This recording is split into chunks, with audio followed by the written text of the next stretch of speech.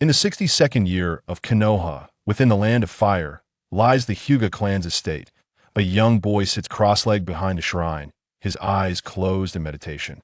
As the most prominent clan in Konoha, the Hyuga estate is situated merely a few hundred meters from the Hokage building.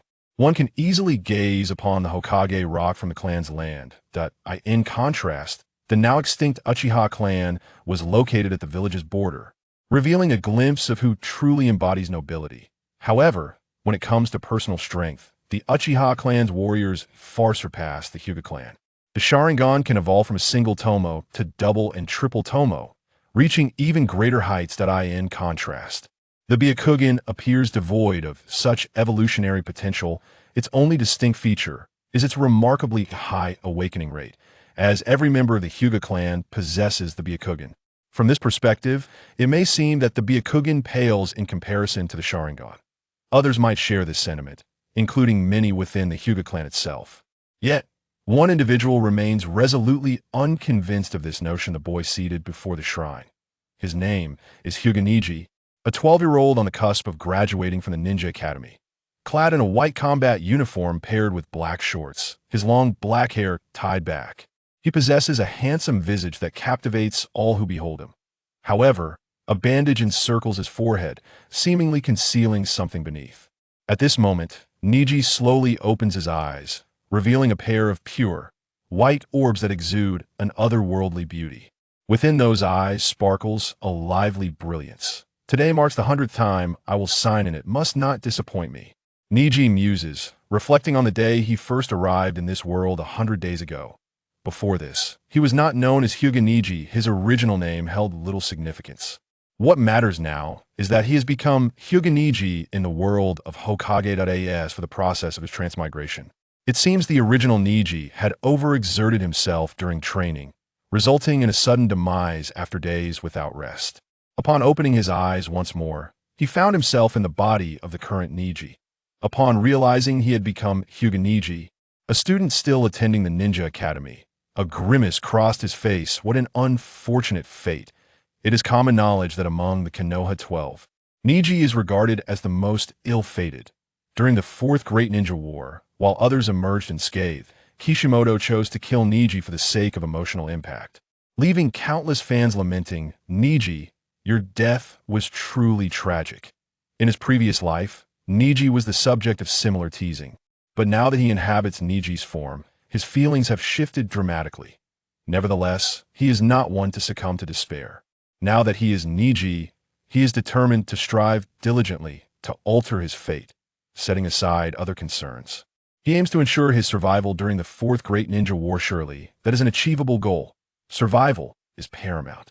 However, it is clear that lacking the Sage of Six Paths' extraordinary powers, and without any special abilities himself, Neji and the other Konoha geniuses cannot hope to rival Naruto, Uzumaki, or Sasuke Uchiha.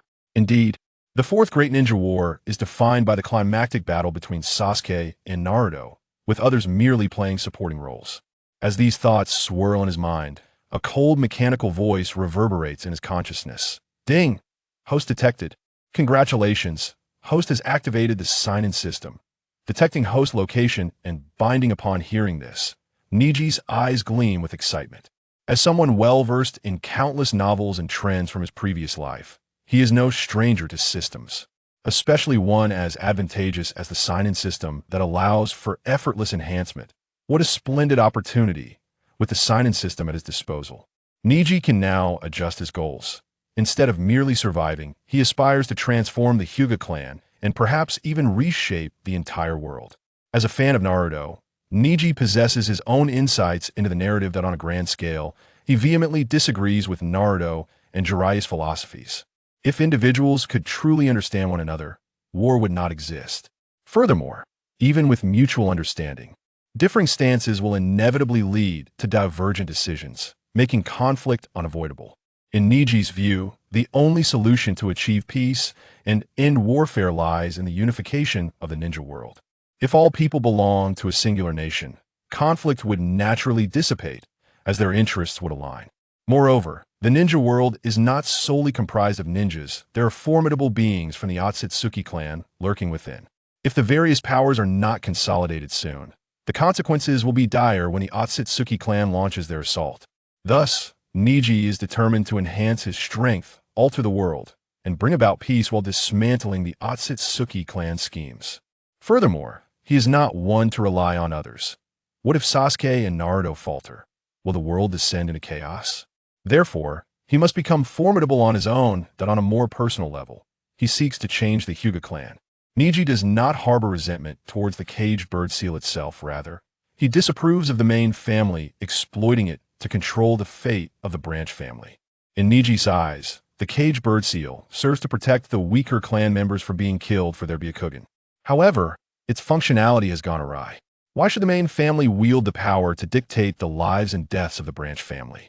To Neji, the indoctrination of equality from his previous education has instilled in him a worldview where no one is superior to another. If someone claims superiority, they're simply deserving of defeat. The acquisition of the Seinen system presents a potential pathway to alter all of this.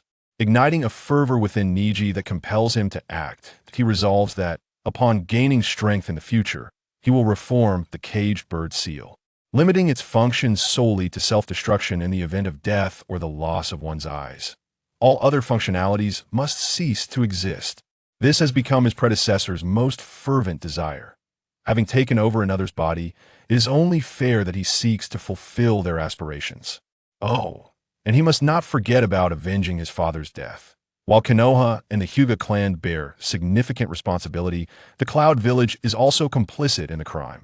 In due time, he will seek retribution. At this moment, a new notification chimes in. Binding complete. Host may view personal panel. Neji opts to check IT.name. Hyuga Neji age. 12 bloodline ability. Byakugan skills. None sign-in location. Hyuga clan estate, would you like to proceed with your first sign-in? Sign in. Sign-in successful rewards may accumulate. Please choose to receive immediately or continue accumulating. Still being a student at the Ninja Academy, Neji is not particularly anxious about his strength. It is evident that accumulating rewards will yield greater benefits than claiming them individually.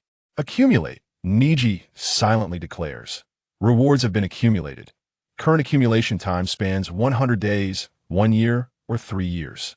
Please select 100 days. He chooses the shortest duration. This period will allow him to fully adapt and embody the essence of Hyuga Neji. Time swiftly passes, and 100 days elapse. Neji has seamlessly integrated into the life of the Ninja Academy, absorbing all aspects of his predecessor's existence, strength, identity, and connections, though the last aspect is nearly non-existent, as his predecessor was a solitary figure. Now, Neji can genuinely claim to be Hyuga Neji. At this moment, he internally resolves, commence sign-in. Sign-in successful, the accumulated reward for 100 days has been issued. Congratulations, host has obtained the reward Reincarnation Eye. Chapter 2. Enduring with dignity. As the system's voice faded, an inexplicable warmth surged from Neji's eyes, transforming them. This warmth extended throughout his entire body, prompting him to clench his fists. An unusual energy washed over him, as if elevating his very bloodline. Of course, the most significant change was in his eyes. The once pale Byakugan now shimmered with renewed brilliance, even subtly glowing with a hint of blue. Neji acutely sensed the transformation occurring within him. He slowly opened his eyes, his beautiful gaze filled with astonishment. No one understood the power of the Tenseigan better than he did. After all, this formidable eye could grant one the strength of a 6 paths level being once fully developed. Even the Manjiki Sharingan and the Rinnegan paled in comparison to this eye. The Tenseigan represented the pinnacle of the Byakugan's evolution. Thus, Neji did not perceive the Byakugan of the Hyuga clan as inferior to the Sharingan. The Tenseigan's might lay in its ability to bestow its wielder with mastery over the truth-seeking balls, a technique reserved for those of 6 paths caliber. The truth-seeking balls are indestructible by any ninjutsu, save for sage techniques. Conversely, they can effortlessly obliterate anything. Furthermore, upon entering the Tenseigan chakra mode, one could attain the ability to fly and wield the immensely powerful Golden Wheel Rebirth Explosion and Silver Wheel Rebirth Explosion. If he were to fully acquire the Tenseigan, Neji could reshape everything according to his desires. Thus, he hastily focused his mind and opened his personal panel. There were no significant changes aside from his bloodline and sign-in location. Bloodline ability, Byakugan Progress 5, Tenseigan, Sign and location. New sign and location available for selection. The latter could wait until he returned home. As for the former, since the Byakugan is merely a lower-tier version of the Tenseigan, does this mean my Byakugan will evolve directly? What a pity. Neji had hoped to possess the Tenseigan outright. Yet, upon further reflection, even with the Tenseigan in hand, he probably would not be able to activate the Tenseigan chakra mode due to his insufficient chakra and weak capabilities. The sole future possessor of the Tenseigan, Tsutsuki Tonari, was already a shadow level and even super shadow level powerhouse before acquiring the Tenseigan. Thus, it was Tonari's Tenseigan that enabled him to ascend to the Six Paths realm. Just as the Eight Gates technique differs in potency between Rock Lee, who can open 4 gates, and Might Guy, who can also open 4 gates, the disparity is apparent. Therefore, I must continue to strive for strength and diligently develop my Tenseigan progress. Neji remained undeterred, for he possessed an unyielding spirit. In his previous life, he had faced insurmountable challenges, yet ultimately triumphed. Wasn't this merely a path of cultivation? Bring it on. Neji believed that compared to Naruto and Sasuke, he merely lacked an external advantage, and now that he had it, he would exert every effort to catch up, surpass, and even overwhelm them. However, he couldn't help but internally grumble. How could a system designed for Seinens demand hard work from a toast? System, you are inadequate. Polite system, is that so? Seinen complete. Time to return. Neji collected his thoughts and prepared to head home. At that moment, 2 peers approached the shrine, discovering Neji behind it. Ah, is that not our Hyuga clan's prodigy, Hyuga Neji? They exclaimed as they approached him. Their white eyes and smooth foreheads revealed their identities. Members of the Hyuga main family. The main family of the Hyuga clan consisted not only of Hinata and Hanabi, but also included branches from 4 elder families. If there were only one branch, any misfortune could threaten the clan's lineage. Thus, 5 branches appeared reasonable. However, with a larger base, various personalities emerged. For instance, these 2 main family members, Hyuga Hikari and Hyuga Kageyaki, lacked exceptional talent and thus could not vie for the main family's inheritance. They could only seek the inheritance from the elder families. Consequently, they harbored considerable jealousy towards the gifted Neji, often resorting to humiliating him based on their family status. Usually, this would suffice. After all, the clan leader, Hyuga Hayashi, had explicitly declared that Neji was his nephew. However, in this secluded setting, they would not let such an opportunity slip by. Come here, prodigy. My shoes are a bit dirty. Clean them for me. Hyuga Hikari's eyes sparkled with delight as he commanded someone more talented than himself to serve him. Knowing that Neji could not refuse, he relished the privileges of the main family. Hyuga Kageyaki added, after walking for so long, my legs are a bit numb. Prodigy, come and massage them for me. Under normal circumstances, Neji might have dismissed them, treating them like barking dogs. However, he now felt compelled to teach these 2 a lesson. After all, some individuals would not relent upon sensing your retreat. Rather, they would perceive your withdrawal as weakness and press on even further. As for the caged bird issue, Neji held no concern. Although he was currently bound by the caged bird seal, he was confident that one day he would break free. All he needed to do was elevate the evolution progress of his Byakugan. Additionally, the method to activate the caged bird seal was known only to the main family elders and the clan leader. Other members, even from the main family, remained oblivious. Worst case scenario, he could simply avoid returning to the Hyuga clan after dealing with these 2 fools. After all, graduation was tomorrow, and then he would embark on a busy ninja career. Thus, Neji approached the 2, raising his hand to assume the 8 trigrams palm stance. Hyuga Hikari and Hyuga Kageyaki stared in disbelief. Hyuga Neji, how dare you? We are the main family. You actually dare to strike us. Neji ignored their protests and launched a flurry of gentle fist strikes. His movements were fluid and graceful, akin to a dance, executed without hesitation. He expended minimal chakra, yet each strike employed precise pressure points, causing Hyuga Hikari and Hyuga Kageyaki to collapse to the ground, screaming in agony. They would likely remain in pain for a good 10 minutes before recovering. With a cold glance at the 2, Neji turned and departed. However, he did not rush away. Instead, he sought out Hyuga Hayashi. Until he could break free from the caged bird seal, Hayashi represented Neji's only safeguard. After all, Hayashi shared a close bond with his brother, Hyuga Hisashi, and Neji was Hisashi's child. Fully accepting his past, Neji sought Hayashi's aid, harboring little resistance within his heart. For now, he remained weak. Enduring with dignity was all he could do. Chapter 3. The neighbor Naruto what? You. Hinata Hisashi's eyes widened in surprise. But he quickly regained his composure. He was already aware of the circumstances under which Hinata-Q and Hinata Hikari were deliberately making things difficult for Neji. Neji's personality was not one to passively endure such treatment, so it was only natural for these events to unfold. After a moment of contemplation, Hisashi made a decision in his heart. Neji, for the time being, you shall reside outside the clan.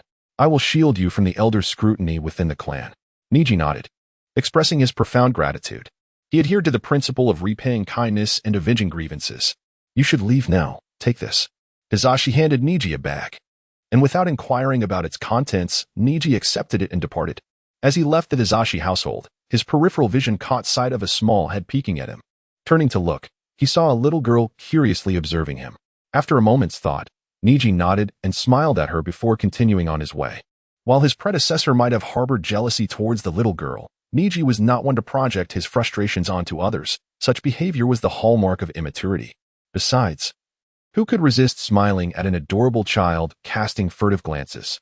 After Neji's departure, the little girl ran to find Hinata Hisashi. Father, why did brother Neji come here? Seeing the little girl, Hisashi smiled and gently patted her head. Hanabi, you will understand in due time. With her cheeks puffed out in defiance, but respecting her father's authority, Hanabi refrained from pressing further. However, recalling Neji's pleasant smile, she exclaimed, Father, brother Neji smiled at me. It was such a beautiful smile. Smile? Reflecting on his daughter's cheerful demeanor, Hisashi contrasted it with his earlier impression of Neji. If not for the unchanged chakra signature, he might have suspected that the Neji he just met was a product of some masterful transformation technique. However, such speculation was far-fetched. Neji, you have grown. Hisashi felt a sense of relief wash over him as he thought of his brother, Hinata Hayashi, who had sacrificed himself, nearly bringing tears to his eyes. Hayashi, you have a wonderful child. Upon leaving the Hinata household, Neji returned home to gather his belongings and depart from the Hyuga clan. Once he was a distance away, he exhaled a sigh of relief, yet he held no regrets regarding his choice. Enduring silently would not garner understanding, it would only lead to further encroachment. This was a lesson Neji had learned long ago. Next, he needed to find a place to stay. Remembering the bag Hisashi had given him, Neji opened it and was taken aback. Inside were a key with an address inscribed upon it and a substantial sum of money, 5,000 ryo, coupled with his savings. This would sustain him for several months. Moreover, upon graduating as a ninja, he would soon possess the ability to earn money. It was clear that Hinata Hisashi had made thorough arrangements for him. Neji silently vowed to remember this kindness, then proceeded to the location indicated by the key, the Miko apartment in the central district of Konoha. Settling into the apartment, Neji began contemplating his next sign-in location. He was prepared to continue his streak of consecutive sign-ins, having tasted the rewards of such endeavors. Perhaps he could choose the Hokage Rock. Neji surmised that signing in at certain unique locations would yield generous rewards. His experience of receiving the Tensigen after signing in consecutively for 100 days at the Hyuga clan's estate was a prime example. Thus, he reasoned that the Hokage Rock, being a significant site, would likely offer commendable rewards as well. System detection complete. New sign-in location is Konoha Village Hokage Rock. Mode: consecutive sign-ins. Duration: 1 year. A year of uninterrupted daily sign-ins at Hokage Rock would commence tomorrow. Subsequently, Neji began training his chakra. The next day, observing that the evolution progress of his Byakugan remained at 5, Neji felt a twinge of frustration. It seemed that training alone would not enhance his evolution rate. Stuck in a stalemate, he nonetheless had to continue and headed to school. However, as he stepped outside, he spotted his neighbor, a spiky-haired boy clad in orange and yellow, wearing goggles. Upon seeing the child, Neji's pupils involuntarily contracted. For that boy was none other than the destined hero of the Naruto world, Naruto Uzumaki. What a coincidence! I'm neighbors with Naruto. Though it was indeed a remarkable twist of fate, Neji had no intention of greeting Naruto. This was not due to any animosity. On the contrary, he held a certain fondness for Naruto's spirited nature. Even though their philosophies diverged, Neji could not deny the undeniable charm that someone like Naruto possessed. He certainly would not refuse the opportunity to befriend him. However, the issue lay in the fact that Naruto was not alone. Unbeknownst to Neji, shadows lurked nearby, Umbu operatives tailing him, and even the third Hokage, Hiruzen Sarutobi, occasionally peering through a crystal ball. Neji needed time to develop. Having already provoked the main branch of the Hyuga clan, he could not afford to also draw the ire of the Hokage. Thus, he merely cast a calm glance at Naruto before turning to leave. Yet that fleeting glance left an impression on Naruto. Naruto, with his keen senses, noticed Neji's gaze upon him. He had expected this new neighbor to harbor the same hostility that others in the village often showed him, but Neji's eyes reflected no negativity. While there were no overt expressions of warmth, Naruto sensed an unfamiliar feeling, one of mutual respect. Instantly, Naruto's fondness for Neji surged. Yet he was apprehensive that Neji might alter his attitude upon learning of his true identity. Consequently, he gazed at Neji's retreating figure with conflicted emotions, ultimately failing to call out to him. On the top floor of the Hokage building, Hiruzen Sarutobi furrowed his brow as he observed the scene through the crystal ball. He summoned an Umbu operative to kneel beside him. What is the situation with that Hyuga boy? Does he harbor intentions towards Naruto? The Umbu replied. He just moved in yesterday. It appears to be an unexpected circumstance. Following this, the operative relayed all the information they had gathered about Neji to Hiruzen. With this knowledge, Hiruzen let out a sigh of relief. So, it's an internal matter within the Hyuga clan. However, he pondered, is that really Neji Hyuga? The memory of the Hyuga ninja who had perished due to the machinations of the Cloud Village flashed before him. In that instant, he felt a twinge of regret regarding his earlier decisions, but it swiftly dissipated. For the village, every ninja willingly sacrifices themselves. It is all for the sake of Konoha. Reassured by this mantra, Hiruzen felt somewhat better. Yet, recalling Neji's situation, he instructed the Umbu. I recall that Neji is about to graduate, correct? Who is his supervising jonin? Ensure they look after him a bit. This, perhaps, was the crocodile's tears. Chapter 4. The Revenge of the Hyuga Clan within the confines of the ninja school. Neji sat at his desk, entirely oblivious to the events unfolding around Sarutobi Hiruzen. Even if he were aware, he would harbor no gratitude for the actions taken by Sarutobi. Where had he been all this time? It was clear that the Cloud Shinobi had erred, yet Neji would eventually ensure that the Konoha F4 paid dearly for their transgressions. Beside him sat an array of unfamiliar faces, none of whom were destined for greatness in the future. Thus, Neji felt no inclination to greet them. Such pleasantries were futile, as their paths would rarely cross henceforth. However, two newcomers entering the classroom captured his attention. One was a boy clad in a white training uniform, sporting a unique hairstyle and possessing prominent brows and eyes. The other was a girl, adorned in a pink qipao with a small collar, her hair styled in traditional Chinese double buns, complemented by her charmingly spirited visage that set her apart from the other girls. If all went as expected, these two were to be his future companions, Rock Lee and Ten. As Neji observed them, they too glanced his way, their reactions markedly different. Rock Lee appeared somewhat flustered, being at the bottom of the class and only skilled in physical techniques. He lowered his head in shyness under the gaze of the top student and took a seat in a corner. In contrast, Ten exuded confidence and poise. She met Neji's scrutiny with a radiant smile, prompting a slight raise of his brow in acknowledgement before he diverted his gaze. Once seated, Ten was quickly surrounded by curious classmates. Ten, what transpired between you and the top student? Why did you exchange glances? Oh, how envious. I wish to share such an unspoken bond with Neji. Please, don't exaggerate. Neji merely glanced at me, and I smiled back. That's all. Ten blushed as she attempted to clarify. Yet, no matter her explanations, the connection remained inescapable. This minor commotion revitalized the classroom, breaking the prior silence. The boys cast envious glances at Neji, while the girls simultaneously admired Ten and sneakily observed Neji. Neji couldn't help but sigh. The people of the Naruto world were far too precocious. Given that the average lifespan here was merely 30 to 40 years, it was only natural that adolescents of 13 or 14 would seem mature. The commotion subsided only with the arrival of the instructor. Today is the graduation exam. Focusing on the body replacement technique. Step forward one by one. Since Neji was a year ahead of Naruto, the examination content differed. Neji breezed through the assessment, securing the highest score, as did Ten, while Rock Lee struggled. Lacking any ninjutsu proficiency, he could not even perform the body replacement technique, rendering him unable to pass the exam. However, Neji was unconcerned. Might Guy had already begun to pay attention to Rock Lee and would undoubtedly assist him. After the examination, Neji exited the ninja school. The following day would be designated for the distribution of headbands and class assignments, making the remainder of this day a final respite before graduation. Yet, scarcely had he ventured far from the school when an irksome voice rang out behind him. Hyuga Neji, where do you think you're going? Turning around, he found himself facing Hyuga Hayashi and Hyuga Hizashi, accompanied by two other lower branch ninjas. Neji raised an eyebrow. Since when did the esteemed main family dare to venture beyond their clan's territory? Especially these two imbeciles. Neji's audacious demeanor inevitably provoked Hayashi and Hizashi's ire. You insufferable brat! Get him! Break his legs! With that command, the two inept members of the main family signaled their lower branch comrades, who took up defensive stances and charged at Neji.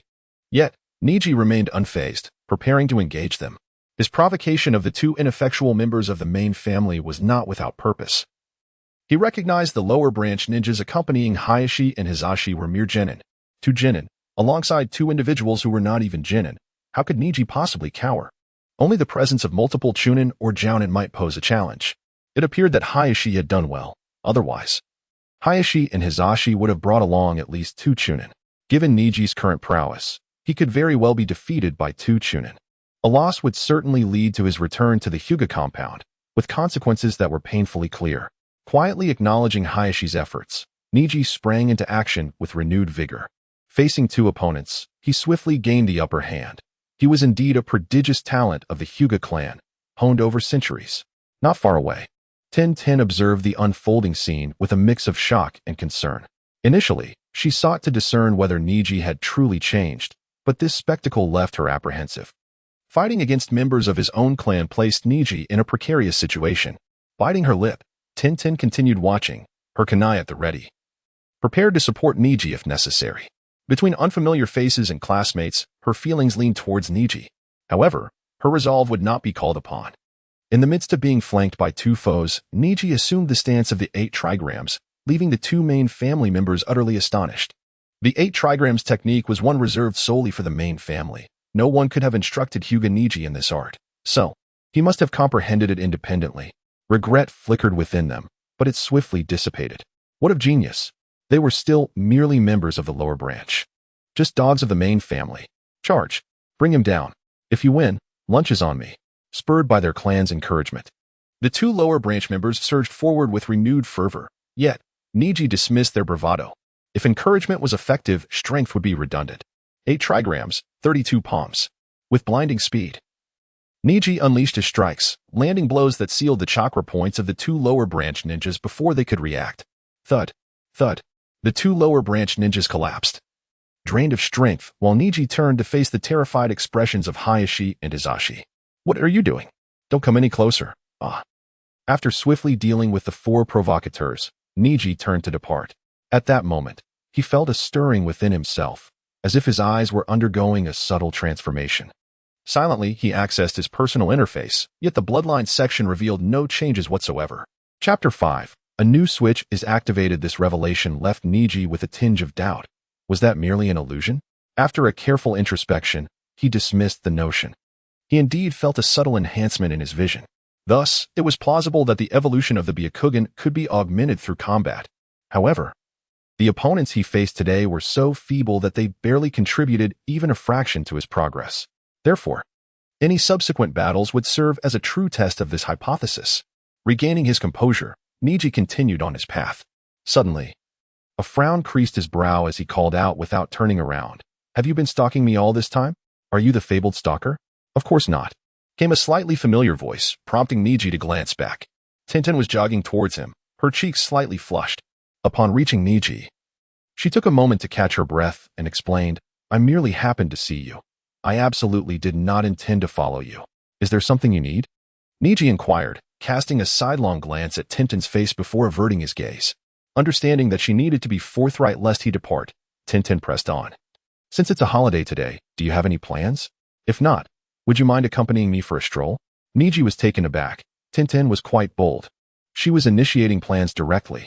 After some contemplation, he realized that returning home would only lead to more training, and he had intended to visit Hokage Rock to check in. Thus, he replied, just call me Neji. You agree? Tintin's face lit up with joy. That is wonderful. I'll treat you to lunch. Let us go. Wait. You just fought. Are you uninjured? I have some ointment. Neji waved his hand dismissively, responding nonchalantly, those opponents couldn't hurt me. As Tintin led him to buy pork buns and sesame balls, they ascended to Hokage Rock. While signing in and enjoying their meal, Neji casually remarked, the pork buns are rather delicious, and the sesame balls aren't too bad either. Thank you for the treat. Next time, it's my turn. As he spoke, He prepared to take his leave. Having eaten lunch and completed his check-in, Neji saw no reason to linger further. To his surprise, Tintin was determined not to let him slip away after a free meal. You see, women only slow down my speed. Naturally, Tintin would not concede. She firmly grasped the fabric of Neji's shirt. No way. You haven't accompanied me on a stroll yet. At least we can chat, can't we? Having realized that Neji was not as unapproachable as he seemed, Tintin felt emboldened. With her words, Neji sat down. Neji, do you think we'll be in the same class? Who knows? Neji, who do you think our instructor will be? Anyone who becomes a Chunin will certainly be formidable. Neji, do you see that cloud? Doesn't it resemble a shuriken? Not really. Neji, what is your dream? Upon hearing this, Neji glanced at Tintin and replied, when asking someone about their dreams, shouldn't you first share your own? True enough. Tintin nodded. My dream is to wield and master the most powerful ninja tools in the world. That's a commendable aspiration. Best of luck with it. Neji acknowledged with a nod. And yours? Tintin gazed at Neji with eager anticipation. Neji turned his gaze toward the sun, pausing for a moment before speaking slowly. I wish to change this world. He silently added to himself, starting with changing myself and the Hyuga clan. All right, I must return to my training now. With this parting statement, Neji left Hokage Rock under Tintin's enigmatic gaze. Changing the world? Tintin murmured to herself. If anyone else had said such a thing, she might have dismissed it as mere bravado, but Neji's words resonated with an inexplicable sincerity. The fact that he was willing to strive for such a grand and unfathomable dream stirred a sense of excitement within her. Perhaps this was the reason for Neji's opposition to his own clan. Initially, her feelings for Neji were merely a flicker of fondness. After all, this was the world of ninjas. It was natural for Tintin to be drawn to someone as handsome and capable as Neji. Yet, mere admiration did not equate to action. Unrequited love was the simplest form of affection. But now, Tintin found her heart racing. She perceived Neji to be even more captivating than before. I will strive as well. She called out towards Neji's departing figure before hastening home to train. Upon returning home, Neji applied ointment to his bruises. After all, it was impossible to engage in taijutsu combat without incurring injuries. His earlier display had been merely for show. Once he finished applying the ointment, Neji commenced his training. Before long, the afternoon had slipped away, and no members of the main house had emerged to confront him, allowing him a moment of relaxation to focus on his training. The next day, Neji arrived at the Ninja Academy, carefully fastening his forehead protector. As expected, Rock Lee also sported his own forehead protector. Next came the class assignments. First class, second class, third class, Hyuga Neji, Rock Lee, Tintin, fourth class. The results astonished everyone, yet Neji remained composed, unruffled. The Chunin instructors arrived one by one. Unlike his friend, Kakashi Hitaki, who was often tardy, Might Guy was punctual and arrived early, calling the three of them outside. However, upon seeing Might Guy's appearance, the classmates suddenly felt a twinge of envy towards Tintin for being paired with Neji. That Chunin looks just like a kappa. Such remarks reached Neji's ears, and he narrowed his eyes, casting a cold glare at the speaker. Instantly, an eerie silence enveloped the space. Though his evolution progress was only 5%, Neji's Byakugan was beginning to showcase its power. At the very least, his gaze was no longer something an ordinary person could withstand. Might Guy was already impervious to the opinions of others. Yet he couldn't help but look at Neji in surprise. Rock Lee mirrored this astonishment, while Tintin's eyes sparkled with intrigue. Upon reaching a balcony, the traditional Leaf Village custom of introducing oneself and sharing one's dreams commenced. I am the proud azure beast of Konoha, Might Guy. My dream is to become the strongest in taijutsu. With just those two simple sentences, Might Guy spoke with fervor, flashing a broad smile and giving a thumbs up. This overly enthusiastic Chunin left the three Chunin with varied expressions. Neji remained expressionless, secretly thinking, such a person truly exists. Tintin was at a loss for words. Unsure of how to respond, Rock Lee stared at Might Guy, as if a switch had been flipped in his life. Moments later, he emulated Might Guy's exuberance and shouted, I am Rock Lee, and my dream is to become a man like Teacher Guy. Chapter 6 The Final Test Well done. Lee, exclaimed Might Guy, immediately producing 3 sets of green spandex suits he had prepared in advance. These outfits are specially tailored for you, my dear subordinates. Take them. Neji and Tintin exchanged looks of disdain and promptly rejected the offer, while Lee received the suit with uncontained excitement. In terms of comfort, the attire was breathable and lightweight. allowing for freedom of movement. However, the unfortunate truth was that the color was simply too hideous. Neji, mindful of his own image, was reluctant to wear it. And Tenten, who cherished beauty above all, was even less inclined. Afterward, Tenten and Neji introduced themselves, and the four of them began to grow familiar with one another. Observing Neji, Might Guy remarked, "Changing the world, eh? It seems your master has instilled great ambition in you." Having once served as a subordinate to Hayashi Hyuga, Might Guy had always taken an interest in Neji. Seeing Neji stand resilient in the face of adversity reassured him.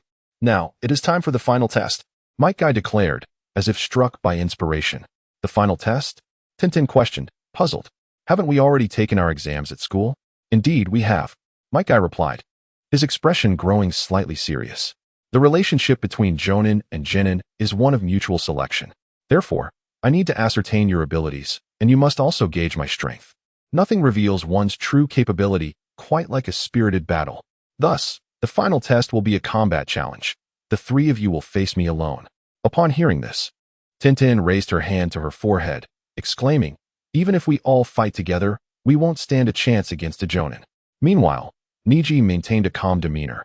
But inwardly he thought, "Might Guy is refreshingly straightforward, unlike Kakashi, who always dances around the point." Truly, those who strategize tend to have ulterior motives. It is far more comfortable to interact with someone as direct as Might Guy. Moreover, battling a Jonin offered a prime opportunity to test the progress of his Byakugan through combat. With this thought, Neji felt invigorated. "It's not yet noon. I'll allow you to rest and discuss tactics. We will reconvene at the third training ground this afternoon," Might Guy instructed, glancing at the time. "There. We shall conduct our final test. My beloved subordinates, this is youth. Let us ignite our passion together." Ooh. Lee was immediately fired up, echoing the call. Might Guy looked at Lee with approval before departing. Lee, eager to follow, received no objection from Neji, who permitted him to leave. "Wait for me. I'll be back shortly." With that, Lee dashed off, clutching the green spandex suit. Now, only Neji and Tenten remained, prompting a slight blush from Tenten. Yet, Neji showed no concern for the romantic atmosphere and promptly began assigning tactics. "Tenten, you excel at throwing ninja tools. When the battle commences this afternoon, Lee will protect you while you attack from a distance, distracting Might Guy. I will take on the primary offensive role." After outlining the strategy, Neji noticed Tenten's discontented expression. "What's wrong?" he inquired. "And nothing," Tenten replied, her confidence faltering as she reined in her emotions to discuss tactics with Neji, which pleased him greatly. To be honest, fighting Might Guy was not solely about testing hypotheses. Neji was also curious to discover the extent of his own abilities. This knowledge was vital for him, hence his emphasis on the battle scheduled for that afternoon. Tenten's lack of infatuation and her perceptive nature further satisfied Neji. She truly was the female ninja who continually partnered with him in the original narrative. As they finalized their strategy, Tenten glanced into the distance and asked, "Should we wait for Lee?" He said, before she could finish her sentence. A green figure came sprinting towards them. It was Lee. Upon witnessing Lee's appearance, even Neji, who had prepared himself for the sight, found himself momentarily taken aback. If Neji felt this way, one could only imagine Tenten's reaction. "Lee, no matter how much you idolize Might Guy, there's no need to go to such lengths," Tenten finally exclaimed. At that moment, Lee donned Might Guy's spandex suit. His hairstyle transformed into the same iconic Kappa style.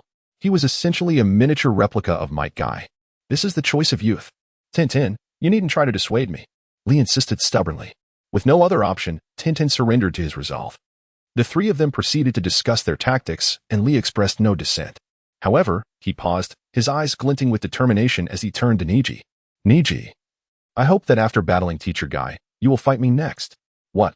Lee, are you out of your mind?" Tenten gasped, surprised. Lee, who had always been at the bottom of the ranks, was now challenging Neji. This made Tenten worry for Lee's mental state.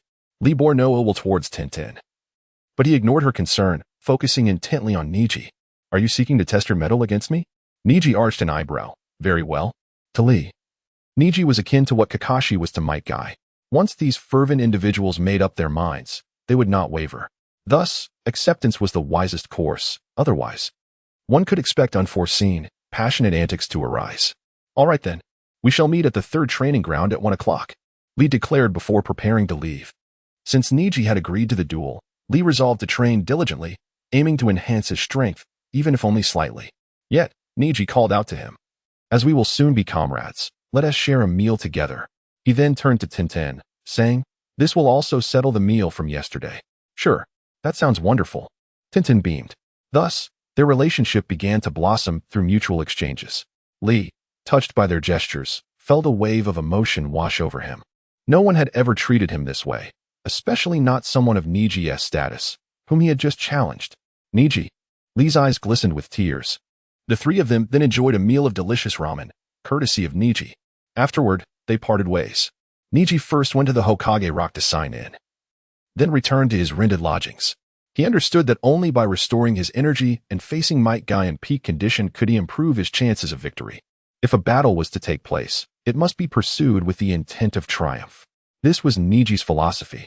After a restful slumber, Neji awoke, refreshed and ready to face the day, and promptly made his way to the third training ground. Upon arrival, he discovered he was the last to arrive. Having underestimated his peers, you all arrived early, Neji noted without a hint of embarrassment, as he had been punctual. Might Guy did not chastise him, but rather exuberantly declared, since everyone is here, let us commence the test. Chapter 7. The battle with Might Guy. Four figures stood opposed to one another, with Might Guy positioned a short distance away, while Neji and his companions formed a triangular formation. Neji stood at the forefront, flanked by Tintin and Lee on either side. Do you have a strategy? Neji mused, impressed. As the combat commenced, Might Guy reined in his exuberance slightly, yet still flashed a broad grin, revealing his gleaming white teeth. There's a flaw. Seizing the opportunity, Neji surged toward Might Guy.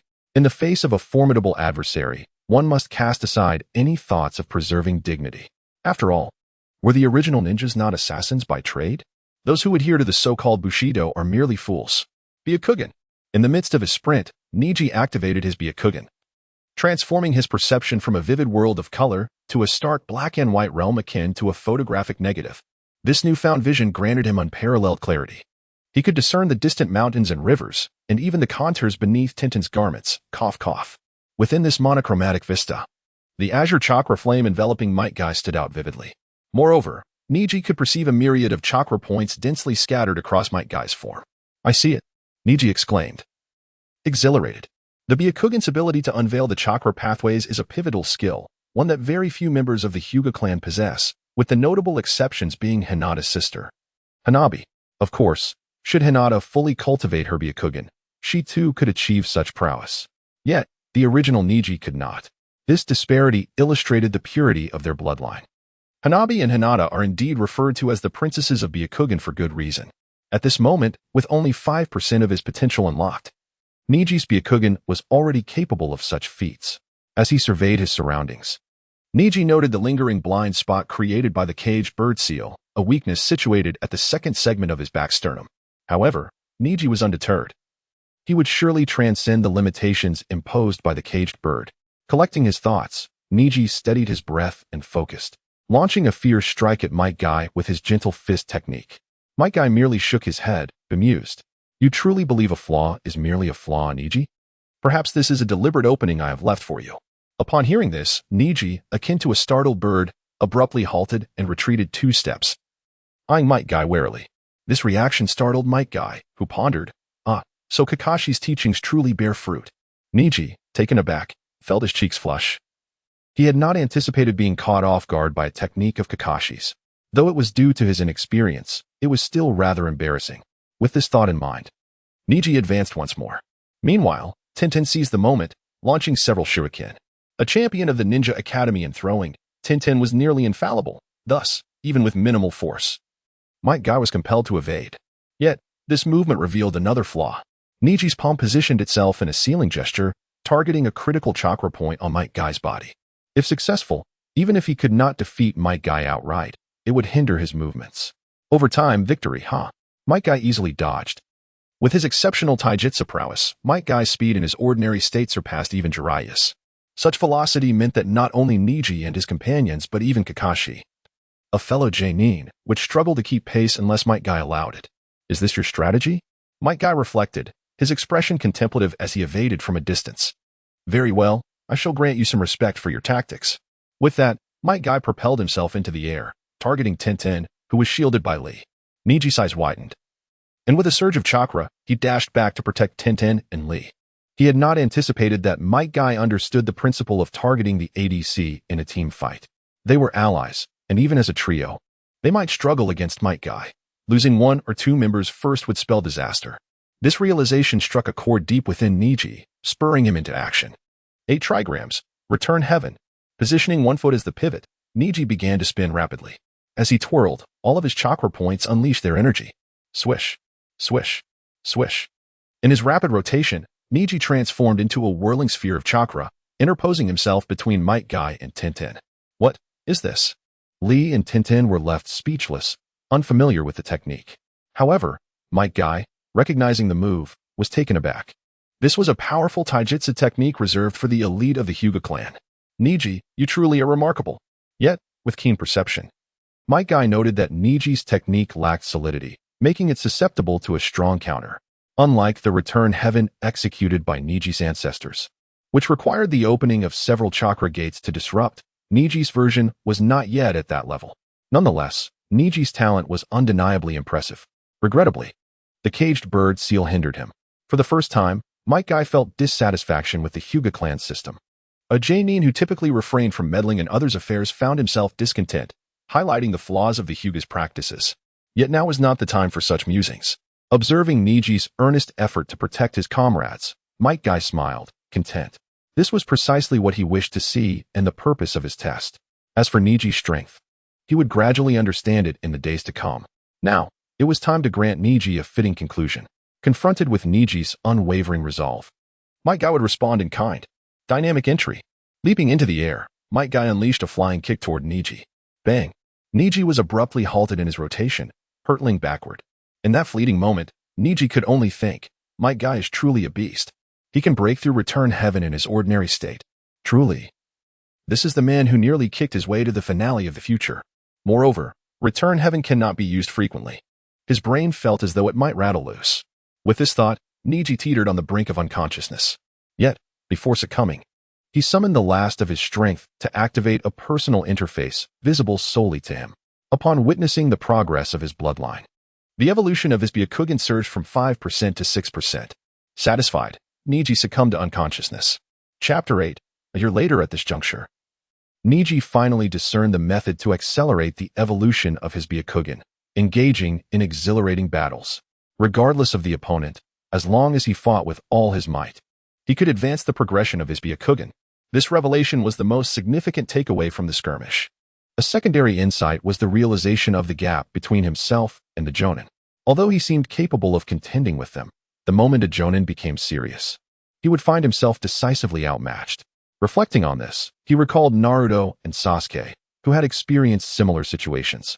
During their participation in Kakashi's survival training exercise, Kakashi had been coasting, yet once he exerted himself, the battle concluded in an instant. Thus, Neji understood that he was not inferior to Naruto and Sasuke at this stage. Recognizing this eased Neji's heart as he lay in his hospital bed. After all, he was striving to match the future greatness of Naruto and Sasuke. If he fell behind them, although he would never concede defeat, he could not help but feel a twinge of frustration. Soon after, he rose from his hospital bed, ready to be discharged. Might Guy's powerful kick had sent Neji straight to the Konoha hospital. Thanks to the remarkable physical resilience of a ninja, Neji was mostly unharmed, merely having been temporarily unconscious, which resulted in a brief hospitalization of a few hours. While he bore no significant resentment towards Might Guy, Neji was determined to reclaim his honor in the future. At the very least, he aspired to defeat Might Guy once, without the use of the 8th gate. Upon completing his discharge procedures, Neji encountered Might Guy, Tintin, and Rock Lee. Neji, are you all right? Tintin inquired as she jogged over to assess his condition. I'm fine. Just feeling more spirited, Neji replied, casting a glance at Might Guy. This prompted a delighted expression from Guy, who struck a pose and exclaimed, Excellent. Neji, this is the choice of youth. I await the day you surpass me. The four departed the hospital together, with Might Guy declaring, to make amends to Neji, I'll treat you all to a meal. No need to be polite. Naturally, Neji, Tintin, and Lee were more than willing to indulge in a hearty feast. After their meal, Might Guy arranged for them to gather at 8 o'clock the next morning to commence their missions before taking his leave. He had to seek out Kakashi for a fiery challenge and could not afford to linger with his subordinates, lest Kakashi slip away. However, Rock Lee did not follow Might Guy's lead. Instead, he gazed at Neji with intensity. Neji was acutely aware that he had a duel waiting with Lee. Thus, the trio made their way to the training grounds, with Tintin standing aside to observe as Neji and Lee faced each other. "Neji, I'm coming," Lee shouted, charging toward Neji with fervor. Neji, showing respect, activated his Byakugan. Lee was a prodigy capable of unlocking the 5th gate of the 8 gates after just a year. And Neji was determined to remain vigilant. And then, he won. The victory was swift and decisive. With a precise series of strikes, Lee collapsed to the ground, utterly unable to retaliate. In that moment, Neji realized just how formidable the gentle fist technique was against lower-tier ninjas of the same rank. Most lower-tier ninjas relied on taijutsu for combat, with ninjutsu reserved for decisive moments due to their limited chakra reserves. In a clash of physical techniques, the gentle fist held an undeniable advantage. This was truly remarkable. Helping Lee to his feet and releasing his chakra points, Neji addressed Tintin and Lee, saying, "I'm heading back to train." With that, he departed. Tintin, observing Lee's dejection, gently patted his shoulder in silence before following suit. Lee hung his head, tears welling in his eyes. Despite knowing he could not match Neji, losing so swiftly was disheartening. Suddenly, Might Guy appeared beside Lee. Kakashi slipped away. "So I returned to discreetly observe your battle." Witnessing Neji's clean victory and his subsequent assistance to Lee, Might Guy could not help but exclaim, "Neji has truly grown." At that moment, seeing Lee's sorrow reminded Guy of his own past, how he felt when he first lost to Kakashi. Unable to contain himself, he stepped forward. "Lee, what do you believe constitutes a true genius?" "Master Guy," Lee replied, tears spilling, "I don't know. Perhaps someone like Neji is a genuine genius." Might Guy shook his head. "You only see Neji's prowess and label him a genius, but have you not noticed? Neji dedicates time to training." Lee paused. Realization dawning. It seems Neji has always worked hard. "Indeed," Might Guy affirmed. "A diligent genius is the true genius. However, even those without innate talent can become geniuses through hard work. So, Lee, remember this moment and strive diligently. This is the choice of youth." "Yes, Master Guy," Lee exclaimed, re-energized. "We shall labor quietly and astonish everyone." Perhaps this was the very essence of what Lee and Guy were endeavoring to achieve. A year later, in a mountain bandit hideout, 13-year-old Neji surveyed the surroundings with his Byakugan, locking onto the enemy. Bagua, empty palm. A formidable and solid chakra formed into the shape of a palm, which he released, shattering all obstacles and striking down the last bandit hiding behind a building. Thud. No one answered his unvoiced question. The bandit's body gradually grew cold. Mission accomplished. Wrap it up. After confirming with his Byakugan once more, Neji called out. "Understood. Captain." "Yes, Captain," came the replies as Tintin and Lee, slightly more matured, approached Neji. They gazed at him, who radiated a warm yet potent aura, and could only marvel. Initially, they had anticipated that Neji would be difficult to approach, but they found their interactions to be exceedingly harmonious. What an ice mountain. This was clearly a warm spring. Tintin thought to herself, her cheeks flushing as she observed Neji. Noticing her gaze, Neji turned his head slightly and stated, "Burn this place down, then let us leave." It was clear to anyone not foolish that Neji was aware of Tintin's sentiments, yet he had more pressing matters at hand. He did not wish to delay Tintin, so he opted to maintain a certain distance for now. With a whoosh, he poured the prepared fuel over the nefarious bandit stronghold. A fire ignited, soaring into the sky, seemingly determined to incinerate all evil within. Chapter 9, Caged Bird. Break outside the mountain stronghold. Might Guy awaited with anticipation. "How did the mission go?" he inquired. "It was successfully completed," Neji replied. Having been appointed as the team leader in Might Guy's absence, it was only natural for Neji to take the lead in this moment. "Well done. Another C-rank mission accomplished," Might Guy exclaimed with delight. "Kakashi will also be leading a team now. I shall duel him with this in mind." Tion, wearing a perplexed expression, pondered whether to comment on Might Guy's childishness. Meanwhile, Lee gazed at Might Guy with admiration, thinking how incredibly cool his teacher appeared at that moment.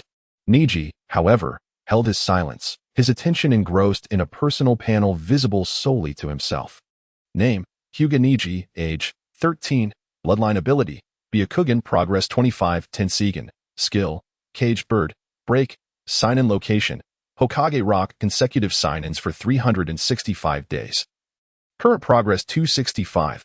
Over the course of a year, Neji diligently fought and trained, elevating the evolution of his Byakugan to 25.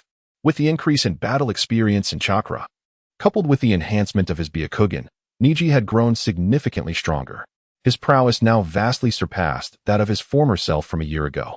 The minimum benefit of achieving 25 progress in Byakugan evolution was that he could now utilize the 8 trigrams, empty palm and 8 trigrams, 64 palms. Moreover, the 8 trigrams, return to heaven, had solidified to a degree comparable to the technique employed by an ordinary Chunin of the Hyuga clan. With such strength, he had already reached a level akin to that of Neji from the original narrative at the age of 14 or 15, who had already attained the rank of Chunin. It must be said that with such enhancements, the speed of his power increase was remarkable. The most significant gain from achieving 25 progression in Byakugan evolution was the acquisition of the skill Caged Bird Break. As the name suggests, this technique specifically targets the Caged Bird seal. The skill has a singular effect to shatter the Caged Bird mark. The cost of executing this technique is minimal, requiring only half of Neji's chakra. With just half of his chakra, he could break the shackles imposed by the main family on the branch family, and his chakra would still be recoverable afterward.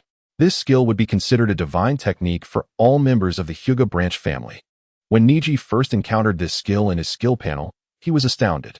He had contemplated the possibility of Byakugan evolution breaking the Caged Bird seal, but he had not anticipated being granted a skill. This meant that Neji could not only break his own Caged Bird seal but also liberate others from it. Neji envisioned that if he could prove his ability to shatter the Caged Bird seal, the branch family would rally to his cause. In comparison to the number of branch family members, how many were there in the main family? The Hyuga clan would undoubtedly undergo a transformation. However, after much contemplation, Neji temporarily set aside this ambition. The risks were too great, for his current strength was still too feeble, merely at the level of a Chunin, while the main family boasted numerous Chunin. Furthermore, the indoctrinated branch family Chunin would not easily waver. Should he falter and be captured, the consequences would be dire. He could face human dissection, live experimentation, and even brain extraction. They would stop at nothing to uncover the reason behind Neji's ability to break the Caged Bird seal. Thus, Neji resolved to exercise caution and did not hasten to shatter his own seal. He awaited the right moment, the time when he would be powerful enough. Neji believed that day was not far off. As for the issue of consecutive sign-ins, it was an unavoidable circumstance. A year had passed, yet Neji had not completed his continuous sign-in, and the reason was simple. He had been assigned a mission during which he spent 3 days outside of Konoha. This interruption had prevented him from signing in at Hokage Rock. The disruption of his consecutive sign-ins significantly diminished his rewards, only enhancing Neji's physical abilities. With no other choice, Neji had to recommence his consecutive sign-ins, still at Hokage Rock. This time, he had learned from his past. When accepting missions, he deliberately avoided those far from Konoha. Yet, even then, he still needed 100 more days, over 3 months, to complete his second consecutive sign-in. This time, Neji was confident he would succeed. Over the course of more than a year, Neji's appearance had also undergone considerable change. At 13, he had grown slightly taller than the previous year, and his visage, as Tion had observed, bore no resemblance to the cold, unapproachable demeanor of his original self. Instead, he exuded a maturity and tolerance beyond his years, rendering him quite gentle in appearance. However, should an adversary misinterpret this gentleness, they would be gravely mistaken. In the face of an enemy, he would convey a decisive ruthlessness, much like he had shown to the bandits earlier. As a ninja, how could one possibly abstain from taking lives? Neji had already claimed his first kill during his initial C-rank mission. In this harsh world, failing to kill equated to death, for enemies were far more ruthless than one could imagine. Naruto's behavior was a testament to his charismatic personality. His protagonist's aura proved more potent than anticipated, allowing him to disarm enemies with mere words. It must be said that verbal persuasion might be the most powerful jutsu in the world of Naruto. Regaining his focus, Neji, along with Tion and Lee, followed Might Guy as they departed the mountain stronghold and returned to the village. Upon completing their mission, they disbanded on the spot. And Neji turned to Might Guy. Understanding the unspoken sentiment, Might Guy replied, "Excellent. Neji, witnessing your youthful spirit burn so fiercely fills me with pride as your teacher. Let us head to the training ground." Over the past year, Neji had seized nearly every opportunity to challenge Might Guy. After all, he was the only individual with whom Neji could unleash his full potential without the fear of life-threatening repercussions. Additionally, he was a crucial source for the enhancement of Neji's Byakugan evolution. The four arrived at the training ground. where Neji faced off against Might Guy. Lee and Tian immediately retreated to the side, acting as sentinels for Neji. Due to their close-knit bond, Might Guy, Tian, and Lee would keep Neji's secret safe. Neji's secret, of course, was the strikingly radiant, almost pale blue hue of his Byakugan. Each time he fought with all his might, this transformation occurred. Thus, during battles, he would show no mercy to his opponents. At his current relatively weak state, should the main family discover the abnormality in his eyes, Neji's situation would become precarious. Perhaps then, he would have no choice but to shatter the caged bird seal and flee from Konoha. Yet, Neji had no desire to follow such a path. Where could he go if he left Konoha? His aspirations had yet to unfold. How could he leave in shame? Therefore, it was imperative to keep his secret for the time being. When the moment arrived that Neji deemed it unnecessary to remain discreet, it would signify that he was ready to confront the Hyuga clan openly. Chapter 10. It is my duty to change everything. The clash between the Steel Fist and the Gentle Fist was indeed captivating. One side relied on formidable physical prowess while the other triumphed through skill. Each had its strengths and weaknesses, compounded by the fact that Might Guy was not utilizing his full strength, whereas Neji, Nin, exerted every ounce of his power. Consequently, the training ground witnessed a thrilling exchange, with both sides delivering and receiving blows in equal measure.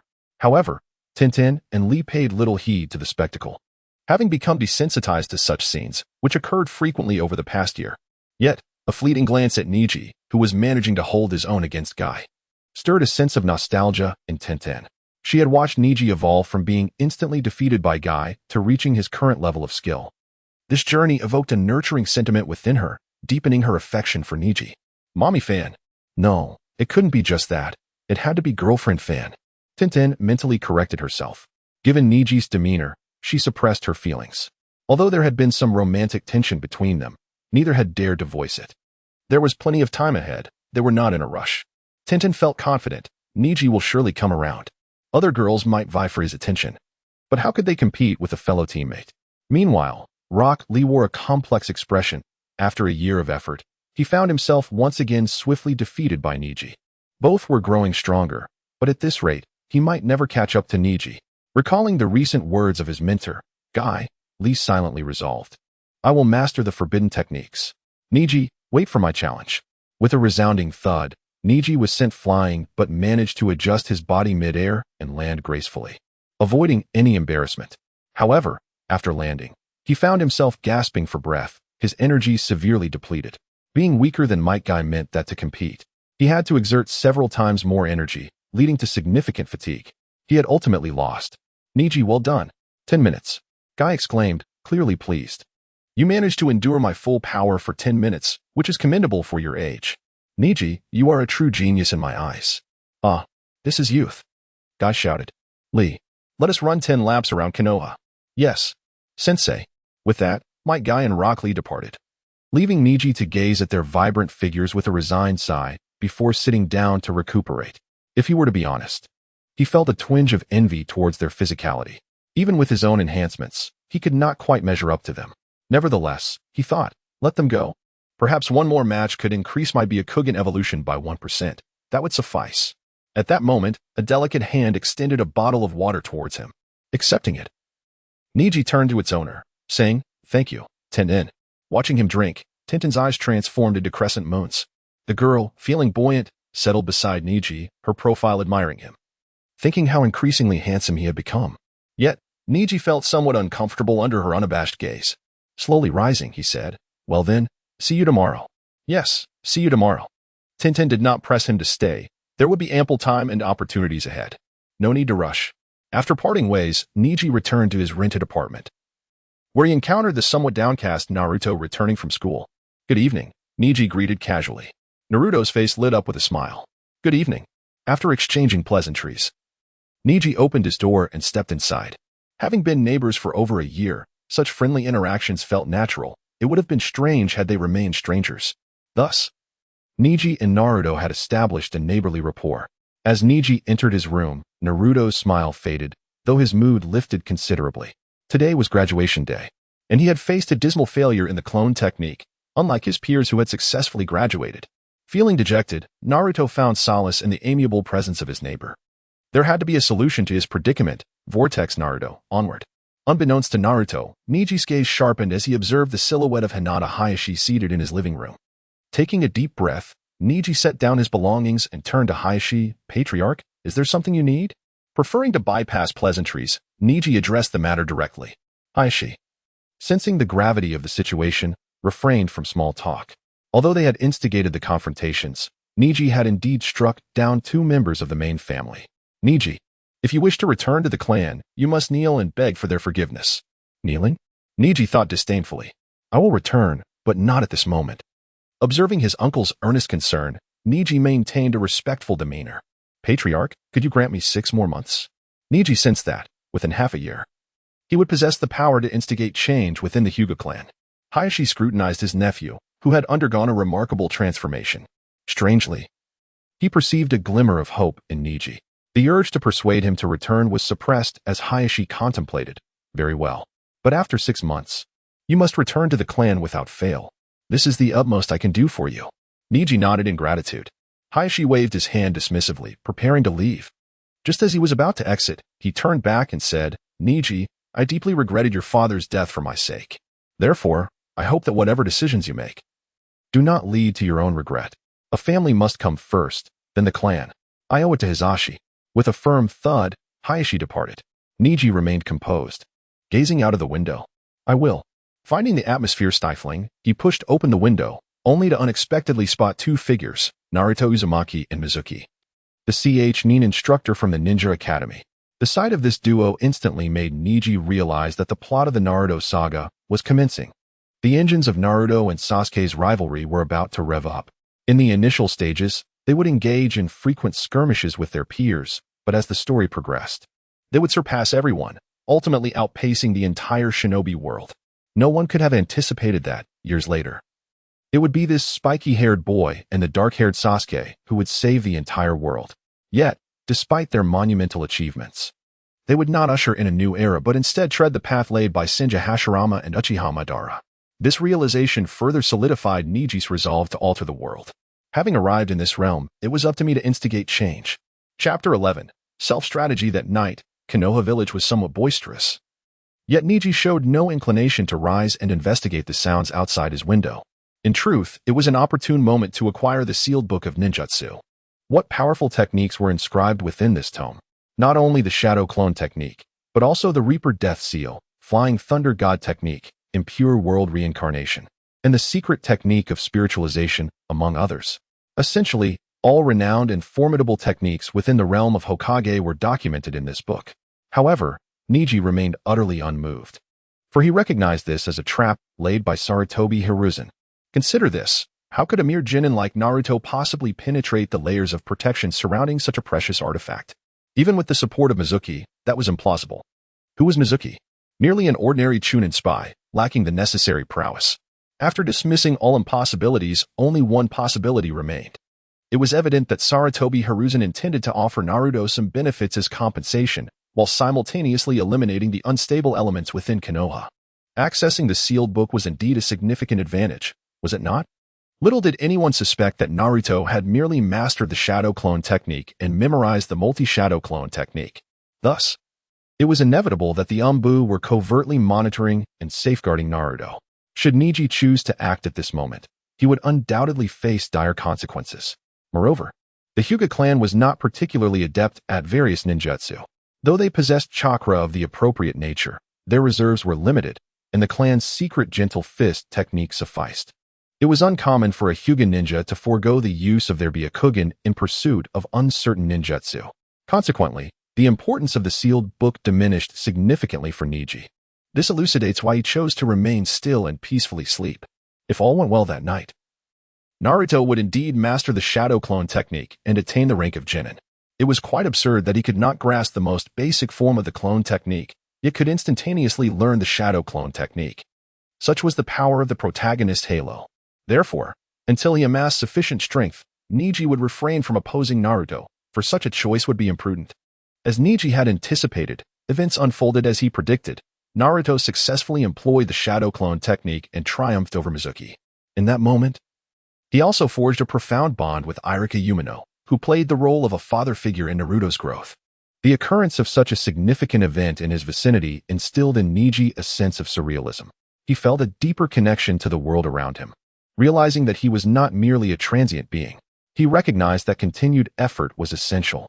The following day, Neji rendezvoused with his companions and was led by the Jonin guy Mato to a certain location. "Teacher guy, where are we headed?" Neji inquired.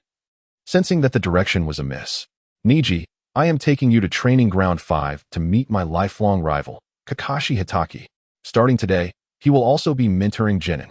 Mato exclaimed with exuberance, "Let youth guide our encounter." Tintin scoffed, "Teacher guy, you just want to show off." Lee nodded in agreement. "We are an elite team capable of effortlessly completing C-rank missions. We are indeed stronger than the freshly graduated teams." Mato laughed heartily indeed. Neji raised an eyebrow. Grasping the crux, was Kakashi-sensei there to assess his subordinates? Upon receiving a confirming nod from Mato, Neji expressed his mild exasperation. "If it's Kakashi-sensei, do we really need to arrive so early? I believe I've heard that Kakashi-sensei tends to lose track of time." Neji's words were subtle, yet the others comprehended their implication. "Wait, will Kakashi-sensei be late?" Tintin asked, somewhat astonished, as Mato was known for his punctuality, and Tintin's perception of Jonin had always been one of timeliness. Lee too found it hard to believe. Observing his subordinates, Mato paused and acknowledged Neji's remark. Kakashi will undoubtedly be late. Why are we going so early?" Tintin and Lee looked relieved. While they didn't mind spending time waiting, wasting it was another matter. "With this time, I could run 10 laps around Konoha." Lee mused. "With this time, perhaps I could invite Neji out for shopping." Tintin thought. Neji, however, was quite intrigued. Even if they arrived early, he could still meet Naruto, Sasuke, and Sakura, making the trip worthwhile. "All right, I know where Kakashi is. Follow me." After a moment of contemplation, Mato cheerfully declared. It seemed he was intent on showcasing something to Kakashi today, lest he feel unsatisfied with himself. Thus, the four followed Mato to a bookstore. Mato announced, "That guy Kakashi must have risen early. If he isn't training, he is likely here." As he spoke, he headed towards the 16X section. And indeed, they soon spotted a white-haired masked ninja, engrossed in a book. "Kakashi, you truly are here. Let youth guide our encounter," Mato shouted, causing everyone in the store to turn their heads. Unfazed, Mato wrapped an arm around Kakashi's neck. "Let us engage in a spirited duel." Kakashi wore an expression of resignation as he set down his book and turned to Neji and the others. "Can you three take your teacher outside?" Neji shrugged, while Tintin and Lee mirrored his gesture. Reluctantly, Kakashi acquiesced and led Mato out. However, as they departed, Neji caught a glimpse of the title of the book Kakashi had been reading, Ika Paradise, Special Edition. I must take a look at that." Neji murmured softly. Having arrived in the world of Hokage, how could he not peruse the bestseller penned by Jiraiya? Though it bore some risky elements, Neji had encountered far worse in his past life. Yet, despite his hushed tone, Tintin, who had been paying close attention to Neji, heard his quiet words. Thus, Tintin glanced at the book and was met with a cover that made her cheeks flush crimson. Why is Neji interested in such a book? She thought, blushing as she approached Neji, glaring at him fiercely. This left Neji somewhat perplexed. However, seeing Neji's demeanor, Tintin felt somewhat reassured. Everyone is actually quite curious about such matters. I am too. So Neji's interest is only natural. After concocting a narrative in her mind, Tintin found Neji's character becoming more relatable, which only endeared him to her further. Self-strategy, indeed, could be most lethal. Chapter 12, 1,000 Years of Pain. So, you have come to me today merely to showcase your subordinates? Upon grasping Akai's intention, Kakashi, with his lifeless eyes, replied listlessly, "Very well, let us proceed with the demonstration." Kakashi understood that if he did not acquiesce to Akai's wishes, the latter would undoubtedly concoct some other scheme. Rather than endure that, it was preferable to comply. Appease Akai, and hasten his departure. "Come, look here," Akai exclaimed with palpable excitement as he introduced Lee and Tion one by one, before solemnly declaring, "Next is my strongest disciple. Hyuga Neji, 13 years old, graduated a year ago, completed 56 D-rank missions, 13 C-rank missions, with a 100 success rate. In terms of prowess, he can be considered an unequivocal Chunin." "Oh." Kakashi expressed a modicum of interest. He glanced at Neji, then shifted his gaze to the young man's forehead, pondering deeply. "It appears you possess a commendable disciple." Haha. Upon receiving Kakashi's acknowledgement, Akai burst into hearty laughter, clearly elated. However, as longtime rivals, Kakashi couldn't help but furrow his brow at Akai's exuberance. But my disciples are no slouches either. Although I met them just yesterday, I can assure you of their exceptional abilities. Uchiha Sasuke, Uzumaki Naruto, and Haruno Sakura, these are their names. Uchiha Sasuke. This name left Lee and Tion astonished. Was he not the last scion of the once great clan? Indeed, yet I advise you not to utter such sentiments, as it may incite his animosity, Kakashi cautioned. Moreover, do not underestimate Uzumaki Naruto. Uzumaki Naruto. Neji recalled various encounters with Naruto, and suddenly felt a wave of relief wash over him. Compared to Naruto, was he not leading a rather comfortable life? However, Lee and Tion remained oblivious to Naruto's significance, only recalling the despised nine-tailed demon fox. Yet, while his subordinates were oblivious, Might Guy was not. Perhaps, even if he were unaware, he had already surmised. Uzumaki Naruto was the host of the Nine Tails. However, the details of that child's lineage were shrouded in secrecy, known only to the village. Both Might Guy and Kakashi were oblivious. As for Haruno Sakura, Might Guy did not believe she could rival Tion, thus he dismissed her entirely. Kakashi, do you wish for our disciples to engage in a spirited contest? Ah, how exhilarating. Kakashi nodded. I indeed harbor such intentions, though not at this moment. Today, they will be tested by me, and thus any combat would yield limited results. Instead, let us arrange for a spar in 3 to 5 days. Splendid. I shall issue a mission, wherein your Team 3 will spar against our Team 7. And we shall designate it as a C-rank mission. Kakashi was quite thoughtful, although Might Guy had initiated the visit. He could not allow Neji and his companions to receive nothing in return.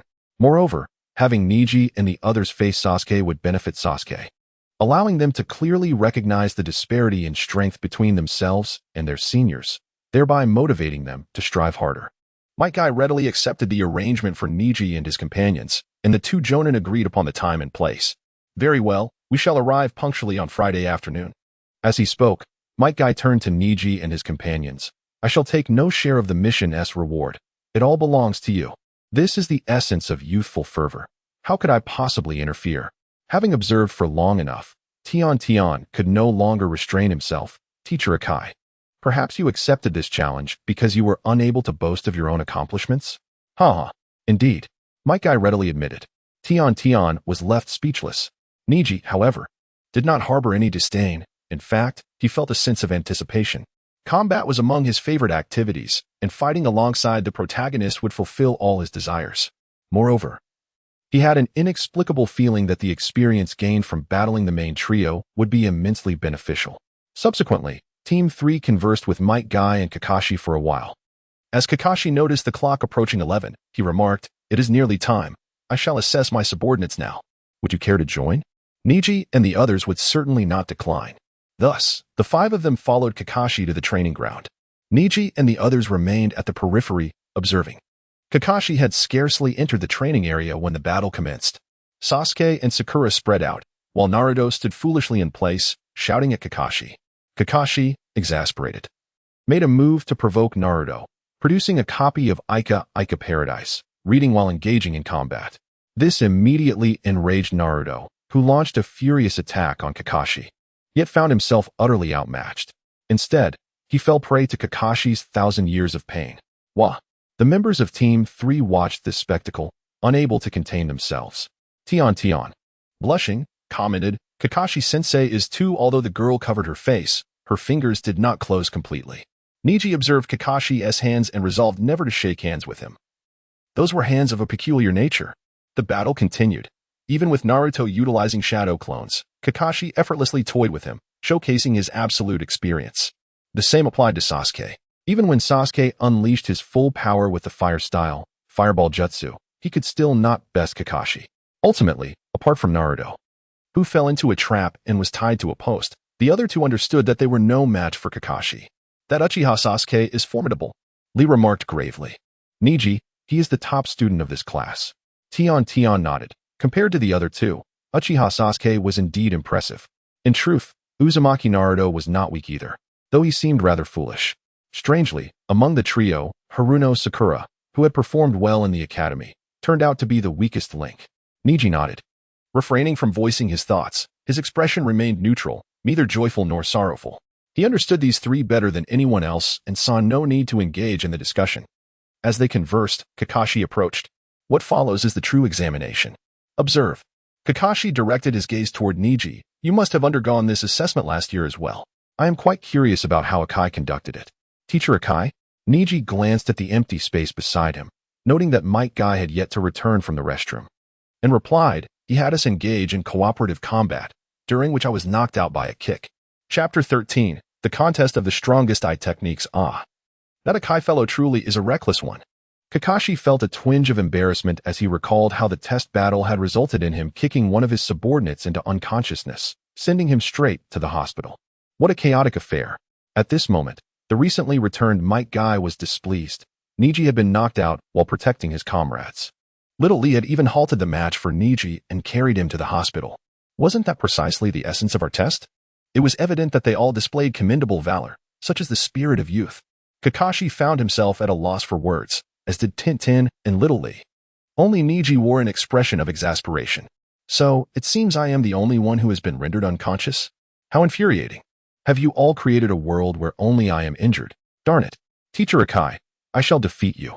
With their idle chatter concluded, the group observed Naruto, Sasuke, and Sakura sharing 2 bento boxes, despite Kakashi's prior warning that anyone who fed Naruto would be disqualified. Naruto himself had not anticipated this turn of events. He assumed his 2 teammates would eat their meals independently. However, Sasuke had his own rationale. Kakashi was absent, and they still needed to work together to seize the bells in the afternoon. If you lag behind, it would surely complicate matters for me. This gesture filled Naruto with a profound warmth. As for Sakura, she simply followed Sasuke's lead, emulating his actions without independent thought. This was Sakura, at least in her earlier days, lacking a sense of self and not particularly endearing. Now, it is my turn to make an entrance. Whether you choose to join is entirely up to you, Kakashi stated. However, I shall inform them of the battle on Friday. With a swift motion, Kakashi utilized the body flicker technique, vanishing from sight and reappearing amidst a cloud of smoke, surprising Naruto and his companions. After witnessing Kakashi's performance, Neji suggested, let us descend and observe. While the 3 of them had gleaned much intelligence on Naruto's team, their opponents knew nothing about them. Moreover, without utilizing their full potential, how could Naruto and his companions hope to triumph over them? A battle guaranteed to be won would not allow Neji to exert himself fully, thus hindering the evolution of his Byakugan. This was unacceptable to Neji. Therefore, he granted them an opportunity to gather information. Formulating targeted tactics would enhance Naruto's chances of victory. Of course, if they failed to recognize this, it was of no concern to Neji. Tintin and Little Lee, seeing Neji as their steed and saddle, raised no objections. And Might Guy remained silent, as it was ultimately Neji's battle.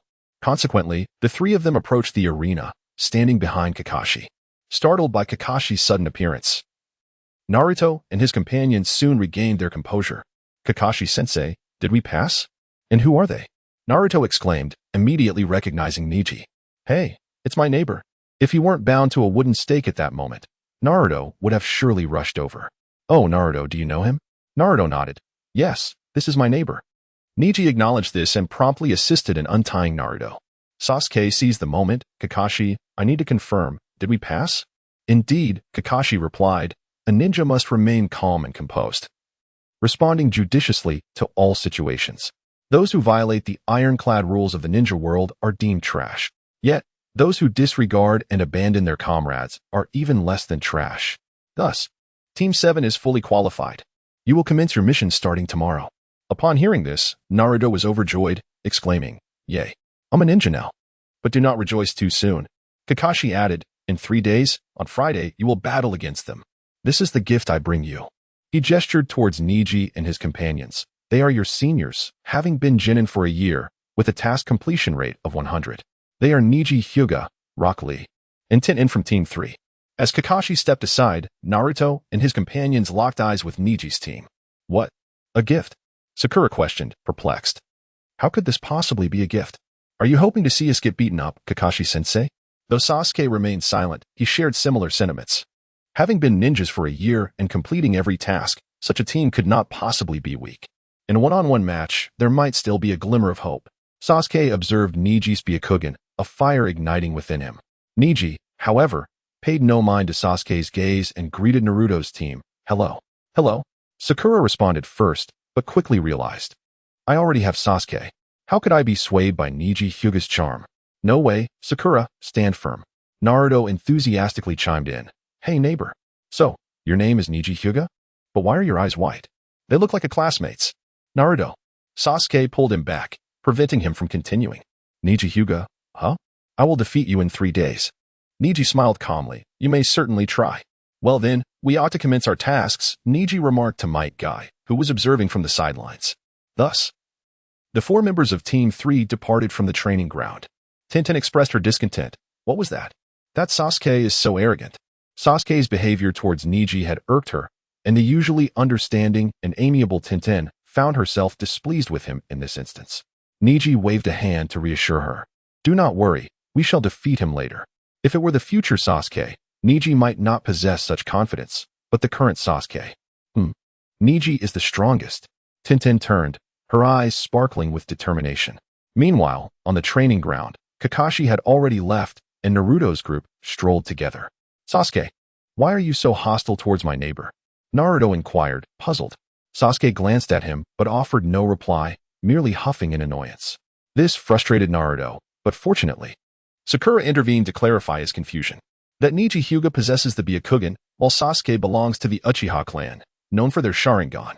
The Byakugan and Sharingan are often referred to as the 2 major eye techniques alongside the fabled Rinnegan, which is scarcely seen. Thus, families possessing these 2 eye techniques have historically maintained a strained relationship. With her solid foundational knowledge, Sakura expressed this with ease.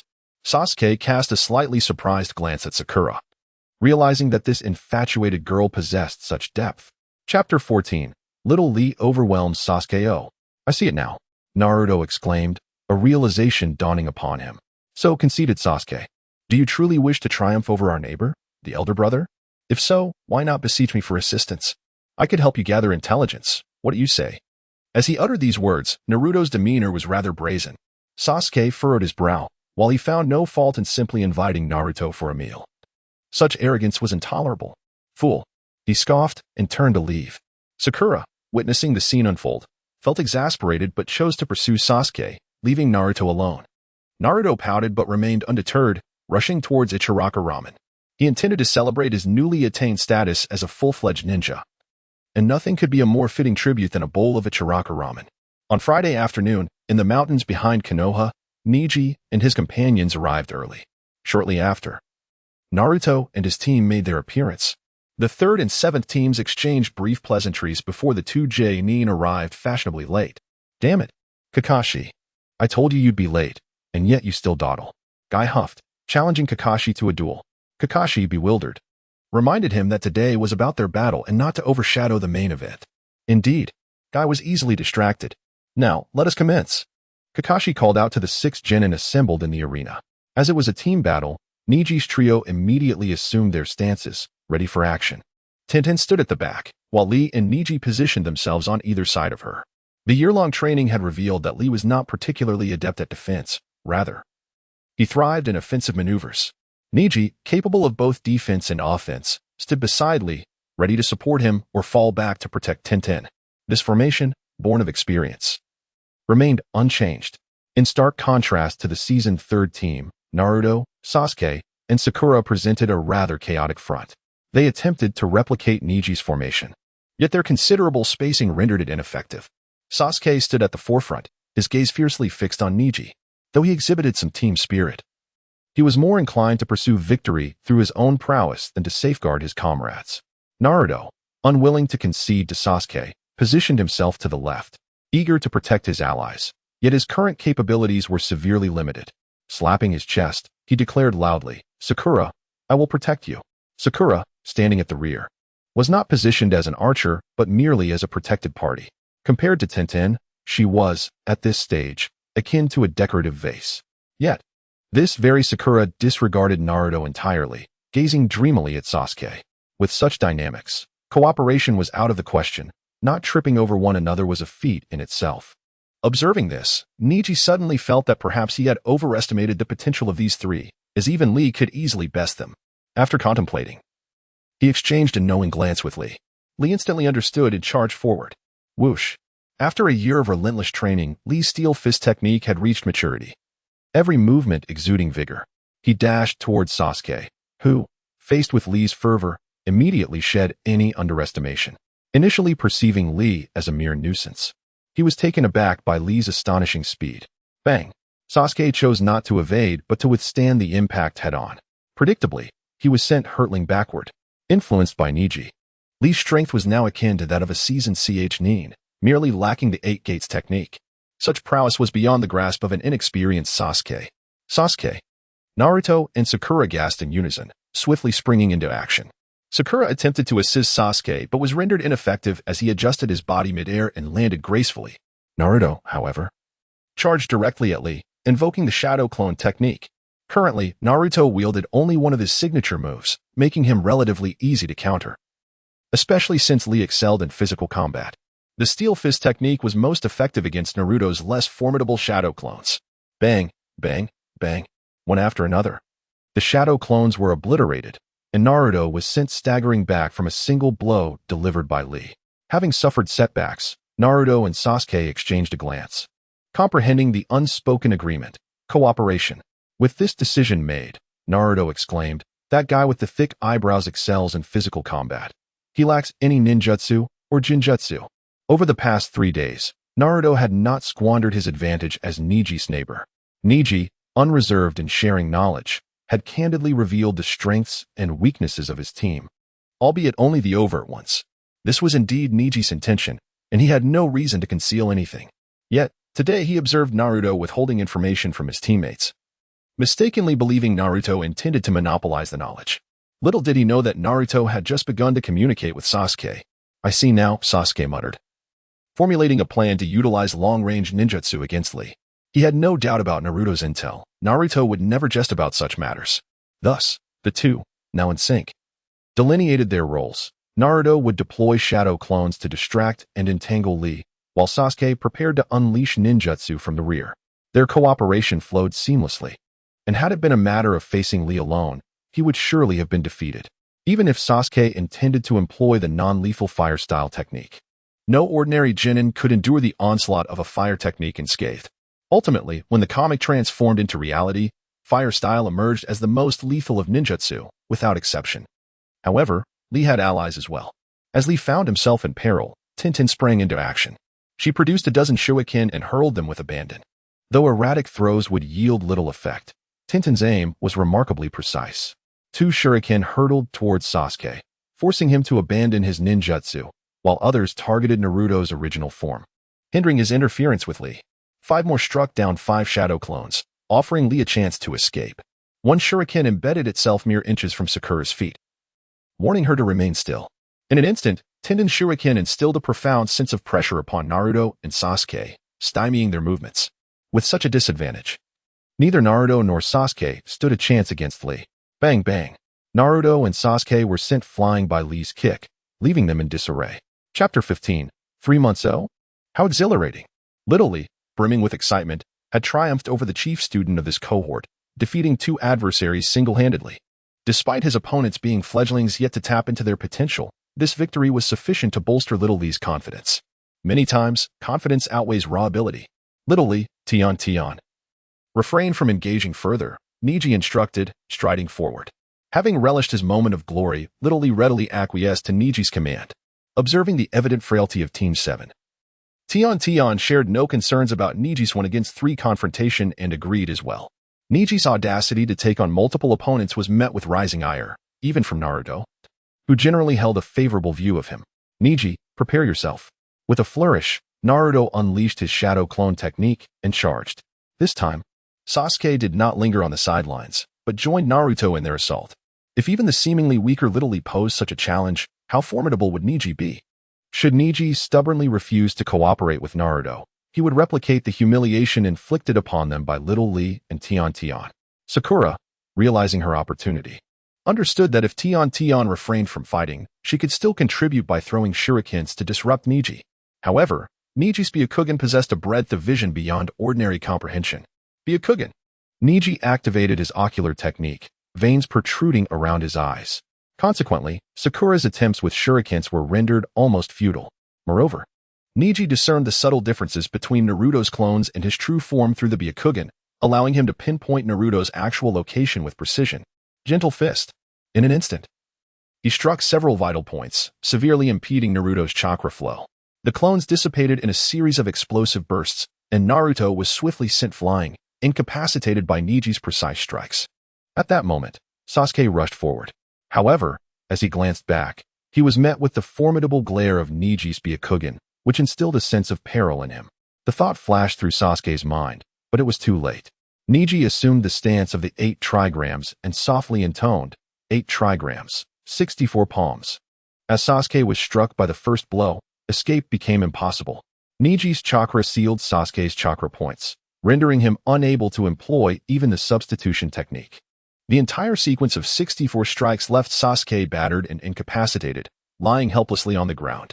Without the awakening of the Sharingan, Sasuke seemed woefully inadequate.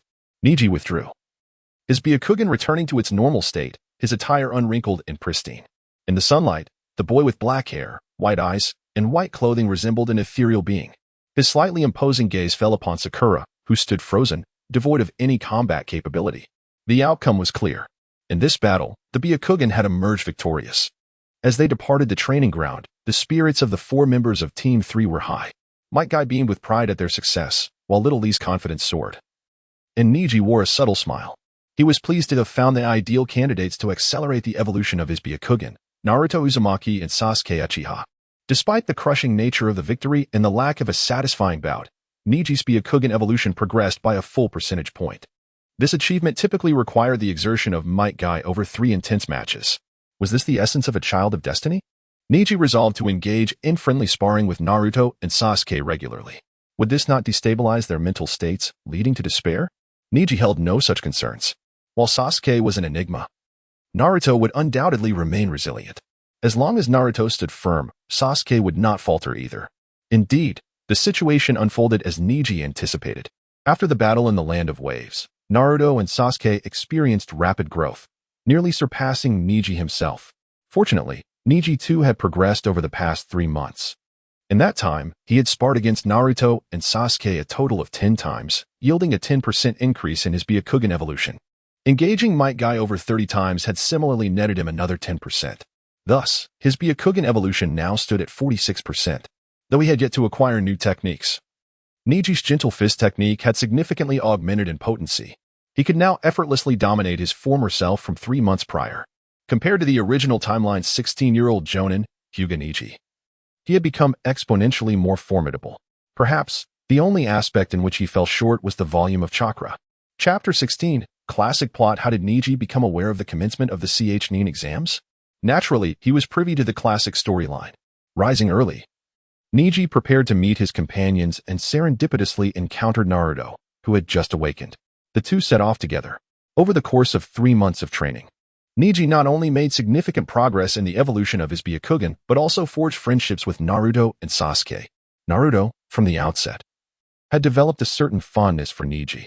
As for Sasuke, he only acknowledged the strong, and Neji had undoubtedly risen to that status in his eyes. As Neji and Naruto ventured forth, they were covertly followed by Konohamaru.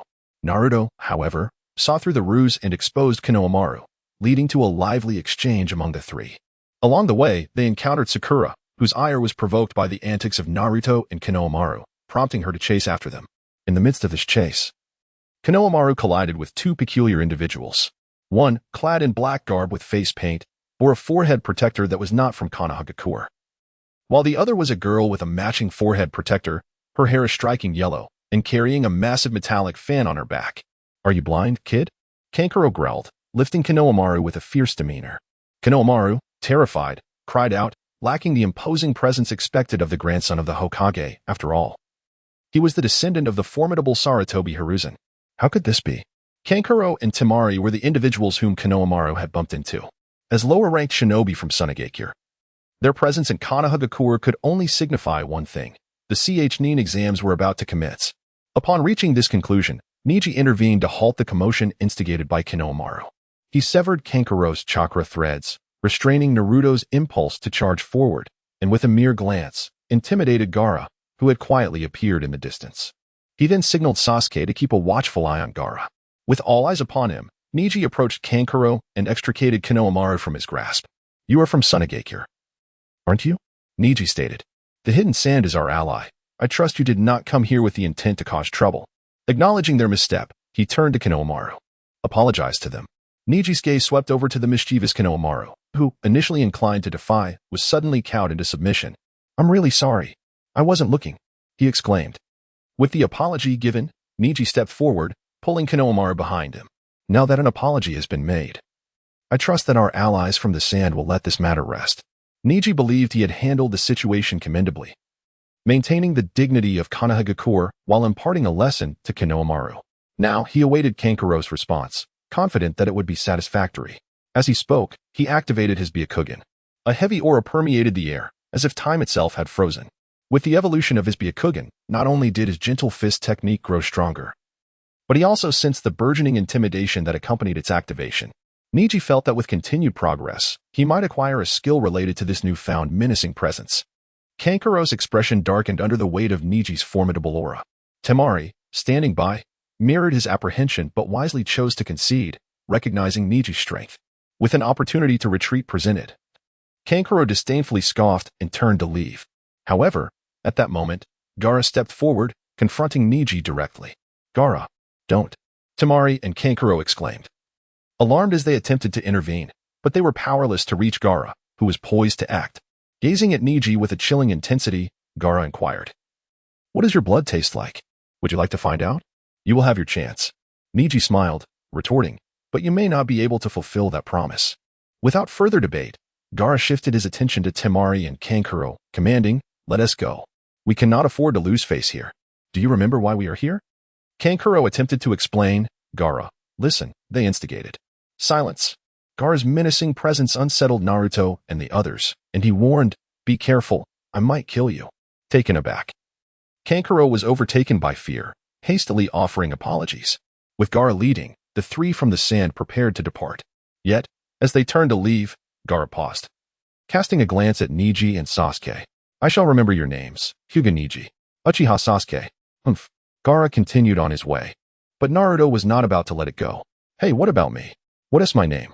Gaara didn't even glance back, uninterested. We're leaving. At that moment, Sakura interjected, are you from the sand? Even as allies, you cannot roam freely in our village. Sasuke stood resolutely beside Neji, providing Sakura with ample confidence. Neji rolled his eyes at Sakura's boldness. Had it been any other village, she would likely have faced dire consequences for her insolence. If you lack strength, it's best to refrain from provoking others. In response, Temari scoffed, humph. Even your own people are unaware? As she spoke, she produced a pass and clarified. We are here to participate in the joint Chunin selection exam. Any further questions? Naruto was about to inquire, but Neji interrupted, advising, let them go. Observing this exchange, the sand shinobi took their leave. Afterward, Neji turned to Naruto, saying, if you have any questions regarding the Chunin exams, the supervising Jonin will provide the answers. So seek out Kakashi. He deemed it unwise to engage further with the sand shinobi, thus halting any deepening entanglements. Moreover, this could serve as an opportunity to create some inconvenience for Kakashi. Over the past 3 months, Neji had sparred with Kakashi, but the experience had been overwhelmingly one-sided. With Kakashi employing ninjutsu throughout, leaving Neji exhausted yet with no advancement in his Byakugan's evolution. Thus, Neji had taken note of Kakashi. Yet, he bore no grudges. He simply felt these were actions expected of Kakashi. Oh, by the way, I also informed Naruto and the others that Kakashi enjoys reading a book titled Ika Paradise. Teachers and students should strive to deepen their understanding of one another. As Naruto and his companions departed, Konohamaru and his friends hastily followed suit. Now, Konohamaru harbored a fear of Neji, viewing him as an intimidating figure. Naruto, on the other hand, remained a comforting presence. Neji, however, was indifferent to the opinions of those who lacked strength. Apart from Naruto and Sasuke, he considered them inconsequential. Chapter 17, The Challenge of the Sound Ninjas. After parting ways with Naruto and the others, Neji hurried toward the training ground to meet his teammates. Upon arrival, he observed Tenten, who was already practicing throwing kunai, and Lee, who had begun his physical training. Of course, there was also the ever-punctual Might Guy. Spotting Neji, Might Guy immediately produced a recommendation form, exclaiming, Neji, I have recommended you for the Chunin selection exam. Please fill out this application. Anticipating this, Neji accepted the form. Might Guy, glancing at Neji and then at the diligent Tenten and Lee, excitedly declared, my beloved subordinates, You will surely shine with the brilliance of youth. Oh, Neji replied nonchalantly, with Tintin echoing his sentiment. Only Lee responded enthusiastically, Teacher Guy, I will not let you down. It was no wonder Lee was so exhilarated. He had mastered the secret technique of the 8 gates with remarkable ease. With a solid foundation, he had progressed to the 4th gate in just 3 months. And he was on the verge of opening the 5th. This level of strength meant that, barring any monstrous opponents, victory was virtually assured. Neji's power had also evolved. As Might Guy had speculated that within a few years, Neji could surpass him. At this moment, the only notable change in Neji was that he appeared even more handsome than 3 months prior. Tintin had also improved, with an increase in chakra and physical strength, and she had become more graceful, shedding her previous carefree demeanor regarding her appearance. The application form was to be submitted to Classroom 301 of the ninja school by 4 p.m. at the latest. Might Guy shared what he knew about the Chunin selection exam, mentioning that the written test would take place the following day, allowing them to prepare adequately. During the exam period, they would refrain from undertaking missions, urging them to focus on their studies and strive to pass and become Chunin. I believe you can achieve this. This is youth, he proclaimed. Lee, let us run together. Yes, Teacher Guy. They responded, their footsteps echoing. As the 2 bushy-browed ninjas departed, Tintin turned to Neji, asking, Neji, would you like to take a stroll? Neji hesitated, realizing he had yet to sign in at Hokage Rock, and nodded in agreement. Tintin was overjoyed, nearly leaping in excitement. At Hokage Rock, the 2 enjoyed takoyaki while engaging in conversation. Neji, do you think Naruto and the others will participate in the Chunin selection exam? They will, he replied. Do you think they can pass? Sakura will struggle. The other 2 should be fine. What about us? Tintin inquired. You are prone to being countered. While Lee and I can manage. What? I'm feeling down. Your takoyaki is now mine. You were treating today, so it was yours all along. When in the presence of others, Tintin often demonstrated her understanding, but with Neji, she loved to ask him various questions, displaying a girlish demeanor. Such obvious signals were not lost on Neji, though he felt it was not the right time. Romantic entanglements could indeed hinder the pace of growth and strength. Neji could endure, as could Tintin. Their tacit understanding deepened with the passage of time. The following afternoon, Neji reunited with his teammates, arriving early at the school to locate Classroom 301. Although they arrived quite early, others had arrived even sooner. The number of Leaf Genin was not insignificant. However, upon entering 301, Neji sensed something amiss. Activating his Byakugan, he noticed a mass of chakra altering the rune number on the plaque. Genjutsu. Neji suddenly recalled a certain plot point. In the original story, Neji and his companions pretended not to notice the illusion, only for Sakura and Sasuke to see through the genjutsu. Subsequently, when Lee beheld Sakura's striking figure, he fell instantly in love, only to be rejected due to his bushy eyebrows. In truth, any reason could suffice for rejection, while acceptance could be granted for any excuse. The appearances of Might Guy and Rock Lee had destined them to be unlikely suitors for most girls. However, in this life, perhaps due to Lee witnessing Sakura's moments of inadequacy, he had yet to express any affection toward her since their teams had become acquainted. This could be termed a butterfly effect initiated by Neji. Of course, this was a favorable development. Sakura's heart was firmly set on Sasuke, and Lee's advances would yield no positive outcome. At this moment, Neji glanced at the other genin gathered there, realizing that none had detected the genjutsu, indicating they might not even pass the first written test. With no intention to assist them, Neji and his 2 teammates circumvented the others and descended the stairs to the true 3rd floor. To his surprise, upon reaching the 3rd floor, he encountered a familiar face. Oh, you all arrived first, Kakashi remarked, tucking a book into his pocket. It seems you saw through the first test.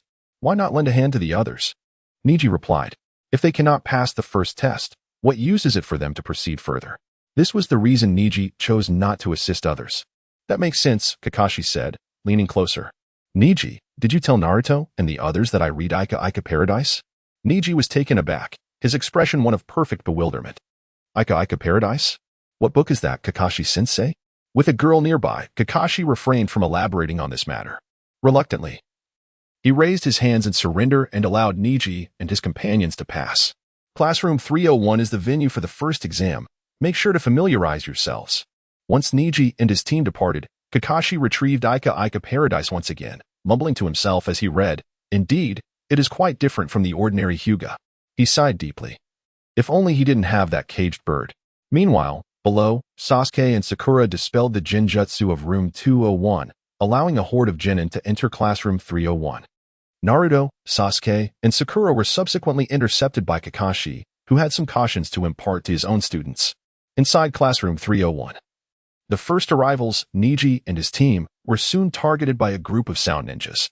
Tisu, Zaku, and Kin, 3 nonconformist sound Genin, approached Neji and his companions with menacing glares. "So, you've already seen through the illusion on the second floor? Why didn't you say anything?" they taunted. "Selfish leaf ninjas. And one from the Hyuga clan. But judging by your forehead protector, you're from the branch family, aren't you? I've heard that branch members are nothing but the main family's servants." Chapter 18. The intent to kill. As the brash Kim Chue from the Sound Ninja Trio began to hurl provocations, both Tian and Shaoli were filled with indignation, particularly since their ire was directed at Ningxi. Even Shaoli, who viewed Ningxi as a rival, held a deep-seated respect for him. A formidable fighter, a protector of his comrades, and undeniably handsome. What epitomizes the perfect teammate if not this? Indeed, he is the paragon of a comrade. In a fit of rage, Tian brandished a scroll, prepared to unleash a colossal 40-meter-long cleaver to dispatch the trio of sound ninjas. Her protective instincts towards Ningxi far surpassed those of Shaoli. Consequently, her disdain for the 3 sound ninjas was even more profound. However, upon witnessing Ningxi rise, both Tian and Shaoli found their anger dissipating. They beheld Ningxi, usually gentle and composed, now wearing a stern expression and raising his hand. A character of danger was etched upon Kim Chue's forehead. With a swift motion, Ningxi seized Kim Chue by the chin, lifting him effortlessly. His silence more potent than words as he locked eyes with Kim Chue. His Byakugan activated, emanating an overwhelming aura of intimidation that filled the classroom. Kim Chue's comrades, Toshi and Sak, instinctively moved to intervene, but a mere glance from Ningxi quelled their intent to act. The terror embodied in his gaze was palpable. Even the most ferocious Toshi was cowed beneath its weight, let alone Sak. And Kim Chue, ensnared in Ningxi's grip, began to comprehend the gravity of the situation. With a decisive motion, Ningxi hurled Kim Chue across the room, and just as Kim Chue thought he had narrowly escaped disaster, a translucent hand composed entirely of chakra descended upon his head with lethal intent. Should it connect, Kim Chue would surely face a fatal fate. However, a sudden appearance of a leaf ninja clad in Jonin attire intervened, blocking Ningxi's assault. Rather than chastising him, the examiner surveyed the room and cautioned. "I am the proctor. No violent confrontations are permitted during the exam. Pay heed, all of you." Clearly having observed the entire exchange, he took his place at the podium. "If you wish to fight, do so in the second round. The first exam commences in 10 minutes. With the examiner's arrival, Ningxi retracted his Byakugan. Yet when he cast his gaze upon the Sound Ninja Trio, a palpable aura of menace lingered. Having honed his skills as a ninja for over a year, Ningxi had taken many lives, all of those he eliminated being villainous. This indicated that he was not averse to killing. In that moment, however, Kim Chue and his allies ignited a deadly resolve within him. Initially, their prowess might have allowed them to surpass the second round and contend in the third round of preliminaries. But now Ningxi would ensure they remained indefinitely in the second round. This series of events drew the attention of the other examinees in the classroom, who regarded Ningxi with a mix of curiosity and caution. Yet upon realizing he was a member of the Hyuga branch, their interest waned, and they turned their focus elsewhere. Among them was the disguised Orochimaru's subordinate, Yakushi Kabuto, whose agenda included assisting in Orochimaru's ambitions and gathering intelligence on Sasuke. The Hyuga branch? He deemed them of little significance. Despite Ningxi's impressive display, he remained confined within the limitations of a caged bird. A mere jonin of the Hyuga branch. Kabuto dismissed him with a scoff. Approaching the 9 newcomers under the guise of a well-meaning leaf ninja who had failed numerous Chunin exams. It was only the inexperience of the newcomers that allowed Kabuto to easily gain their trust, as he produced a ninja card to relay information to Naruto and the others. Tian and Shaoli were drawn to eavesdrop. Yet Ningxi restrained them, cautioning that the bespectacled individual posed a potential threat and that he was privy to the same information. Consequently, Tian and Shaoli heeded Ningxi's warning. Nevertheless, as Shaoli observed Sasuke, a fierce determination ignited within him. Over recent months, Sasuke had undergone rapid advancement. Just last week, Shaoli had nearly succumbed to him even while burdened. This underscored Sasuke's progress, now at a commendable level, while Naruto was not far behind. The only one who had not improved significantly was Sakura. Therefore, Shaoli yearned to once again best Sasuke in this Chunin exam. A sense of urgency enveloped him, as he feared that Sasuke's growth would soon eclipse his own. The only individual whose progress rivaled Sasuke's was Ningxiai, prompting Shaoli to glance toward him. His heart settled slightly, knowing that despite Sasuke's growth, he and Naruto had still been overwhelmed by Ningxiai. Indeed, Ningxiai was the true genius. As 10 minutes swiftly passed, the real examiner emerged. He exuded a fierce aura, instilling fear in those around him. Are you all growing impatient? He wore a hooded forehead protector, his expression a fierce scowl, accentuated by several scars that betrayed his intimidating demeanor. I am Morino Abiki, the proctor for the first round of the Chunin selection exam. Everyone, take your seats. Failure to do so will result in disqualification. His words were a formidable threat, amplified by his fearsome visage, deterring any student from testing their luck. Observing the orderly assembly of candidates, Morino Abiki nodded, then declared, "Submit your application forms and take your assigned seats. The first written exam will commence shortly." What? A written exam? Naruto gasped in horror, for this was his least favored and weakest area. Yet, he had no choice but to comply with Abiki's instructions. To heighten the exam's difficulty, Morino Abiki deliberately rearranged the seating of team members. The first exam was designed to assess a ninja's ability to acquire information. Thus, Naruto need not fear being alone. Aside from a few exceptionally knowledgeable candidates, the majority would struggle to answer. However, some Chunin were strategically placed among the examinees, enabling others to employ discrete methods to obtain answers. In essence, it was a setup for cheating. Such an exam was simplicity itself for Ningxiai. Even if he lacked knowledge, he could effortlessly read the answers of the Chunin through his Byakugan. Tian had no issues either, as she utilized a mirror to glean the correct responses, even relaying them to Shaoli. The Canola 12 were all employing their unique skills to tackle the questions, while only Naruto remained terrified, unwilling to cheat for fear of endangering his comrades. Chapter 19. The Forest of Death. Outside the examination hall, several well-acquainted ninjas gathered: Kakashi, Guy, Ebisu, Asuma, and Irika. How do you feel? Do you have confidence in your subordinates? Upon hearing this, Guy immediately responded, of course. They will undoubtedly break through all barriers and become CHNI. Although Guy often exuded confidence, this time, it carried a distinctive flavor. Oh, Guy, I recall that your subordinate seems quite exceptional. Asuma remarked, isn't the finest among them Hyuga Neji? Indeed. Ebisu chimed in. It's a pity he belongs to the branch family. Kakashi interjected, were it not for his branch family status, Neji would surely achieve even greater heights. Irika shook his head. Neji was far too aloof during his time at the Ninja Academy. Such a ninja, coupled with the restrictions of the Hyuga branch family. Alas.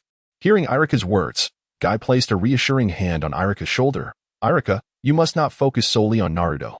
Neji has changed.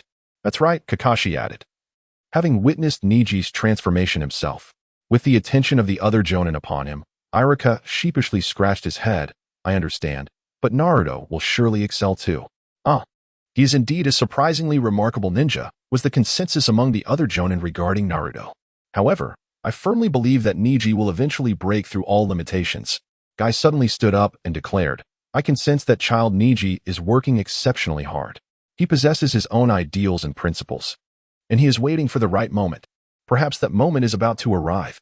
The one who understands Neji best is not Tenten, but Might Guy, the seemingly eccentric yet astute veteran Jonin of Konoha. Ultimately, Naruto successfully passed the written examination through extraordinary willpower and unyielding perseverance. He raised his arm high and slammed it on the table, exclaiming, do not underestimate anyone. I will not back down. This outburst left those who contemplated withdrawing, including Sakura Haruno, momentarily stunned. I want to take the exam. Even if I remain a genin for life, I will strive towards becoming Hokage. Bring it on. I'm not afraid of you. With that, Naruto sat down, glaring fiercely at Abiki Marino. Witnessing the mass of candidates who were dissuaded from leaving due to Naruto's declaration, Abiki felt a headache coming on. With 78 candidates remaining, Abiki decided to make one last effort. I will grant you another chance. This is a decision that will impact your entire life. If you regret it now, it is not too late. Nevertheless, Naruto remained steadfast, stating, this is my ninja way. In the distance, Neji watched this scene, feeling somewhat moved.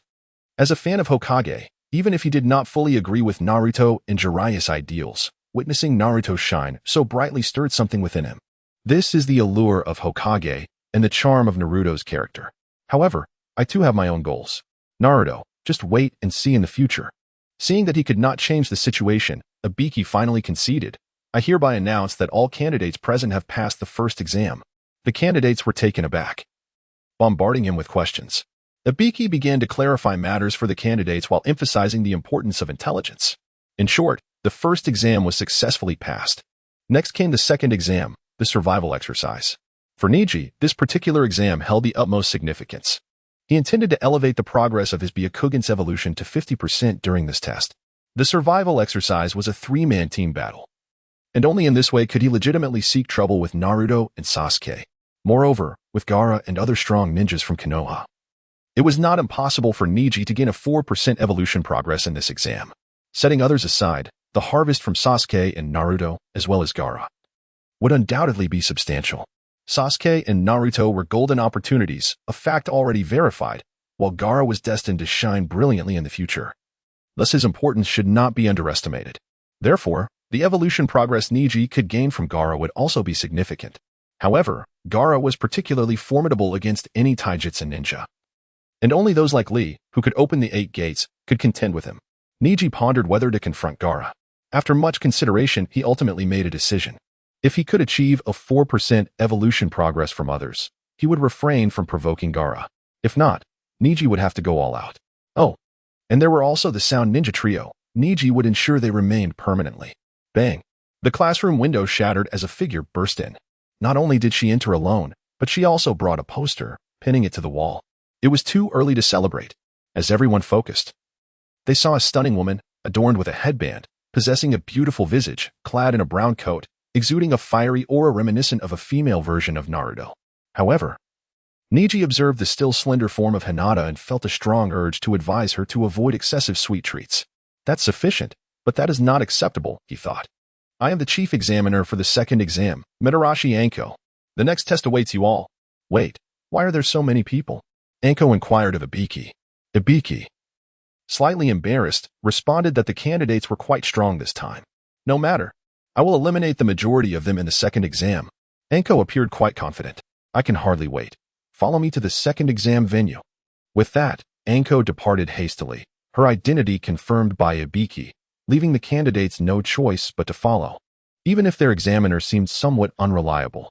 On the way, Tintin leaned closer to Neji and whispered, Neji, this examiner seems a bit foolish, much like Naruto. Neji glanced at Anko, noticing she was not paying attention, and said, do not discuss the examiner. She is, after all, a jonin. More accurately, she is a special jonin. But Anko's strength is not to be underestimated. She simply failed the political review, which is why she is not a full jonin. Tintin obediently fell silent, trailing behind Neji. Upon arriving at the second exam venue, located in the outskirts of Konoha, within the Forest of Death, Neji marveled at the astonishing power of ninjutsu. Each tree stood robust, measuring several meters in thickness, and Neji could not help but appreciate the marvels of ninjutsu. These trees did not grow to such sizes naturally. They were cultivated by the legendary ninja, Hashirama Senju, through the secret would-release technique. Logically, once the caster dies, the ninjutsu should dissipate. Chapter 20, Awakening. The moment of hunt decades have passed since the demise of Senju Hashirama, yet the trees remain towering and steadfast, never having succumbed to the earth. It is undeniable that ninjas can be categorized into 2 factions, Senju Hashirama and Uchiha Madara, and the rest. At this juncture, Akamichi or Ka assumes her role as the chief examiner, elucidating the rules to the candidates. They stand in the arena of the second examination, the 44th practice ground, also known as the Forest of Death. As to the reasons behind its ominous name, you will comprehend upon entering. Now, gather around to sign this consent form. The candidates exchanged puzzled glances at the mention of a consent form. Arka continued, explaining that the examination posed a significant risk to their lives, thus necessitating the signing of the document. Once the consent forms were duly signed, they were to present them to the examiner on the other side to receive one of the celestial scrolls, granting them entry into the Forest of Death. The rules of the second examination are straightforward, a challenge to the limits of survival. The examination spans 5 days, during which you must acquire a pair of celestial scrolls and reach the central tower of the Forest of Death. Failure to arrive at the designated time after 5 days results in disqualification. The means of obtaining the scrolls and surviving for the duration are unrestricted. To put it simply, you may eliminate your rivals to obtain the corresponding scrolls and resources necessary to endure these 5 days. However, to pass the examination, all 3 members of your team must arrive together, each holding a celestial scroll. Currently, 3 consent forms can be exchanged for 1 scroll, and in 15 minutes, the examination shall commence. Arka had elaborated on the rules sufficiently, and the candidates promptly began to mobilize. Having arrived at this critical juncture, they were all aware of the gravity of the situation without needing further admonition. However, as Neji submitted his consent form, he noticed a figure lurking nearby. Cloaked in a straw hat, the individual possessed a towering stature and emanated an unsettling aura, akin to that of a serpent. Nevertheless, Neji sensed not a trace of murderous intent from him. Orochimaru. Neji immediately recognized the identity of the figure, his eyes widening slightly as he focused on him. Orochimaru, the mastermind behind the collapse plan of Konoha during the Chunin Exams, was indeed a formidable adversary. Even in his weakened state, he would surpass Neji. And even the current Kakashi would struggle to contend with him. However, as one of the top ninjas in the shinobi world, Kakashi should be able to hold his own against Orochimaru, at least to some extent. Regardless, it was evident that Orochimaru could toy with Neji as he pleased. Thus, in order to avoid drawing Orochimaru's attention, Neji swiftly averted his gaze. Orochimaru had come to the second Chunin exam with the intention of presenting Sasuke with a gift to bestow upon Sasuke an advantage and to observe his progress. At this stage, Orochimaru had been defeated by Uchiha Itachi, who wielded the Manjiki Sharingan, and he remained fixated on the Sharingan. It can be said that even if the Konoha collapse plan faltered, as long as Sasuke performed admirably, Orochimaru would not consider it a loss. Understanding Orochimaru's intentions alleviated Neji's concerns regarding the potential impact on his own pursuits. After all, in Orochimaru's eyes, he was merely an inconsequential pawn. Orochimaru would not linger on him for too long unless Neji were to present himself brazenly before him. Neji had no intention of doing so, nor did Tenten. Moreover, Neji's intent to eliminate the Sound Ninjas, Tsu and his companions, would not be of concern to Orochimaru. Tsu and his comrades were already tasked with the mission of assassinating Sasuke. They were merely disposable pieces on Orochimaru's chessboard to assess Sasuke's capabilities. As long as Neji acted discreetly, he was confident that killing the Sound Ninjas would not bring about any repercussions. Neji, have you finished signing? Let us retrieve the scroll. Tenten's voice roused Neji from his thoughts. The third team exchanged 3 consent forms for 1 heavenly scroll. Orochimaru had keen perception. Even though Neji had withdrawn his gaze swiftly, he had still taken note of him. However, upon realizing Neji belonged to the Hyuga branch family, Orochimaru redirected his focus toward Sasuke. Orochimaru was already familiar with Neji's profile. Indeed, he was recognized as the most talented ninja of the Hyuga clan in decades. Yet the bird in the cage seal confined all potential. Hyuga, how lamentable, Orochimaru, disguised as a grass village ninja, mused, before collecting a copy of the earthly scroll with his companions. As time elapsed, Arka issued the command. Now, the second stage of the Chunin selection exam commences. With a flurry of movement, the lower-ranked ninjas surged into the forest of death. A squad of grass village ninjas, under Orochimaru's guidance, became increasingly intrigued by Naruto's team. Given that the exam permitted lethal confrontations, this presented a favorable opportunity. Let us practice our skills on those newcomers. One of the grass ninjas, with a haughty expression, proposed. Target that yellow-haired brat's team. Orochimaru, disguised as a grass ninja, licked his lips, declaring, then let us seek them out. Neji's team, meanwhile, focused their attention on the trio of Sound Ninjas. Tenten, Lee, let us pursue the Sound Ninjas, Neji instructed. Agreed. They responded in unison. The moment of the hunt had begun. The first encounter with adversaries was faced by Team 8, consisting of Hinata, Kiba, and Shino. They encountered lower-ranked ninjas from Konoha, unfamiliar and unseasoned. Even among lower-ranked ninjas, disparities exist. Despite being newcomers, the members of Konoha's 12 strong, with only Shino taking action, swiftly subdued the 3 Konoha lower-ranked ninjas. Then came Team 7, comprising Naruto, Sasuke, and Sakura, whose situation was rather comical. Naruto was captured and bound during a moment of convenience. Had it not been for the enemy's intent to eliminate Team 7 entirely, they would have likely dealt a lethal blow to Naruto instead of masquerading as him to deceive Sasuke and Sakura. The adversaries they faced were lower-ranked ninjas from the Rain Village. There is no room for leniency among the ninjas of different countries and villages. However, The trio from the Rain Village had miscalculated their opponents. The quality of lower-ranked ninjas from small countries and villages could not possibly compare with Konoha's elite. Even though the Rain Village had fallen under Pain's dominion, the issue of lower-ranked ninja quality remained unresolved, or perhaps it was of no concern to the divine.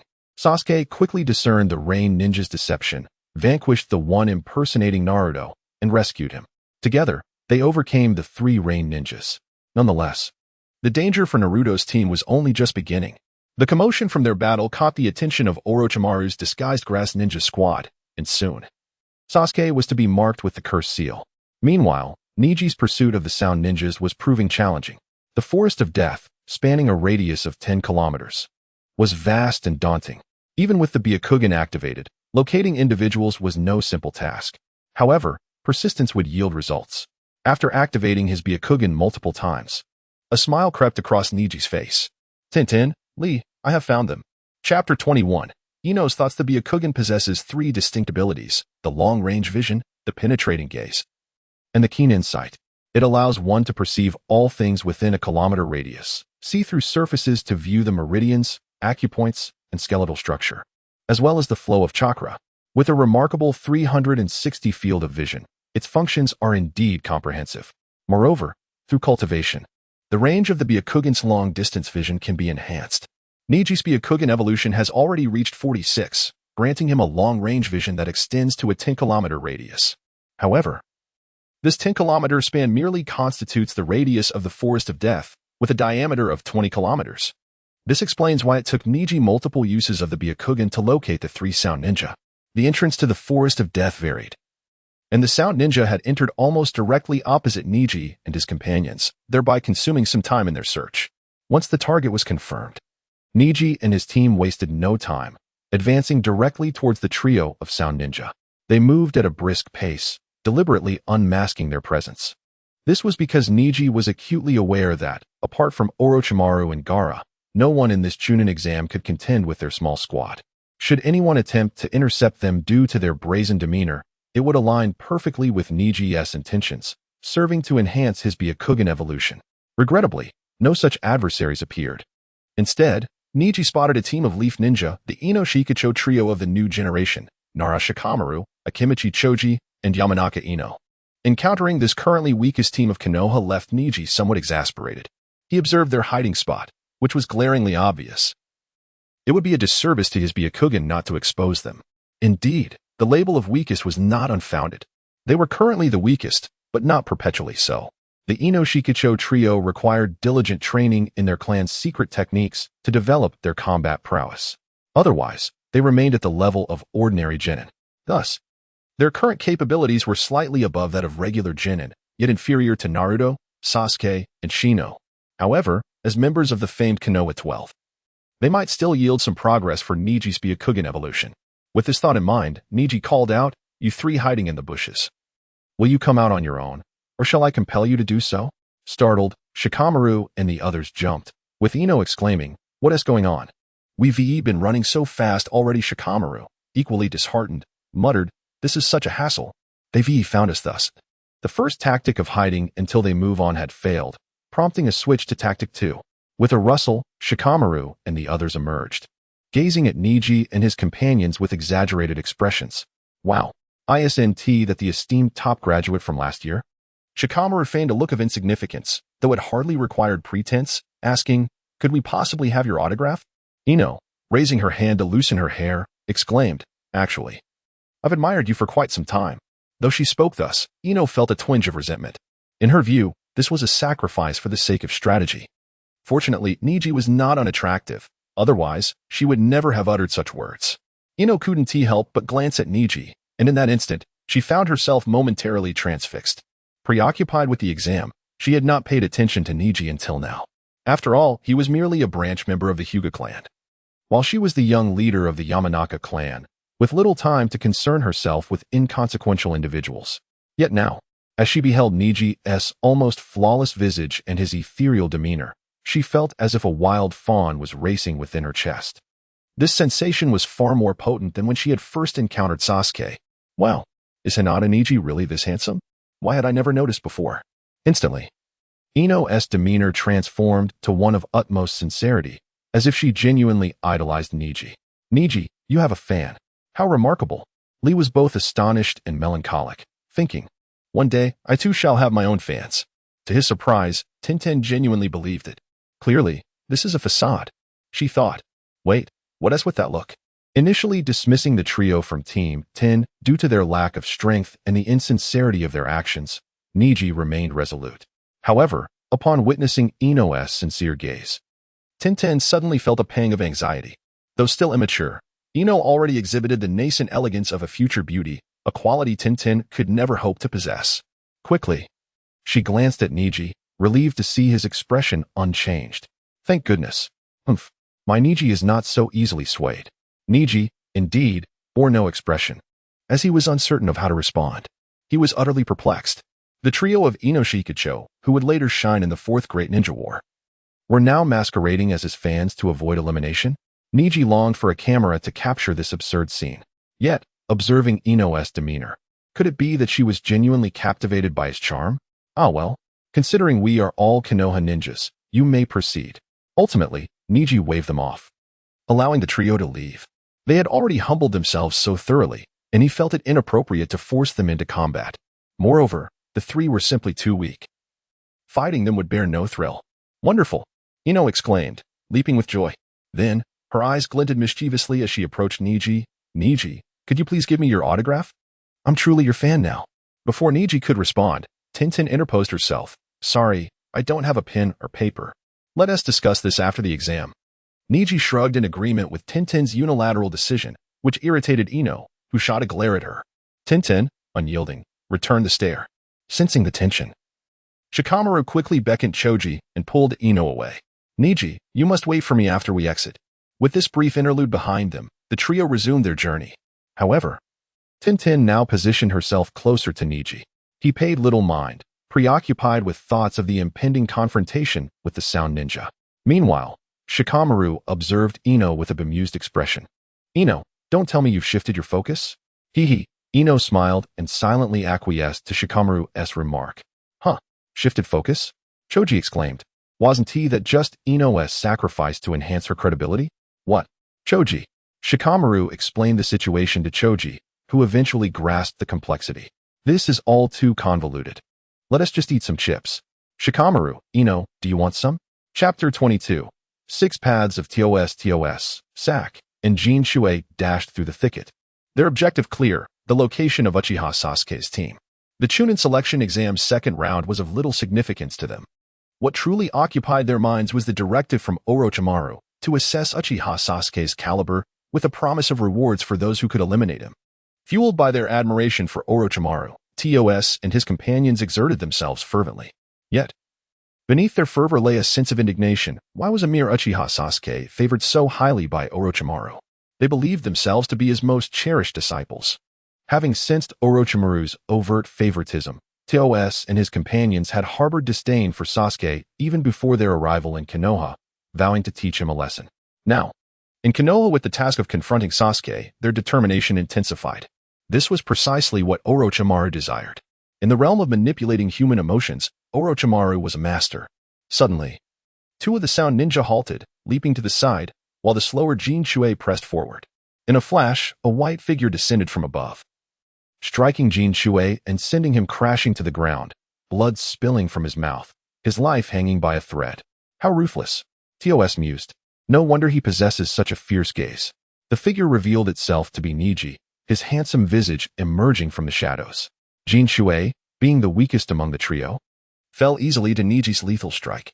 After all, Neji had ambushed him on his path, descending with tremendous force and employing the gentle fist technique to strike at Jin Shuei's heart. Furthermore, he followed up with a close-range 8 trigrams, air palm. If Jin Shuei had survived that, Neji would have had to question the integrity of his chakra. Fortunately, Jin Shuei had joyfully departed to meet the Sage of 6 Paths. Tada. Lee and Tintin stood resolutely beside Neji, ready to support him. Prior to this engagement, Neji had declared, "Today, I shall be the primary attacker, unless I falter. Do not intervene. Tomorrow, it will be Lee's turn, and the day after, Tintin's." This rotation was designed to conserve their energies. Naturally, Tintin and Lee complied with Neji's strategy. leading to the current scenario. 3 against 2? The odds were unfavorable for Sak. TOS, although seemingly brash, was a strategist who knew when to retreat. Despite his reluctance, Sak, witnessing Neji's swift elimination of Jin Shui, who was only slightly weaker than himself, closed his mouth and nodded in acquiescence. TOS then glanced at Neji, producing the earth scroll from his ninja tool pouch. We concede, Hyuga Ninja, here is the scroll. Let us go. Yet, Neji's eyes glinted with murderous intent. We can acquire the scroll even after eliminating you, he retorted. Infuriated, TOS felt the sting of humiliation. He had taken a step back, yet Neji pressed forward. He had entirely forgotten that they were the ones who had provoked Neji during the first exam. It seems we must fight with all our might. Sak gritted his teeth, raising his hands. I'll handle the one in green and the girl with the buns. You deal with the Hyuga Ninja, all right? Reluctantly, TOS agreed, realizing Sak was burdened with 2 opponents. However, Neji interjected, you seem to have misunderstood. This battle is a 1-on-3 encounter. My teammates will not intervene. So, allow me to indulge in this fight. With that, Neji activated his Byakugan and charged forward. A 1 against 3? TOS and Sak exchanged bewildered glances. Yet Neji's movements were sincere. His teammates showed no intention of assisting. How intriguing. Let us see just how formidable you truly are to exhibit such arrogance. TOS charged towards Neji, the primary attacker among the Sound Ninja. As Neji drew nearer, TOS abruptly halted and slammed his fist into the ground. Bang! The earth trembled. Yet nothing transpired. Neji, however, leaped aside just in time. In that very moment, the ground beneath him erupted in a sonic explosion. Boom! A crater roughly a meter wide formed. Had Neji not evaded in time, he might have been injured. Your attack possesses some merit. Channeling chakra through sound waves for immense power. However, Neji raised a finger to his eye. Under the gaze of these eyes, nothing escaped scrutiny. TOS gritted his teeth, cursing the cursed ocular technique. Neji continued, I see through your true nature. Your sound ninjutsu does not belong to any of the 5 elemental releases, nor is it a bloodline limit. It is a result of human modification, is it not? Shock washed over TOS and Sak. Neji elaborated, you both harbor conduits within your arms. That is your weakness. The revelation ignited fury within TOS, his bandaged visage contorting further in rage. Then you shall not escape unharmed. Sak, let us strike together. Swish, swish. TOS and Sak lunged at Neji. Yet neither Lee nor Tenten exhibited any concern for their comrade, leaving TOS and Sak bewildered. Could this Byakugan ninja truly be so formidable? Swish, the target of their assault. Neji vanished. His speed far surpassed theirs, a fact that became apparent in an instant. The next moment, Neji appeared behind them, assuming the stance of the 8 trigrams. 8 trigrams, 128 palms. Whoosh, whoosh, whoosh. Neji struck with the swiftness of lightning, leaving TOS and Sak unable to evade. As the first palm connected, they found themselves incapable of utilizing ninjutsu. Enraged and desperate, they attempted to escape Neji's range, but he pressed on, targeting their arms with ruthless precision. This was a fate more cruel than death, for their power was derived solely from their sound ninjutsu. Sak screamed in impotent fury, while TOS endured the excruciating pain, desperately searching for a means to counter. At last, Neji ceased his onslaught. The 128 palms had fully incapacitated their chakra pathways. Despair enveloped them, yet it ignited what remained of their fighting spirit. They staggered to their feet, charging at Neji once more. Crack, crack. 2 well-placed 8 trigrams. Their palms extinguished their final flicker of hope. Once again, Neji emerged victorious in a crushing display of dominance. Chapter 23, Sakura's Awakening. As the battle concluded, Neji could distinctly sense that the evolution of his Byakugan had progressed. Upon checking his status panel, he confirmed his suspicion. Bloodline ability, Byakugan, progress 47. Tensigen, could it be that the battles against the Sound Ninja trio had contributed to such a significant advancement? Neji was genuinely surprised that such minor adversaries could facilitate the evolution of his Byakugan. Nonetheless, it must be acknowledged that T-Suk and Saku were formidable opponents. Excluding Saku, T-Suk's strength surpassed that of a mere genin. While he may not have reached the level of a J-Nin, he was undoubtedly at the caliber of a seasoned CH-Nin. Defeating 3 such individuals and achieving a triple kill, although somewhat unexpected, was still quite reasonable. Wait, could it be due to the kills? A sudden realization struck Neji. Previously, when he sparred with Naruto and Sasuke, they had always held back. During missions, The foes he had eliminated were primarily low-ranking rogue ninjas and bandits, none of whom contributed even a fraction to his evolution progress. Thus, he had not considered this aspect earlier. However, today, having been provoked by Sasuke and his companions, he had taken their lives, resulting in a notable increase in his evolution progress. If this is indeed the case, Neji felt compelled to explore this further. The subjects of his experimentation would naturally be all the ninjas participating in this Chunin exam, excluding the Leaf Village shinobi. Setting aside the higher-ups of Konoha, Neji appreciated the camaraderie among the average ninjas of the village. With no intent to betray his village, he could not indiscriminately slaughter his fellow villagers. Wait, had Danzo already planned to betray the village? Contemplating Danzo's actions, Neji couldn't help but chuckle. The term double-dealing aptly described him. It could be said that while others in the world of Naruto committed their misdeeds for various reasons, Danzo stood alone in his unrepentant malevolence. Whoever brought about Danzo's demise would be doing a service to the people. To reach such a level of infamy, Danzo was indeed unparalleled. Tintin found Neji's demeanor curious. Since they had departed from the location of the Sound Ninja's defeat, a smile had not left his lips. "What is the matter, Neji?" Tintin asked. Feeling tense and unsettled, she suddenly realized that the reasons behind his smile were inconsequential. "What is next for us? Let us head that way." Neji pointed towards a direction where he sensed Naruto and his companions were in peril. The average strength of the participants in this Chunin exam was still formidable. Even though Neji and his team had eliminated the Sound Ninja, who were supposed to threaten Naruto, Sasuke, and Sakura, they still found themselves in a dire situation. Both Naruto and Sasuke were ensnared in a crisis, and Neji could not turn a blind eye. The situation was indeed as Neji had perceived. Upon encountering Orochimaru, despite Naruto and Sasuke's valiant resistance, everything unfolded according to Orochimaru's design. Sasuke was marked with the cursed seal of heaven, while Naruto was afflicted with a 5-element seal on his abdomen. Both fell unconscious, leaving Sakura alone to guard them. Soon after, they faced another team of rain ninjas. Fortunately, at this moment, Sakura was resolute. However, even though she could triumph in a one-on-one duel against the slightly weaker rain ninjas, facing 3 was beyond her capability, plunging her into peril. The Rain Village had dispatched 2 teams. One team had faltered against Team 8, while the other encountered Team 7. It was indeed a twist of fate. In the original narrative, Shikamaru's team discovered Sakura's plight and attempted to assist her, but they too fell to the Sound Ninjas. Ultimately, it was Neji and Tintin who arrived in time to avert disaster. However, now, Shikamaru and Choji, driven by Ino's strong desire to see Neji again, stealthily tracked their movements. While it was easy to surmise that Ino wished to catch another glimpse of Neji, this diversion caused Shikamaru's team to stray from their original course, preventing their timely arrival. Had they intervened, given that their opponents were merely rain ninjas, far weaker than Sasuke and Saku, the outcome would have been vastly different, even if their secret techniques were not deeply honed. The synergy of the Ino-Shikacho trio was formidable. Yet, had that been the case, Neji would not have needed to rush to their aid. "By the way, Lee, did you secure the scrolls?" Neji suddenly inquired. Upon hearing this, Lee produced 2 scrolls from his ninja tool pouch, one inscribed with heaven and the other with earth. "I've got them safely stored," he replied. "Having gathered the scrolls from the outset, we've been quite fortunate," Neji remarked. "With this, we can engage in battle without any reservations. Let us defeat as many teams as possible to eliminate potential competitors in the subsequent examinations." "All right," they replied in unison.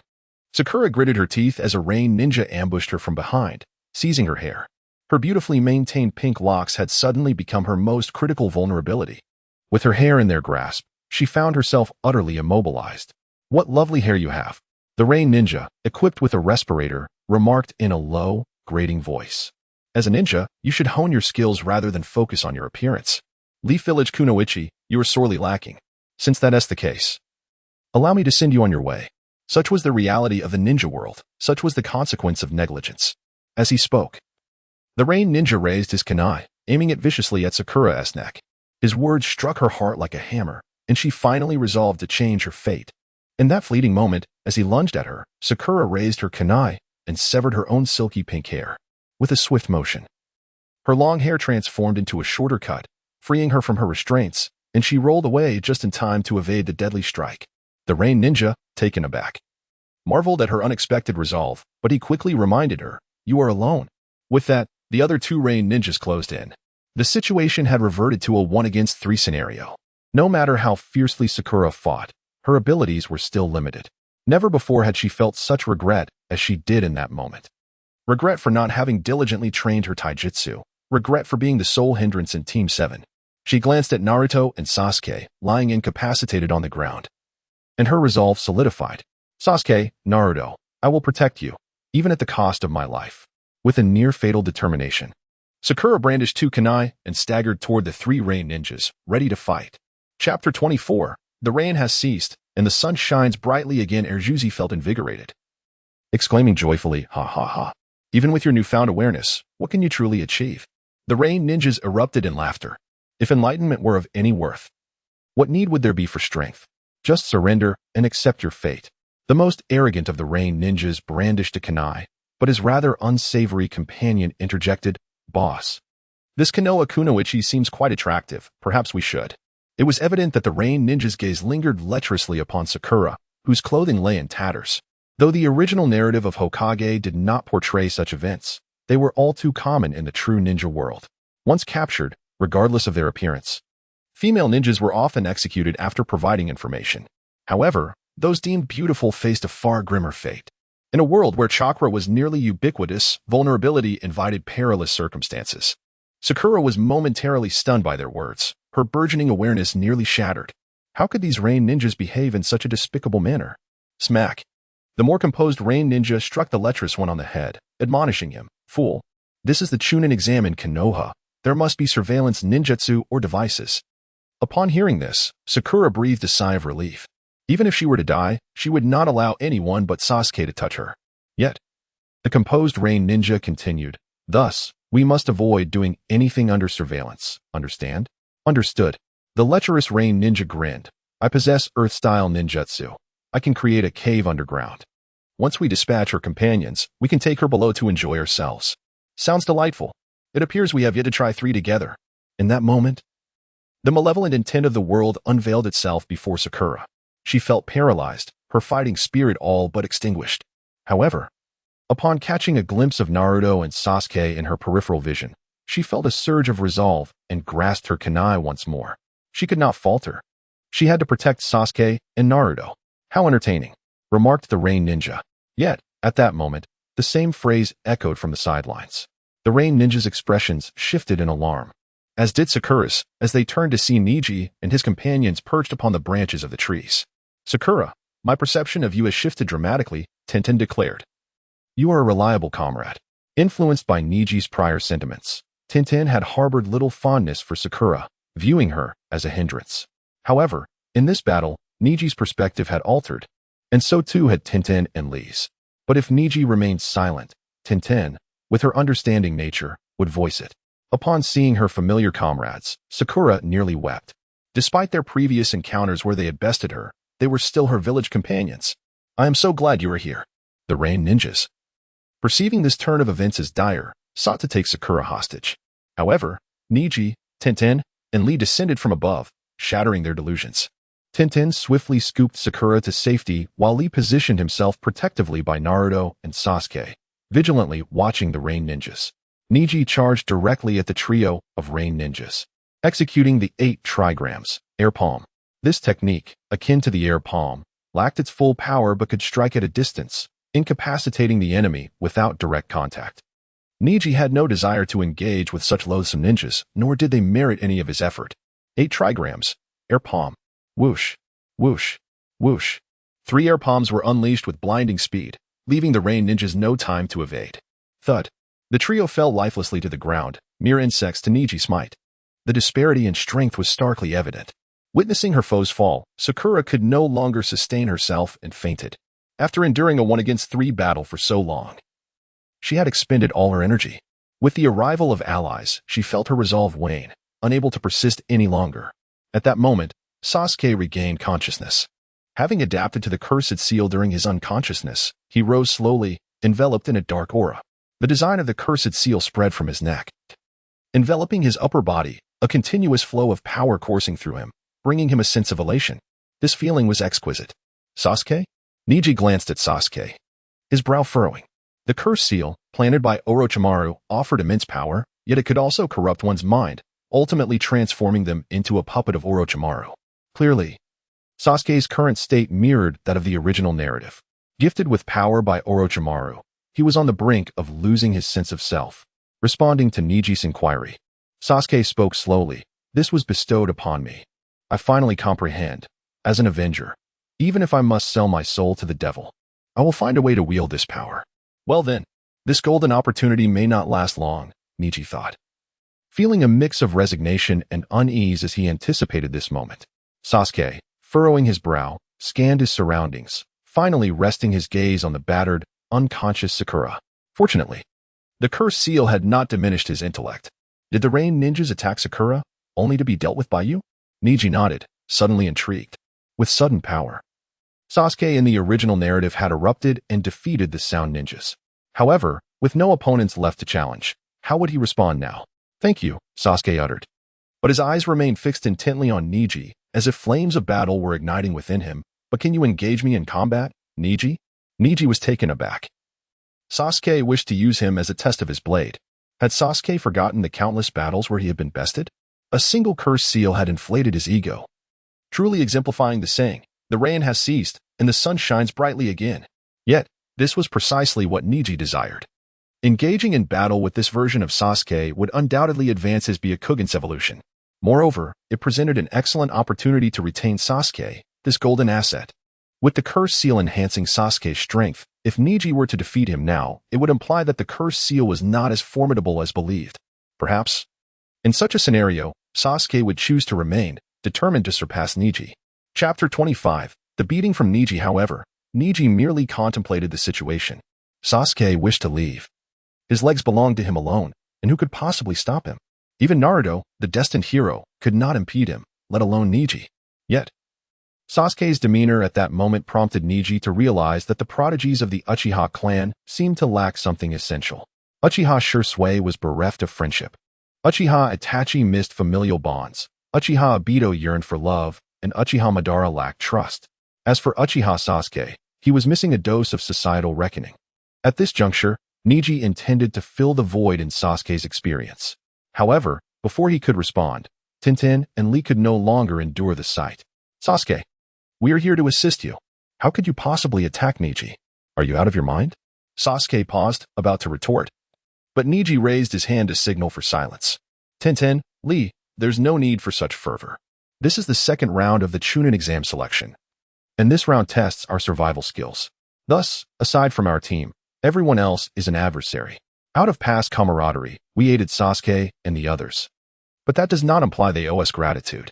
Even if Sasuke is a wide-eyed wolf, we have no grounds for complaint. I am not.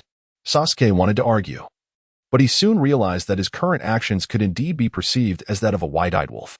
He fell silent. Yet, if he could not withstand such misunderstandings, how could he hope to grow stronger and defeat that man? With this thought, Sasuke steeled his resolve. Observing this scene, Neji admired Sasuke's determined spirit. Yet he remained at odds with Sasuke's conduct. No more words are needed. You two watch over Naruto and Sakura. I shall take it upon myself to educate Sasuke. With that, Neji stepped forward to obstruct Sasuke's line of sight, confronting him with an imposing presence. Although Lee and Tintin felt a twinge of discontent, they complied with Neji's instruction. Facing Neji, whom he had never bested, Sasuke heightened his vigilance, but he could not resist boasting. Who knows who will teach whom? As he regarded Sasuke's expression, with his dark, cloud-like visage and blood-red, three-tomo Sharingan, Neji was inexplicably reminded of Orochimaru's previous presence. His expression grew grave. Sasuke's aura had undergone a dramatic transformation. With the activation of the cursed seal, Sasuke's physical condition and chakra had surged significantly. At that moment, Sasuke's strength had reached the limits of a Chunin, even brushing the edge of Jonin prowess. Some Jonin who lacked proficiency in taijutsu might find themselves outmatched by this version of Sasuke. And this was merely the first phase of the cursed seal. There remained a second phase, a form that was half man, half demon. In that state, Sasuke would grow even more formidable, stronger than a typical Jonin. It was no wonder that Sasuke was entranced by such power. For someone who desperately craved strength, the allure of the cursed seal was nearly irresistible. Yet, Neji remained unfazed. His own power was not to be underestimated. Having swiftly dispatched the 3 sound ninjas of Chunin level, Neji's abilities had surpassed those of an ordinary Chunin. His gentle fist technique was more potent than that of the branch house Jonin of the Hyuga clan, with the only shortcoming being the volume of chakra. Given his age, a lower chakra quantity was unavoidable. Therefore, Neji's prowess should be categorized as special Jonin, comparable to the Cursed Seal-empowered Sasuke. However, while Sasuke's strength was abruptly acquired, Neji's power was cultivated through diligent effort and complete adaptation. The disparity in foundation determined the variance in their combat performance. With a swift motion, Sasuke charged at Neji. Moving with remarkable speed in a graceful arc, Neji, having activated his Byakugan early, observed Sasuke's movements. He sidestepped deftly, seizing the opportunity to employ Gentle Fist to target Sasuke's chakra points. Yet, as he successfully struck, Neji's chakra was swiftly dispersed by the tumultuous energy emanating from within Sasuke. It appeared that only the 8 trigrams 64 palms could effectively seal Sasuke's chakra pathways. Neji, do not expect to defeat me with mere chakra points, Sasuke declared, his face alight with combat fervor as he threw a punch at Neji. Neji raised his hand in a defensive posture, bracing for the impact, but his expression shifted. Such tremendous power. Even with prior anticipation, Neji was taken aback by the strength bestowed upon Sasuke by the Cursed Seal. Unless he resorted to the 8 trigrams 64 palms to determine the outcome, he found himself at a disadvantage in close combat. Neji attempted to distance himself, but Sasuke, possessing considerable combat intelligence, astutely recognized that his chances lay in close quarters engagement and pressed forward. Neji smiled. Sasuke, you are still too immature. As he uttered these words, every chakra point in Neji's body began to release energy. It was time for him to defend and counterattack, a domain where the Gentle Fist excelled. Yet, Sasuke disregarded this, convinced that victory was within his grasp. At this distance, as long as he could evade the 8 trigrams palms, he was certain of his triumph. Sasuke brimmed with confidence. His previous encounters had seen him overwhelmed by Neji, who had only unleashed the 8 trigrams 64 palms and the empty palm. However, these techniques held little relevance for the current Sasuke, whose reflexes had been sharpened. Thus, he remained largely unconcerned about Neji's other techniques. He unleashed a powerful punch, convinced that if he struck Neji, the scales of victory would tilt in his favor. At that moment, Neji began to spin rapidly. 8 trigrams palms, heavenly spin. A dome of chakra, over 2 meters in diameter, enveloped Neji, spinning rapidly to deflect all attacks. Previously, Neji's heavenly spin had been shattered by Might Guy's kick. Yet now, his version was nearly impervious, far surpassing that of Hyuga Hisashi's. This was the result of the evolution of the Byakugan. Such a heavenly spin was certainly beyond Sasuke's capacity to breach. Despite the enhancement from the Curse Seal, Sasuke's physical capabilities could not rival those of Might Guy. With a resounding thud, Sasuke was sent hurtling backward, crashing into a large tree. Neji gradually ceased his rotation, directing a single hand towards Sasuke, embedded within the tree, and softly inquired, "Do you wish to continue, Sasuke?" Unbeknownst to them, Sakura had awakened. Upon witnessing Sasuke leap down from the tree, intent on resuming the fight, she rushed over and embraced him from behind, crying out, "Please stop. I beg you. Just stop. They are not our enemies." Perhaps it was Sakura's impassioned plea, or perhaps Neji's intervention that roused Sasuke from his fervor. The ominous markings on Sasuke's body gradually receded into the Curse Seal, and with a pained cry, he sank to the ground. It seemed the conflict had come to a close. Yet, Neji did not lower his guard. Instead, he turned his gaze to the side, addressing the lingering presence. After observing for so long, it is time for you all to reveal yourselves. Chapter 26. Karen haha. You truly cannot be fooled, Neji brother. Ino's melodious voice rang out as she, along with Shikamaru and CHG, emerged from the thicket. Upon seeing Ino, Tintin's brows knitted in apprehension, as if facing a formidable foe. Sakura bore a similar expression, half-heartedly attempting to push Sasuke away to assert her stance. Typically, Ino would have been irate by now, but at this moment, her gaze was fixed solely on Neji. Neji brother, you don't mind if I call you that, do you? Neji felt somewhat speechless. They were hardly acquainted. Unsure of how to respond, he chose to ignore her question. Just as Ino was about to say something further, Neji interjected. Who said you were unnoticed? We spotted you long ago. Huh? Ino exclaimed in surprise, while CHG looked puzzled and Shikamaru appeared contemplative. Neji turned his gaze toward another direction, where 3 individuals adorned with the headbands of the grass village emerged. Did you come out on your own? Or should I compel you to do so? As Niji's words echoed, the ninjas present became alert. Tintin and Lee swiftly drew their weapons, seemingly poised to charge at Niji's command. Rustling sounds emanated from the bushes, and indeed, 3 ninjas from the grass village stepped into view. Truly, the prowess of the Hyuga clan was formidable, with their exceptional scouting abilities. The leader of the grass ninjas wore a sycophantic expression, declaring, "We bear no ill will. We are merely passing through." "No ill will?" Neji raised an eyebrow. "You've been tailing us for 2 kilometers?" Such claims were clearly absurd. The 3 grass ninjas were genuinely just passing by. However, Neji had a reason for halting them. He had taken notice of one among them. Having just utilized his Byakugan for reconnaissance, Neji discerned that one of the grass ninjas possessed an immense chakra reserve, an astonishing quantity he had only observed in Naruto Uzumaki. Though this individual's chakra was not as formidable as Naruto's, Neji surmised that this person could potentially enhance his Byakugan's evolution progress upon defeat. After recently overcoming the first stage of the cursed mark with Sasuke, Neji's Byakugan evolution progress surged by 1, now standing at 48. Only 2 remained to reach the coveted 50. Historically, achieving a 50 evolution threshold would yield rewards beyond mere enhancements to Gentle Fist and Byakugan potency. There would undoubtedly be a special reward. Neji sensed that this reward could very well alleviate his current predicaments. He was filled with anticipation. Thus, he had decided to intercept this group of grass ninjas. Yet, he did not anticipate that when he halted was not merely a target for his evolution but a potential ally, Karen Uzumaki, a descendant of the Uzumaki clan. With striking red hair and glasses, exuding an aura of timidity, Neji remembered his discussions with friends in his previous life. Had Karen been born before the annihilation of the Uzumaki clan, she would undoubtedly have emerged as a powerful ninja. Besides the clan's unique regenerative abilities and vast chakra reserves, Karen possessed a rare bloodline limit, physical healing, and the Kyubi's Eye. The latter granted her an impressive sensory range of 10 kilometers, with detail surpassing that of the Byakugan. The former, physical healing, was remarkably potent, capable of mending even Tsunade's severed body. Regrettably, it was also this ability that had plunged Karen and her mother into a living hell. The grass village ninjas, recognizing their unique traits, treated them as mere medical supplies, exploiting them without a shred of compassion. Karen's mother ultimately succumbed to this brutal treatment, drained of life. In the original narrative, had Orochimaru not discovered and taken Karen, her fate could have mirrored that of her mother. Karen's potential was immense, with systematic training and nurturing. She could have radiated her own brilliance as a formidable ninja. Neji remained resolute in his ambitions. He was destined to confront the Tsutsuki clan, and thus, gathering his own cadre would only serve to bolster his goals. Upon recognizing Karen, he swiftly altered his intentions, from defeating the 3 grass ninjas for Byakugan evolution progress to rescuing Karen from her plight and bringing her to Konoha. Despite Konoha's internal issues, it was far superior to the grass village.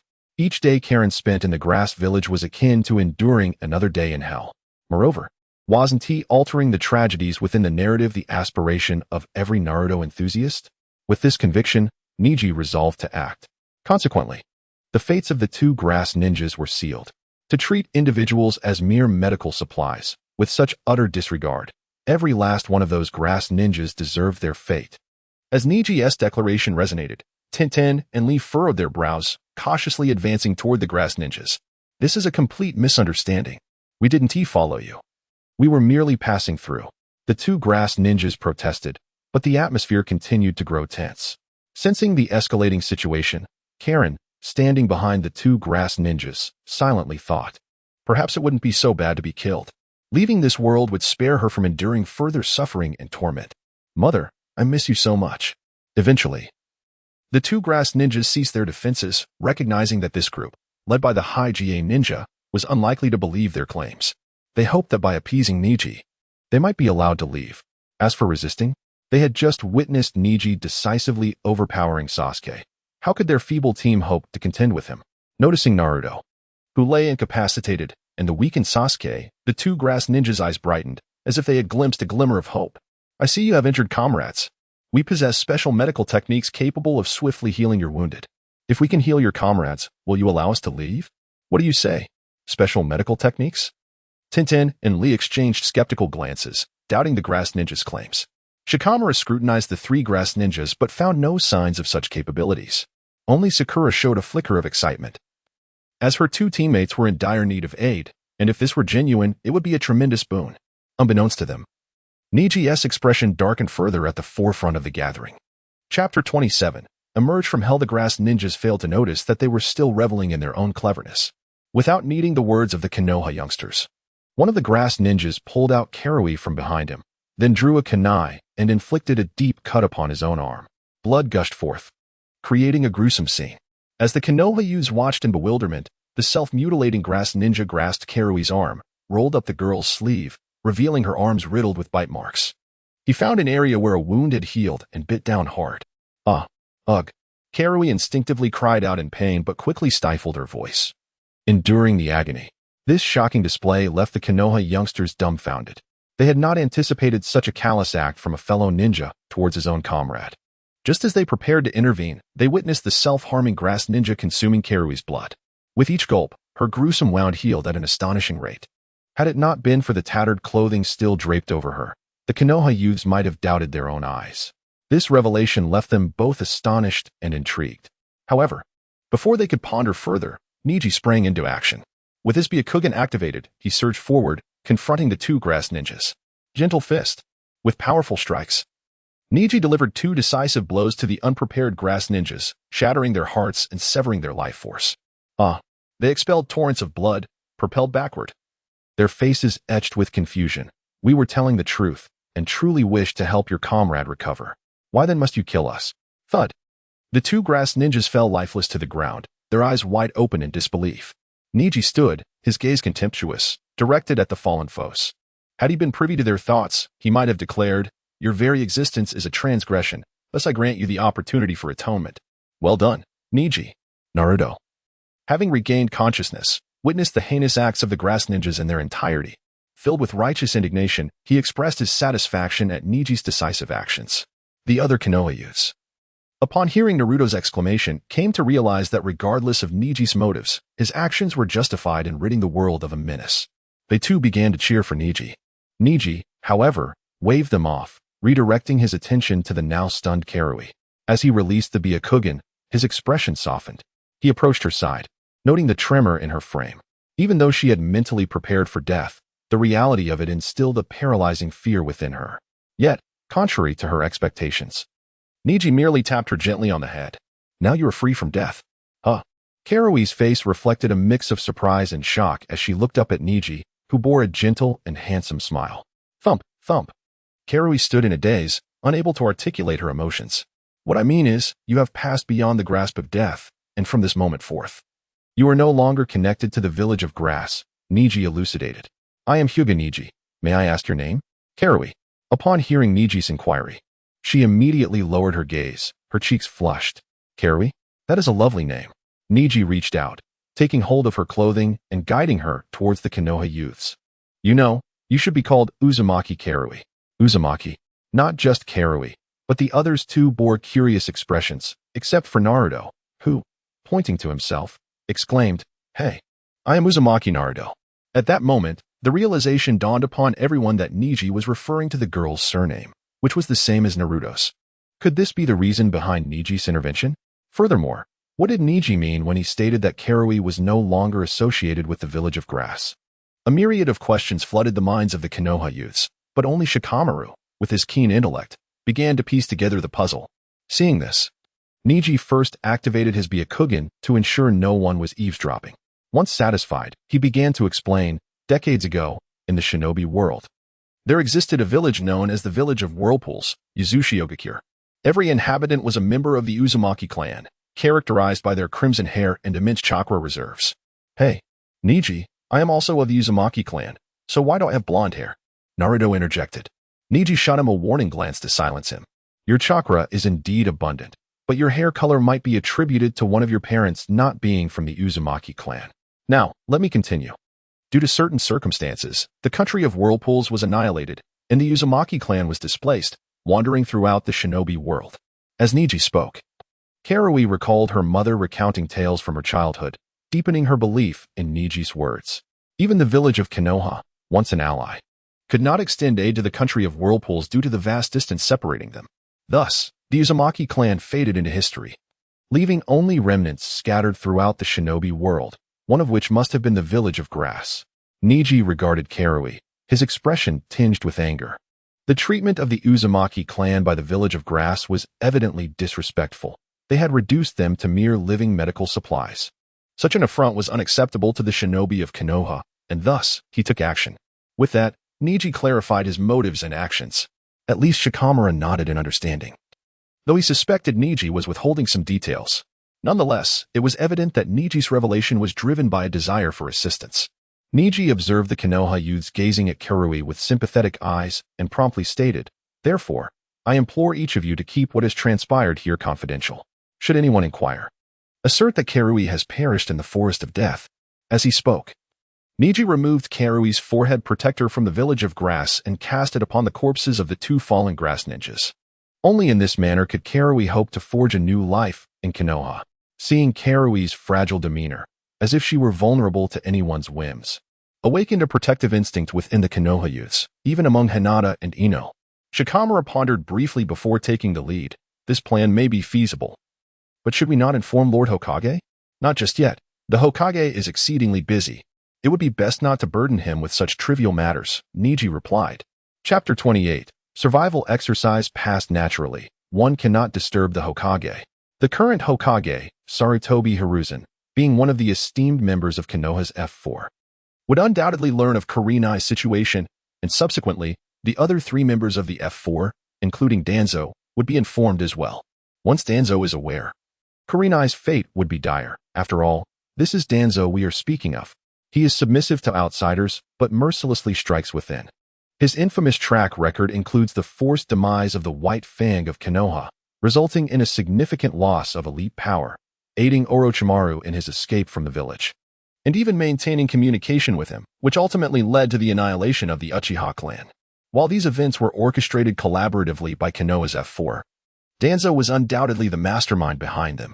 Given Danzo's nature, how could Kurenai, a rare descendant of the Uzumaki clan, possibly endure his grasp? The best outcome would be that she is brainwashed into becoming a loyal member of Root, stripped of her autonomy, reduced to a mere weapon obeying Danzo's commands. The worst-case scenario would involve dissection, allowing Danzo to harvest the valuable bloodline of the Uzumaki clan. In fact, Neji's concerns were somewhat superficial. Danzo's actions would likely exceed anything he could imagine. If Kurenai fell into Danzo's hands, it would be akin to pushing her from one hell into another. Thus, Neji contemplated waiting until he possessed immense power, such as truly acquiring the Rinnegan, before allowing Kurenai to make her appearance. At that point, even if Danzo coveted her, Neji would have the strength to protect her, perhaps even eliminate Danzo outright. Alternatively, he could wait until Tsunade ascended as the fifth Hokage and then disclose the matter to her. Although Tsunade had her vices, including a penchant for gambling and a certain unreliability, she would undoubtedly be a far better ally than any member of Konoha's F4. Most crucially, Tsunade was the granddaughter of Mito Uzumaki, which naturally endowed her with an affinity for the Uzumaki clan. With such a protector, Kurenai's survival in Konoha would be assured. As for Kurenai's original future, serving Orochimaru, where death loomed at every turn, and then following Sasuke, fraught with peril. Surely, this was not preferable to living in Konoha? Neji remained steadfast in his resolve, and Shikamaru had no choice but to abandon the idea of informing the Hokage.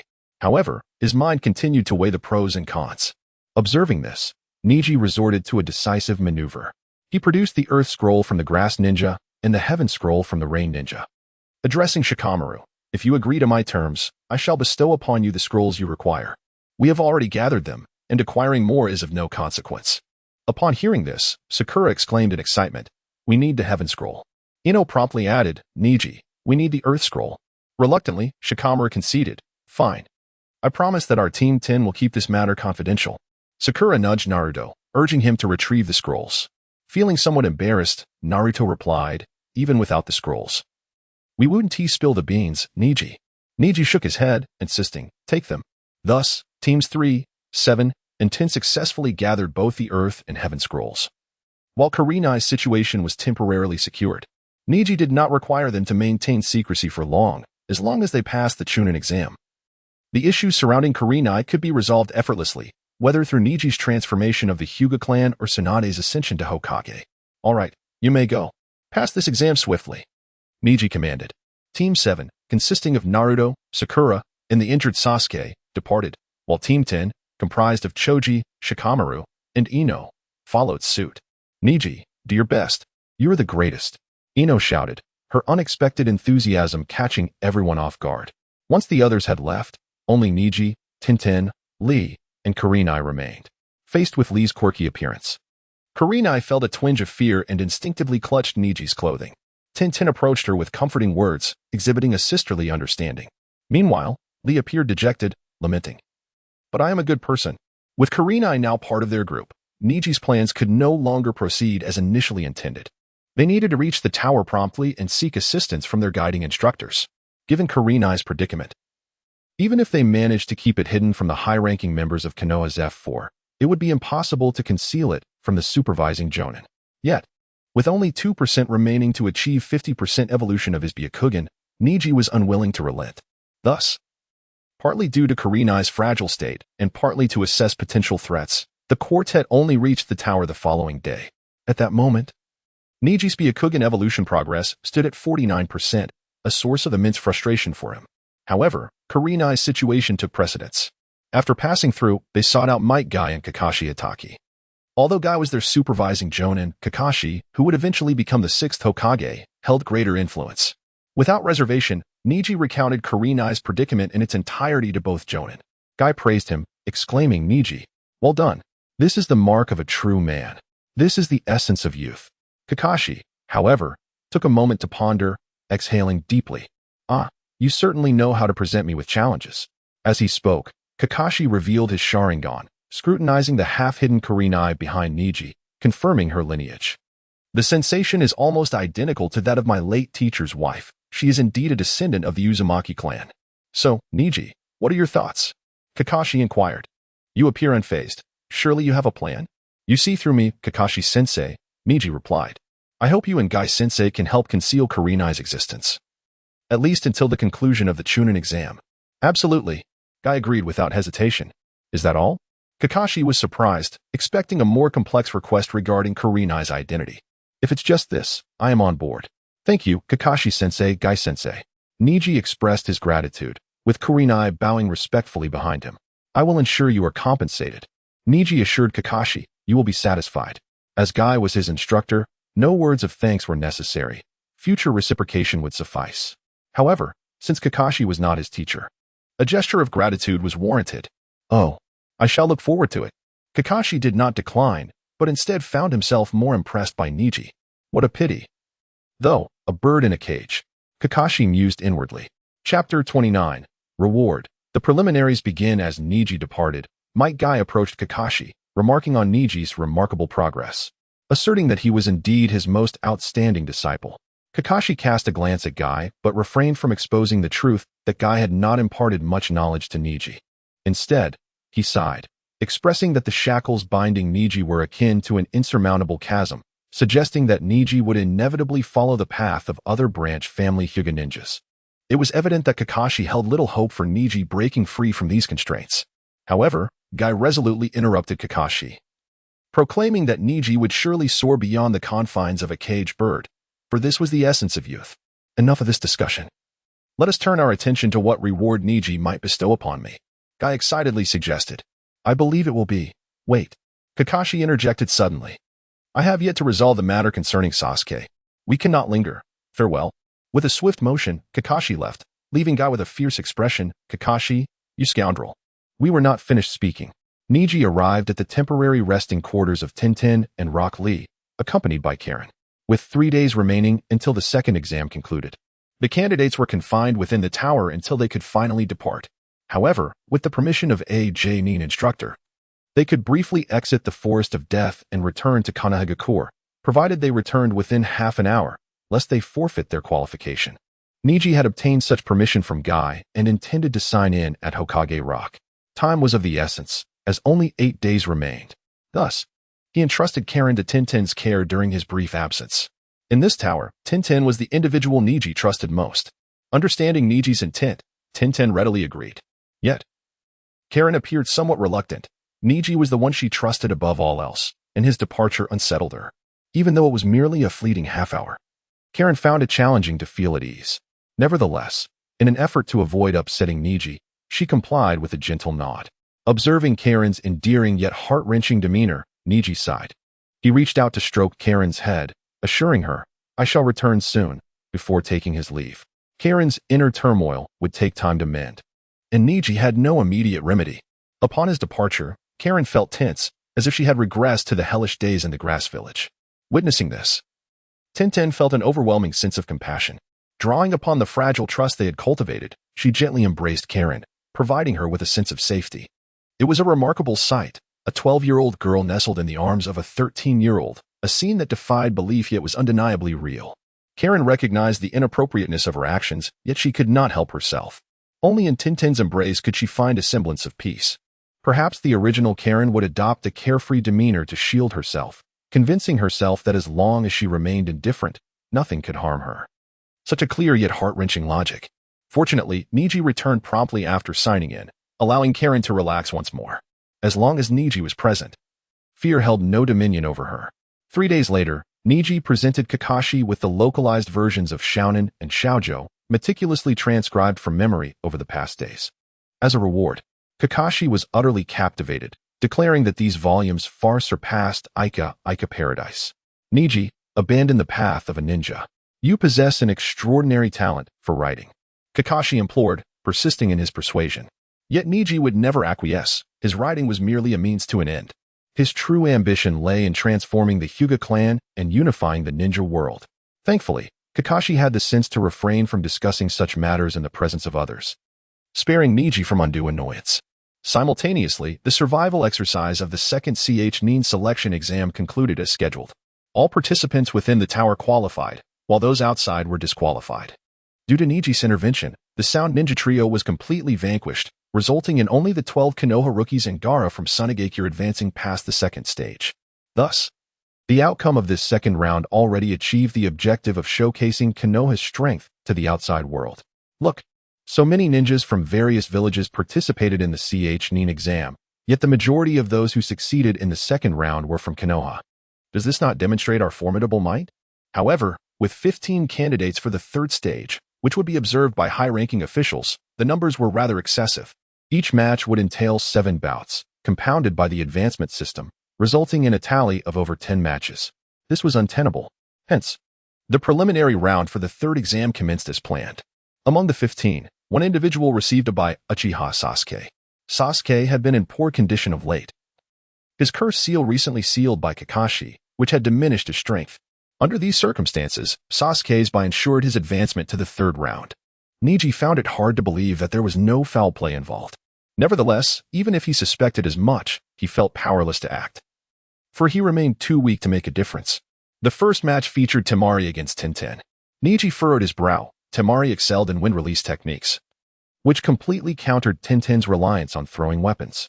Recalling how severely Tintin had fared against Temari in the original narrative, Neji grasped Tintin's arm before her match, advising her, "If you find yourself unable to win, concede." Yet Tintin shook her head with a smile, resolutely refusing Neji's counsel. With a confident and determined expression, she declared, "I wish to continue alongside you, Neji. Therefore, I shall give my all, even if I cannot defeat my opponent. Cheer for me." With her determination set, Neji could only offer her his support. Alas, his encouragement proved futile, as Temari overwhelmingly triumphed over Tintin. In a manner reminiscent of the original tale, she used her iron fan to immobilize Tintin, preparing to fling her aside as the conclusion of her victory. In the original narrative, Lee had chastised Temari for her actions. Yet now Neji could not suppress the urge to activate his Byakugan. The oppressive aura enveloping Temari evoked memories of Neji's piercing gaze upon her arrival in Konoha. Chapter 30. Wide eyes and pressure silently, Shikamaru gently placed Tintin on the ground, then raised his hand and stepped back, signaling his intent to seize further aggression. Shikamaru had triumphed. With a swift motion, Neji leaped down, casting a deep glance at the perceptive Shikamaru, before lifting Tintin and returning to the sidelines. He entrusted her to Might Guy for medical attention and resumed watching the competition. In his heart, he resolved that should he encounter other sand ninjas in the future, he would show no mercy in defeating them. However, if it were Shikamaru, he would hold back just a little. The second preliminary match commenced, Naruto Uzumaki versus Kiba Inuzuka. Kiba's raw strength surpassed Naruto's at this juncture, as the synergy between him and his canine partner provided a significant advantage. Thus, throughout the first half of the match. Kiba relentlessly pressured Naruto. Had it not been for Naruto's unexpectedly disruptive fart, he would have faced defeat. Yet, that fart incapacitated Kiba's sense of smell, leading to Kiba's downfall. Oh yeah, Naruto exclaimed joyfully, leaping in celebration. Although he had secured a rather odorous victory, a win remained a win. The third match featured Kankuro versus Ino Yamanaka. Neji raised an eyebrow, yet another butterfly effect. He remained indifferent, understanding that the essence of this world was survival of the fittest. As long as he was strong enough, he could remain unyielding against any change. Simultaneously, Neji anticipated this preliminary match would pit him against a stronger opponent, allowing his Byakugan evolution progress to rise from 49 to 50. Although the battle between Kankuro and Ino was absent from the original narrative, the outcome aligned with Neji's expectations. Ino, eager to showcase her abilities before Neji, found her mind transfer technique futile against Kankuro's careful manipulation of his puppets disguised as human beings. Seizing the opportunity, Kankuro knocked Ino unconscious and claimed victory. With many Konoha Jonin watching, including Neji, Kankuro dared not act too arrogantly. Kankuro emerged victorious. Ino, feeling dejected, approached the sidelines seeking comfort from Neji, who utterly ignored her. If he had not even acknowledged Tenten, how could he possibly accept someone he had known for only a few days? The fourth preliminary match pitted Sakura Haruno against Shino Aburame. This too was a contest not present in the original story, with Shino emerging as the victor. His formidable insect manipulation techniques rendered him a force to be reckoned with against lower-ranked shinobi, particularly against Sakura. Although she had overcome her issues with her hair, she was still unable to contend with Shino's overwhelming swarm of insects. Shino claimed victory. The fifth preliminary match was another battle absent from the original narrative. Yet it unfolded dramatically as teammates Nara Shikamaru faced Akimichi Choji. Upon entering the arena, Choji conceded immediately, declaring his inability to defeat Shikamaru. Choji, you. Shikamaru replied, slightly exasperated. Choji, wearing a trusting expression, urged Shikamaru, take my share and achieve ultimate victory. Thus, Shikamaru nodded in agreement. Nara Shikamaru won. With only 4 competitors remaining, Neji, Rock Lee, Hinata, and Gaara, Hinata's teacher, Kurenai Yuhi, expressed her concern. Hinata, no matter who you face, if you cannot win, just concede. Understood? Kurenai admired Hinata and was deeply concerned for the kind, strong yet shy girl. However, Hinata glanced at Naruto and shook her head, saying, Teacher Kurenai, I wish to continue competing. Naruto had given her the courage to persevere. Now that he had secured a victory, how would she feel if she did not even dare to step into the arena? Kurenai sighed, realizing she could not sway Hinata. The girl appeared gentle and fragile. Yet once she set her mind on something, it was nearly impossible to change it. Beep. The display screen showing the matchups emitted a sound. The list for the 6th match had appeared. Rock Lee vs. Gaara. It had arrived. One of the most thrilling and electrifying battles of the early Naruto saga was about to unfold. In this contest, Lee would demonstrate that with enough effort, even a genius could be surpassed. The fierce steel fist style combined with the explosive power of the 5th gate would leave Gaara defenseless. Had Lee been slightly taller, victory would have been within his grasp. However, as Neji observed the surging sandstorm rushing towards Lee, he realized he could no longer remain a bystander. Activating his Byakugan, he focused on Gaara, impacting him enough to prevent Gaara from crushing Lee's arm, though he still shattered Lee's right leg. Ignoring the murderous glare from Gaara, Neji deactivated his Byakugan, acting as if nothing had occurred. With a flourish, Might Guy intervened, conceding the match on behalf of the unconscious Lee. As Gaara passed by Neji, he menacingly remarked, I can hardly wait to taste your blood. Neji merely smiled derisively, offering no response. At that moment, all eyes were fixed upon Neji and Hinata. As the final matchup was revealed on the screen, Hyuga Hinata versus Hyuga Neji. Neji descended from the arena slowly, followed by Hinata. Observing the determination gradually forming on Hinata's face, Neji smiled. So, we conclude with the princess of the Byakugan? Quite fitting. Deep within him, he felt that upon defeating Hinata here, his Byakugan evolution progress would increase by 1%. Of course, this was only relevant in this arena. Elsewhere, Hinata was simply not worthy. However, bounded by the constraints of the branch family, the princess of the Byakugan was about to challenge him. Should their strengths be evenly matched, the battle would indeed be captivating. The reality, however, was that the disparity between Neji and Hinata was immense. Even if Neji encountered a momentary lapse due to the cage bird seal, Hinata would remain unable to overcome him. Hinata, do your best. Neji Nizen, good luck. Cheered Naruto as the match commenced and then concluded. Neji effortlessly anticipated all of Hinata's movements, evading them while executing a series of 64 palms. It could be said that the Hyuga clan was truly unparalleled in their mastery of a singular technique. Once struck by the 8 trigrams, 64 palms. Unless one possessed an extraordinary advantage like Naruto, there was no hope for a comeback. Lady Hinata, your speed is simply too slow. As he gazed down at the fallen Hinata, Neji turned to the referee. Hyuga Neji wins. Thus, the matchups for the third examination were set. Shikamaru versus Shikamaru, Kankuro versus Shino, Naruto versus Sasuke, and Neji versus Gaara. With that, the preliminary rounds of the third exam concluded.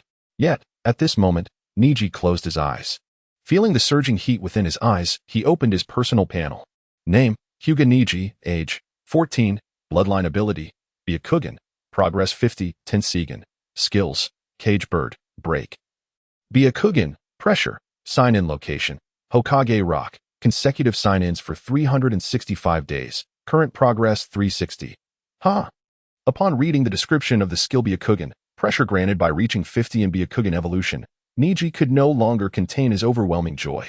He eagerly anticipated returning to the Hyuga clan compound, as the moment he had long awaited to transform the Hyuga clan had finally arrived. Chapter 31. Support Tion, filled with concern, gazed at Ning Si. She did not perceive his odd behavior as a sign of mental instability. Instead, she approached him and gently touched his forehead, seemingly worried that he might have a fever. At this moment, aside from her anxiety for Ning Si's health, she felt somewhat at a loss. It was time for an orderly exit, yet the others had not completely departed.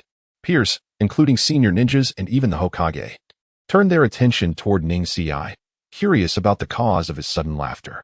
Tion too was intrigued, but her worry for Ning Si overshadowed her curiosity. She feared that his laughter might adversely affect his future as a ninja. Fortunately, Teacher Guy had taken Shaoli for treatment early on, and the gazes of the Hokage and several senior ninjas were inquisitive rather than malicious. Ning Si regained his composure, yet he did not suppress his smile. Instead, with a cheerful demeanor, he explained, I suddenly remembered something delightful. I am perfectly fine, so no need for concern. As he spoke, he gently removed Tion's hand from his forehead. His explanation allowed her to breathe a sigh of relief. But she soon felt her cheeks flush as he did not immediately release her hand. Rather, he grasped her palm firmly. This display of affection sparked knowing smiles among the onlookers, who seemed to understand the underlying sentiment, success and love. No wonder he laughed so heartily. Even Sarutobi Hiruzen, the cunning old fox, wore a satisfied smile, as if envisioning a radiant future for the next generation of Konoha. The ninjas began to disperse, eager to avoid lingering in a place filled with romantic flourishes.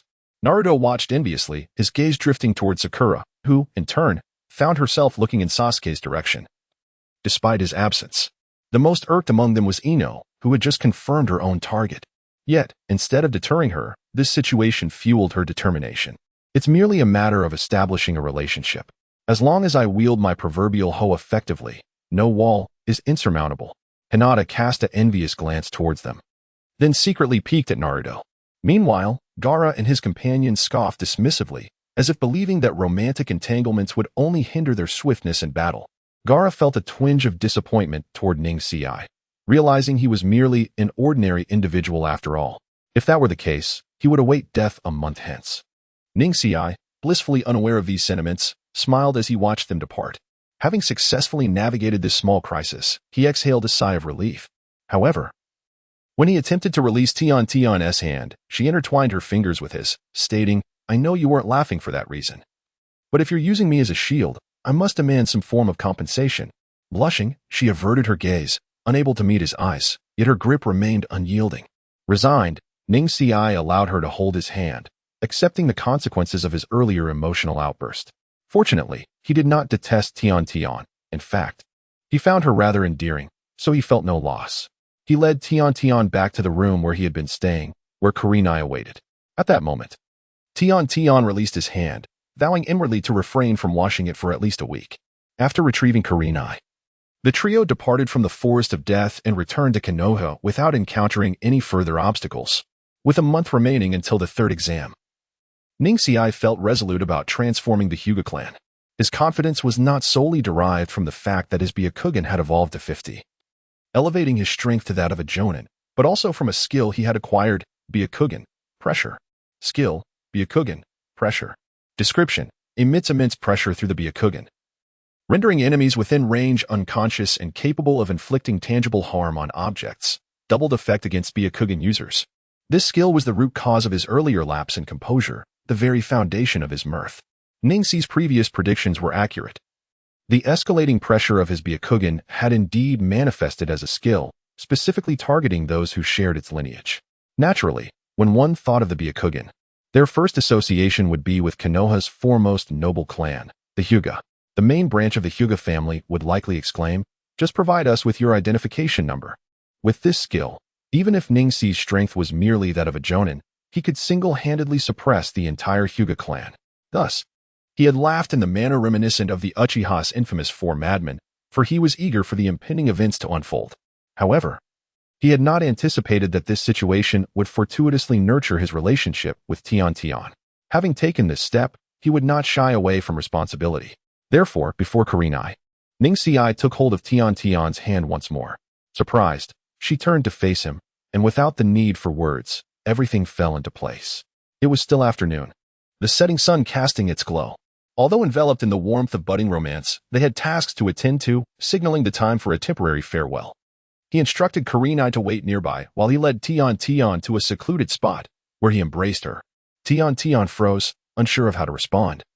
Yet Ningxi reassured her, "Shortly, I will return to the Hyuga's territory to undertake a momentous endeavor." "Eh? What endeavor? Will you be in danger?" she exclaimed anxiously. Clutching his attire, Ningxi shook his head gently, acknowledging the presence of danger, but assured her it was minimal. "Will you support me? I wish for you to prioritize your safety. If you can ensure your safety, I will support you," Tian Tian declared, her resolve clear. Ningxi smiled appreciatively. The support of those close to him was invaluable. His journey to strengthen himself was not solely for personal aspirations, but to safeguard those he cherished. If those dear to him opposed his endeavors, much of his motivation would dissipate. Fortunately, the scenario he had feared did not come to pass. "I will take care of my safety," he promised, eliciting a smile from Tian Tian. "However, you must temporarily look after Kurenai." Having chosen to assist her, he was committed to seeing it through, ensuring she could stand independently. "But you are aware of Kurenai's current state." "I promise you," Tian Tian interrupted. "Go and pursue your ambitions. No matter what occurs, I will stand by your side." Chapter 32, Kakashi's Test Beneath the Setting Sun. Tintin gazed tenderly at Neji's silhouette, her eyes brimming with determination. "I must strive harder, otherwise, how could I ever deserve to stand beside you?" In the face of Neji's burgeoning genius, Tintin felt a twinge of inadequacy. If their relationship continued on its current trajectory, it was likely that Tintin would surrender her aspirations in a few years. However, Neji's recent declaration ignited a fierce resolve within her. Standing beside Tintin was Karui, who longed to follow Neji as he departed. "Don't worry, I will protect you," Tintin gently reassured as she grasped Karui's wrist. In that moment, Tintin's image transformed into something magnificent in Karui's eyes. Meanwhile, after parting ways with Tintin and Karui, Neji did not return immediately to the Hyuga clan compound, but instead made his way to Hokage Rock.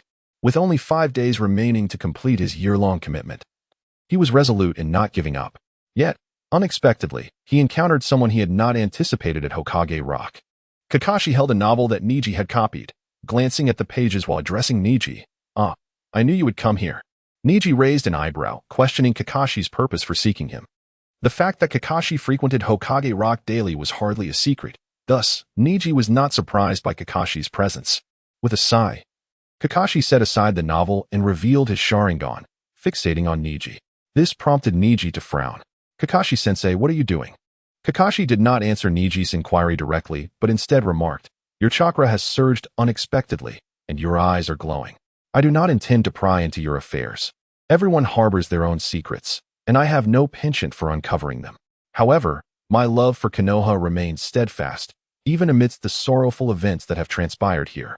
Therefore, though I am unaware of your intentions, I must ask you one question." "What question?"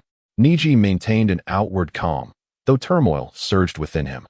Kakashi was scrutinizing him with the Sharingan? Was he beginning to harbor doubts?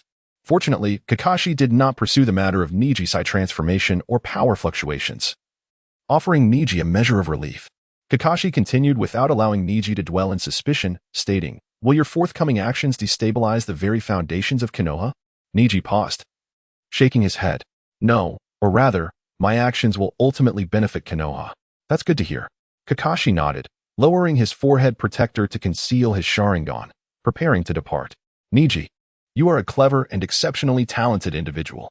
I once believed you might never break free from your confines, but now I suspect I misjudged you. Regardless, I hope you remember that you are a ninja of Konoha."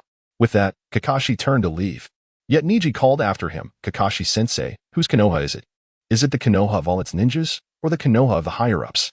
Kakashi paused, turning back with surprise at Neji's depth of thought. He stood on tiptoe, gazing at the sun dipping toward the horizon, affirming, "Konoha belongs to all its ninjas." With that, Kakashi departed. Neji felt a weight lift from his chest. After signing in, he headed toward the Hyuga clan compound, now understanding Kakashi's motives for seeking him out. It was a straightforward concern. Kakashi, meticulous and earnest, although seemingly indifferent, proved to be reliable when it mattered. Having discerned Neji's abnormalities, he sought to ascertain the situation without allowing Neji to veer off course. Over time, Kakashi had come to regard Neji favorably, wishing for the young sapling of Konoha to flourish. However, after observing Neji today, Kakashi realized that Neji was far more profound than he appeared. Neji's actions were laden with meaning, far removed from the impulsiveness exhibited by Naruto and Sasuke. Consequently, Kakashi altered his approach, opting instead to ascertain Neji's stance. Recognizing that Neji still perceived himself as a ninja of Konoha alleviated Kakashi's concerns. A true ninja of Konoha would never endanger or destabilize the village's foundations. If any ninja claimed to act in Konoha's name while causing harm, there was no doubt they were betrayers of the village. As for Neji's sentiments, he indeed held affection for Konoha. As an admirer of the Hokage, it was impossible not to cherish the village. Yet, most fans of the Hokage revered a Konoha devoid of the infamous F4, Sarutobi Hiruzen, Shimura Danzo, Nara Shikaku, and Mito Kamen. These four had contributed significantly to Konoha in their youth, but as they aged without relinquishing their positions, they transitioned from contributors to takers. Sarutobi Hiruzen was somewhat acceptable, as he was Hokage and retained some semblance of Hokage awareness. However, the other three were rather distasteful. The most loathsome of all was undoubtedly Shimura Danzo. The reasons were well understood among those who were aware, and for those who were not, it was not worth elaborating. Neji, while fond of Konoha, began to contemplate cleaning house within the village after solidifying the Hyuga clan's status. However, he did not dwell on this for long. As the moment to showcase his abilities had arrived, the gates of the Hyuga clan compound loomed into view. With unwavering steps, Neji approached the entrance. "Neji, what are you doing back?" The gatekeeper, an elder from the branch family who had looked after Neji during his childhood, urgently urged him to leave. "Hurry, before they discover you." "Oh, discover what?" Creaking open, the gates revealed Neji's former adversaries, Hyuga Kei and Hyuga Hikari, accompanied by their sycophants. "Hyuga Neji, how dare you return, you wretch!" Hyuga Kei exclaimed, his emotions flaring. "I shall break your legs for your insolence." Hyuga Hikari echoed, "You fool, daring to attack our clan. Not even the mightiest can save you now. I will personally ensure your demise." Before they could finish their tirade, Neji furrowed his brow and unleashed two palm strikes without holding back this time. Chapter 33. Sorry Ring. Sorry Ring. Empowered and equipped with sufficient means, Neji returned with the intent to escalate matters, ensuring that all members of the Hyuga clan were aware of and fixated upon him. In their collective gaze, he would unleash a tempestuous wave. Thus, he no longer felt the need to suppress his disdain for these two individuals nor spare their lives. A clan head like this was better off absent. With a splatter, Hinata light and Hinata radiance fell, bewildered and lifeless, into a pool of blood, their eyes forever unclosed. The two branch clan shinobi were unable to intervene in time, left helplessly watching as the two main family members perished before them. Neji, whose strength had reached the pinnacle of Jainin, acted with remarkable swiftness, especially after his Byakugan advanced to 50. The enhancement it provided to his gentle fist technique was monumental. Perhaps even Hinata Hizashi, who possessed Nirkage strength, could not rival the prowess Neji now exhibited. The gentle fist, a technique introduced by Kagaya Otsutsuki, was gradually revealing its might and its original form, the 80 Gods vacuum palm. While Neji's current mastery of gentle fist had not yet attained that level, it was still sufficient to dominate all shinobi of the Hyuga clan. The only constraints on his power were his physical condition and chakra reserves. Thus, he remained at the Jonin level rather than reaching Kage status. Sorry, Ring. Sorry, Ring. Such a terrifying scene prompted gasps from passing branch clan members, who then screamed and fled in panic. A branch family member killing a clan head was an unprecedented occurrence in the history of the Hyuga clan. The onlookers could scarcely believe their eyes, issuing cries only after multiple confirmations. This aligned perfectly with Neji's intentions, and he merely observed with indifference. You actually killed a clan head. How dare you? One of the branch clan shinobi shrieked. And not a Neji, how could your power be so formidable? The other branch shinobi appeared to be grappling with a profound existential crisis. Yet rather than harboring disdain for Neji, he seemed to exhibit a hint of admiration. Clearly, this branch member had not been subjugated by the main family. He retained his self-awareness and was reluctant to accept the current state of affairs. Such a branch shinobi would undoubtedly become a staunch supporter of Neji in the future. Thus, Neji responded to the inquiry, because I shall become the light of the Hyuga clan. Without waiting for the branch shinobi's reaction, he continued. Inform the clan leader and the elders of everything that has transpired here, and tell them I shall await them at the ancestral shrine. With that, Neji set off towards the shrine. The two branch shinobi, without a moment's hesitation, sprang into action. One aimed to execute Neji's command, while the other sought to relay the news to the clan leader and elders swiftly. Despite differing motivations, their paths converged. As for the elderly gatekeeper, his somewhat clouded Byakugan sparkled with renewed vigor as he gazed upon Neji's retreating figure. The light of the Hyuga clan? Neji, I hope you can achieve it. As Neji made his way to the shrine, he disregarded the very gazes of the clan members. They remained oblivious to the events that had transpired at the entrance, but were acutely aware of Neji's defiance against the main family and subsequent flight. During Neji's absence from the Hyuga clan, the elders had repeatedly proposed capturing him and disseminating tales of his alleged crimes. However, clan leader Hinata Hizashi had rejected such notions, and a substantial portion of the branch family members possessed their own discernment. How could they blame Neji when it was the two clan heads who instigated the conflict? Though discontent simmered, this majority of branch members refrained from rebellion or insurrection, as obedience to the main family was a time-honored tradition within the Hyuga clan. They were reluctant to disrupt the established order. Thus, upon seeing Neji, the branch members cast worried glances in his direction. Naturally, some gazed at him with disdain, believing he had violated the clan's traditions and constituted a potential threat that must be eliminated. This represented the other minority of branch members who had been thoroughly subjugated by the main family. They appeared human, yet they had completely lost their individuality, becoming servants and slaves to the clan. The absence of main family members encountering Neji was, of course, attributable to their lesser numbers. However, as fate would have it, Neji soon crossed paths with a member of the main family. Neji and Eye, an 8-year-old Hanabi, standing at a mere 1 meter tall, looked adorably cute. Neji found it impossible to maintain a stern demeanor and could only smile as he gently ruffled Hanabi's hair, saying, Hanabi, you should return home. It may be quite dangerous outside shortly. Huh? Despite her young age, Hanabi, possessing a strong sense of pride and unwillingness to submit, felt that Neji's words implied a lack of faith in her abilities. Yet, as Neji's gentle touch enveloped her, she found herself immersed in a warmth unlike that of her sister, rendering her unable to voice a refusal, and she could only nod in acquiescence. Such a good girl. As Neji withdrew his hand, preparing to depart, Hanabi turned away, a tinge of reluctance in her manner. However, when Neji's back was turned, she quietly crept back, determined to follow him. If you don't let me out, I will follow to see for myself. As the true little princess of the Hyuga clan, Hanabi's demeanor bore a hint of mischief. Neji sensed Hanabi's trail, but chose not to address it. His initial intent was to shield her from witnessing the impending events. Yet her spirited nature led him to believe she should understand the consequences of her actions. In any case, Hanabi would eventually learn the truth. Upon reaching the shrine, Neji seated himself cross-legged and closed his eyes to meditate. Although the preliminary rounds had not drained him significantly, they had nonetheless consumed some of his chakra. Neji needed to ensure he was in optimal condition to confront whatever lay ahead. Hanabi, concealed in a tree outside the shrine, clutched the trunk while observing Neji's silhouette. Feeling an inexplicable sense of wonder, he seemed even more formidable than their father. Wait, Hanabi shook her head. How could Neji and Eye, being so young, possibly compare to their father? Furthermore, the cage bird had confined Neji and Eye. Though merely 8 years old, Hanabi had already come to understand and accept the existence of the cage bird.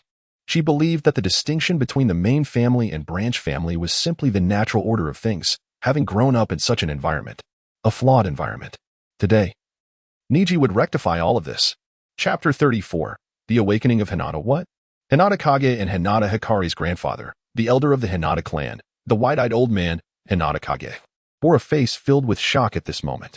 How dare a mere branch family scion defy authority and slay a member of the main family? Hinata Kage was consumed with rage. This was a rebellion. A slave from the branch family dared to bite the hand that fed him. The clan leader would not be able to protect him now. Immediately, he summoned the other three elders, declaring, "We shall confront the clan leader." Was he saddened by the deaths of his two grandsons? To a certain extent, yes. After all, one cannot be devoid of emotion. Yet, having long been disappointed in those two inept individuals, Hinata Kage thought, let them be. If their demise allows us to eradicate that disrespectful prodigy from the main family, then their deaths may well be a blessing in disguise. However, one of his sycophants hesitated and asked, "My lord, should we not first capture Hinata Neji?" "Fool," Hinata Kage scolded. "If the clan leader has resolved to protect him, what difference does it make if we capture him? But once the clan leader withdraws his protection, he will be nothing but a fish on a chopping block." To Hinata Kage, as long as they dealt with Hinata Hizashi, the matter of Hinata Neji would be trivial. After all, no matter how talented Neji was, even with the power of a shadow-level ninja, once he activated the caged bird seal, he would be at the mercy of the main family. He was hardly a cause for concern. "My lord, you are wise," the sycophant exclaimed, suddenly enlightened, and quickly lavished praise upon him. Subsequently, they gathered the four elders of the main family, pressing Hinata Hizashi for answers. Hinata Hizashi found himself at a loss. He had never anticipated that the branch family would dare to slay a member of the main family. "Neji, how could you act so irrationally?" But faced with the imposing presence of the four elders, Hinata Hizashi realized he must provide them with an explanation. "Clan leader, how do you intend to deal with that scion?" One of Hinata Kage's sycophants interjected. Hinata Hizashi glared at him, exclaiming, "My father is Neji's grandfather. Does that make my child a scion of shame?" No, slap. Hinata Kage struck his sycophant across the face. "Clan leader, this fool speaks without thinking. He did not mean it that way. Let us discuss the matter of Hinata Neji instead. I have already sent someone to find him. He is at the Ancestral Hall." Realizing he could no longer delay, Hinata Hizashi conceded. "Then let us proceed to the Ancestral Hall." Thus, the group made their way toward the hall. Nearly the entire main family was mobilized, even though it was not a day of worship, which piqued the curiosity of the branch family members. With the recent rumors swirling, they wondered if they were indeed seeking trouble with Hinata Neji. It must be so. But did Neji truly dare to kill a member of the main family? The main family must be quite weak to have been slain by the branch family. Mind your words. The main family members are not to be discussed lightly. While such admonitions were made, the curiosity of the onlookers could not be quelled. Following the lead of the main family, the branch family members trailed behind in droves, heading toward the Ancestral Hall. This large-scale movement stirred the curiosity of the Umbu patrolling outside the Hinata clan, wondering what was afoot, especially since it was not a day of worship. Upon closer investigation, the Umbu uncovered the truth. The branch family was rebelling against the main family. The sins of the Hinata clan had finally come to fruition. The Umbu found some schadenfreude in this development, as they were also displeased with the main family's control over the fate of the branch family. However, given the cautionary tale of the Uchiha clan, even though the Hinata clan had remained relatively peaceful, who could guarantee when they might rise in revolt? The Umbu did not hide this information and reported directly to the third Hokage. Upon learning that the incident was instigated by Hinata Neji, Sarutobi Hiruzen paused momentarily but exhibited no extraordinary reaction. This was an internal matter of the Hinata clan. They would intervene only if the situation spiraled beyond their control and they sought our aid. Understood, Hokage-sama. The Umbu departed, and Sarutobi Hiruzen gazed out the window, contemplating the Hinata clan. Within the Ancestral Hall, sensing the arrival of clan members surrounding the premises, Neji slowly stood up. Thud. Hinata Hizashi, leading the group of main family members, entered, his expression one of complex emotions as he regarded Neji. "Neji, is it true?" Neji turned to face everyone, his countenance devoid of fear, exhibiting only calmness and resolve. "Indeed, I have killed 2 members of the main family who provoked me." He admitted it. One elder became agitated, declaring, "Clan leader, use the caged bird seal on him. Let him experience the utmost suffering and regret his affront to the main family." Hinata Hizashi's expression was one of internal conflict. The charges were confirmed, and now it was time for execution. Yet, he could not bring himself to act. The sight of Neji reminded him of his brother, Hinata Chika, who had died for him. Neji remained still, curious to see how Hinata Hisashi would ultimately respond, knowing it would influence his own future stance toward him. However, Hinata Hisashi was oblivious to this. Taking a deep breath, having made his decision, Hinata Hisashi stepped forward. Neji felt a chill in his heart. He was somewhat disappointed in Hisashi, but understood this was a natural reaction, just as he prepared to commence his performance. Hinata Hisashi suddenly turned, kneeling before the elders and all clan members. Everyone, today's events were instigated by Hinata Kage and Hinata Hikari. Neji acted out of necessity. Indeed, Neji bore some fault, but Hisashi believed he should not bear the full brunt of the punishment. Regardless, Neji represents the future of our clan, so I am willing to accept his punishment on his behalf, hoping for your understanding. Allow me to trade my life for Neji's. With that declaration, Hinata Hisashi raised his hand, chakra swirling around it. He intended to smash his own head, leaving no room for rejection. As the foremost expert of the Hinata clan, possessing power nearing that of a shadow-level ninja, no one could stop him if he chose to end his own life. Once he was gone, the clan would no longer pursue Neji for responsibility. This is what I owe you, Neji. With unwavering resolve, Hisashi brought his hand down toward his own head. Smack! But his palm never met his skull. It was caught by a slightly smaller hand that grasped his wrist. Uncle Hisashi, you need not go to such lengths. I can resolve this myself. Neji, exerting effort, stood beside Hisashi, who was momentarily stunned.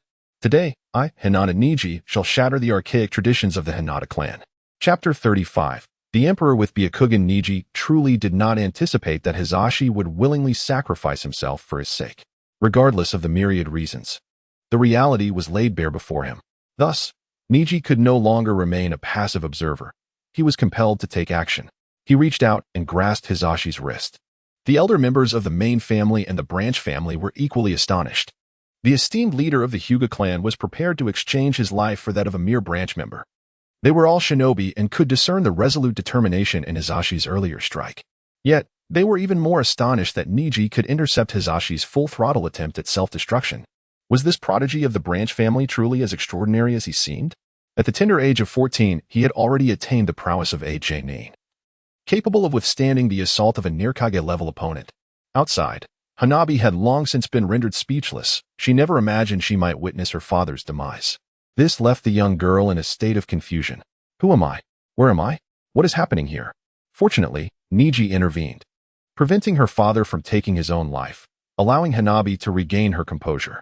Simultaneously, as she observed Neji's calm and composed demeanor in the face of the true hierarchy of the Hyuga clan, a sense of admiration for him began to blossom within her heart. Neji brother is so amazing, as everyone was engulfed in shock. Neji released Hisashi's hand and addressed him for the first time as Uncle Hisashi. This took Hisashi by surprise and moved him deeply, his hand, poised for self-harm, gradually lowered as he became curious about Neji's next move. Hisashi understood Neji's nature. He was not one to make grandiose claims without foundation. Sure enough, Neji made his move. He raised his hand and removed his forehead protector, unwrapping the layers of bandages that adorned his brow, revealing the grotesque mark of the caged bird seal. This was a sealing technique created by the ancestors of the Hyuga clan to prevent outsiders from coveting the Byakugan and to protect their kin, the caged bird. The members of the main family immediately calmed down upon seeing this. With the caged bird present, could Neji truly defy the odds? However, what was Neji attempting by revealing the caged bird? Was he to submit directly? The branch family members could not help but touch their own foreheads, each bearing the same mark. Unavoidably, even those who had been tamed by the main family looked at Neji with a sense of shared empathy and understanding. Neji continued. In truth, I do not resent the caged bird, for it protects the weaker members of our clan from the life-threatening dangers posed by external foes. The branch family members reflected on this, recognizing the truth in his words. Although they had lost their freedom, the caged bird had indeed preserved the lives of the vulnerable. Members of the main family began to chuckle, believing Neji was genuinely submitting. But then, Neji shifted his tone. This is the original purpose of the caged bird. But who can tell me why what was meant to protect our clan has devolved into a tool for the main family to dominate the branch? In my view, the caged bird should only possess one function: to automatically destroy the eyes upon detection of gouging or death. It should not have any other abilities. The main family members were taken aback, while the branch family pondered deeply. An elder of the main family, sensing the shift in the atmosphere, quickly retorted. The branch family is not enslaved. They have the mission of protecting the main family. Protecting? Neji laughed. To have true geniuses protect a useless dog. This is how the Hyuga clan will eventually perish. You speak nonsense. The main family is exemplary. A member of the main family could no longer contain himself. Neji interjected, can any of you defeat me, a branch family member? Aside from Uncle Hizashi. None of you can achieve that. And soon, even Uncle Hizashi will not be capable of it. Therefore, the identity of the main family should not be passed down through bloodlines, but rather through merit. The branch family should no longer be bound to protect the main family. They have the right to choose their own destinies. The caged bird must be reformed. On what grounds? Hyuga Kahai exclaimed, unable to contain himself. You, a pariah of the Hyuga clan, are in no position to speak. Am I wrong? Neji scoffed. I am not mistaken. It is you who are in error. Why? Because I am the future of the Hyuga clan. Caged bird, be free. A sharp crack echoed in the ears of all present as the caged bird mark on Neji's forehead vanished, leaving behind smooth skin. The caged bird had disappeared. Neji felt the shackles within him dissolve, sensing an immense surge in his strength. Where once he had barely reached the level of a Genin, he now possessed the power of a seasoned Genin. This is impossible. Hyuga Kahai's eyes widened. The caged bird was something even the Uzumaki clan could not break. Caged bird, activate. Hyuga Kahai commanded, unleashing the caged bird against Neji. Hizashi, equally astonished, refrained from intervening, curious to see if Neji had indeed nullified the seal. Gasping heavily, Hyuga Kahai exerted all his strength, yet Neji remained unfazed. As if confronting the main family with the caged bird. This. Kahai found himself at a loss for words. Neji shifted his gaze from Kahai to all members of the Hyuga clan. From the day I was branded with the caged bird, I felt the transformation of my eyes. I knew then that one day, I would break free from the caged bird. And now, I have accomplished it. No shortcuts, only my own efforts. Thus, I declare that I am the future of the Hyuga clan. Do you have any objections? At that moment, after breaking free from the caged bird, his eyes had evolved. You have always believed that the Sharingan could evolve, but did you know that the Byakugan can also evolve? Before the clan members could respond, Neji activated his newly acquired ability. Byakugan, pressure. A tremendous aura enveloped the area, silencing the previously agitated crowd in an instant. Neji deliberately controlled the intensity. Ensuring that no one was rendered unconscious, he needed everyone to remain aware. Thus, all members of the Hyuga clan, both from the main and branch families, beheld the sight before them. The ethereal youth, with his pale blue Byakugan, emanated an unparalleled presence. Merely his aura subdued all, and that boy, exuding such might, appeared as the emperor of the Byakugan. Chapter 36. The fool Hinata Hizashi had never anticipated that Neji would manage to break free from the cage of limitations, nor that his Byakugan would evolve to a more advanced state. For centuries, no one had ever heard of or witnessed such an evolution in the Byakugan, akin to the progression of the Sharingan. Historically, the Byakugan's strength lay in its widespread prevalence. Nearly every member of the Hyuga clan possessed it. Yet, compared to the continuously evolving nature of the Sharingan, the Byakugan seemed to dwell in a lesser realm. Consider the Uchiha clan, whose ninjas, once vanquished by the gentle fist of the Hyuga, gradually closed the gap in strength through the evolution of their Sharingan, ultimately surpassing and overwhelming their former adversaries. How profoundly painful must it have been for the Hyuga ninjas to confront this reality? Initially resistant to acceptance, they ultimately reconciled themselves with the truth. Their once proud spirits were shattered, and even if unspoken, they acknowledged that the Sharingan of the Uchiha clan represented the true pinnacle of ocular prowess. Most Hyuga ninjas shared this sentiment, including both Hinata Hizashi and Hinata Kahai. They could not help but reminisce about the exceptionally gifted ninjas of the Uchiha clan. In the beginning, they could defeat their opponents, but as the Uchiha Sharingan evolved, they became mere stepping stones for their rivals. Hence, when they regarded Neji, they initially believed the same. The orphan of the Uchiha clan, the remarkably talented Sasuke Uchiha, was only a year below Neji. They expected that, during their encounters, Sasuke would eventually surpass Neji. Even Hizashi held this belief. However, to their astonishment, Neji had remained steadfast, consistently keeping Sasuke beneath him. He had even broken free from the cage and allowed the Byakugan to evolve.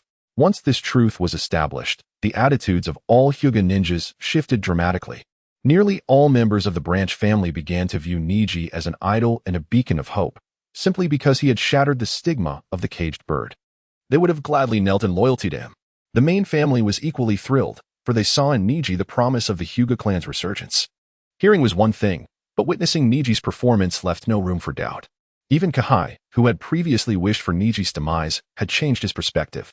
Now, Kahai wished for Neji to live on, to continue thriving, ultimately leading the resurgence of the Hyuga clan. In comparison to the hope for the Hyuga clan's resurgence, everything else seemed trivial, even Neji's challenge to the main family's rules. It was widely known that the Hyuga clan adhered strictly to tradition and regulations. Yet, their conservatism stemmed from a genuine desire to see the Hyuga clan restore the glory of their ancestors. Even those ninjas of the branch family, conditioned to pledge loyalty to the main family, were imbued with the principle of guarding the glory of the Hyuga. Thus, upon confirming that Neji's achievements were genuine and that he truly represented the future of the Hyuga clan, the branch family ninjas were moved. Had they not been under Neji's formidable pressure, they might have already knelt in allegiance. However, among the clan, there were still those lacking in intellect. As the Hyuga clan remained a product of intermarriage in a unique world where all manners of individuals existed. Standing beside Kahai was the fourth elder, Hinata Keisan, whose eyes seemed ready to ignite with fury. As the youngest elder at merely 40 years of age, still in the prime of his ninja career, his temperament was exceedingly volatile. His rise to the elder position was not due to merit, but rather an inheritance from his father. In simple terms, Keisan was an empty vessel. At this moment, eager for recognition and respect, he found himself humiliated by Neji's blatant disregard. His face flushed with anger. He was nearly ready to explode. He cared not for the future or the Hyuga's resurgence. His focus lay solely on his own feelings. Neji observed the reactions of the crowd. Their attitudes were evident on the faces of the clan members. To be candid, Neji had not anticipated that he could captivate and subdue so many individuals so swiftly. In his mind, he believed he must first prove himself as the hope of the Hyuga clan, then demonstrate that the Byakugan could evolve, guiding the clan toward resurgence and subsequently dismantling the caged bird system before he could command the entire clan. Yet, unexpectedly, he had barely commenced his endeavor, and the Hyuga clan was on the verge of submission. As a time traveler, Neji was unaware of the immense longing within the clan for ancestral glory. The Hyuga clan was a peculiar one, treating geniuses with a caged bird seal, while clans like Nara, Akimichi, and Yamanaka would cherish their talents as if they were fragile treasures. Today, Neji came to realize this truth. Thus, let this tempest pass swiftly. Byakugan, pressure, activate. Ceasing the Byakugan's pressure, Neji stepped toward the open space outside the shrine. Next, he intended to establish his authority over someone, then rectify the disarray within the Hyuga clan. As he walked, all members of the Hyuga clan, whether from the branch or main family, hurriedly bowed their heads in reverence, making way for him. Ultimately, Neji stood in the open space, his gaze fixed on the furious Hinata Keisan. Hinata Keisan, come forth. Neji had naturally noticed Keisan's deep-seated animosity towards him, thus selecting him as the target for establishing authority. How dare this mere branch family scion address me by name? Hinata Keisan seethed with rage. If you kneel and beg for my forgiveness now, we might be able to settle this. Upon hearing this, Neji had yet to respond. But the other Hyuga members regarded Keisan with incredulous looks. Those close to Keisan sensed the impending disaster and rushed to restrain him, but he violently shook them off. Neji shook his head in disbelief, then activated the Byakugan's pressure, focusing it solely on Hinata Keisan. Boom. It felt as if a 1,000-pound weight bore down on him, rendering Keisan immobile. Instead of diminishing his fury, it only intensified it. His eyes blazed with indignation, fixated on Neji. Neji, however, paid him no mind. He stepped forward, grasped Keisan's collar, and began to drag him toward the open space. Chapter 37, The Hyuga Incident, Conclusion. Upon arriving at the open ground, Neji released the Byakugan. Addressing Hyuga Keisuke with an air of authority, utilize your full strength. Do not claim I did not forewarn you. Once I unleash my true power, you shall possess no opportunity. Today, let the three of you, the foolish members of the main family, witness the dawn of the Hyuga clan's resurgence. This contemptuous declaration incited Keisuke's ire, prompting him to activate his Byakugan and charge at Neji with a series of gentle fist strikes. Despite some mental deficiencies, the might of his gentle fist demonstrated that Keisuke was undeniably a formidable jonin of the Hyuga clan. Yet Neji, if not for slight deficiencies in physical prowess and chakra reserves, one could argue his raw strength rivaled that of a Kage. The enhancement from a 50% evolution in his Byakugan was indeed monumental. At this moment, Neji's gentle fist surpassed the might of all Hyuga ninjas. Thus, against the seemingly ferocious Keisuke, Neji's response was straightforward. He assumed the gentle fist stance and effortlessly executed the 8 trigrams, rising dragon palm. Boom. The speeding Keisuke was struck squarely on the chin, sent soaring as if hit by a bulldozer from below. This single blow revealed the true power of Neji's gentle fist. He was not facing a mere Chunin but a legitimate Jonin. With a graceful leap, Neji soared to a height nearly equal to that of Keisuke, maintaining a distance of over 8 meters. Then, he began to spin, invoking the 8 trigrams, revolving heaven. What? He intends to use revolving heaven? That cannot possibly reach him, gasped the surrounding Hyuga Jonin, well aware of the technique's limitations, which typically encompassed a radius of merely 2 meters, just enough to envelop oneself. Only the clan leader, Hyuga Hayashi, could extend it to 3 or 4 meters. However, Keisuke was a full 8 meters away. Yet, at that moment, the revolving heaven unleashed by Neji left the entire Hyuga clan in awe. Boom. A colossal chakra sphere with a radius of 10 meters manifested around Neji, spinning rapidly as he twirled. Bathed in the hues of the setting sun, this 20-meter-wide chakra sphere resembled a newly risen moon. Boom zzz. Keisuke was directly impacted, ensnared within Neji's gigantic revolving heaven, subjected to its relentless friction. Crack. As Neji concluded his technique, Keisuke was violently ejected, crashing into the distant, uninhabited ground, creating a massive crater. But that was not the end. Determined to establish his dominance, Neji prepared for another strike before hitting the ground. Raising his hand to form an empty palm, invoking the 8 trigrams, empty palm. Whoosh. A translucent, palm-shaped chakra mass, larger than any ordinary empty palm, shot forth from Neji's hand, whistling through the air as it barreled toward Keisuke. While even Hayashi's empty palm was merely twice the size of a normal hand, Neji's version was as large as a child. The increase in size translated to a significant escalation in power. Boom. Upon impact, the ground trembled once more, the crater expanding further. Inside the pit lay Keisuke, blood streaming from his orifices, his abdomen a gruesome mess of flesh and gore. Clearly, he had succumbed to Neji's onslaught. With a serene descent, Neji landed gracefully. Though not taller than many other Hyuga ninjas, his presence radiated an overwhelming sense of strength and depth. Taking a moment to catch his breath and recover from the extensive chakra expenditure, Neji surveyed the surrounding ninjas. With the opposition extinguished, he questioned, "Is there anyone left to dispute what I have proclaimed?" No one dared to refute him. All Hyuga ninjas gazed at Neji with fervent admiration. The few dissenters among them found their rebellious spirits extinguished with Keisuke's demise. Observing this unfolding scene, Neji exhaled a sigh of relief. The vast chakra consumption of the Hyuga Gentle Fist was incomparable to its ordinary counterpart. Even after merely 3 techniques, Neji's chakra was nearly depleted. Should this predicament remain unresolved, he would become akin to a one-punch man, capable of only 1 or 2 strikes before running out of chakra. However, that concern lay in the future, for now. The Hyuga incident had concluded. From this day forth, the Hyuga clan entered Neji's era. Typically, the process of persuading others to accept a notion involves presenting evidence, substantiating its authenticity, and gradually leading them to accept the desired belief through a series of proofs. However, Neji was disinclined to follow such a tedious route. Instead, he would casually mention evidence, bypass the validation stage, and place a metaphorical blade at their throats, compelling belief in his claims. Once they acquiesced, he would then produce the proof. This method not only exuded a high degree of credibility but also proved remarkably efficient, devoid of unnecessary complications. All it required was formidable strength, a quality Neji possessed in abundance. 5 days later, Neji emerged from the residence of Hyuga Hayashi, feeling a sense of relief. Just 5 days prior, he had been elevated to the status of leader within the Hyuga clan, inheriting the role of clan head. However, Neji found the responsibilities of leadership burdensome, or rather, he simply had no desire to engage in such duties. He yearned instead to cultivate his strength, for in this world, power was paramount. Moreover, the title One Punch Hyuga bore a certain resonance, yet Neji was uninterested in it. Being a clan leader entailed more than mere strength. It required managing various mundane affairs.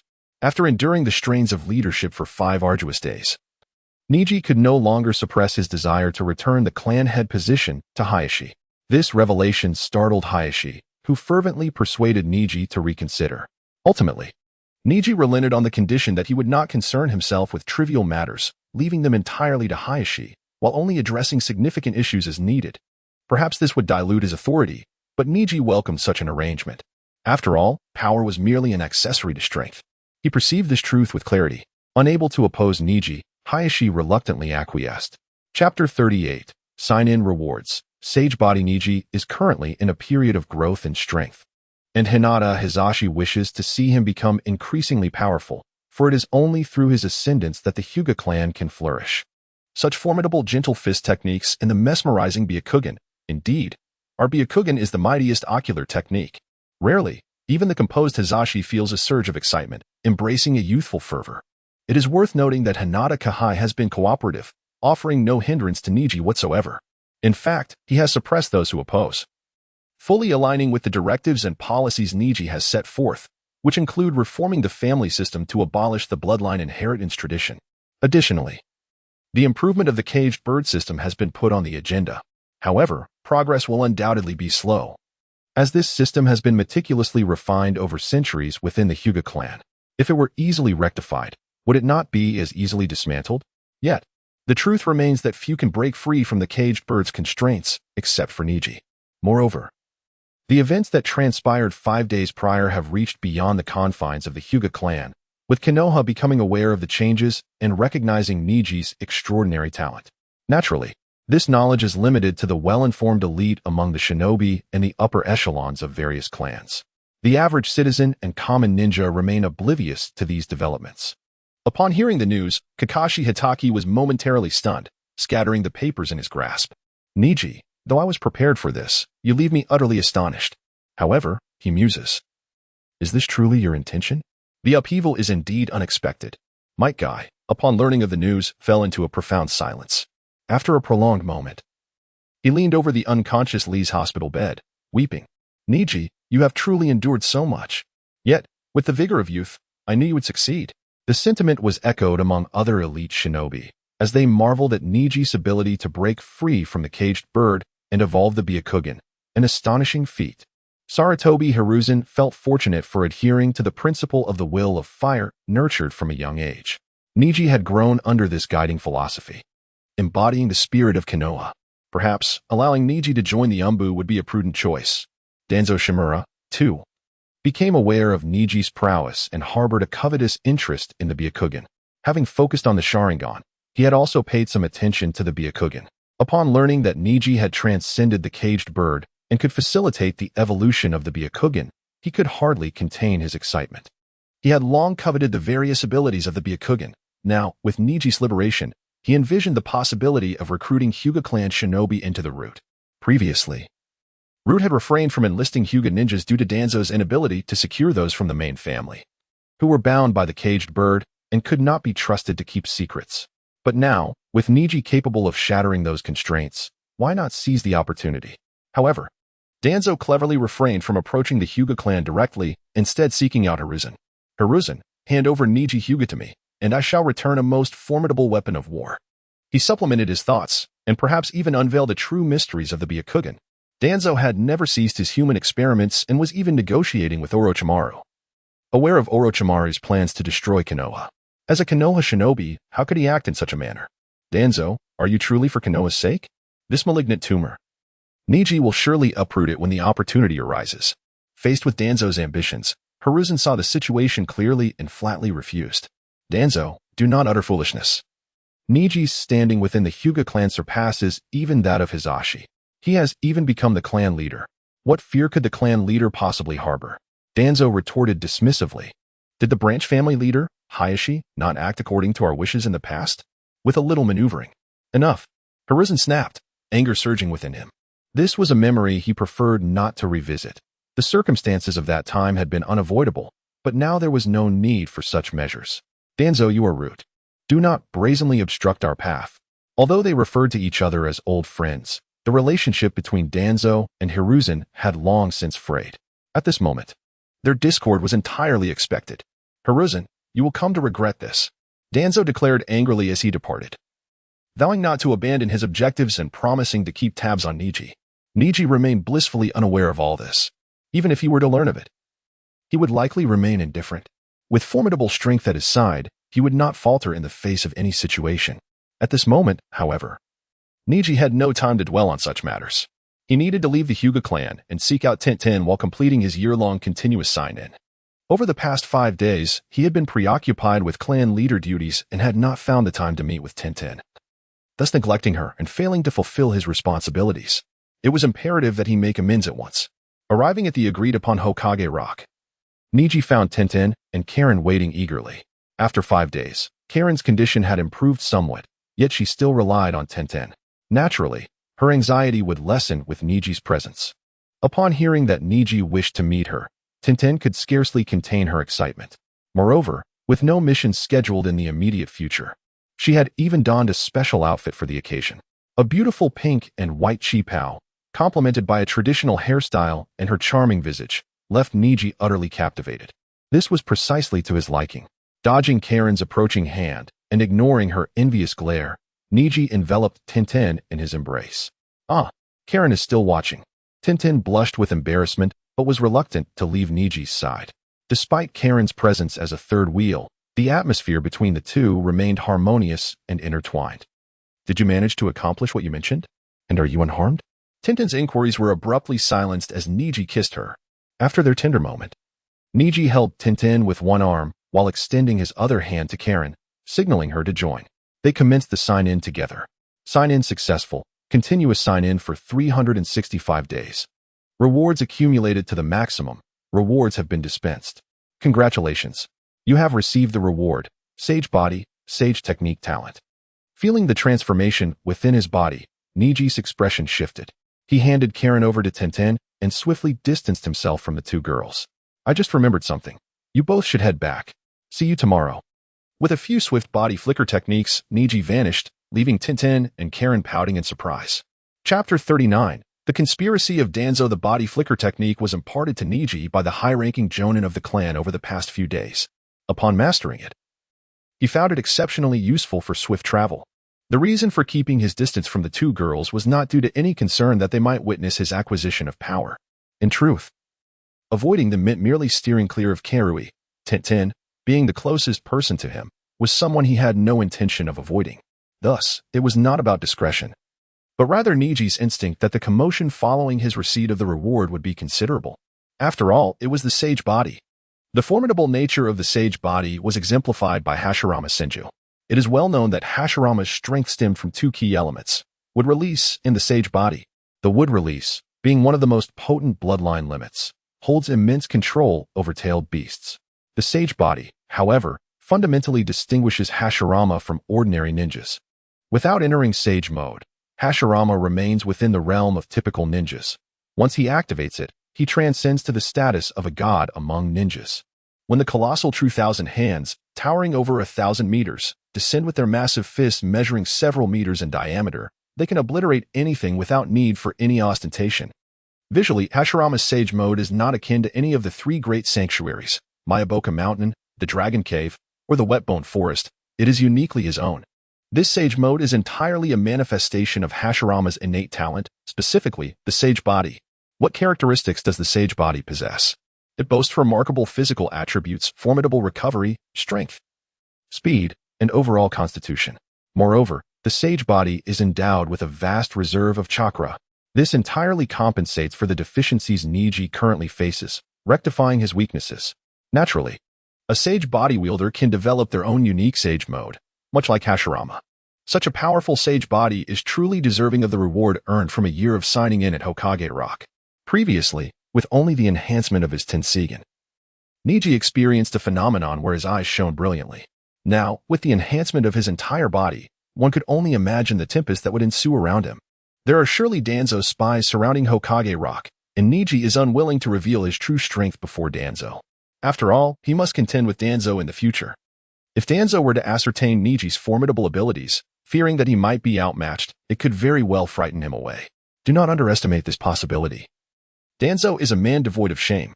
To be prudent, Neji resolved to return to the Hyuga clan's territory to accept the Sage Body reward. However, he wondered if this reward would be dispensed all at once like the Tensigen or in batches. With this question in mind, Neji hastened back to the Hyuga clan's estate. Meanwhile, the two girls at Hokage Rock prepared to leave. Their visit was not motivated by a desire to tour Hokage Rock but rather to accompany Neji. And now that he had departed, they too would follow suit. However, Tintin and Karui were oblivious to the fact that a root ninja assigned to monitor Neji had taken note of Karui's distinctive hair color and silently recorded this feature. Karui possessed the Kekkei Jinkai of the Uzumaki clan, but being in Konohagakure, she could not afford to recklessly activate her sensory abilities. Doing so would undoubtedly attract the attention of powerful individuals, which contradicted Neji's strategy for Karui to remain low-key and await the opportune moment. Otherwise, she would have sensed the root ninja's probing presence and discerned their intentions. The Uzumaki clan's bloodline limit is indeed formidable. The root ninja refrained from taking hasty actions and instead returned to report the situation to Danzo. Red hair and red eyes? Danzo furrowed his brow, recalling that this description matched the Uzumaki clan. The Uzumaki clan reminded him of that fiery-haired woman with a temperament as hot as chili peppers, whom he despised not only for her character but also because her husband was the fourth Hokage. In the present day, aside from the impure-blooded Naruto Uzumaki, it seemed the Uzumaki clan had nearly perished. However, the members of the Uzumaki clan were invaluable, particularly for human experimentation. After some contemplation, Danzo commanded, "Send a sensory ninja to approach the red-haired girl and assess her chakra levels. After the investigation, do not act impulsively. Return and report the findings to me." Yes. The root acted swiftly. A ninja emerged from the root base, removing her mask to reveal a friendly visage. Donning ordinary clothing, she set forth with a clear objective, making her way toward the path Tintin and Karui were likely to traverse. There, a scene would unfold, a kind woman asking for directions, with the benevolent Karui offering assistance without hesitation. Indeed, this transpired. After arriving at her conclusion, the female ninja changed back into her original attire, donned her mask, and returned to the root. "Lord Danzo, the subject possesses a significant chakra level, only slightly less than that of the Nine-Tails Jinchuriki. Truly, she is of the Uzumaki clan." As Danzo perused the genuine identity dossier of Karui acquired by the root ninja, coupled with the corroborating testimony of the female ninja, a glimmer of greed flickered in his eyes. An insidious plan began to take shape within his mind. Karui Uzumaki, Neji Hyuga, bonds, indeed, are a wondrous thing. Shall we take action to capture her, my lord? Not yet. Let us bide our time until the third round of the Chunin Exams when Orochimaru acts. At that juncture, we may obtain not only the bloodline of the Uzumaki clan, but also the secrets of the Byakugan. Upon returning to the Hyuga clan's estate, Neji was met with numerous bows and greetings from the clan members, to which he responded with nods of acknowledgement. This was the esteem he commanded within the clan. It is worth noting that although Neji had shattered the cage bird seal, he still wore his forehead protector upon his brow. After 2 years, he had grown accustomed to this placement. However, now his forehead bore only the protector, devoid of any bandages. "Brother, Neji." The little girl Hanabi bounded toward him, her face alight with admiration. Since witnessing Neji's performance that day, she had consistently regarded him with such reverence. His strength and indomitable spirit signified that once she acknowledged him, her admiration would be unwavering. In Hanabi's innocent eyes, Neji had ascended to the status of the most formidable ninja of the Hyuga clan. Not only could he break free from the cage bird's mark, but he could also elevate the Byakugan, vanquishing even elder-level adversaries. Especially since their father had personally confessed that the only aspect Neji lacked was a modest chakra reserve. If one were to assess combat prowess, he would concede defeat to Neji. These accumulations led Hanabi to harbor no intentions of rivalry with Neji. Instead, she began to idolize him. Chapter 40. Sage Mode. Moreover, Neji is not only handsome but also gentle, far surpassing Hinata's infatuation with Naruto Uzumaki. Hinata believed that her affection for Naruto was a closely guarded secret. Yet unbeknownst to her, everyone else, including Hanabi, was aware of her feelings. If one were to inquire about Hanabi's romantic aspirations, she would boldly declare, "When I grow up, I shall marry brother Neji." This ambition resides firmly in the heart of the young Hanabi. Since she cannot become the strongest and most illustrious member of the Hyuga clan, she resolves that the strongest and most illustrious person shall be hers.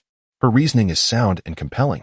Neji, oblivious to Hanabi's sentiments, simply smiled and affectionately ruffled her hair, saying, "Hanabi, I have other matters to attend to today, so I cannot play with you. Be good." "Oh." Hanabi nodded, appearing obedient and adorable. She merely wished to greet Neji, with no expectation of him playing with her. After all, brother Neji is quite busy and truly lacks the time to indulge her. Navigating past Hanabi, Neji activated the body flicker technique and swiftly arrived at the ancestral hall.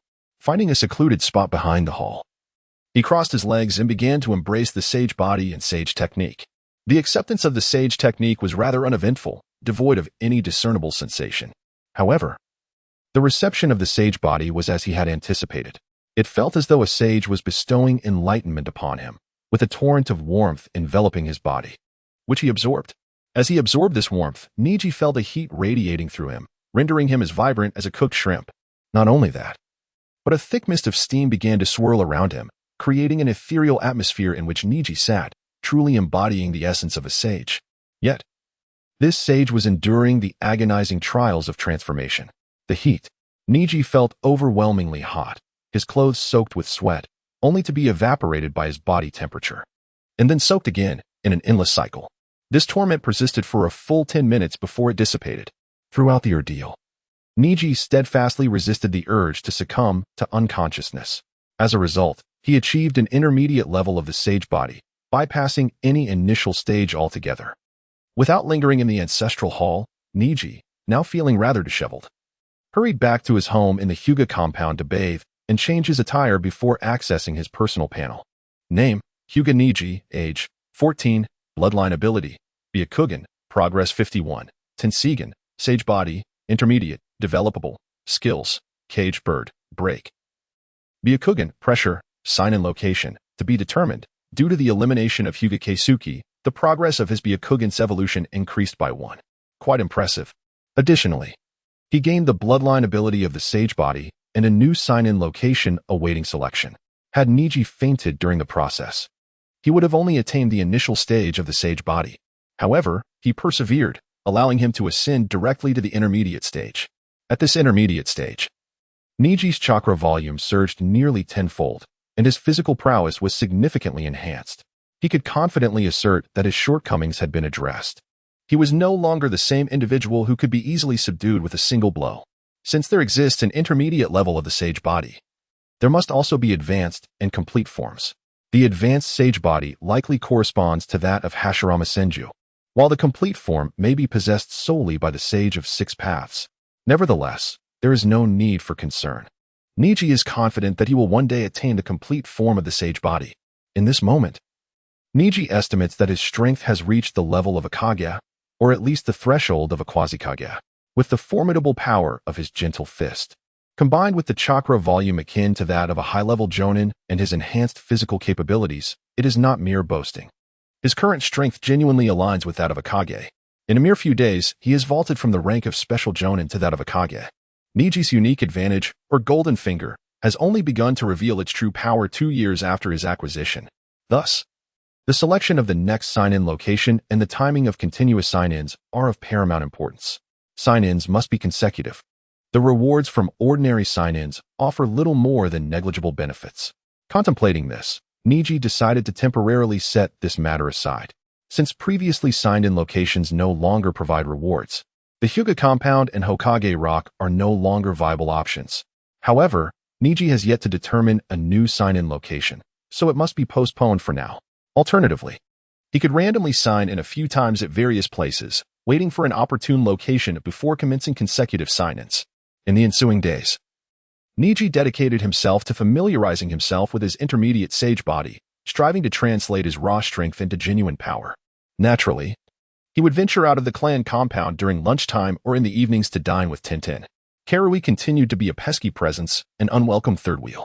Yet, Neji and Tintin had started to grow accustomed to ignoring Karui, leaving her either wallowing in her own despair or scouring for companionship. This predicament left Karui in a state of distress, but unwilling to separate from Tintin and Neji, she bore the burden alone. A few days later, Neji's raw strength fully transformed into genuine power, prompting him to challenge Hayashi Hyuga to a match. The outcome was predictable. Neji emerged victorious with ease. His Kaiten effortlessly thwarted Hayashi's attacks, while Hayashi's Kaiten proved ineffective against Neji's Bagua, empty palm. This marked a qualitative difference. With his weaknesses addressed, Neji truly stood at the pinnacle of the Hyuga clan. Neji, you have attained the strength of a Kage, Hayashi remarked, filled with gratitude for having protected Neji in the past. Without that support, their current circumstances would be unimaginable. The once rigid Hyuga clan began to undergo a transformation. This was the greatest wish of Hayashi, who felt immense gratitude towards Neji. Had Hinata not already had someone she favored, he might have arranged for her to marry Neji. Kage level. Neji concurred. He finally possessed the capability for self-preservation. Indeed, it was the ability to safeguard oneself. In the future, lacking Kage level strength would yield a profound sense of insecurity. Moreover, simply achieving Kage status would not suffice to influence the ebb and flow of battle. One must possess even greater strength. With the progress of his Byakugan's evolution and the development of his sage body, Neji's power would undoubtedly continue to ascend. However, he could no longer remain sequestered within the confines of the Hyuga compound, relying solely on self-improvement. After his bout with Hayashi, Neji realized he felt no increase in the progress of his Byakugan's evolution. This indicated that remaining within the Hyuga compound would not facilitate his growth. He must seek alternative avenues for enhancement.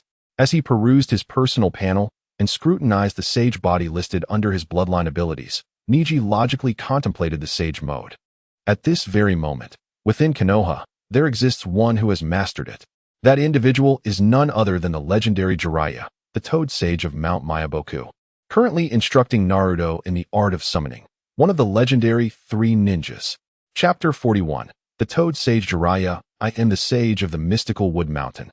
Known as the Toad Sage. What a pleasure to meet you. Toad? Isn't that just a frog? Frog Sage. Young one, you, well? It's not entirely incorrect to say frog. Wait a moment, you were peeping at the women's bath. You lecherous, perverted old sage. Hey. What do you mean by lecherous sage? This is purely for inspiration. Recalling the encounter from a few days ago, where the lecherous sage took on a disciple and taught the powerful art of summoning, Naruto couldn't help but smile. Since becoming a ninja, he had encountered more good fortune and good people than ever before. Sasuke, Sakura, Shikamaru, Kiba, Hinata, not to mention Iruka-sensei, Kakashi-sensei, the incredibly stern teacher, and Neji. Now, he had a lecherous sage willing to teach him. How splendid. Kakashi-sensei, who only gives special treatment to Sasuke, is such a scoundrel. But, is the lecherous sage truly powerful? He did defeat Ebisu-sensei with a single blow. It seems he must possess considerable strength. Naruto mused. Despite witnessing the lecherous sage's remarkable prowess, he was also acutely aware of the man's lascivious behavior, leaving Naruto uncertain about which side of the sage was genuine. Perhaps every aspect is true? With that thought in mind, Naruto rose from his bed, gathering his scattered thoughts, ready to seek out Jiraiya to continue his training in the art of summoning. Regardless of what kind of person Jiraiya turned out to be, he was willing to teach him and offered him secret care. Knowing this filled Naruto with contentment. However, during this process, Naruto couldn't help but recall Neji's words from a few days prior. Naruto, one of your parents belongs to the Uzumaki clan. This statement stirred an endless longing within Naruto to learn about his parents, a yearning that remained unquenched even to this day. As long as he continued to grow stronger, he would eventually uncover the truth about his parents. This was also one of Naruto's motivations for becoming more powerful.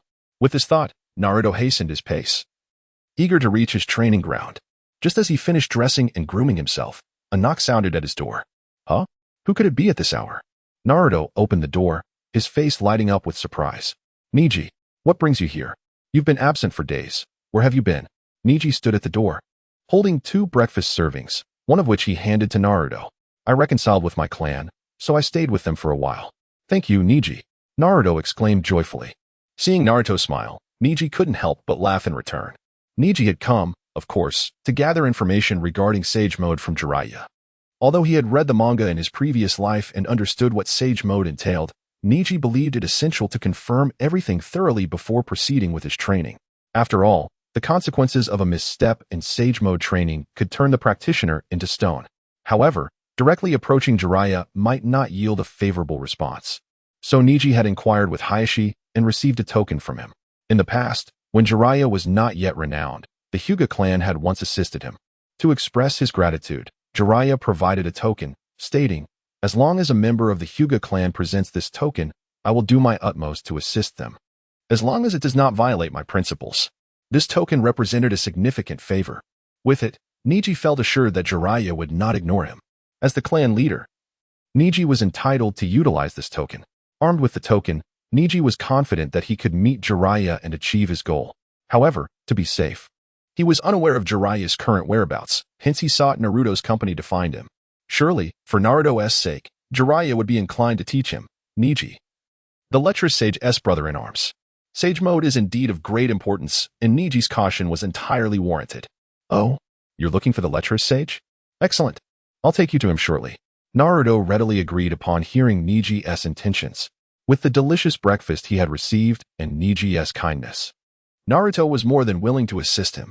Besides, it was merely a matter of finding the lecherous Sage. At this point, Naruto was blissfully unaware of the difficulties an ordinary ninja would face in meeting a figure as significant as Jiraiya. Had it not been for Jiraiya seeking Naruto out first, he would never have had such easy access to him. After breakfast, Naruto and Neji made their way toward the back mountain, arriving at a hot spring and situated beside a waterfall. As they rounded the corner, Neji spotted his target.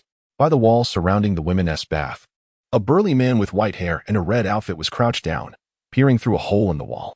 Upon closer inspection, Neji noticed a large scroll hanging at the man's waist, and the forehead protector he wore bore the symbol of oil rather than the Leaf Village emblem. Even without seeing the man's face, Neji recognized him as Jiraiya, the very target of his quest. Only Jiraiya would dare teach in such a place. Toad Sage, here I come, Naruto shouted, interrupting Jiraiya's voyeuristic activities, prompting the sage to retaliate with a playful smack on Naruto's head.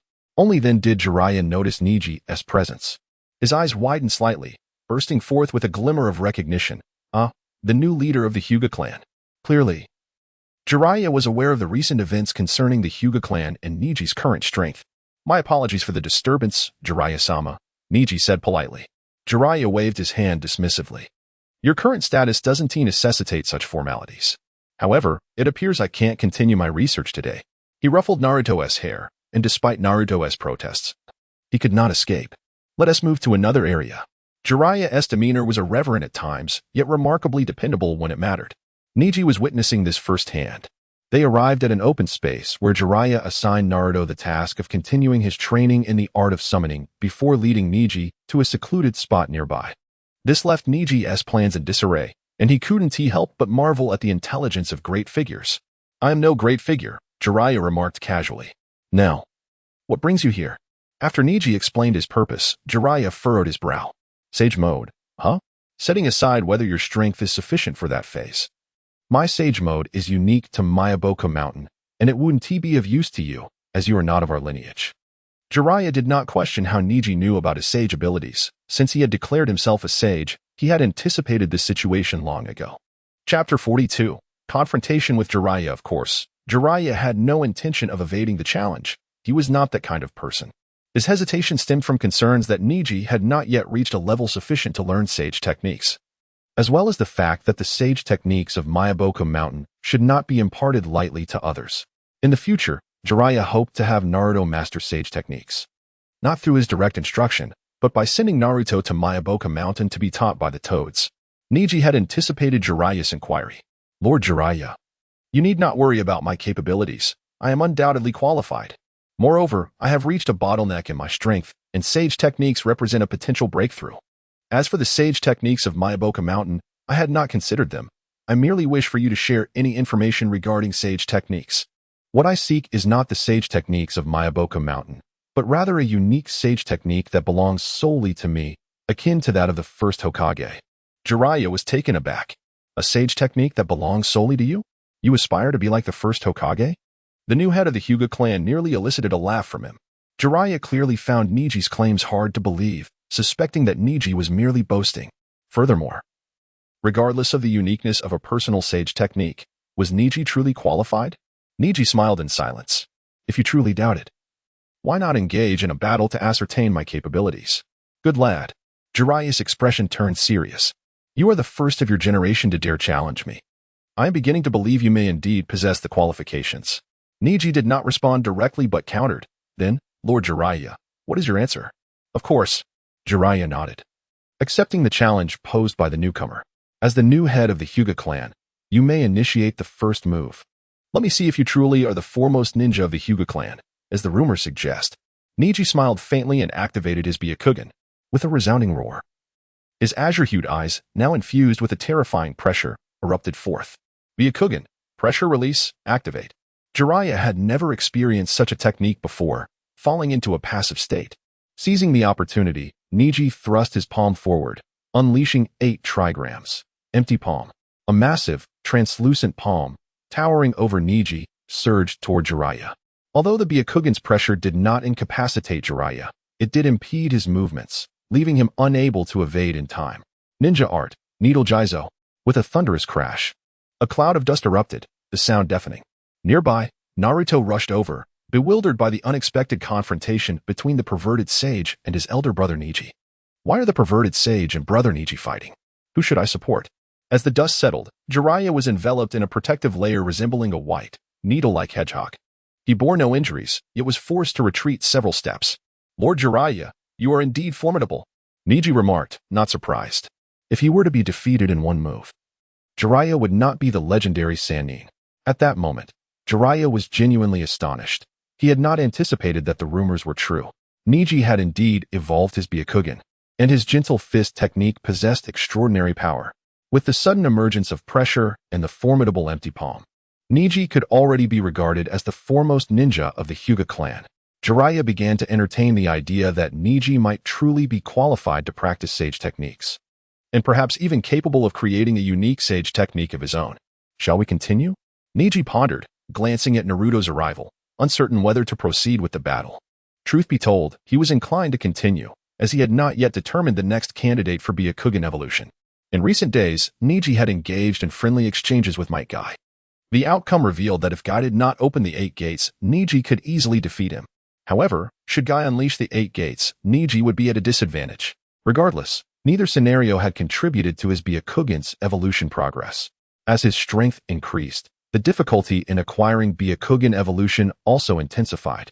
Moreover, even if the 8 gates were not fully opened, they would inevitably shorten one's lifespan. Neji did not wish for Guy's longevity to suffer due to his own training. Thus, he relinquished the notion of extracting Byakugan evolution progress from Guy, his prime training partner, for 2 years. Yet, during his battle with Jiraiya, Neji suddenly sensed the stagnation in his Byakugan evolution, which had persisted for days, beginning to loosen and show signs of progress. Instantly, his perception of Jiraiya shifted. No longer did he regard him merely as a senior, he now viewed him as a substantial experience opportunity. Neji's eyes ignited with fervor, sensing Neji's battle intent. Jiraiya felt compelled to engage as well. With a grin, he declared, "Of course we shall continue. Naruto, step back. We are about to spar." Spar? Naruto was perplexed. Has brother Neji become so strong that he can spar with the perverted sage? I must work even harder to catch up to brother Neji. The battle resumed. And recognizing Neji's formidable strength, Jiraiya ceased his bravado and initiated an offensive. Ninja art, Wild Lion's main technique. The needle-like jizo that surrounded Jiraiya dispersed around his head, giving him the appearance of a majestic, white-maned lion. In the next instant, each hair extended, seemingly capable of infinite length, transforming into dozens of white tendrils that ensnared Neji. The Wild Lion's main technique wielded immense power, capable of swiftly annihilating even the summoned beasts from Pain's 6 paths. Jiraiya demonstrated his true ninja talent through these unique techniques. The offensive Wild Lion's mane and the defensive Needle Jizo, both potent and practical. Neji observed, feeling a twinge of envy. Yet, faced with the onslaught of white tendrils, he remained remarkably composed, for he discerned the trajectory of each tendril. The Byakugan possessed the ability to perceive, and Neji's evolved Byakugan, boasting a staggering 51% progress, far surpassed that of an ordinary Hyuga ninja. Chapter 43 Naruto exclaimed, "Why are you shouting so loudly?" With a powerful thrust of his legs and a surge of chakra, Neji soared through the gaps between the white-haired tendrils, racing towards Jiraiya. Observing Neji's swift and slippery movements, akin to an agile catfish, Jiraiya abandoned his intention to attack with the lion's main technique. Instead, he resolved to engage Neji in close combat. Jiraiya had faced Hyuga ninjas before, but this was his first encounter with the strongest among them. He felt a sense of anticipation. What would Neji's gentle fist techniques become in his skilled hands? Jiraiya was formidable in his own right. The legendary Sannin possessed distinct strengths. Tsunade excelled in physical prowess and healing, medical ninjutsu, while Orochimaru was renowned for his ninjutsu and scientific abilities, various forbidden techniques. Jiraiya, however, stood apart with his well-rounded capabilities across taijutsu, ninjutsu, and genjutsu. Although he lacked proficiency in medical ninjutsu, an area where most ninjas faltered, outside of that, Jiraiya was undoubtedly a versatile warrior among the Hokage ranks, particularly after entering Sage mode. With the support of Fukasaku and Shima, Jiraiya's strength firmly placed him at the pinnacle of ninja power. Before the explosive escalation of combat prowess among the Hokage, only one ninja possessed super shadow strength, Pain. Had Jiraiya been aware of Pain's true capabilities while Pain understood Jiraiya well, the outcome of their fateful battle in the Hidden Rain village would have differed dramatically from the original narrative. Thus, knowing that Neji's gentle fist surpassed all Hyuga ninjas, Jiraiya still yearned to test his mettle. With a series of resounding clashes, the engagement between Neji's gentle fist and Jiraiya's taijutsu was intense and direct, creating a cacophony that left Naruto in awe. While Neji is incredible, Jiraiya, typically bold in his taijutsu style, found himself somewhat restrained in this match. Despite Naruto's enthusiastic cheers, Jiraiya felt a mix of frustration and admiration. Neji's close-range gentle fist was remarkably formidable. To Jiraiya's surprise, each of Neji's strikes, even if evaded, still inflicted damage due to the chakra released from Neji's chakra points. The chakra emanating from his points was not chaotic. Rather, it targeted specific acupressure points with precision. Utilizing the technique of pinpoint strikes combined with chakra release from his body, Jiraiya had to concede that Neji's talent was indeed astonishing. However, there existed a countermeasure. To avoid close combat with Neji, the chakra released from his chakra points had a limited range of merely several centimeters, making distance essential. After a few leaps back, Jiraiya sincerely praised, "Neji, you are the most powerful Hyuga ninja I have ever encountered." Neji reciprocated the compliment, stating, "Jiraiya-sama, the title of Sannin is well-deserved." Following their mutual admiration, Jiraiya resumed his offensive, swiftly forming hand seals for the fire-style, fireball technique. This fireball was distinct from the lower-tier version of the same name, which was slow to cast and travel, typically used in conjunction with explosive tags.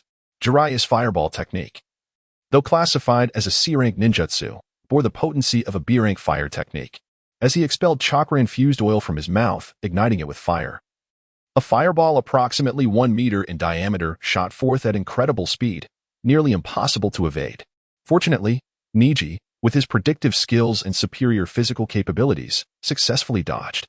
With a resounding explosion, the 1-meter fireball detonated upon impact, igniting everything in its vicinity, creating a firestorm that extended nearly 10 meters, a power far exceeding that of the Uchiha C-rank fire style. Great fireball technique. Neji felt a twinge of apprehension. Jiraiya's strength was undeniably formidable. Naruto, exhilarated by witnessing Jiraiya's powerful ninjutsu, suddenly found himself questioning the allure of summoning techniques, wishing he could exchange his for Jiraiya's fire techniques. The ensuing exchanges saw Jiraiya unleashing fireballs while Neji adeptly evaded them. At that moment, a glimmer of determination flashed in Jiraiya's eyes as he invoked the fire-style, great fireball technique. As the name suggests, this was a larger-scale fireball, nearly 5 meters in diameter, launched with astonishing speed. Amidst a barrage of fireballs, Neji found it impossible to evade this one. Yet, he had no intention of dodging. With a swift motion, Neji executed the 8 trigrams palms, heavenly spin. A massive sphere of chakra, 10 meters in radius, enveloped him entirely. Jiraiya's eyes widened in disbelief. Such a colossal heavenly spin was unprecedented. Naruto, equally astonished, recalled that Neji's previous heavenly spin had only been around 2 to 3 meters in radius. Thus, the 5-meter great fireball collided with the 20-meter heavenly spin, disintegrating upon impact, while the residual flames were extinguished by Neji's spinning barrier. For the first time in history, Jiraiya's great fireball was neutralized in such a manner by an opponent. Enough, Jiraiya declared, lowering his combat stance. This opponent was indeed impressive. Although Neji might still be slightly inferior, he stood firmly on the same level of strength. With remarkable physical prowess, expansive gentle fist techniques, and potent Byakugan abilities, capturing him would require the use of Sage Mode. However, employing Sage Mode against a younger ninja felt inappropriate. Was it reasonable? Jiraiya wished to maintain his dignity, opting instead to feign reluctance. Neji, feeling slightly exasperated, observed the increase in his Byakugan evolution progress and, albeit reluctantly, withdrew his hands. Indeed, Jiraiya proved to be an excellent catalyst for advancing his Byakugan evolution. In truth, all shadow-level ninjas should be capable of such enhancements. The lack of progress from Hinata Hyuga merely indicated that his strength did not yet reach the shadow level. Jiraiya-sama, am I now qualified? Is there a possibility that I can develop my own Sage Mode? Neji pondered earnestly. Jiraiya swiftly shifted the topic, addressing Naruto. Look at Neji, Then look at yourself. Stop dawdling and start training. Naruto retorted. What? You couldn't defeat him, and now it's my fault? If you hadn't taught me ninjutsu, I would have shot back. Why are you shouting so loudly? Chapter 44. A new sign and location. Naruto was sent off to train, allowing Jiraiya to regain his composure. Neji refrained from exposing the truth, as he still had request of Jiraiya. Follow me, Jiraiya instructed, leading Neji away from Naruto to ensure he remained out of sight. You are indeed qualified, Jiraiya declared. I will fulfill your request and provide details regarding the Sage Mode, although it will not pertain to the Sage Mode of Myaboka Mountain. However, this alone cannot offset the significance of the token. Neji shook his head at Jiraiya's words. No need, Lord Jiraiya. This is sufficient for me. Unacceptable. Jiraiya insisted firmly. If it does not meet the standards I hold in my heart, I would rather forego this transaction. Neji understood Jiraiya's sentiment. If what Jiraiya offered did not equate to the value of the token in his eyes, he preferred to leave the deal unmade. Truly, Jiraiya acted with a sense of integrity. Nodding, Neji asked, Then, Lord Jiraiya, do you have any good suggestions? I believe I have no further needs. Upon hearing this, Jiraiya began to contemplate, recalling Neji's recent displays of skill and pondering how he might guide him. Ninjutsu. Excluded. With such formidable gentle fist techniques, Neji has no need to learn ninjutsu, and the Hyuga clan is not particularly adept at it. Taijutsu? Excluded. I have yet to surpass Neji in physical combat. How could I teach him? Jiraiya was self-aware. Jinjutsu? Excluded. The Jinjutsu I wield belong to the Myaboka Mountain lineage, without being a contract holder of Myaboka Mountain. Neji would be unable to utilize them. Furthermore, Neji likely possesses a solid foundation in basic Jinjutsu, rendering my instruction unnecessary. Thus, Jiraiya suddenly realized that aside from Sage Mode, the only techniques he could impart to Neji were his original ninjutsu. Having reached a decision, Jiraiya spoke. Your hair appears sufficiently long. You may learn my original techniques. The Raging Lion's main technique and the Needle Jizo technique. These techniques do not adhere to the 5 elemental attributes. They belong to the realm of Yang Release. And you possess an innate talent for it. Yang Release? Neji feigned confusion, yet internally he felt enlightened. It dawned on him that Jiraiya's 2 hair techniques were indeed Yang Release ninjutsu. In the world of Naruto, alongside the 5 elemental chakra types, there exist 2 additional types, Yin and Yang. Yin represents various Jinjutsu and the Uchiha Sharingan, while Yang signifies the Akimichi clan's body expansion techniques and Jiraiya's hair techniques. Naturally, Sage body techniques also fall under Yang Release. Thus, equipped with a mid-level Sage body, Neji indeed possessed the aptitude for Yang Release. Seeing Neji's realization, Jiraiya casually explained Yang Release and continued, with your abilities, you could effectively use the Raging Lion's main technique to strike at your enemy's chakra points. Although the Hyuga's chakra point techniques are formidable, they require close proximity, whereas the Raging Lion's main technique allows for a greater range. Upon hearing Jiraiya's words, Neji raised his hand and executed the 8 trigrams, empty wall palm, striking Jiraiya's chakra point from 2 meters away. Is that you? Jiraiya coughed, acknowledging the technique. Though there is the ability to strike chakra points from a distance, the range is limited, and the precision may not be optimal. The most crucial aspect is that with sufficient control, you can strike the chakra points throughout your enemy's body in an instant. As Jiraiya continued to elaborate, he demonstrated the Raging Lion's main technique, sending numerous strands of hair towards a nearby boulder. Boom. The boulder exploded, leaving Jiraiya slightly embarrassed. He recognized that while this technique was indeed useful for subduing enemies, it was not ideal for capturing them alive. To accommodate Jiraiya's enthusiasm, Neji nodded in agreement. He, too, found Jiraiya's hair techniques intriguing. After all, variety is the spice of life. Moreover, the Needle Jizo offered impressive defensive capabilities, and the Raging Lion's mane could be employed as Jiraiya described. Noticing Neji's keen interest, Jiraiya nodded. Then, how about we exchange the Sage Mode along with the Raging Lion's main technique and the Needle Jizo technique for that token? Deal, Neji responded, handing over the token to Jiraiya. Upon receiving it, Jiraiya promptly shattered the token. It was something he had crafted in his youth, and now that he was older, seeing it only reminded him of his youthful folly. It was a relic of his past best discarded. Subsequently, Jiraiya verbally instructed Neji on the 2 hair techniques. Remarkably, Neji grasped the techniques with impressive speed. By the end of the morning, he had mastered one technique, and by evening he had acquired the other.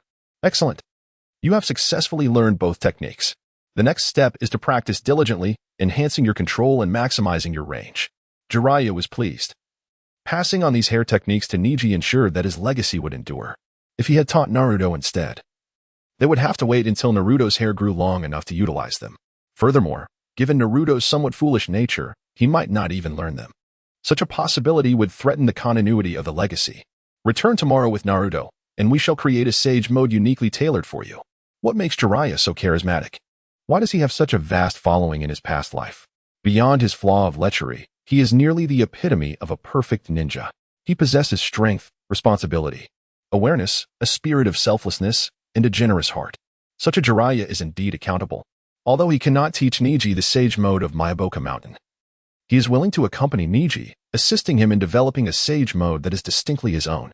Jiraiya believes that it is not enough merely to impart knowledge of sage mode to Neji and leave him to practice blindly. Such an approach would not only jeopardize Neji's growth, but would also weigh heavily on Jiraiya's conscience. Neji felt a wave of gratitude and nodded earnestly. Then, accidentally brushing against a scroll affixed to Jiraiya's waist, he inquired, "Lord Jiraiya, what is this scroll?" His question was not born from genuine curiosity about the scroll's purpose, but rather as a means to divert Jiraiya's attention. For in his mind, a prompt echoed, "Detecting host is in a new sign-in location, Jiraiya's Great Scroll. Would you like to sign in?" Neji was astonished to discover that a singular object, even one being carried, could serve as a sign-in location. His choice was straightforward. Yes, begin sign-in. Sign-in successful. Rewards may accumulate. Would you like to accumulate? If so, please select the duration for continuous sign-ins. Accumulate, continuous sign-in duration, 100 days. Jiraiya would remain until the conclusion of the Chunin Exams. When he finally departed, it would be to seek Tsunade, and Neji would accompany him. 100 days, merely 3 months, was not a lengthy span. Chapter 45, The Perfect Sage Mode. The final examination approaches. In response to Neji's inquiry, Jiraiya casually remarked, "This is a rather useful scroll of mine. Why? Would you like to take a closer look?" "Of course. Can I handle it every day?" Neji seized the opportunity to make a request. "Sure. It's not like it will diminish in value," Jiraiya replied with a generous spirit, granting Neji this small wish. As the two were about to part ways, Jiraiya paused and suddenly recalled, "Neji, did you give Kakashi that thing? Is there more? Let me see it too. As a best-selling author, I can offer insights on how well it's written and perhaps even help you publish it for profit." "Absolutely." Neji readily agreed to Jiraiya's little condition, knowing that it was merely a light-hearted endeavor. It was just a small piece of Riska literature. Showing it to Jiraiya was no issue at all.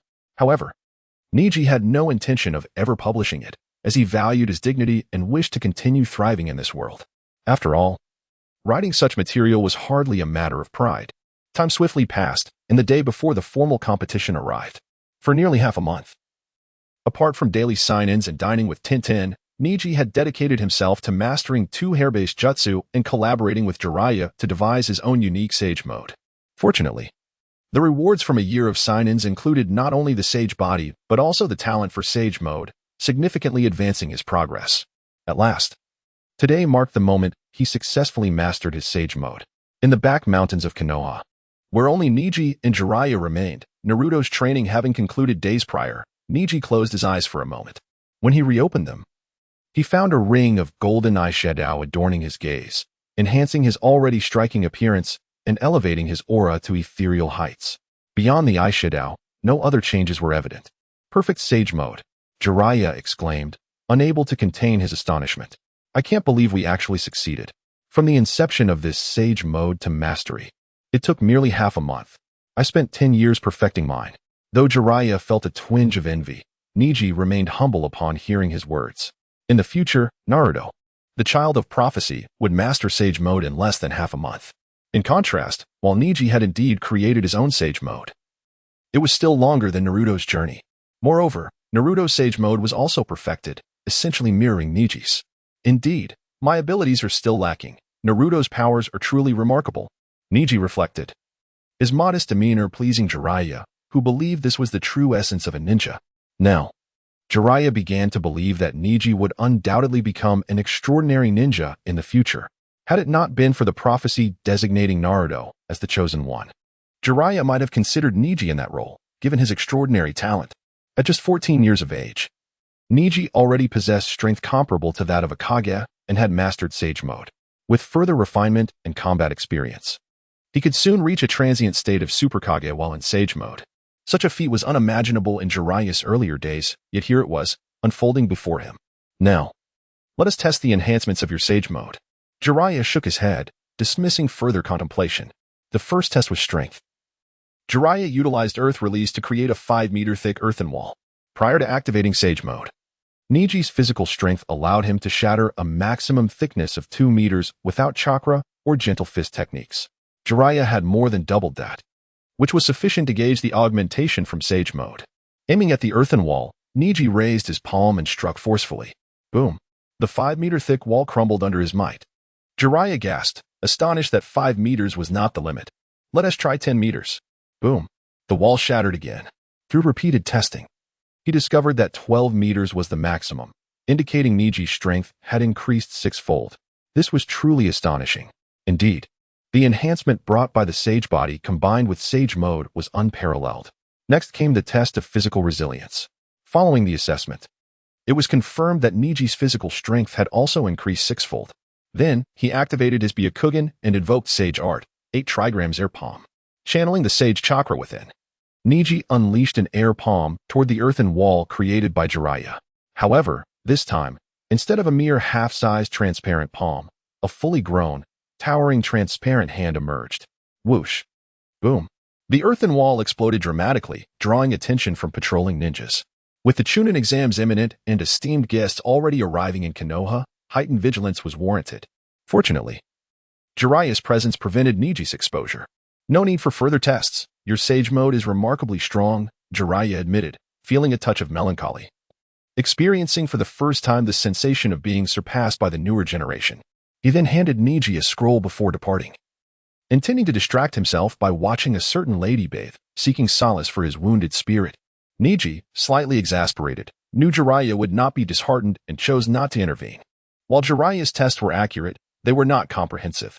Afterward, through his own evaluation, Neji discovered that the preparation time for his Sage Mode was 3 minutes, with a duration nearing 1 hour.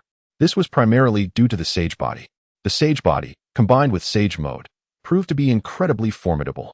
Beyond the previously mentioned abilities, its most significant feature was the automatic absorption of natural energy, continuously generating Sage Chakra for its possessor.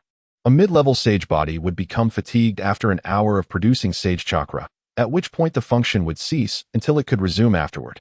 However, Neji felt that an hour was ample time. An adversary who could not be defeated even with an hour of Sage Mode was unlikely to be vanquished regardless of the duration. With his power enhanced, Neji felt satisfied. He then opened the scroll given by Jiraiya and paused in surprise, for he found it contained a jutsu, Sage Art, 1000 Needle Jutsu. Ah, Jiraiya, I have resolved to alter your fate in the future. On the other side, in the underground base of the route, Danzo listened to his subordinate's report, narrowing his eyes. With the Chunin Exams approaching, preparations for action must be made. Once Orochimaru incites chaos, we shall make our move. Chapter 46. The reluctant Shikamaru Neji had little expectation for the final round of the Chunin Exam. Even the mightiest Gaara would lack the power of a Jinchuriki unless he summoned Shikaku to fight. However, according to the original storyline, even if he did summon Shikaku, Naruto would likely summon Fukasaku to battle him. Thus, Neji anticipated he would not be called upon. Furthermore, facing such a formidable creature, Neji had never fought before, leaving him uncertain of his own capabilities. Nevertheless, he mused that engaging in battle should not prove overly difficult. However, the advancement of his Byakugan would surely not be significant. In fact, it would be surprising if there were any at all, considering that he was presently stronger than all the participants combined in this exam. With a lack of battle fervor, it was indeed peculiar for Neji to still harbor any expectations for this match. Nonetheless, despite his lack of anticipation, Neji resolved to put forth his utmost effort. After all, his friends and family, along with the entire Hyuga clan, would be watching. Especially as he recalled what Tintin had often proclaimed. Neji, after this Chunin exam, you will certainly emerge victorious and become a Chunin. He could not bear to see Tintin disheartened. Therefore, tomorrow, his opponent would surely suffer. Having memorized the training method for the Sage Art, 1000 Needle Jizo, Neji incinerated the notes, ensuring the utmost confidentiality. This technique was a unique creation of Jiraiya, and since it had been bestowed upon him, it was only right that Neji kept it secret. After returning home from the mountains and refreshing himself, Neji ventured out for dinner, accompanied by Tintin and Karen. Over the course of a month, Karen had shed her previous cautious demeanor and had formed a genuine friendship with Tintin. She had finally begun to feel a sense of belonging in Konoha, no longer living in constant fear as she had in the village hidden in the grass. This development brought joy to both Neji and Tintin, while Tintin was simply happy for her friend. Neji felt a sense of accomplishment in having altered the fate of a tragic character. Watching Karen enjoy her meal, Neji arrived at an undeniable conclusion. Distancing oneself from Sasuke was indeed the source of a joyful life. Observing the outcomes of those close to Sasuke, he noted the tragic fate of Itachi, who had perished in the death of their parents. In the original story, Karen had often teetered on the brink of death and ultimately remained unmarried for life. Meanwhile, the most fortunate Naruto ended up losing a hand, while the unfortunate Sakura married Sasuke. Reflecting on the current state of Karen, who had little connection to Sasuke, he marveled at her newfound happiness. As her past sorrows faded and joy reemerged, it seemed that the previous sluggishness in his own growth was entirely due to his close association with Sasuke. After all, had he not gone a month without seeing Sasuke and yet experienced a surge in strength? Of course, these musings were merely light-hearted banter following dinner, lacking any factual basis. He was simply teasing Sasuke in jest. "Let us visit Lee at the hospital," Tintin suggested. At that moment, she held Neji's hand in one grasp and Karen's in the other, achieving the delightful feat of an embrace on both sides, which made Neji envious. Cough, cough, he dared not reveal his emotions. The trio purchased a fruit basket and arrived at Konoha Hospital, gaining permission to approach Lee's hospital room. However, Neji furrowed his brow as he sensed a powerful chakra emanating from within. Comparing it to previous encounters, he suspected it was Gaara's. It suddenly dawned upon Neji that there was indeed a subplot involving Gaara at this point. He had found a purpose in becoming a Shura who only loved himself, living solely to annihilate all others. Thus, the notion of sparing Lee, whom he had previously defeated, contradicted Gaara's newfound philosophy of combat, which dictated that one must either die or kill. Consequently, he had been seeking an opportunity to eliminate Lee. On this day, while Guy was momentarily absent from Lee's side, Gaara finally found his chance. However, he was interrupted by Naruto and Shikamaru, whose timely intervention saved Lee's life. Neji activated his Byakugan and peered inside, indeed spotting Naruto and Shikamaru. How inconvenient. Due to his admiration for the characters of Naruto, Neji could not bring himself to genuinely dislike Gaara, especially after he became somewhat endearing following Naruto's verbal sparring. Yet, Gaara had not yet been dissuaded by Naruto's words and was intent on harming Lee, a close companion of Neji's. Thus, how could Neji harbor any fondness for him? Byakugan, pressure, Neji declared, unleashing a wave of oppressive force upon the three individuals within the room as he stepped inside. He intended to put an end to this farce. Neji, Tintin gasped as her boyfriend suddenly erupted in anger, and she hurriedly followed him alongside Karen. Upon witnessing the scene in the room, Tintin's anger flared. "You, the one without eyebrows, dared to lay a hand on Lee." Tintin held her comrades dear, and she too was repulsed by Gaara's intentions. Yet, faced with Tintin's accusations, Gaara remained silent, seemingly dismissive of her. Just as Tintin was about to confront Gaara, Neji intervened, asserting, "Leave this matter to me. You go check on Shikamaru and Naruto." He then approached Gaara, seizing him by the collar and hoisting him out of the window, leaving the hospital room behind. Throughout the ordeal, Gaara offered no resistance. Once Neji and Gaara departed, Naruto and Shikamaru sank to the floor. Wow. Is it really possible? How can Neji be this powerful? I couldn't even move an inch. Naruto exclaimed, astonished. Shikamaru, equally astounded, remarked, in just a month, how could Neji's strength have surged to such heights? Even Gaara was rendered immobile by his presence.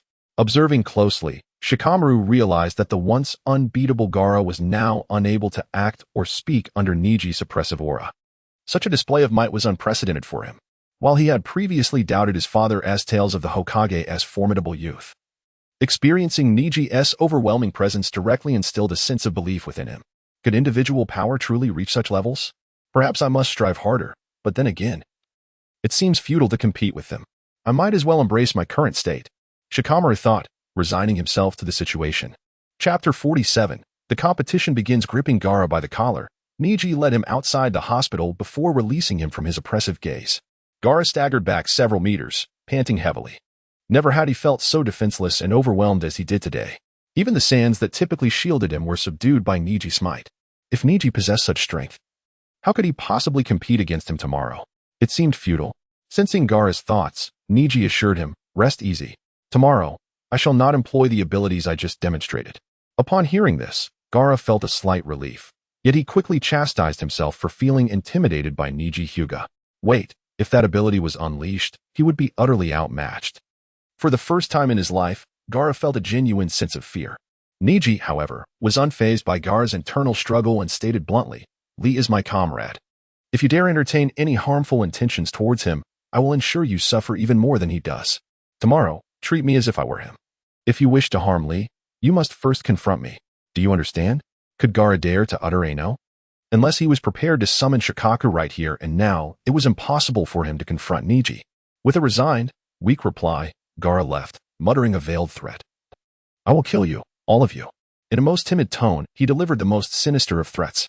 Neji raised an eyebrow, amused. "Gaara, if you can accomplish that, then I welcome the challenge."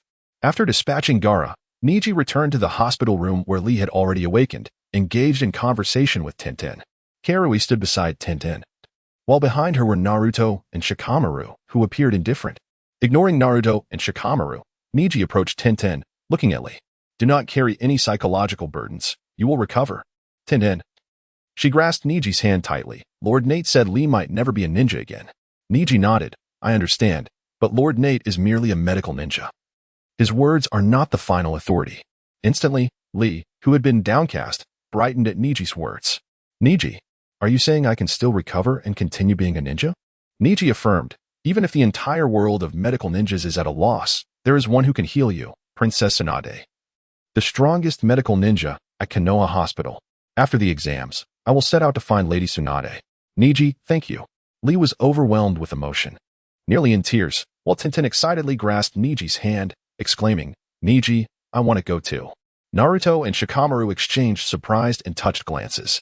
Although Neji had grown immensely powerful, his concern for his comrades remained steadfast. This realization eased Shikamaru's worries. Wonderful. Lee can still pursue his ninja dreams. Naruto was genuinely thrilled for Lee. "Now, you must focus on your recovery and avoid exacerbating your injuries. Should your stubbornness lead to a condition that even Lady Tsunade cannot remedy." Neji's tone was half warning, half admonition. He remembered how Lee had insisted on training despite his injuries, unstoppable in his determination. Lee, alarmed by Neji's words, quickly replied, "Neji, worry not. I will take proper care of myself and await your return with Lady Tsunade." "Neji, I truly appreciate it." Mike Guy, having sneaked back, was moved to tears upon hearing Neji's words. "Even if finding Lady Tsunade is a challenge, I believe in you." Neji was at a loss for words. Guy's earnestness was almost comical. Did he not notice Lee's expression had fallen again? Ultimately, Neji's words instilled new hope in Lee, prompting him to cooperate with his treatment. Upon leaving the hospital, their party grew from 3 to 4, with Naruto engaging Karui in conversation. After all, she was akin to a half-relative, and Naruto felt an immediate sense of kinship. However, Karui was not adept at handling overly familiar individuals, her expression betraying her uncertainty about rejecting Naruto's advances. Neji observed this with amusement, choosing to watch rather than intervene, while Tenten echoed his sentiments, labeling both as troublemakers and Naruto as a fool.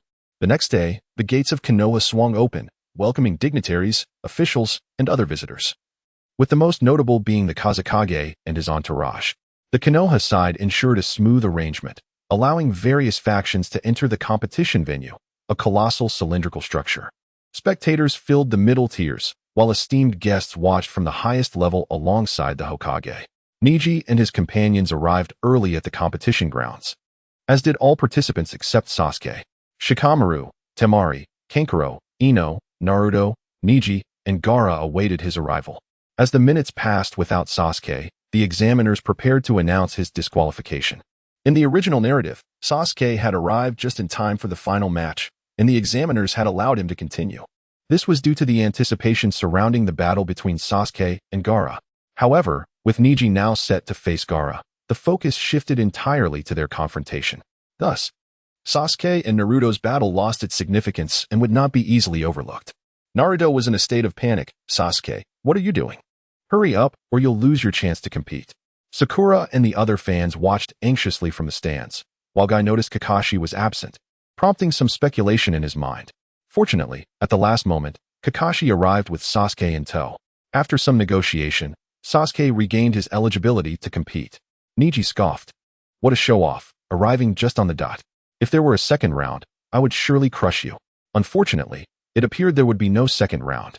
The first match commenced amidst the cheers of the audience. Shikamaru versus Temari. This was about that hinted at budding romance. Temari was impressed by Shikamaru's remarkable intellect, while Shikamaru found Temari reminiscent of his mother. However, marrying a woman who resembled one's mother is a dream for many. In a certain sense, Shikamaru was indeed a winner in life. The match unfolded as Neji remembered it. Shikamaru lost the contest but won Temari's affection. Naturally, neither displayed their feelings outwardly at this moment. Chapter 48. The brutal assault on Gaara. The second match featured Kankuro against Shino Aburame. However, Kankuro chose to forfeit. He believed that the plan was paramount and considered his battle inconsequential, not wishing to reveal the intricate mechanisms within his puppet, Crow, before the plan commenced. In response to Kankuro's withdrawal, Shino displayed an impassive demeanor.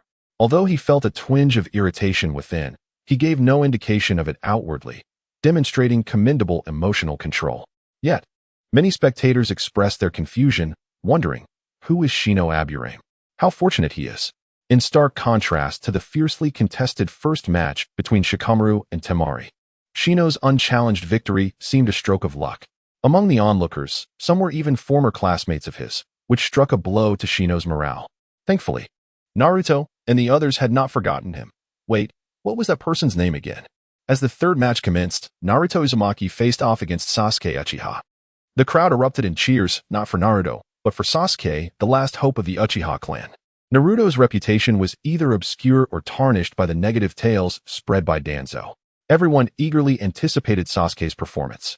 In the arena, the two stood facing each other, smiles adorning their faces. Sasuke, I've longed to battle you. Let us give it our all. With that, they charged at one another.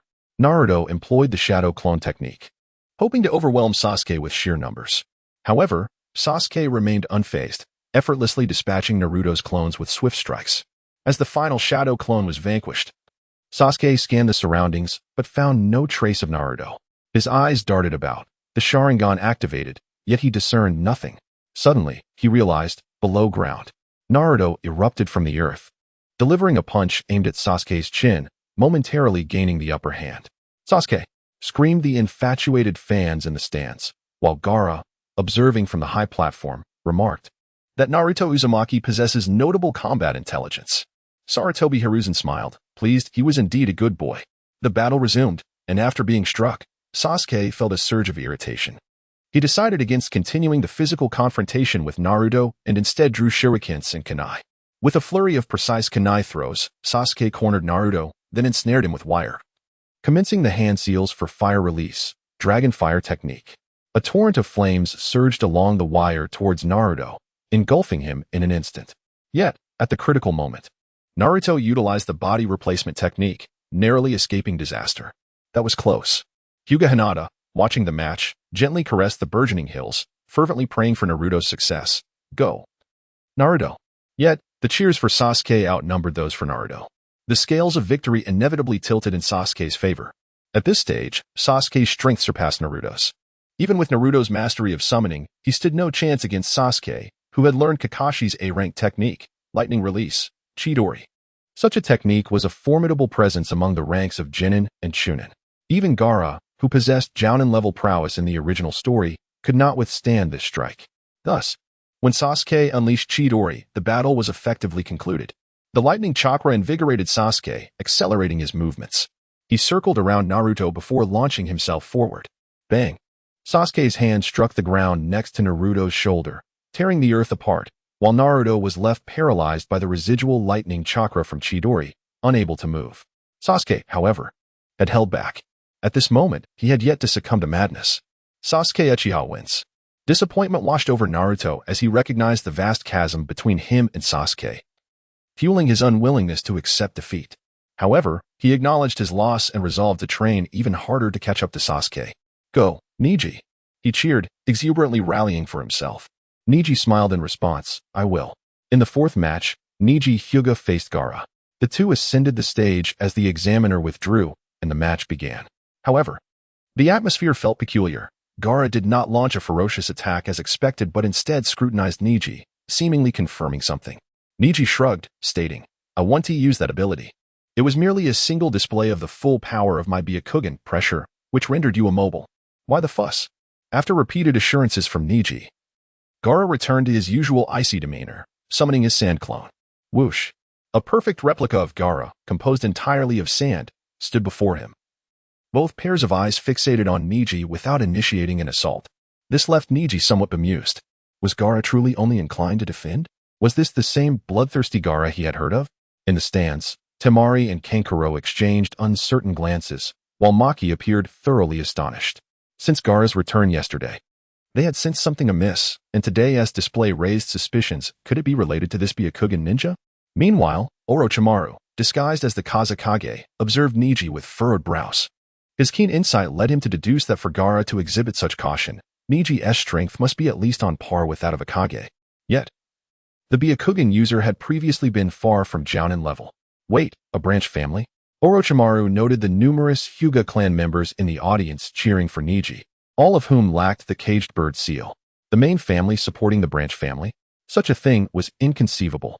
Reflecting on his previous information regarding Neji, Orochimaru had been too preoccupied with Sasuke and his plans to pay heed.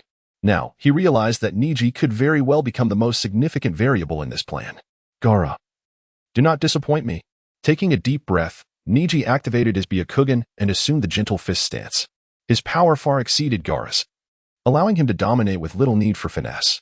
He charged at Gaara, executing a powerful palm strike. Bang! The sand clone shattered, its chakra disrupted and disintegrating instantly. Gaara was taken aback. He had not anticipated that anyone could so decisively obliterate his sand clone. Seizing the opportunity, Neji advanced, unleashing a barrage of the 8 trigram 64 palms. The protective sand could not keep pace with Neji's speed, even if it managed to provide a meager defense. It was dismantled by Neji's strikes. Bang! The sand armor enveloping Gaara shattered, revealing his true skin, sending him flying backward. Chapter 49. The plan for the collapse of Konoha. Due to the prolonged protection afforded by the armor of sand, Gaara's flesh was exceptionally tender, resulting in his skin being easily torn by the stones beneath him. A trickle of crimson emerged. For the first time in his life, Gaara bled. What is this warm substance? Gaara gazed at the liquid seeping from his wound. This is my blood. With a roar, Gaara's nerves reached their breaking point, and sand poured forth, enveloping his body, forming monstrous limbs adorned with patterns of blue blood. It was the body of Shikaku, the one tail, one arm, a robust tail, and half of Gaara's face transformed into a grotesque visage as he lunged menacingly towards Neji. Everyone was taken aback, astonished to witness such a spectacle. Those with knowledge quickly recognized it as the tailed beast of Sunagakure, Shikaku. So, Gaara is a Jinchuriki? Is the Jinchuriki on the verge of losing control? Some ninjas began to panic, aware that if a Jinchuriki were to spiral out of control, it would spell catastrophic consequences for the surrounding environment. However, they were further astonished when the seemingly ferocious Gaara, possessed by Shikaku, was effortlessly sent flying by Neji's palm strike, the 8 trigrams, empty palm. Neji raised his hand, executed the technique, and then stood still. Boom! The massive palm strike seized Gaara and sent him crashing backward. Crack! He embedded deeply into the wall, losing consciousness. The sand-formed limbs slowly faded away. My goodness! What technique was that from the Hyuga clan ninja? The crowd buzzed with speculation. Even those who were not ninjas could discern the vast disparity in power between Neji and Gaara. The Kazekage on the high platform shook his head. His interest in Neji significantly piqued. Sarutobi Hiruzen was equally astonished. He had not expected the rumors to be true.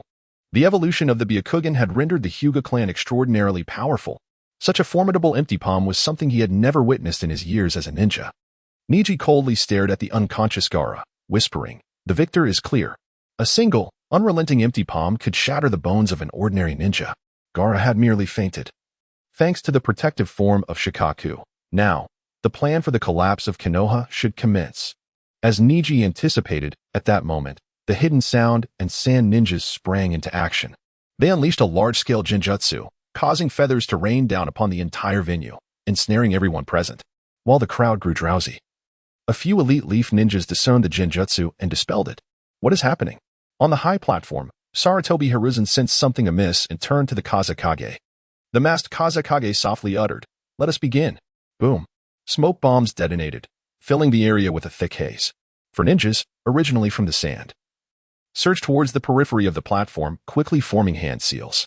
The Kazekage dashed towards the third Hokage, seizing him and dragging him onto the roof of the platform. The Umbu reacted swiftly, attempting to rush in to rescue the Hokage, only to find that the four ninjas had completed their seals. Ninjutsu.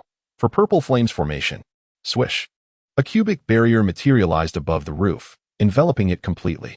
An impulsive Umbu charged forward but collided with the barrier, being violently repelled and igniting in flames, ultimately perishing. How infuriating. It's a barrier. The Umbu were filled with desperation, yet found themselves powerless. The strength of the four purple flames formation was formidable, impervious from within and without. As the Hokage chastised the Kazekage, the latter sinisterly removed his hat and mask, laughing. Has age rendered you senile, Sarutobi-sensei? Sarutobi Hiruzen's eyes widened in shock. Outside the village, a colossal three-headed serpent invaded Konoha, wreaking havoc. Sound and Sand ninjas began to slaughter Leaf ninjas. However, upon realizing that the Kazekage was a guise of Orochimaru, the Sand Jounin Maki felt a surge of alarm. Orochimaru is here. What about Lord Kazekage? For a brief moment, Maki contemplated retreat. Yet, with the bow drawn, he had no choice but to release the arrow. Nevertheless, with Gaara in a poor state, the plan for Konoha's collapse required his strength to succeed. Thus, Maki instructed, Temari, Kankuro, take Gaara and leave this place. We shall return to destroy Konoha once he is recovered. Yes. Temari and Kankuro promptly leapt down, hoisting Gaara onto their backs and swiftly departing the venue. Meanwhile, Sasuke, who had not yet fully engaged, had just dispelled the Genjutsu. Upon witnessing the scene, he immediately felt exhilarated. Those Sand ninjas, don't you dare run. Swish. The impulsive Sasuke charged forward. The remaining Leaf ninjas, Sakura, Shikamaru, and Shino, had also dispelled the Genjutsu, taking in the chaos around them. Kakashi quickly commanded Sakura, Sakura, go free Naruto from the Genjutsu. Then I have an A-rank mission for you four. Immediately pursue and support Sasuke. Yes, Sakura replied, promptly dispelling Naruto's Genjutsu. The four then raced after Sasuke. However, they soon found themselves pursued by a squad of Sound ninjas. The Sound and Sand remained temporary allies, intent on preventing the Leaf ninjas from harming Gaara. At this moment, Neji approached Kakashi, asking, what should I do, Kakashi-sensei? Since the beginning, Neji had been feigning ignorance. Do not doubt, it was deliberate. He had resolved to seize any opportunity to enhance his Byakugan's evolution during this chaos. If he could not, he would merely float along. Sarutobi Hiruzen, one of Konoha's F4, would be better off dead. Neji even mused, perhaps it would be best if Danzo met his end in this incident as well. Kakashi regarded Neji, dismissing his intentions, and instructed, just help me defeat these Jounin. Neji's strength far exceeded that of the Leaf's young ninjas. Thus Kakashi deemed it wiser to keep him there to assist in clearing out the Sand and Sound Jounin. Neji agreed, viewing it as merely an opportunity to coast through. He glanced towards Tintin and Karen's position, relieved to see that the two girls remained unharmed, even though their Genjutsu had not been dispelled. In such circumstances, remaining under the Genjutsu was the safest option, as neither side would consider them targets.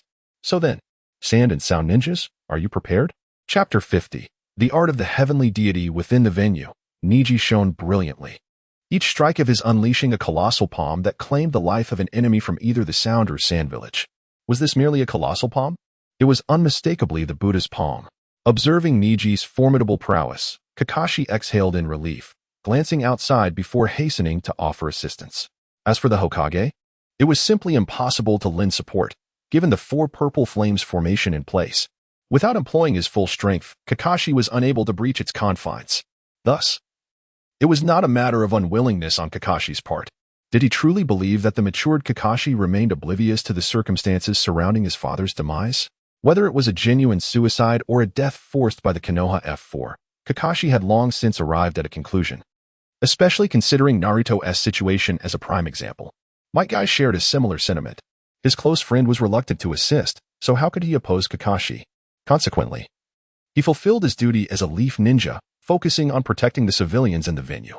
Otherwise, had he truly wished to intervene, igniting his youthful spirit and unleashing the Eight Gates formation would have rendered him unstoppable, even against the mere four purple flames formation. Neji fought with great enthusiasm. Yet the evolution of his Byakugan remained stagnant. With a sigh of resignation, he accepted this reality. At that moment, cries arose from the audience. A girl's voice piercing through. Who are you? Let me go? Neji brother Neji looked down to see that Karui and Tintin were being carried away by several ninjas disguised as Konoha Anbu. Tintin was still entrapped in a genjutsu, unconscious as she was taken.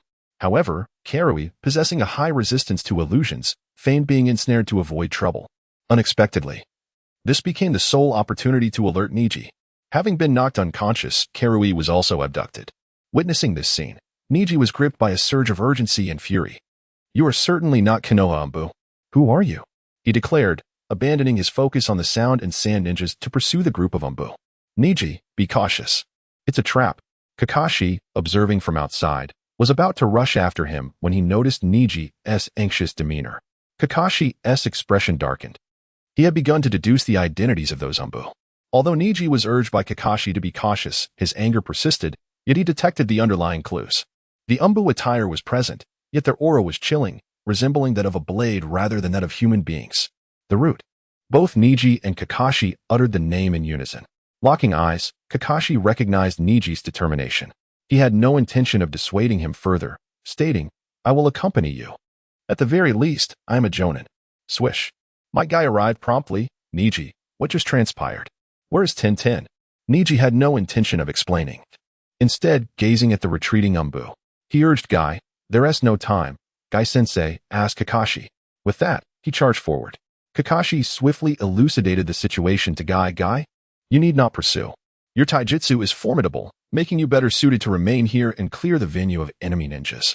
I will follow Neji. Moreover, with Neji's current strength, coupled with mine, we shall be fine. Convinced by Kakashi's reasoning, Guy stayed behind, urging, Kakashi, you must safely return Neji, Tintin. And that red-haired girl. Kakashi followed closely behind Neji, yet his heart sank as he proceeded.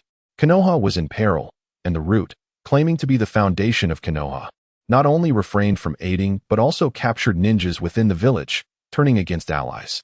Shimura Danzo, you have long ceased to be a true ninja of Konoha. Kakashi's thirst for vengeance began to swell within him.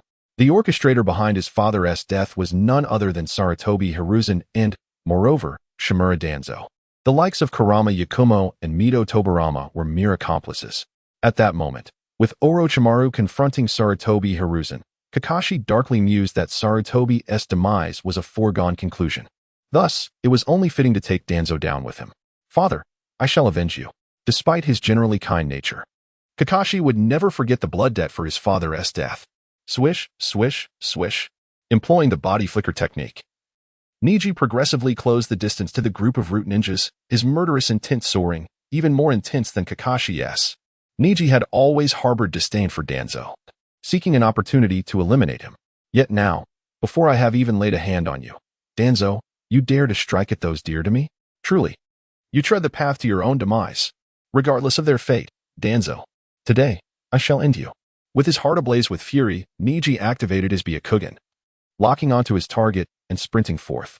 Along the way, he observed numerous ninjas engaged in battle, confirming that Orochimaru had indeed committed significant resources to eliminate Sarutobi.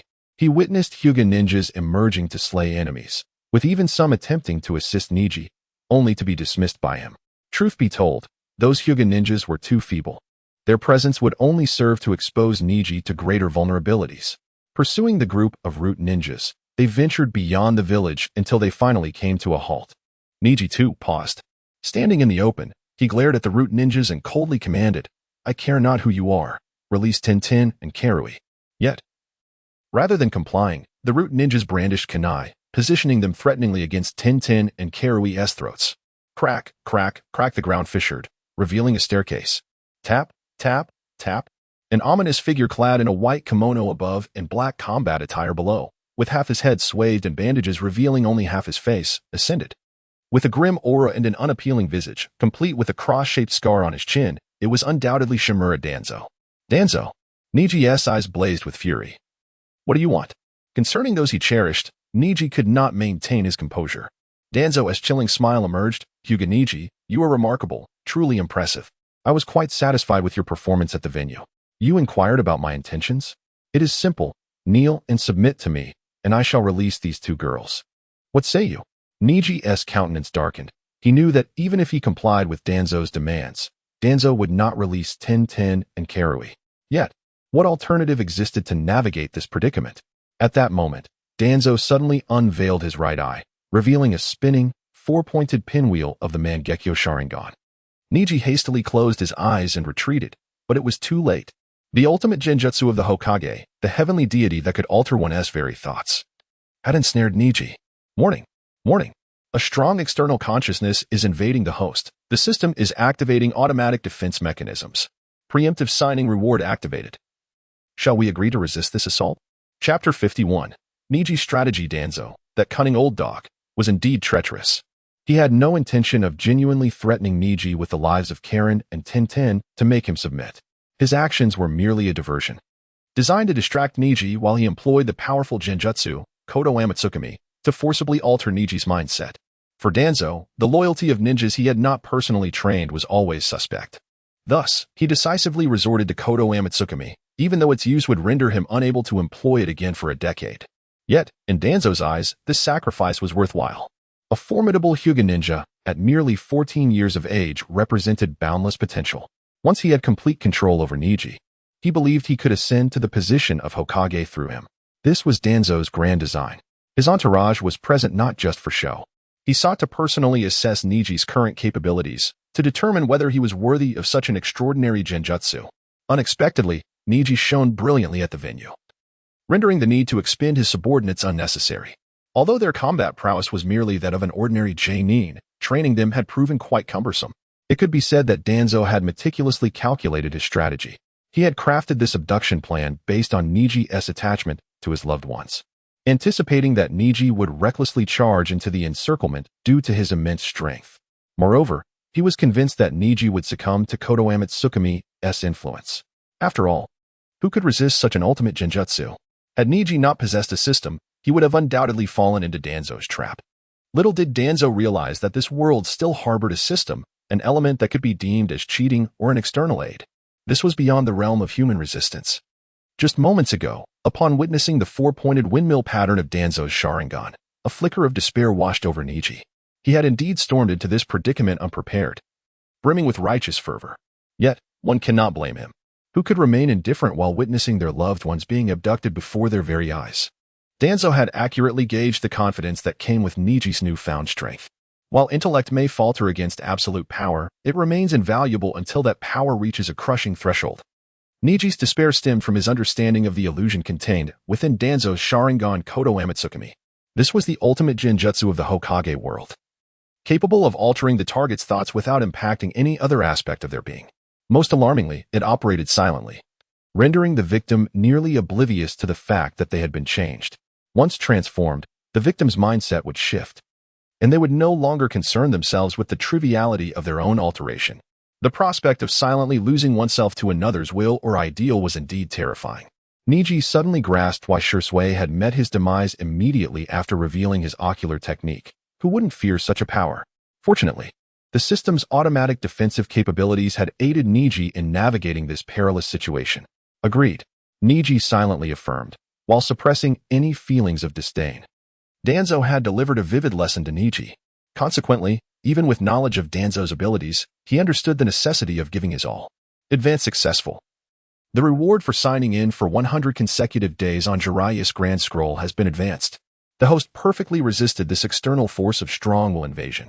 Special reminder, after advancing the reward, the host must complete the consecutive sign-ins on schedule. Failing to achieve 100 consecutive days will result in the deduction of one of the rewards earned from previous sign-ins, either the Sage Body or the Rinnegan, chosen at random. The system's assistance did not come without a cost.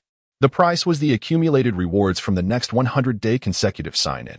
Should Neji fail to complete this, the system would randomly deduct one of the rewards he had previously earned. This seemed fair, or perhaps even a windfall for Neji. He had intended to continue signing in regardless. Now, by utilizing the sign-in reward beforehand, he had successfully navigated this crisis, a rather commendable outcome. Thus, Danzo, in gratitude for the lesson you imparted, I shall return the favor with a fervent funeral. With this thought, Neji lifted his gaze. However, upon meeting Danzo's intensely burning eyes, He paused, suddenly inspired by a more ingenious idea. If executed properly, not only could he infuriate Danzo, but he could also rescue Tintin and Karen unscathed. Strategy, after all, was the very essence of the lesson Danzo had just imparted. To defeat Danzo with his own knowledge, how might he react to such an irony? Of course, the crux of the matter lay in the fact that even if he chose to act now, he might not be able to extricate Tintin and Karen without harm. However, through cunning, a successful rescue was plausible. Therefore, Neji slowly began, Lord Danzo. As he spoke, he knelt on one knee.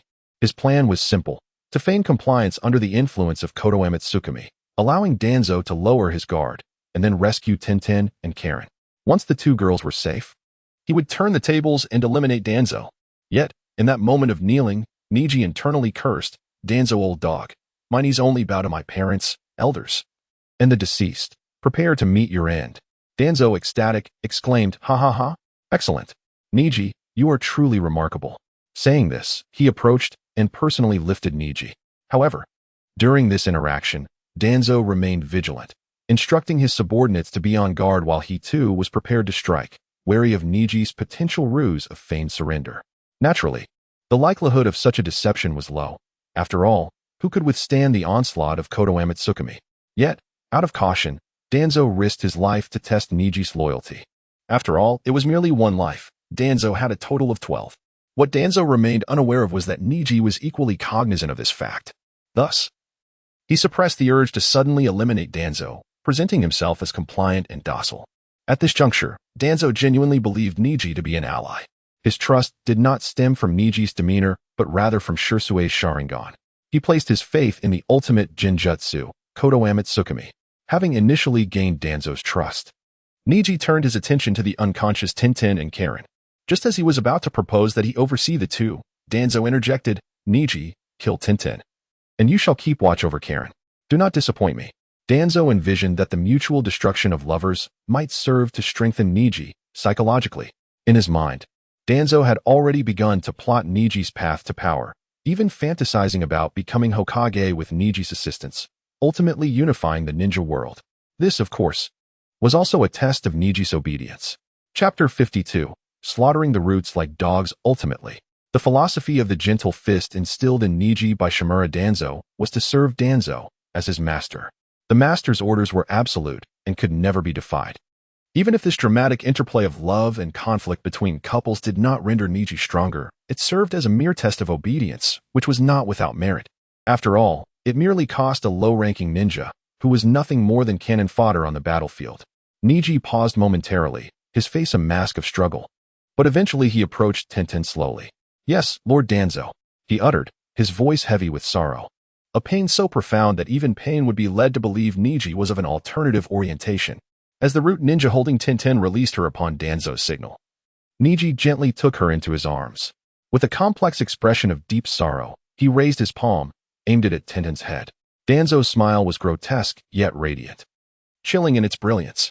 The nearby root ninja, who had been holding Karen hostage, relaxed his guard, convinced they would soon gain another formidable ally, one even stronger than Lord Orochimaru. Lord Danzo, we shall support you together, bang. The head of this root ninja exploded in a shower of gore. Just as everyone anticipated Neji would strike Tintin down, Danzo, the root ninja, and Kakashi, who was observing from a distance, all shared this expectation. Kakashi nearly rushed in, but in that moment, Neji abruptly turned and delivered a solid palm strike to the head of the root ninja, holding Karen. As the palm, initially the size of a human torso, solidified to the size of a head, its power surged. Even though the root ninja reacted swiftly, turning his head to evade, the strike merely grazed his side, shattering his skull into fragments. This scene left everyone dumbfounded. No one had foreseen such an occurrence. Yet Neji remained undeterred. Seizing the opportunity, he swiftly rescued Karen and whisked both girls away from the encirclement using the body flicker technique. This entire sequence transpired in an instant, leaving Kakashi astonished and genuinely impressed by Neji's prowess. To be candid, when Kakashi witnessed Neji's apparent submission, he had already given up on him, for he understood the terrifying nature of the Kotoe Tsukumi. During Uchiha Shirsue's prime, Kakashi was active in the Umbu, the most informed branch of Konoha, and had heard his colleagues speak of Shirsue's horrifying ocular prowess. After Shirsue's demise, The Umbu ninjas, including Kakashi, collectively sighed in relief. No one relished the thought of their will being usurped, not even Kakashi. Just moments ago, when he saw that Danzo possessed Shursue's Mangeki Sharingan, Kakashi was nearly compelled to flee. He had no desire to fail in his quest for vengeance, only to lose himself in the process. However, he was astonished to find that Neji had withstood the Kodoame Tsukumi. How could he not feel admiration? Moreover, after resisting the Jinjutsu, Neji turned the tables on Danzo. An act that filled Kakashi with a sense of exhilaration akin to savoring a chilled watermelon on a sweltering summer day. Hyuga Neji. Danzo seethed with rage. He was baffled as to why the Jinjutsu had not taken effect, yet he understood that Neji could not be permitted to leave alive. In his eyes, all these actions were for the sake of Konoha. Neji's subjugation would fortify the village. However, to the ordinary Konoha ninja, this was perceived as a betrayal, a senseless assault on a fellow villager. Danzo was acutely aware of this. Thus, for the sake of his ambitions as Hokage and the survival of the Hidden Leaf Village, Neji had to die here. Swish, swish, swish, the root ninjas charged at Neji. Though merely Jonin, Neji, encumbered by a girl in each arm, found his movements hindered, causing the distance between them to diminish rapidly. Kakashi furrowed his brow, contemplating intervening. Yet, at that moment, he noticed Neji charging directly toward him. Upon entering battle mode and activating his Byakugan, Neji sensed Kakashi's presence. Heartened by Kakashi's approach, Neji felt a surge of relief. At least he no longer had to worry about the girl's safety. Kakashi-sensei, please protect Tenten and Karen. With a swift motion, Neji hurled the two girls toward Kakashi, who promptly caught them and gently set them down. Do you need assistance? He asked. Neji turned his back to Kakashi, his previously warm and magnetic voice now imbued with lethal intent. No, your protection of them is the greatest assistance. As for that old dog Danzo and his sycophants, I shall handle them. Without allowing Kakashi a moment to respond, Neji surged toward the root ninjas. Byakugan, pressure. Unleashing his full might, he showed no mercy. Boom. The root ninjas within 5 meters of Neji were sent flying as though struck by a freight truck. Those caught within 5 to 10 meters trembled as if burdened by a 1,000-pound weight, on the verge of collapse. Beyond 10 meters, the faces of the root ninjas, hidden beneath their masks, betrayed sheer terror. Despite their training to suppress emotions, they could not quell the fear that arose in the presence of a superior predator. With Neji as the epicenter, the radius of 20 meters constituted the full extent of his Byakugan pressure. Coincidentally, all the root ninjas found themselves ensnared within this range. Ignoring those who had been flung away, Neji approached the immobilized ninjas, delivering a swift palm strike to each one in rapid succession. Bang! The chakra surged through their bodies, shattering their hearts. Thud! Thud, one by one. The root ninjas fell, yet Neji did not relent. He moved like a finely tuned killing machine, each strike claiming another life. Kakashi stood in shock, unable to fathom that Neji possessed such capabilities. Danzo was becoming increasingly flustered. He had not anticipated the ineptitude of his subordinates. Of course, he was even more astonished by Neji's overwhelming strength. It was akin to slaughtering Jonin as one would dogs, and these were no ordinary Jonin, they were elite root ninjas. In less than 2 minutes, all the root ninjas lay defeated, while Neji remained pristine, untouched by the chaos. Turning to seek Danzo, he found that the old dog had vanished without a trace. Chapter 53. To the arrogant Danzo, Neji scoffed, "Don't want to run? Unless you can cover 10 kilometers in such a short span, otherwise." Danzo, devoid of any semblance of shame, sensing the precariousness of his situation, made a hasty retreat. But was it effective? Activating his Byakugan's telescopic and penetrating vision abilities, Neji swiftly located Danzo's trace. He did not spot Danzo from afar, but rather discerned his figure underground, alongside the entrance to the root base. Without the use of the Kodoame Tsukumi, Danzo was rendered impotent in the face of Neji, who was fully aware of his vulnerabilities. Even if Danzo possessed Hashirama cells, the cooldown period for Kodoame Tsukumi was no less than a decade. Several months was a certainty.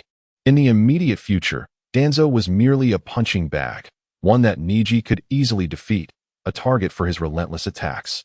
Moreover, this was also an opportunity to enhance the progression of his Byakugan.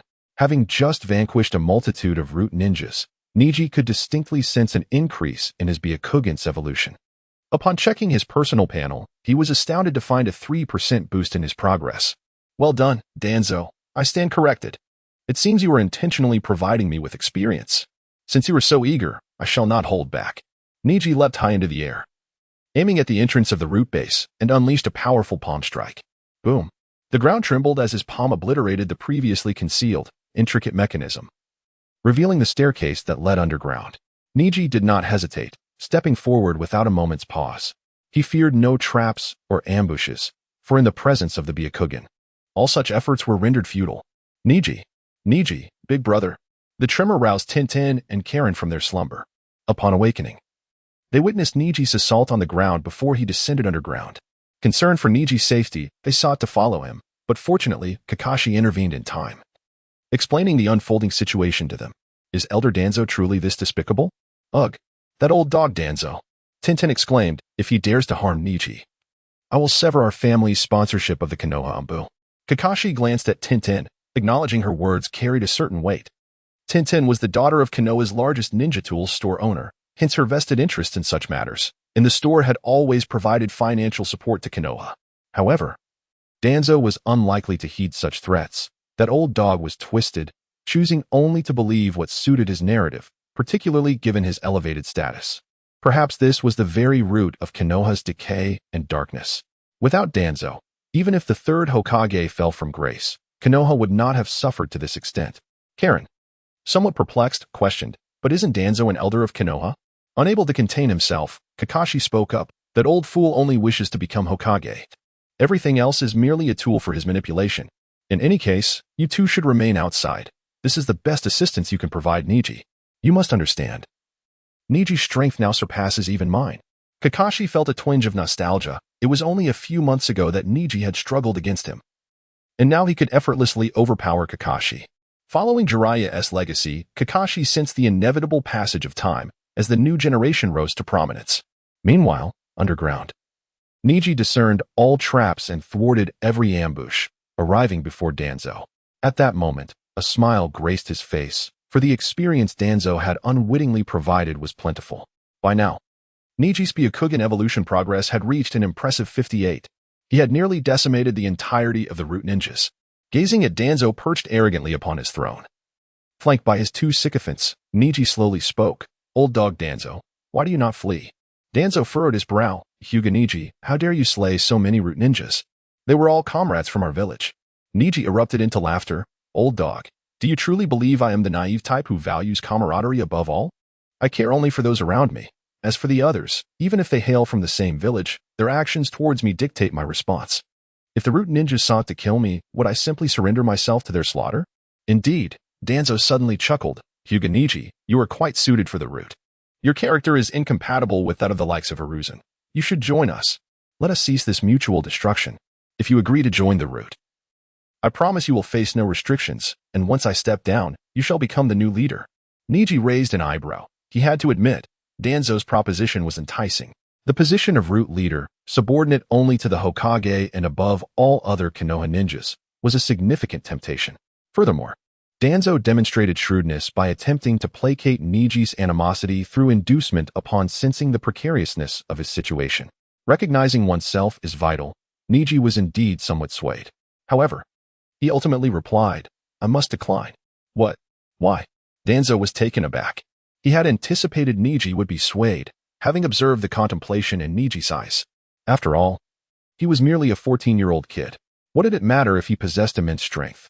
Even if he surpassed Danzo, was he not also susceptible to the allure of the outside world? Yet, to Danzo's astonishment, Neji's response defied all expectations. Neji raised a finger and declared, because what I enjoy most is telling self-righteous individuals no. Danzo's expression darkened. He understood this was not the genuine reason, yet it conveyed Neji's true sentiment. This young man was resolute in his desire to eliminate him. Neji indeed sought to slay Danzo, for he would not forget the recent attempt by Danzo to manipulate his thoughts, nearly transforming him into a slave. He also recalled how Danzo had threatened Tintin and Karen, nearly costing them their lives. Moreover, he could not overlook everything he had learned about Danzo from the original narrative. This man was one of the most malignant tumors in the world of Naruto. Without him, the world would surely experience a significant measure of peace and tranquility. If Black Zetsu were also eliminated, perhaps peace would have already arrived. Indeed, Black Zetsu was another of the greatest malignancies, while its toxicity might surpass that of Danzo's. Danzo's detestable nature eclipsed all others. With resolve firmed in his heart, Neji assumed the gentle fist stance. Danzo, come at me with your lackeys. Perhaps that way you may stand a chance of survival. Hyuga Neji, you are far too arrogant. Chapter 54. The Chaotic Lion's Hair-Pointing Technique. Toanzo rebuked angrily. Having endured Neji's provocations far too many times, he could no longer tolerate it, for his very life was at stake. Kaze, Torian, you both attack. Two ninjas stepped forward to shield Neji. They wore no masks, allowing Neji to see their faces. One was a tall, strikingly handsome man with a dignified demeanor, possessing orange hair styled in a short ponytail, adorned with the forehead protector of the Hidden Leaf Village. He wore a brown sleeveless jacket, complemented by a short-sleeved outer garment, black gloves, and trousers, with a large sword strapped to his back. This was Kazumura, a member of the Kazumura clan who had joined the Roots. His strength was formidable, and he excelled in solo combat. Kazumura possessed excellent sensory abilities and had innovated a variant of the shifting heart technique known as the puppet heart seal technique. This technique utilized puppets to enact the shifting heart technique, sealing the opponent's soul within the puppet while allowing his own soul to inhabit the opponent's body, enhancing his safety and operational capacity. He was undeniably talented. The other was dressed in an integrated, black combat suit, with a mask covering the lower half of his face, and a large pouch slung at his waist, giving off an air of grim seriousness. This was Toryun, a ninja sent by the Oil Woman clan to the Roots. Even among the insect-controlling Oil Woman clan, Toryun was exceptional. His body harbored highly toxic nanoscopic insects, granting him an immunity to their deadly effects. Should another become infected, their cells would be destroyed, leading to death. However, these insects could only thrive within living cells, multiplying through cell destruction. Once the host perished, so too would the insects. Thus, he donned nearly full-body protective gear. He had never participated in the Chunin exam, not due to lack of desire, but because he was prohibited. There was no doubt that Toryun was also a prodigy. Together, Toryun and Kazumura constituted Toanzo's final subordinates. In truth, Neji did not wish to kill these two.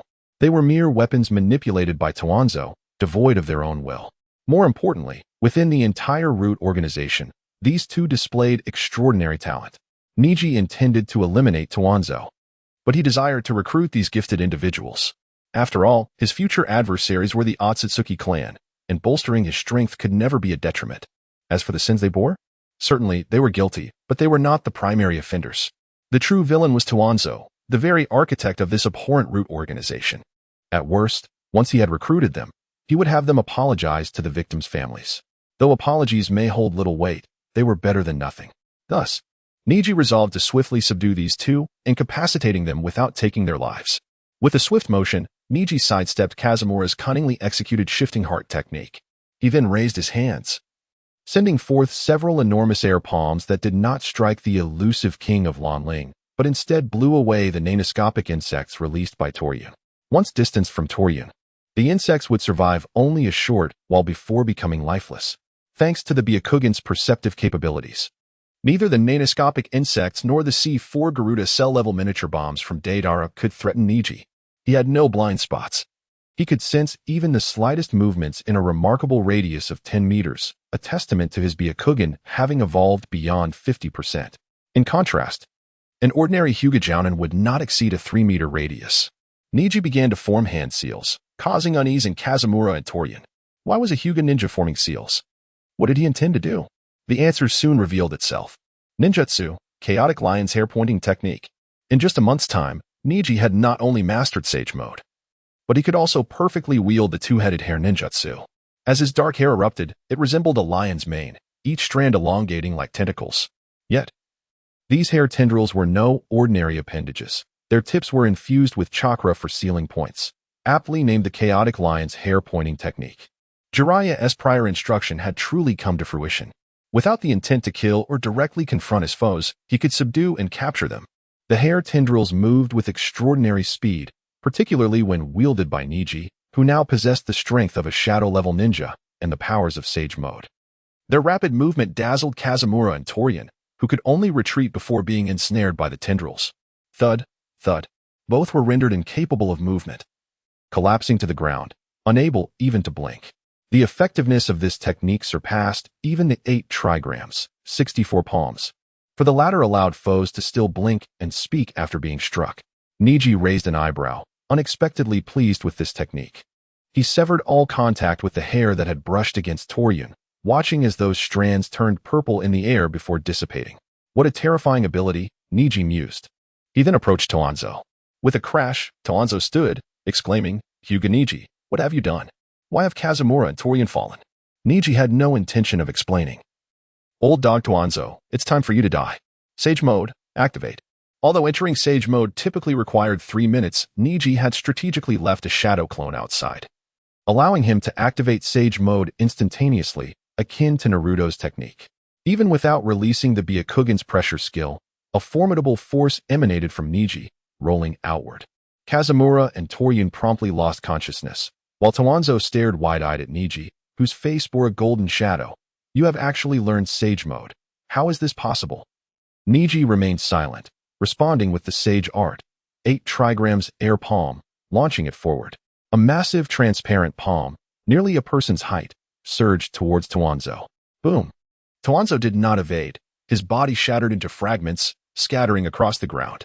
Though the enemy lay defeated, Neji hesitated to approach recklessly. Chapter 55, Danzo. Go to hell with your doubts. Neji stood still, quietly awaiting the passage of time. Soon, a minute slipped by, and the scattered corpses vanished, leaving Danzo once again standing in place. His expression darkened as he regarded Neji. "How do you know of Izanagi?" As a wielder of both would release in the Sharingan within a single body, Danzo possessed not only the capacity to execute formidable wood-release techniques, but also boasted an arm adorned with 10 Sharingan, coupled with the Manjiki Sharingan of his right eye. Sure sway, and Danzo's own life force. Mastering Izanagi meant that Danzo would need to be killed 12 times to be utterly vanquished. Izanagi, the ultimate ocular technique of the Uchiha clan, allowed one to manipulate the boundaries between illusion and reality, controlling the transition between dreams and the tangible world. Thus, even in death, Danzo would merely sacrifice a single Sharingan from his right arm. However, Danzo's Izanagi bore a flaw. It could only be sustained for 1 minute. After all, Danzo was not of the Uchiha lineage and could not maintain it for an extended duration like a Beto Uchiha, who could last for 3 minutes. This was the advantage of intelligence. Danzo found himself powerless before Neji. Yet, Neji was aware of Danzo's weakness, making the battle effortless for him. Had he been oblivious to Danzo's capabilities, he might have fallen into a trap while assessing the situation, only to be turned against. Danzo had been subtly guiding Neji forward, as evidenced by his earlier words. In response to Danzo's confusion, Neji chose not to answer directly, but instead mocked, "Danzo, old dog, go to hell with your doubts." With that, he unleashed the Sage art, 8 trigrams air palm. Bang! This time, Danzo evaded, but not without consequence. Half of his body was shattered, leaving the other half in a gruesome state. Soon after, Danzo drew his last breath. Yet he did not immediately revive. Instead, he delayed for a full 60 seconds, hoping to resurrect at the last possible moment. In his view, this was his sole chance at victory. Neji's Sage mode was overwhelmingly dominant, leaving Danzo with no option but to endure the onslaught. Thus, Danzo believed his only opportunity lay in stalling until Neji's Sage mode expired. Sage mode is time-limited. Neji had no means of sustaining it beyond 10 minutes. Therefore, by sacrificing a single Sharingan from his arm, or even less, Danzo harbored hopes of triumph. However, what Danzo did not realize was that with the existence of Sage body, Neji could maintain Sage mode for at least an hour. Had he known, perhaps he would have directly destroyed Shirsue's Manjiki and opted for immediate self-destruction. Alas, Danzo remained blissfully unaware. The advantage of information reared its head once more. A minute later, Danzo revived, and Neji unleashed the Sage art, 8 trigrams air palm. This time, Danzo predicted the attack and dodged just in time. He retaliated with a self-destructive technique, would release, root exploding funeral. Danzo unveiled his right hand, extending his arm.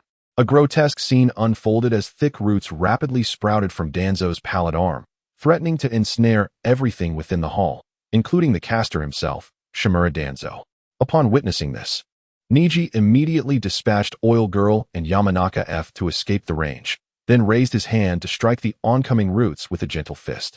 In Sage mode, the potency of Neji's gentle fist grew exponentially. The thick roots, capable of being embraced by 2 or 3 individuals, splintered beneath his palm. Perhaps his gentle fist should be more aptly named the Iron Fist. Sage chakra possesses unique properties, rendering would release vulnerable. This resulted in extraordinary destructive and lethal power. As the roots threatened to obscure his vision, Danzo observed that Neji had evaded entrapment, leaving him somewhat disheartened. Nevertheless, he remained resolute in his plan to stall for 10 minutes. Snap! The roots tightened, yet Neji remained unscathed, while Danzo was reduced to a puddle of blood. Another minute passed before Danzo revived once more. By this time, Neji had begun to decipher Danzo's intentions. Did he believe that my sage mode lasted only a few minutes? In truth, my sage mode endures for an hour. Neji felt a thrill of anticipation, eager to witness the expression that would grace Danzo's face at that moment. Next, Danzo summoned the Dream Taper, intending to collaborate with it to engulf Neji within its belly. However, Neji countered with Needle Jizo, sending the Dream Taper back and subsequently strangling Danzo with the Roaring Lion's main technique. In the subsequent 5 encounters, Danzo employed various attacks, including wind release techniques, other would release ninjutsu, and even taijutsu. He explored numerous fatal scenarios, being kicked to death by Neji, having his head smashed into his abdomen, and being bisected by Neji's concentrated air palm, among others. His death count reached 9, and only 1 Sharingan remained on his right arm. Meanwhile, Neji's sage mode had now persisted for 10 minutes. Observing Neji, who appeared slightly breathless, though feigning, Danzo wore an expression of triumph. Hyuga Neji, you are formidable, but I am stronger. Sealing technique. For symbols of the inner. Danzo suddenly thrust back, his body fracturing as blood erupted from him like a fountain, and numerous sealing sigils emerged around him. As the blood splashed onto the sigils, they swelled into spheres, expanding outward. Not only that, but an immense suction force emanated from within, surpassing even that of the Dream Taper. Yet Neji remained unperturbed. The method to dismantle Danzo's ultimate move was quite simple. Ninjutsu, Roaring Lion's main technique. Swish. The black tendrils shot backward, embedding themselves into the wall, pulling Neji away. Moreover, he leaped backward, utilizing the immense power of Sage Mode to retreat. The combination of these actions allowed Neji to escape the range of the 4 symbols of the inner sealing technique. With a whoosh, a colossal black sphere materialized before Neji, which then imploded and vanished. Consequently, Danzo was consumed by the sealing technique, disappearing without a trace. Neji retracted the Roaring Lion's main technique and stood still, awaiting the next encounter. A minute later, Danzo reappeared, his face darkening to the point of near despair. How could Neji, who had just been feigning exhaustion, now appear unscathed? His mindset shattered. 12 minutes had passed. Why had Neji's sage mode not yet dissipated? Danzo, in his impotent rage, felt the grip of despair tightening. At that moment, the last Sharingan on his right arm had closed, leaving him with only the 4-pointed windmill Sharingan in his right eye. Yet Neji offered no response to Danzo's inquiries. Nor did he afford Danzo the opportunity to utilize Izanagi to destroy Shursue's precious Meijiki Sharingan. Byakugan, pressure. Boom. Danzo stood frozen, unable to move or even blink. Neji approached him slowly, extracting the remaining Sharingan. He then raised his hand and executed the Sage Art, 8 trigrams air palm. Danzo, he reiterated. Go to hell with your doubts. Chapter 56, Loyalty as if captured in slow motion. Neji's Byakugan distinctly revealed the entire sequence of events as the Sage Art, 8 trigrams air palm struck Danzo. It was rather repugnant, so I shall refrain from further comment. Neji discerned Danzo's subtle expressions, shock, resentment, unwillingness, rage, fear, confusion, and so forth. Yet, conspicuously absent was any semblance of regret. Danzo felt no remorse for his actions. He believed he was in the right. Such a person is the true embodiment of evil. Thus, Neji deemed it humane to extinguish him. This world has no need for such malefactors. With a resounding thud, accompanied by a cascade of blood, Danzo's body disintegrated for the final time. This time, he failed to resurrect even after a minute, departing this world entirely. Observing this scene, Neji felt no sense of loss. Rather, he exhaled deeply in relief. Without Danzo, the world would undoubtedly be a better place. Exiting Sage Mode, Neji accessed his personal panel. Name, Hyuga Neji. Age, 14. Bloodline ability, Byakugan. Progress 60, Tensigan. Sage Body, Intermediate. Under development. Skills, Caged Bird. Break, Byakugan. Pressure, Sage Mode. Sign and Location, Jiraiya's Great Scroll. 23 consecutive days. Rewards have been advanced. Everything else remained unchanged, except for the progress of his Byakugan's evolution, which had risen to 60%. Killing Danzo had directly increased it by 2%. Before today, Neji would not have anticipated that within a single day, his Byakugan's evolution could ascend from 51% to 60%. However, this would likely be a singular occurrence. After all, during this battle, Neji had unleashed a relentless assault, showing no mercy. This confrontation validated his belief that even if one's strength is slightly inferior, as long as they eliminate a sufficient number of foes, the evolution of the Byakugan would progress. Yet, it was improbable that he would encounter another suitable opponent like Danzo in the Root organization. Neji would never resort to indiscriminate slaughter merely to enhance his power. Should he do so, he would betray his own principles. Thus, he needed to contemplate new methods to further the evolution of his Byakugan. It is noteworthy that Neji's intermediate sage body had also entered a state of underdevelopment. However, this designation had changed nearly half a month prior, and as of today, there had been no further developments, so Neji paid it little heed. Shutting down the panel, Neji turned to find Yamake's and Oil Woman Torikian lying on the ground. Observing the two feigning unconsciousness, he released their pressure points with a flick of his hair. "Do you understand why I spared your lives?" Neji's words prompted them to open their eyes. They exchanged glances and slowly rose to their feet, realizing that continuing their charade would insult their own intelligence. Their survival hinged entirely on Neji's goodwill. How could they possibly provoke his ire?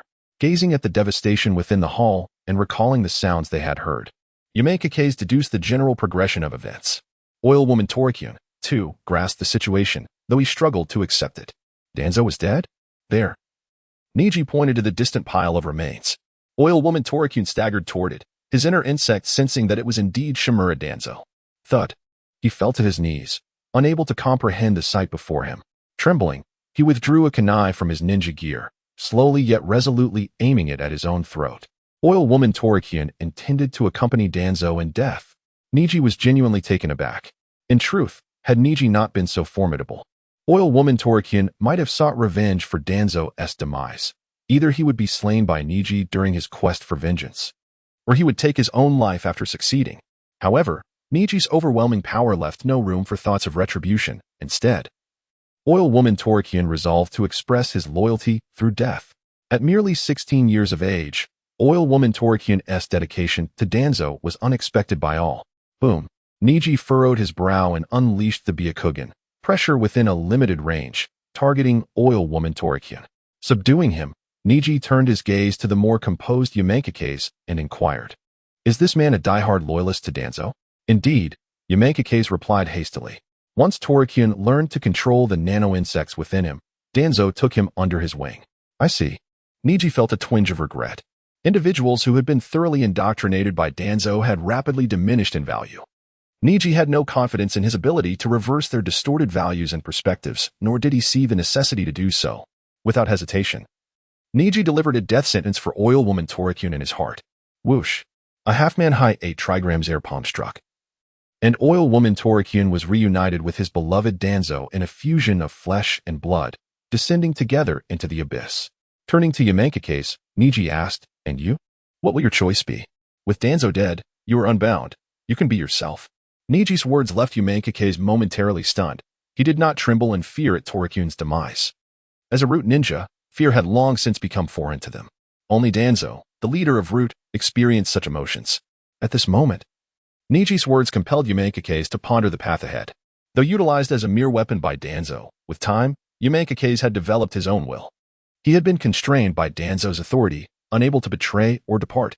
But now, with Danzo's death, he was free. Yet, confusion clouded Yamake's mind. He was uncertain about his next steps. Having spent his life in assassination and committing heinous acts, he was now faced with the responsibility of forging his own future. He truly did not know how to proceed. However, at that moment, he recalled Neji's earlier question, "Do you know why I spared you?" Thus, this formidable Hyuga ninja seeks to recruit me? Do I still possess value? Yamake's surmised Neji's intention. It was not difficult, for Neji had never concealed his desires. Suddenly, a realization struck Yamake's. He recalled Neji's character analysis. This individual appears to be devoid of desires, yet harbors grand ambitions. It is advisable to observe closely. Reflecting on Neji's recently displayed prowess, Yamake's eyes sparkled with recognition. "Lord Hyuga Neji, what are your aspirations for the future?" Taken aback by the unexpected inquiry, Neji raised an eyebrow. "I aspire to unify the ninja world and bring true peace." Boom. A sound reverberated within Yamake's, awakening something long dormant inside him. That feeling was unlike anything he had ever experienced under Danzo's command. It was as though his life had suddenly acquired a new purpose, assisting Neji in achieving his goals. Without hesitation, following that feeling and his own will, Yamake's knelt on one knee. Lord Hyuga Neji, I pledge my loyalty to you. Chapter 57. The benevolent Danzo. The perceptive nature of Yamashiro Fu surprised Neji, yet upon reflection, it made perfect sense. Yamashiro Fu was not merely a pawn of Danzo. He was unlike Kuratsuchi. He had developed his own thoughts, and although he still sought to align himself with others, he was undoubtedly an individual with his own ideas. Perhaps he had long harbored grievances against Danzo's methods. Neji's arrival liberated him. Of course, Neji was not reckless enough to place his complete trust in him. He tested Yamashiro Fu by inquiring about secret techniques, the location of Danzo's quarters, and the storeroom of the roots, as well as the most valuable items therein. Yamashiro Fu answered each question in detail, and whenever Neji hesitated, he patiently elaborated. Neji began to tentatively trust Yamashiro Fu, deciding to adjust his level of confidence based on future interactions. First, let us secure this. Neji extended his palm to reveal the treasured kaleidoscope Sharingan he had been guarding. Since earlier, he had tightly clutched the eye shaped like a four-pointed windmill. However, being a human eye, it required a specialized container for safekeeping. Even though its most formidable power had already been utilized, in 10 years, Neji might face the Akatsuki clan, and the potential of the Kagaya might prove invaluable. Thus, this kaleidoscope was precious and demanded careful preservation. Even if he didn't use it himself in the future, it could serve well for another. After all, in the world of Naruto, the Sharingan is akin to a universally usable USB device. Yamashiro Fu watched in alarm. Lord Hyuga Neji, the Sharingan cannot be preserved in such a manner. Hurry, take me with you.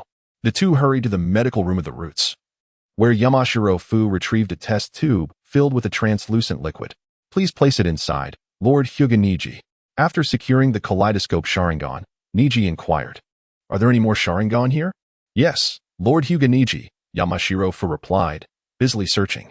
Just call me Neji from now on. Your address for me is rather lengthy. Yamashiro Fu paused. Yes, Lord Neji. The distinction of respect was ingrained in Yamashiro Fu's very being. He could not bring himself to directly address Neji by his name. Soon after, he presented 9 test tubes containing Sharingan before Neji. Upon inspection, each contained a 3-tomo Sharingan. It seems that after the Uchiha massacre, Danzo profited immensely. Perhaps this is the fundamental reason he drove the Uchiha clan towards their demise. Danzo had coveted the Sharingan for far longer than Orochimaru. His comrade, Uchiha Kagami, had demonstrated loyalty, yet Danzo only saw the power of the Sharingan. Yamashiro Fu's admiration for Neji deepened upon hearing this. To know of the Uchiha massacre from so long ago, Lord Neji is truly remarkable. After sealing the Sharingan and the kaleidoscope in a storage scroll, Neji and Yamashiro Fu departed the medical room for Danzo's quarters. Do you know where Danzo's contract scroll for the spirit beast, Dream Taper, is? While the enhancement of a large spirit beast might not significantly elevate Neji's power, it was better than having none. Especially since he had resolved to intervene in the impending conflict among the 3 legendary ninjas. That battle, rather than a clash of 3 ninjas, would more aptly be described as a confrontation of 3 colossal spirit beasts, overshadowing even Naruto. Neji was keen on acquiring a formidable spirit beast, and Danzo's Dream Taper was a prime target. Hence, when he previously fought Danzo and sent the Dream Taper away, he had refrained from using lethal force, having harbored an interest in Danzo's spirit beast since then. The remnants of Danzo's spirit might have cursed him, but Yamashiro Fu pointed toward a nearby steel cabinet. I'm not certain, but there is a high possibility it's in Danzo's storage locker. Crafted entirely from steel, the cabinet resembled a modern safe. However, Neji was unfazed. With his Byakugan, he discerned the lock's mechanism and deftly opened it.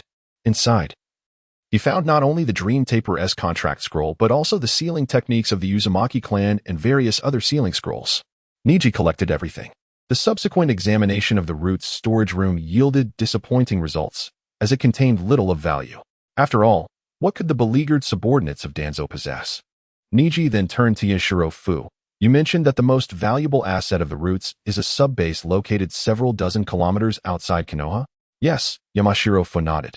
That is the breeding ground for the roots, housing many exceptional candidates who could significantly contribute to your grand endeavors, Lord Neji. Very well. You shall oversee that facility, and I will visit when time permits. Neji decided, not wishing to extinguish Yamashiro Fu's enthusiasm. If you manage it well, my trust in you will greatly increase. Yamashiro Fu beamed with fervor, proclaiming, I will not disappoint you, Lord Neji. He turned to leave, but since Neji's impending words and paused, there should be other exits from the root space. Depart through another route, Neji instructed. Understood. Yamashiro Fu complied. Neji made no move to monitor or pursue him. After all, he was merely a Nin. Even if he betrayed Neji, capturing and eliminating him would be straightforward. Yet, if he managed to escape, it would significantly enhance Yamashiro Fu's credibility. Nevertheless, Neji couldn't help but reflect on Danzo and his roots, considering them benevolent benefactors, akin to a charitable organization. They had provided him with the means to advance his Byakugan evolution, gifted him the Kaleidoscope Sharingan, bestowed a contract for a spirit beast, and offered various sealing scrolls when Kurenai could not assist him. They even provided him with a subordinate, along with a multitude of potential allies. Had it not been for Danzo's intent to eliminate Neji, he might have refrained from annihilating them altogether. With affairs concluded, Neji resolved to return to the village. He wished to witness the final performance of the third Hokage, who had sealed Orochimaru's arms with the dead demon consuming seal, and complete his daily sign-in. Admittedly, this might be the most humiliating episode for the dead demon consuming seal. The fourth Hokage sealed the full form of the Nine Tails, which was already a considerable feat.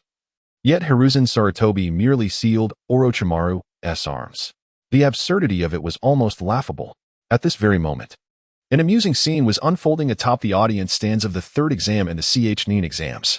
Chapter 58, the conclusion of the Hokage after revealing his identity. Orochimaru engaged in a fierce ninjutsu battle with his former mentor, Hiruzen Sarutobi. The outcome was clear.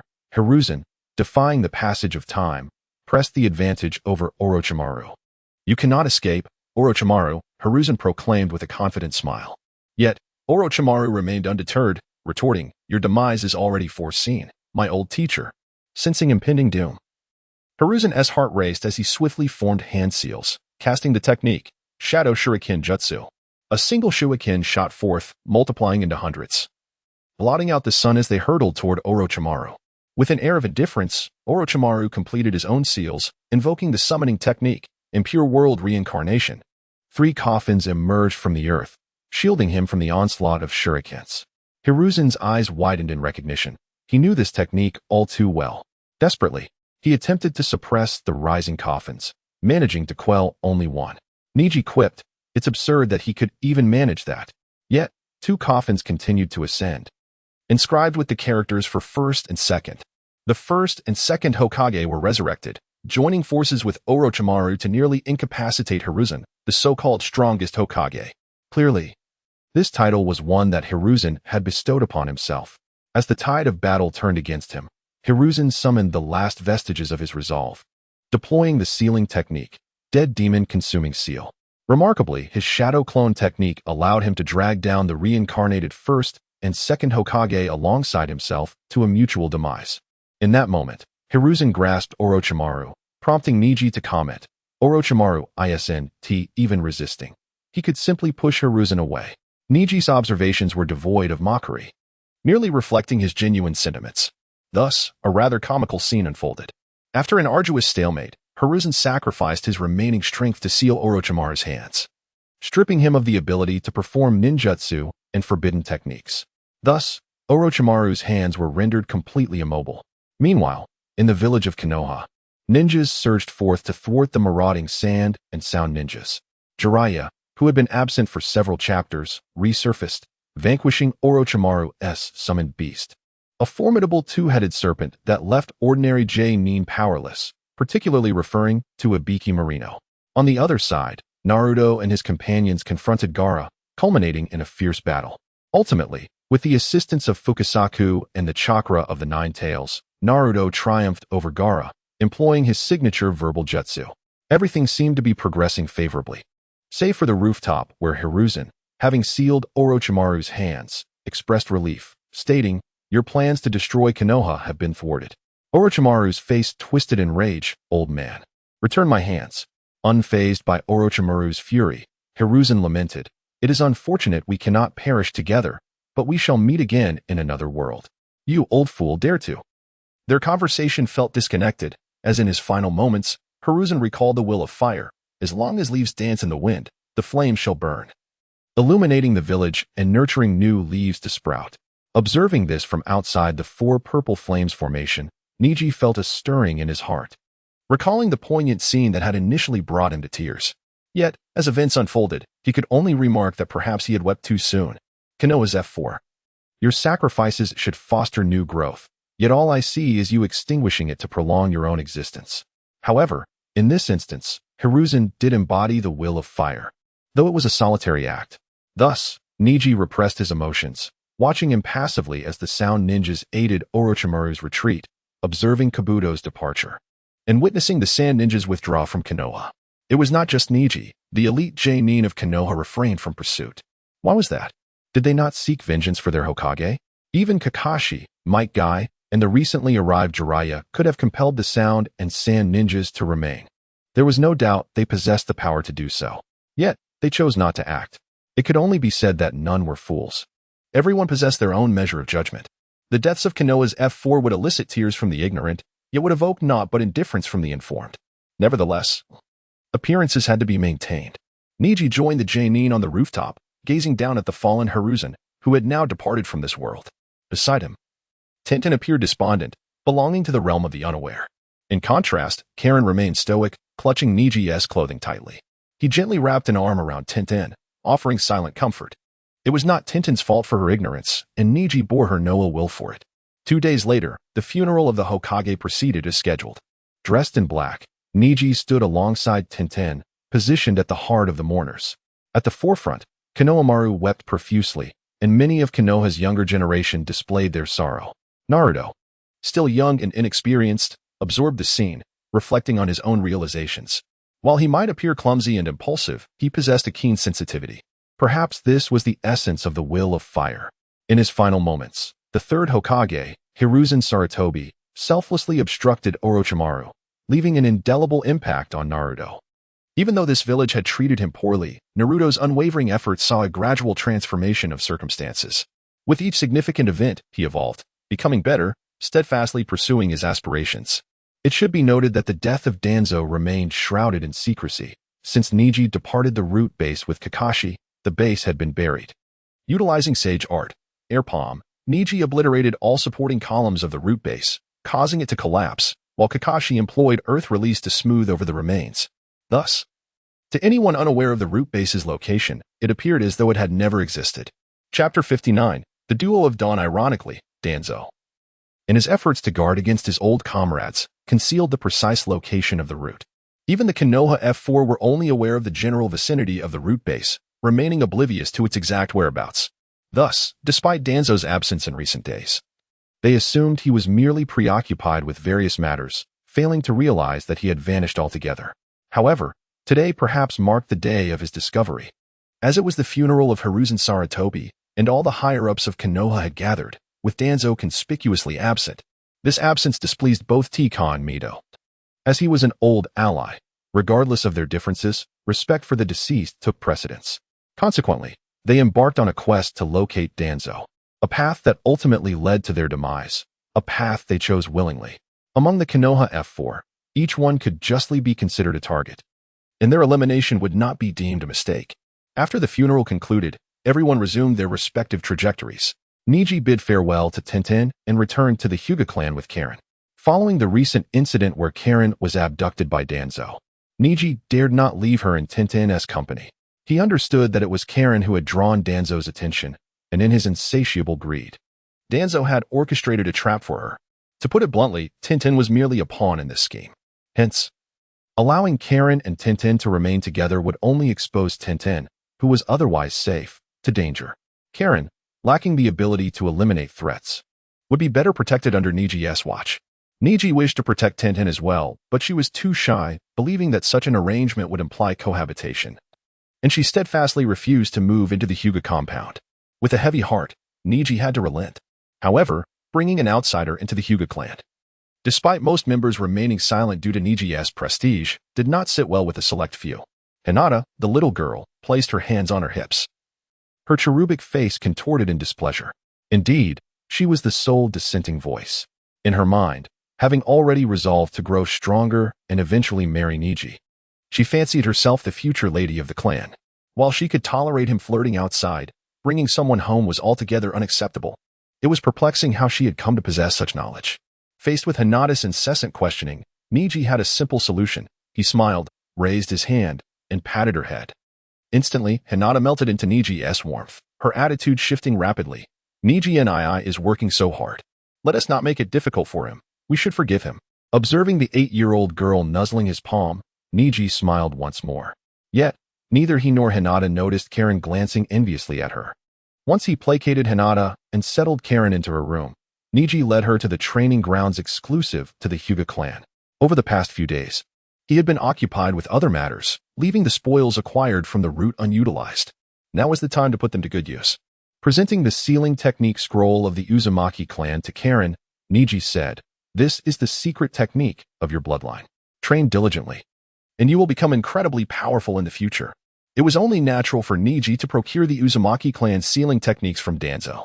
Given Danzo's ability to create formidable yet distinct sealing techniques such as the Curse of Tongue and the Self-Restriction Seal, it would be odd if he lacked any from the Uzumaki clan.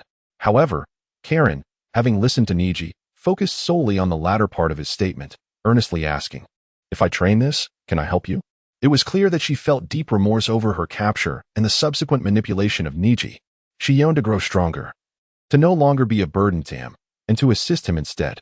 Tintin shared the same sentiment. After parting with Neji, she too began to train diligently. At this moment, upon hearing Karen's words, Neji nodded seriously, affirming, "Yes, in time, you will not only be able to assist me, but I may also come to rely on you. I will train hard," Karen exclaimed, her face alight with excitement and determination, immediately commencing her training. Neji too began his own regimen. However, before diving into his training, he took stock of what he needed to learn next. Sage Art, 1,000 Needles, Summoning Technique, and a particularly useful sealing technique. The method for training Sage Art, 1,000 Needles, had been destroyed. Neji needed to master this potent sage technique swiftly to honor Jiraiya's goodwill. As for the summoning technique, he already possessed the contract scroll for the Dream Taper. Without mastering summoning, the scroll would be rendered useless. Regarding the sealing technique, Neji specifically referred to Danzo's self-restriction seal. This sealing technique was easy to learn and highly effective, allowing for the silent application of a curse mark upon contact with an enemy, subsequently restricting their movements with patterned markings on their bodies. Other sealing techniques were either too complex to learn without innate talent or, while easy to learn, offered little practical utility. Thus, the only techniques Neji needed to focus on were these three. Writing his name on the contract scroll for the Dream Taper, Neji began his training. Meanwhile, two enigmatic figures clad in black cloaks adorned with red clouds stood atop the walls of Konoha. One, with a peculiar visage, wore the forehead protector of the Mist Village. Marked by a deep gash, he possessed a shark-like face, jagged teeth, and a towering stature, bearing a massive, bandaged sword on his back. His name was Kisame Hoshigaki, an S-rank rogue ninja from the Mist Village. The other, strikingly handsome, adorned the forehead protector of Konoha, also bearing a gash.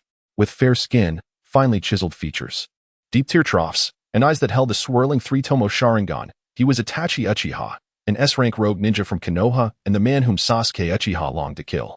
At this moment, as they surveyed the still rebuilding village of Konoha, Kisame remarked, "Though they escaped annihilation, it seems they have suffered significant losses. Once a thriving village, it now appears so pitiable." Chapter 60, The Turning Point. Departing from the village, Itachi Uchiha, gazing at his companion, Kisame Hoshigaki, remarked with a hint of disdain, "You truly bear no resemblance to yourself." To which Kisame teased, "Even you, Itachi, must harbor some nostalgia for your homeland." In response, Itachi coldly declared, "No, I feel not a shred of nostalgia." Though he cherished Konoha, it was also the source of his profound anguish. Thus, Itachi's lack of sentiment for Konoha was entirely reasonable. Subsequently, the two deftly navigated through the barriers and patrols, infiltrating Konoha. For Itachi, once a member of the elite Umbu of Konoha, this was a mere trifle. He was not only an Umbu, but a prodigious talent of the Uchiha clan. Yet, he had ultimately joined forces with a mysterious masked man from the Akatsuki, also of the Uchiha lineage, to annihilate the entire Uchiha clan. This enigmatic figure concealed his identity, leading to the perception that Itachi was the true architect of the clan's demise. However, in truth, This tragedy was orchestrated by the higher-ups of Konoha. Much like Shisui Uchiha, Itachi had placed immense trust in the village's leadership, only to be ruthlessly exploited. They manipulated him to quell the Uchiha rebellion and transformed him into a spy within the Akatsuki. Naturally, he also bore the blame for the Konoha F4's machinations. It was all Itachi's doing. We could not prevent it. These were the exact words of Hiruzen Sarutobi. In that catastrophic clash, the Konoha leadership, led by Sarutobi, reaped stability. Danzo Shimura acquired the Sharingan and Uchiha techniques, and the masked man of the Akatsuki gained Itachi as a formidable asset, while Sasuke was left with a shattered family and a thirst for vengeance. Thus, a world where only Sasuke suffered was established. Perhaps Itachi too was tormented. He was not deserving of pity. Setting aside the massacre of his clan, the murder of his own parents was indeed inexcusable. Now, upon learning of Konoha's dire straits and the death of Sarutobi, who had vowed to protect Sasuke, Itachi could no longer remain passive. He swiftly journeyed back to Konoha with Kisame, under the pretense of attempting to capture the Nine-Tails Jinchuriki, when in reality, he merely sought to glimpse Sasuke and convey to Konoha's leaders, "I am still alive. Do not harm Sasuke." Such was the depths of his fraternal affection. To fulfill these two objectives, it was imperative that the denizens of Konoha were made aware of his presence. Thus, upon entering the village, Itachi and Kisame did not attempt to conceal their tracks. Instead, they boldly seated themselves at a dango stall, indulging in red bean dumplings. Soon, Kakashi Hitaki, Asuma Sarutobi, Kurenai Yuhi, and Sasuke Uchiha discovered them. Itachi had achieved his primary objective. Sasuke was thriving and had grown stronger. As Sasuke was merely a genin, even if he sensed something amiss, he was compelled to stay put. Unaware of the identity of the adversary, he merely shrugged and nodded in compliance. Kakashi and the others pursued them, with Might Guy following closely behind. However, Asuma and Kurenai soon became burdens, as Kakashi fell victim to Itachi's Tsukuyomi. Fortunately, Guy arrived just in time to avert disaster. Having seen Sasuke and conveyed his intentions to Konoha's leadership, Itachi had accomplished his goals and prepared to depart from the village. Yet, to placate Kisame and silence the members of the Akatsuki, Itachi decided to seek out Naruto. At the very least, he needed to fulfill the objective of attempting to capture the Nine-Tails Jinchuriki while Konoha lacked a Hokage. They visited Naruto's home, only to find it empty. For at that moment, Naruto was journeying further away from Konoha alongside Neji, Hyuga, and Jiraiya. In the past few days, Tsunagakure had discovered that the fourth Kazekage had been assassinated, his corpse in a state of decay, and immediately grasped that it was all part of Orochimaru's scheme. They surrendered unconditionally, and Konoha readily accepted. However, compared to Tsunagakure's capitulation, Konoha was in dire need of a new Hokage. The higher-ups had initially designated Jiraiya as the fifth Hokage, but he was adamantly opposed to the role. After discussions, Jiraiya proposed to retrieve Tsunade, suggesting she take his place as the fifth Hokage, to which Konoha's leaders acquiesced. Consequently, Jiraiya set off with Naruto to find Neji. In the original story, Jiraiya only took Naruto along for his safety, fearing an attack by the Akatsuki. However, this time he included Neji. For the reason was simple. Jiraiya had witnessed Neji's remarkable battle against Danzo on the day of the plan to dismantle Konoha. Jiraiya was surreptitiously observing a women's bathhouse when he sensed the chilling presence of root ninjas. If these root ninjas were aiding and repelling external threats, he would harbor no doubts. Yet, they were advancing directly towards the venue. With suspicion brewing, Jiraiya employed the mystical tracking technique of Mount Myaboku, stealthily following them. His unique method allowed him to conceal himself within a frog, effectively using it as a means of surveillance. Neither Neji nor the root ninjas would suspect that a mere frog concealed Jiraiya within. As a result, he bore witness to the entire unfolding saga. Danzo, you truly are a cur.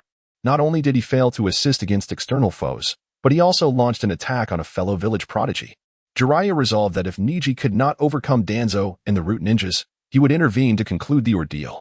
Yet, witnessing the ensuing battle left Jiraiya astounded. He knew Neji was formidable, but he had not anticipated such overwhelming strength. Furthermore, Danzo, the old hound, had once criticized Orochimaru for his human experimentation.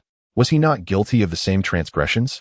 The combination of the Sharingan and Izanagi was astonishingly clever. Jiraiya felt a sense of vindication and refrained from interfering with Neji's efforts. Even after Neji and Kakashi concealed the evidence, Jiraiya lent a hand. Employing Earth Release, Yellow Spring Swamp. This technique stirred the underground, solidifying the area and ensuring that no trace of the root's base would be discovered. Nonetheless, this unexpected incident led Jiraiya to realize that Neji's power was both formidable and impulsive.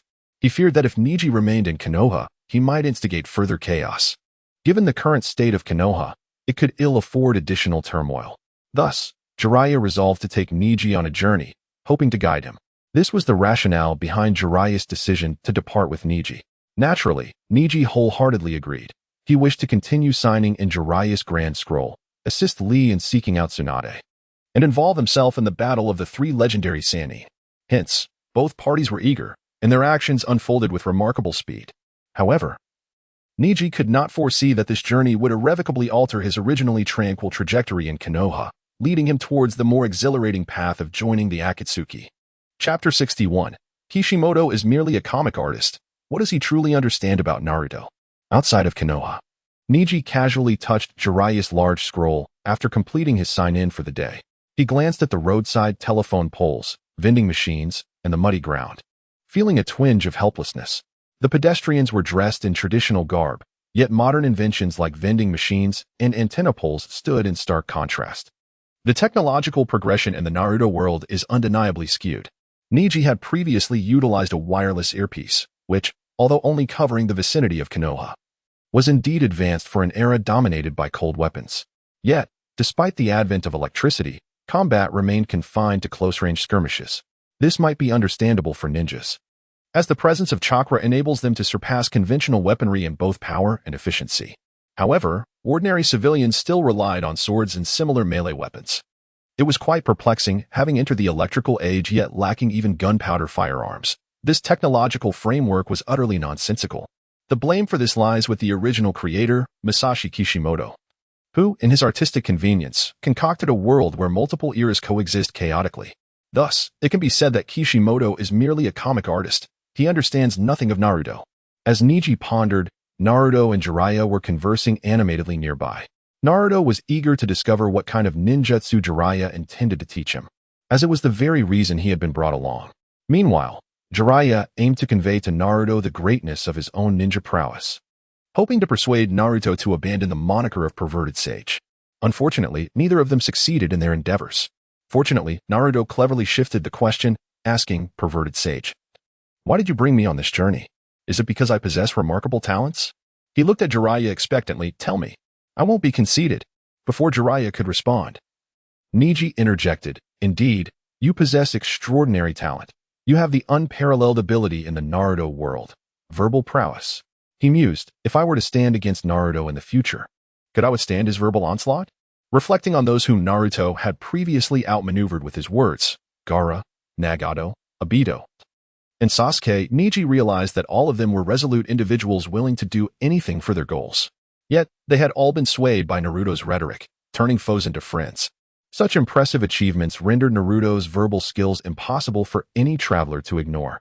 However, recalling the events surrounding the Akatsuki invasion, Neji felt he could resist. He must resist. For if he succumbed to Naruto's verbal persuasion, if he failed to uphold his ideals and allow the Naruto world to follow its destined path, the outcome would remain unchanged, leading to death for all. Once life is extinguished, nothing remains. Even if Naruto's charisma is formidable, even if his words are enchanting, Neji would not waver from his convictions. With this thought, he turned to look at Naruto. Noticing Neji's gaze, Naruto broke into a goofy smile. Well, the current Naruto has yet to master his verbal skills. He is not yet the remarkable Uzumaki Naruto of the future, who can speak of heaven and earth and earn the respect of even spirits. So, let's cherish the present Naruto. Such a silly version of him will be rare to encounter in the future. At that moment, Jiraiya addressed Naruto's question, stating, "I once took the fourth Hokage as my student, and I see much of him in you. That is the reason." This statement caused Naruto's heart to soar. Being compared to the Hokage implied that he too could one day attain that position. He chuckled foolishly. Suddenly, Neji interjected, "Lord Jiraiya, I just remembered something I must attend to. You two go ahead to the way station town. I will join you shortly." After 2 days, Neji needed to assess the loyalty of the Shinomiya clan. The remnants of Danzo's legacy would also serve as his future foundation. Having lacked the opportunity to leave the village previously, he was determined to investigate. "Huh, Neji, aren't you coming with us?" Naruto asked, somewhat disappointed. Neji shook his head. I will, but not at this moment. That's fine. Jiraiya, however, regarded Neji with a serious expression. Are you certain this does not involve confronting a certain elder? Neji was taken aback, realizing Jiraiya was aware of his actions against Danzo, causing a flicker of apprehension within him. Yet, considering that Noambu had sought him out in recent days and Konoha's higher-ups remained silent, Neji grasped Jiraiya's stance. He relaxed and nodded to Jiraiya. Of course not. Jiraiya smiled. Then off you go. The sooner you return, the better. We won't linger too long in that town. With that, Neji departed, watching Neji's retreating figure. Jiraiya turned to Naruto, reflecting, conversing with an intelligent person is such a relief. Unlike you, talking to you is a rare challenge. Hey, perverted sage, are you insulting me? You are the fool, peeping, At that moment, atop a distant rocky outcrop, Itachi Uchiha and Kisame Hashigaki stood. After releasing a summoning technique to send back the crow that had been scouting for information, Itachi informed Kisame of the situation. Unexpectedly, that individual is protecting the Nine-Tails Jinchuriki. Kisame remarked, and that Byakugan-wielding ninja seems to have accomplished something significant during this turmoil in Konoha. Hyuga Neji is formidable, if he is alongside one of the legendary Sannin. Jiraiya, our chances of victory are slim, Itachi stated. Fortunately, they have separated, Kisame observed. Kisame then suggested, we should seize this opportunity to take them down one by one. First eliminate Hyuga Neji, then combine forces to dispatch Jiraiya. It would be unwise to act recklessly, Itachi replied coolly. If we only have to contend with Jiraiya, we might have a chance to capture the Nine-Tails Jinchuriki. The legendary Sannin has a significant weakness. However, with Hyuga Neji, I cannot assure victory. Kisame was astonished. If even you feel that way, then I doubt I stand a chance. Thus, we shall head to the way station town. Simultaneously, within Konoha, Sasuke learned of Kakashi's downfall. Kakashi had been responsible for his training, and with his mentor incapacitated, Sasuke felt compelled to visit. Yet, upon arriving, he unexpectedly discovered from other visiting ninjas that Itachi had come to Konoha seeking Naruto. Instantly, Sasuke's temper flared. Ignoring the protests of those around him, he dashed to Ichiraku Ramen to acquire information on Naruto and Jiraiya's departure route, then swiftly bolted out of the village gates. Not even the elite J-Nin could impede his escape. Chapter 62. Neji's tongue battles. What a predicament. The leaking of intelligence by the J-Nin has become the subject of ridicule among the other J-Nin. Moreover, how is it that Uchiha Sasuke's movements are so swift? What should we do? Might Guy stepped forward, declaring, I am the fastest. I shall pursue and provide support. You all remain here to guard the village and prevent their return. The village currently lacks a Hokage, and one of its key combatants, Kakashi, has fallen, leaving their defenses quite vulnerable. Even if it concerns the Jinchuriki, it is ill-advised for all J-Nin to pursue. Guy's reasonable suggestion garnered unanimous agreement from the J-Nin. In the absence of a Hokage, the elders of Konohagakure found themselves unable to direct the J-Nin, who thus took it upon themselves to make these decisions. This urgency is precisely why Tenten and Mitomen were so eager to confirm a new Hokage without one. Their status as elders was scarcely acknowledged. With that, Might Guy gathered his belongings and prepared to leave the village. However, on his way out, he encountered Tenten and Karui. AKA Sensei, are you leaving the village? Tenten asked. Guy, with a serious expression, replied, Tenten, I have an important mission. You must stay in the village and keep an eye on any suspicious individuals. Yes. She responded eagerly, then sighed, AKA Sensei, you are leaving, and so is Neji. It's just me and Lee left, but at least I have Karui to accompany me. Neji is also leaving the village? What is the matter? Oh. It's what happened at noon today. Lord Jiraiya took Neji and Naruto on a mission outside the village. This is what Neji asked Karui to tell me. Upon hearing this, Guy breathed a sigh of relief. Sasuke aims to catch up to Naruto to stop Itachi Uchiha, and with Naruto being with Jiraiya and Neji, there is no way that Itachi and that shark-faced companion could harm them. Guy had immense faith in Jiraiya and even more in Neji. Nevertheless, he needed to keep up. As a practitioner of the Eight Gates technique, Guy was acutely aware of the power he possessed when fully unleashed, even though he could not yet open the eighth gate. The seventh gate alone granted him formidable strength. Thus, he considered himself a safety net. Should the situation deteriorate, he would intervene, and if all remained well, his efforts would not be in vain, as he had trained his body. Meanwhile, not far from Konohagakure, at the route base, Neji was greeted by F. Yamanaka. Lord Neji, you have arrived. F expressed with utmost respect and a solemn demeanor. Neji waved his hand, There is no need for such seriousness. Relax a bit. At that moment, his trust in F began to grow. This trust further increased after inspecting and touring the base. The root base, while distinct from the confines of Konohagakure, was closely interlinked with it. Like the main base, it was constructed underground for concealment and to avoid disturbances. The base was quite expansive, nearly half the size of a ninja academy. Within this considerable space resided over 50 individuals, including F. Originally, there were 60. But 10 loyalists to Danzo had taken their own lives upon learning of his demise. The remaining 50, aside from F, were mostly children around 10 years old, with a few teenagers aged 13 to 14. Neji's trust in F increased after observing the latter's efforts and ideological education since taking over the base. F had begun guiding the children to foster their independence, enabling them to develop their own identities. He taught them that Lord Neji was an exceptionally powerful ninja, possessing strength and noble aspirations far exceeding Danzo's. He rescued us from Danzo's grasp, and he urged me to liberate your minds, allowing you to become true individuals. Therefore, we must train diligently to repay Lord Neji in the future. Though the time had been short and results minimal, such teachings would undoubtedly bear fruit in due course. How could Neji not elevate his trust in the loyal F? Especially as Neji made his appearance today, the children were captivated by his presence. A few teenagers, feeling resentful that someone their age like Neji could assume a position of authority, stepped forward to challenge him. However, they were easily defeated by Neji. Consequently, all the children gazed at him with starry eyes.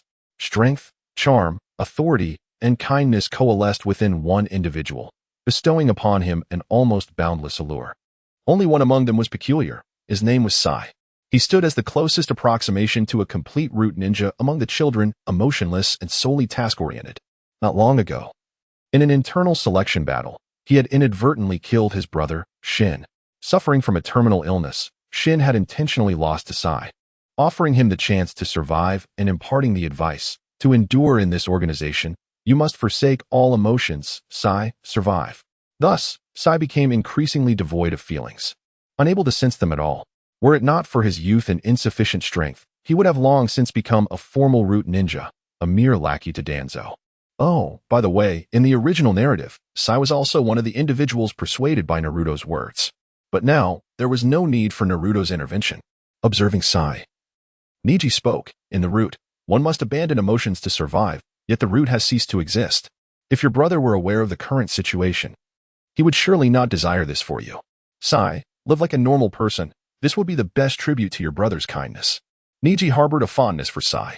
If he could help him regain his normalcy, Neji felt inclined to say a few more words. Had anyone else spoken, Sai would likely have dismissed them.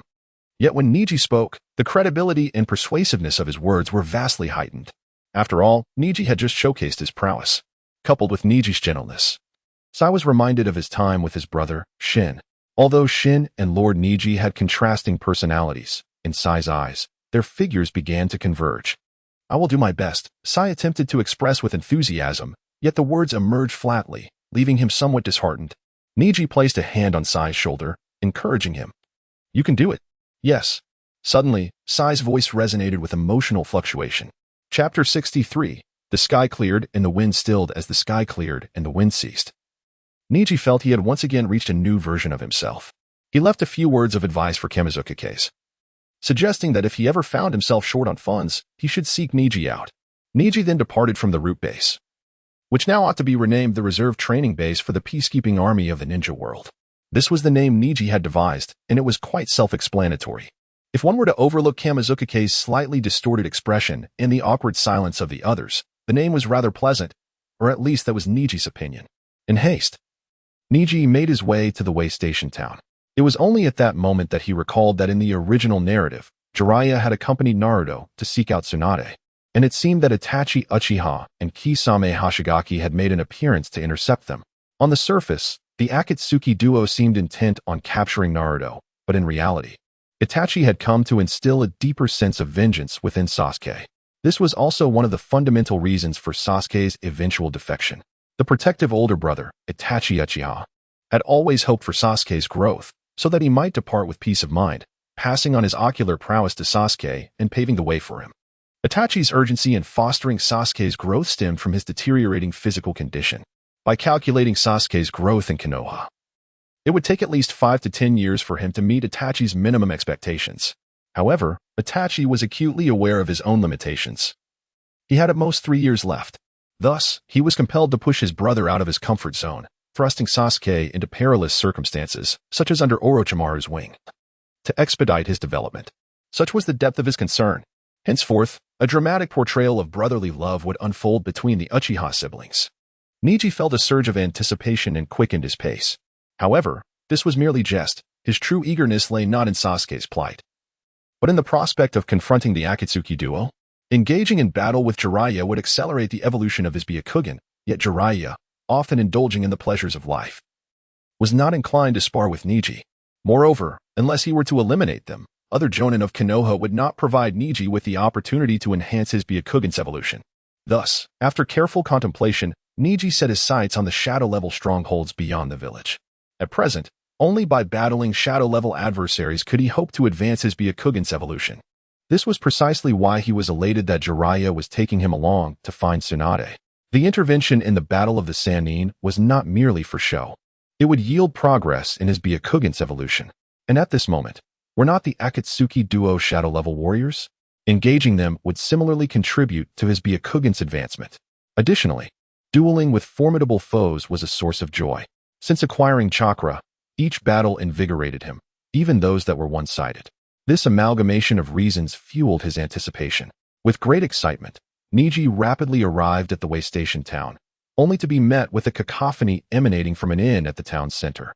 He instantly appeared on the second floor of the inn from which the commotion arose, entering through the window to behold 4 figures at the end of the corridor. Naruto was ensnared by Itachi Uchiha and Kisame Hashigaki, while Sasuke stood at the corridor's end, his expression a tumult of emotions. Neji's keen insight easily discerned the flicker of fear and excitement on Sasuke's face. After all, Sasuke had long been haunted by Itachi's torment in his childhood. And now was the time for him to shatter that shadow. The usually composed Sasuke now screamed in a fit of rage, Chidori coalescing in his grasp. His hands and arms bore wounds, a manifestation of excessive chakra output, a clear sign that Chidori was nearing loss of control. I followed your words. I have hated you. I have loathed you. At that moment, fear dissipated, leaving only determination and fury on Sasuke's visage. I live solely to kill you. With a primal roar, he charged at Itachi. This strike was laden with might. Had Sasuke aimed it at Gaara's shield, he might have shattered it outright. Yet, Sasuke's target was none other than Itachi Uchiha. As the saying goes, the sky cleared and the wind stilled, and Neji felt invigorated once more. Bang! Itachi effortlessly caught Sasuke's hand, redirecting his Chidori into the wall, leaving a gaping hole, while Itachi remained unscathed. From a distance, Neji squinted. Indeed, Itachi was formidable. Crack! Sasuke's arm emitted a sound as Itachi gripped it fiercely. With that single blow, Sasuke was nearly stripped of his ability to fight back. Bang! A powerful kick landed squarely on Sasuke's abdomen, sending him crashing against the wall and rendering him incapacitated. Naruto, witnessing the scene, felt an urgent need to intervene, only to realize his chakra had been depleted. Kisame, grinning maliciously, remarked, if you were to unleash your jutsu, it would be troublesome. My sword, Samahada, can sever and consume chakra. This was the reason Kisame possessed shadow-level strength, and he was no weakling even among them. Samahada, one of the 7 special ninja swords of the mist, could weaken foes and empower Kisame with each strike. Compounded by his chakra akin to a tailed beast and his water-style jutsu, showcasing his immense prowess. However, even deprived of chakra, Naruto was unwilling to concede. His comrades were under attack. How could he stand idly by? Observing this, Kisame declared, then, let me sever your hand. That way, you will be utterly incapable of executing jutsu. Swish. Reversal. Bang. Kisame was sent hurtling through the window, crashing outside, while Itachi cautiously retreated to Sasuke's side, who lay on the ground. Naruto, gazing at the familiar silhouette that stood before him, exclaimed, Neji brother. Having seen Naruto in peril, Neji understood he could no longer remain a spectator. He instantly appeared before Naruto, enveloping them both in a concentrated reversal, diffusing the immediate threat while simultaneously shifting the dynamics of the battle. Meanwhile, Jiraiya, having witnessed the unfolding scene, smiled with satisfaction. Although he had been lured away by Itachi's lecherous distraction, he quickly discerned that something was amiss. The woman before him had been manipulated by an illusion to seek him out. Such an affront. He promptly dispelled the illusion, incapacitating the woman and returning her to the inn. At that moment, Jiraiya realized that the target was none other than Naruto, whom he had set aside. Fortunately, Neji had arrived just in time. Otherwise, Jiraiya remained silent. As long as he kept his lips sealed, no one would know of his oversight. Chapter 64. Uchiha Itachi's hesitation facing Neji. Uchiha Itachi reflected upon all the intelligence he possessed regarding him. Originally a member of the Hyuga branch family, Neji's extraordinary talent had enabled his Byakugan to evolve, freeing him from the constraints of his lineage. His gentle fist technique wielded an unparalleled might, far exceeding that of ordinary Hyuga ninjas. Despite being merely 14 years of age, his power was formidable. This information solidified Itachi's resolve. He intended to employ a swift and decisive strategy to vanquish Neji, subsequently inspiring Sasuke, and then await Jiraiya's arrival before making his exit. While Neji's capabilities appeared impressive, achieving feats beyond the reach of other Hyuga ninjas, wasn't Itachi once in a similar position? At the tender age of 11, he had witnessed the death of his dear friend Shursui, awakening his Manjiki Sharingan and attaining strength on par with the Kage. By the age of 13, he had annihilated the entire Uchiha clan. To Itachi, Neji's prowess seemed trivial. Comparatively, Jiraiya presented a more significant challenge. Thus, should Neji manage to impede him until Jiraiya arrived, there would be little to say about abandoning the mission. Initially, Itachi held this belief. However, the moment Neji made his move, he realized the extent of his folly. The current Neji was undoubtedly stronger than Itachi had been at 14. With a whoosh, a giant transparent hand descended upon him. Itachi's eyes widened as he kicked Sasuke aside and leaped to the side. Was this the Hyuga clan's KSH? For the first time, a look of surprise graced Itachi's face. Moreover, Neji fought with his eyes closed. How did he know my information? A glance toward Naruto revealed Neji, indeed, had his eyes shut, striking a pose for the gentle fist. Engaging with the gaze of a Sharingan wielder often resulted in falling victim to their illusionary arts. Conversely, making eye contact with Itachi would invariably lead to ensnarement in his Genjutsu, as he could cast it without the need for hand seals. When it came to the application of Genjutsu, few could surpass Uchiha Itachi. Yet, no matter how potent the Genjutsu, it required eye contact. Asuma Saratobi and Kurina Yuhi had managed to survive Itachi's Tsukuyomi by keeping their eyes closed, while Gaimedo engaged Itachi by focusing on his feet. At this moment, Neji was even more extraordinary. He utilized the Byakugan's unique properties, keeping his eyes shut and relying solely on his insight to battle Itachi. Of course, this alone would not suffice to contend with Itachi. However, the towering and the golden aura encircling Neji's eyes indicated that he had indeed entered Sage Mode. Having resolved to confront the duo from the Akatsuki, Neji immediately dispelled the shadow clone, gathering Senjutsu chakra outside the town, and entered Sage Mode in an instant. Sage Mode not only provided immense enhancements, but also endowed him with superior sensory abilities. With the combination of the Byakugan's insight and the heightened perception of Sage Mode, Neji could engage in battle without needing to see. This realization dashed Itachi's hopes of swiftly defeating Neji. With the effectiveness of his Genjutsu nullified, even Itachi could not rapidly dispatch a Kage-level opponent, especially one like Neji, who had activated Sage Mode. How incredibly powerful! Naruto exclaimed behind Neji. Sasuke, cornered by Itachi, felt a tumult of emotions. He yearned to witness Neji's victory over Itachi, yet was engulfed by jealousy and confusion regarding Neji's newfound strength. How had Neji, who had only been marginally superior just over a month ago, grown so formidable that he could stand against Itachi with such ease? Sasuke could not articulate these thoughts, nearly choking on his own bile. Itachi showed no mercy in his attacks, as only by doing so could the Akatsuki believe he had genuinely betrayed Konoha. At this moment, Itachi felt a peculiar sense of joy, for Konoha had produced a remarkable genius. Even if the Konoha F4 inflicted grievous wounds upon him, his love for the village remained unwavering. Now, having achieved his aim of convincing the Akatsuki that he and Kisame had failed to capture the Ninetales Jinchuriki due to unavoidable circumstances, it was time to inspire Sasuke. Once that was accomplished, he could leave. With this in mind, Itachi approached Sasuke, seizing him by the neck and lifting him to meet his gaze. Another round of Tsukuyomi ensued, plunging Sasuke into an endless cycle of the Uchiha massacre. Ahe! Sasuke's anguished cries echoed, and outside the inn, Kisame, having just regained his composure, immediately deduced the situation. Itachi, you truly are a loving brother.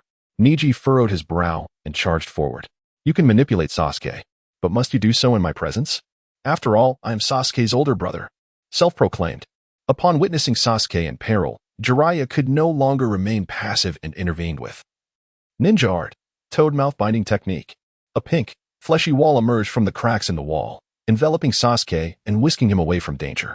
Itachi, quick to react, broke through the window before the wall could fully close, escaping just ahead of Neji's attack. With his objectives fulfilled, it was time to depart. Kisame, we must leave. Jiraiya has arrived. There is no time to waste. Kisame felt a twinge of regret. What a pity. That Hyuga was just igniting my fighting spirit. But alas, we must go. Neji's Byakugan caught sight of this unfolding scene, and he turned to Jiraiya. Lord Jiraiya, they intend to flee. Allow me to intercept them. Did they truly believe they could come and go at will? Most crucially, he had yet to obtain the progress on Byakugan's evolution. Observing Neji's resolute demeanor, even in sage mode, Jiraiya understood that he could not dissuade him. If he insisted on pursuing them, Neji might shatter the toad's flesh wall and chase after them. This mission was intended to guide Neji, not to create animosity, a fact Jiraiya was acutely aware of. Thus, he cautioned, do not pursue a cornered enemy. You may fall into their trap. However, if you must chase, exercise utmost caution.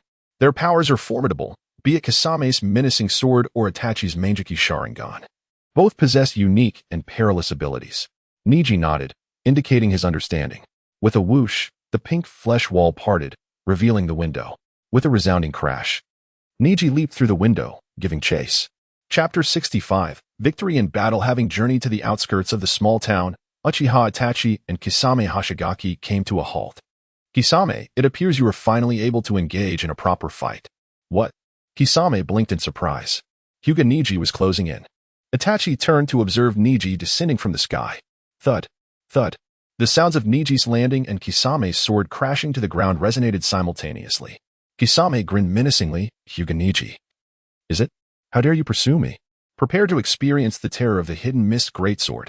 Although Kisame did not intend to appear menacing, his facial features dictated that any smile of his would seem ferocious. His appearance was already enough to frighten children, and his strength was equally formidable. However, Neji, with his eyes closed, saw Uchiha Itachi and Kisame Hoshigaki, the S-rank rogue ninja from the hidden mist, and declared, I have no interest in you. It was evident who captured his interest. In this era, where ninjutsu was becoming increasingly grandiose, Itachi's battles were characterized by intricacy. Even if he were not the strongest, he was undoubtedly the most meticulous. Neji wished to comprehend the specifics of a technique-oriented ninja to better prepare himself for similar adversaries in the future. Yet, this action only served to infuriate Kisame. It was the first time in his life he had been so disregarded and underestimated. Itachi quietly stepped back a few meters, allowing Kisame the space to confront Neji. It was also his first time witnessing Kisame this enraged, and he found himself curious about how Kisame would handle Neji. Alternatively, Itachi was intrigued to discover what other abilities this newly emerged genius from Konoha possessed apart from his colossal air palm technique. This curiosity stemmed solely from his desire to witness just how exceptional this new talent truly was. As Itachi retreated and Kisame advanced, Neji realized his initial plan of a double kill against the two was shattered. He understood that he could only engage Itachi after defeating Kisame. Then let me warm up. Kisame's expression darkened further. His previous casual attitude had vanished entirely. I will end your life. With a swish, Kisame charged forward, wielding the great sword, Samahata. Each strike he delivered was imbued with immense power, showcasing his overwhelming force. When coupled with Samahata's unique ability to absorb chakra, Kisame's physical prowess became nearly unparalleled. To combat this shark-faced adversary in a physical confrontation, one had to either possess extraordinary physical capabilities, just as Might Guy did, or avoid engaging in direct combat altogether. Particularly, those who employed gentle fist techniques, which involved chakra, were Kisame's preferred opponents. In some respects, Kisame was a nemesis to most Hyuga ninjas. Nevertheless, exceptions always existed. And Neji was one of them. Absorb chakra? Very well. Do as you wish. After having his chakra devoured from his palm, Neji did not retreat. Instead, he struck Samahata with a palm thrust. Boom. Utilizing the overwhelming strength of Sage Mode, this singular, forceful blow elicited a painful wail from Samahata. Kisame hastily withdrew his sword, his expression a mix of disbelief and astonishment. How can a Hyuga possess such strength? Itachi interjected, Sage Mode. By the looks of it, he has mastered Senjutsu. Sage art. Kisame's expression grew grave. A warrior of his caliber was certainly aware of the existence of Senjutsu. At that moment, he officially regarded Neji as a peer. However, in the next instant, his defeat became undeniable. Ninjutsu, Raging Lioness main technique. Neji's hair danced wildly. Black strands shooting forth like tendrils, targeting all of Kisame's chakra points. Even though Kisame severed many of the black tendrils with Samahata, an overwhelming number continued to surge forth, engulfing him. With a flourish, Neji retracted his hair, observing the Kisame who barely managed to support himself against Samahata, his brows raised in surprise. This was the first time he had encountered someone who remained standing after being struck at every chakra point. You have lost, Kisame. Yet, this was inconsequential. Neji turned his gaze toward Itachi. However, Itachi merely shook his head, indicating that Kisame was not so easily felt. Neji frowned. Through the perspective of his Byakugan, he discerned chakra continuously flowing into Kisame from Samahata. Coupled with Kisame's already abundant chakra reserves, the sealed points were rapidly being unblocked. So this was how he could counter. Though Kisame had taught Neji a valuable lesson, Neji was not foolish enough to wait for Kisame to recover and create further complications for himself. He charged forward, executing a series of 8 trigrams, 64 palms, effectively sealing Kisame's chakra pathways once more, before following up with an 8 trigrams, mountain-breaking strike. Boom. The chakra in his palm transformed into a laser-like shockwave, directly impacting Kisame and sending him flying. But the encounter was far from over. Neji pinpointed Kisame's landing spot and unleashed a solid sage art, 8 trigrams air palm. Yet at that moment, he sensed danger. Without aiming, he released the sage art, 8 trigrams revolving heaven. Boom. A massive radius of over 20 meters of revolving heaven burst forth. Everything within a 20-meter radius of Neji was obliterated. However, at that moment, a dark flame ignited on the surface of the colossal revolving heaven, threatening to engulf it entirely. Itachi stepped back, blood streaming from his eyes, his internal tomo having transformed into a triangular pinwheel.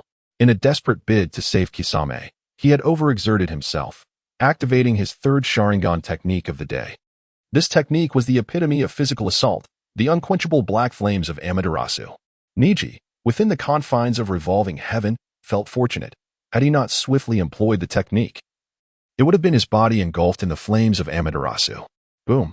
As he controlled the revolving heaven to explode, Neji safely distanced himself, leaping several dozen meters away. Surveying the hellish inferno of black flames before him, anything touched by those flames would burn. Amaterasu was indeed that tyrannical.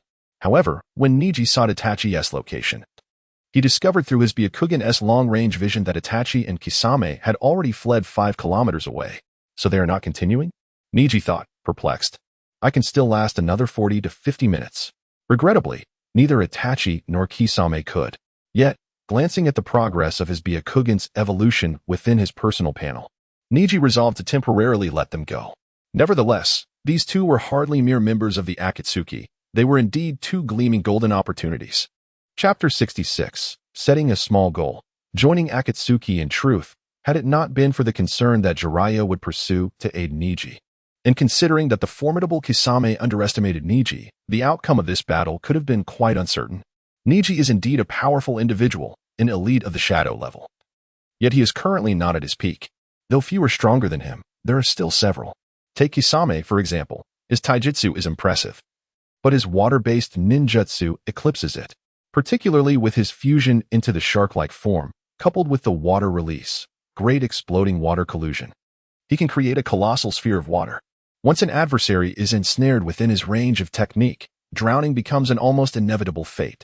Regrettably, Kisame's underestimation of Neji's youth and appearance prevented him from unleashing his full potential, leading to his swift defeat at the hands of a fully powered Neji.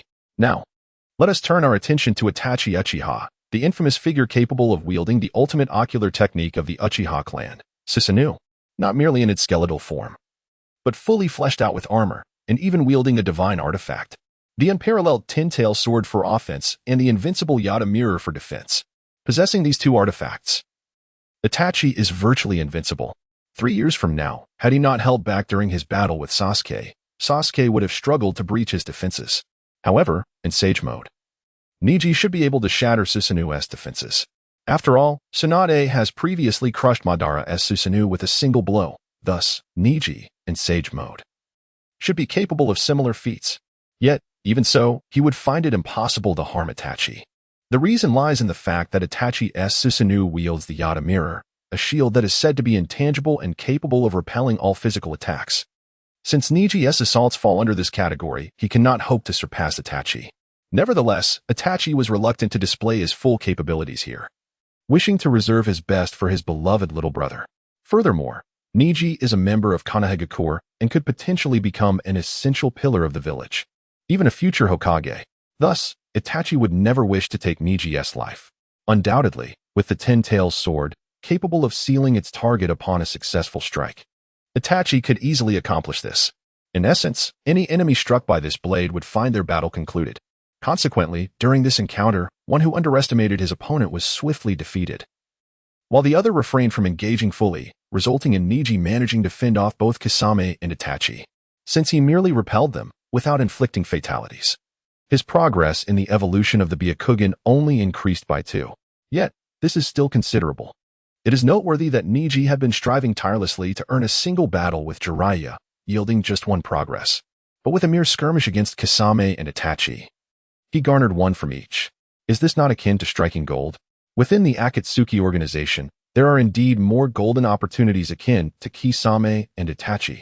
Neji found himself tempted, contemplating the prospect of joining Akatsuki to enhance his Byakugan's evolution. Moreover, being in proximity to such formidable individuals would afford him greater opportunities to secure their departure from this world, thereby amplifying his Byakugan's evolution even further. Wait. Such thoughts are unwise. While certain individuals within Akatsuki may be redeemable, the majority are undeniably culpable. Upon reflection, it seems that there is no one within Akatsuki who is without blood on their hands. Even the seemingly innocent Konan, while assisting the radical Nagato in governing Amigakure, has been complicit in the loss of many innocent lives. If even Konan is implicated, one can only imagine the transgressions of the other members. Thus, Neji reached a resolution. He would abandon his initial plan to remain in Konohagakure for a tranquil 3-year period leading to the Shippuden arc and instead seek to join Akatsuki.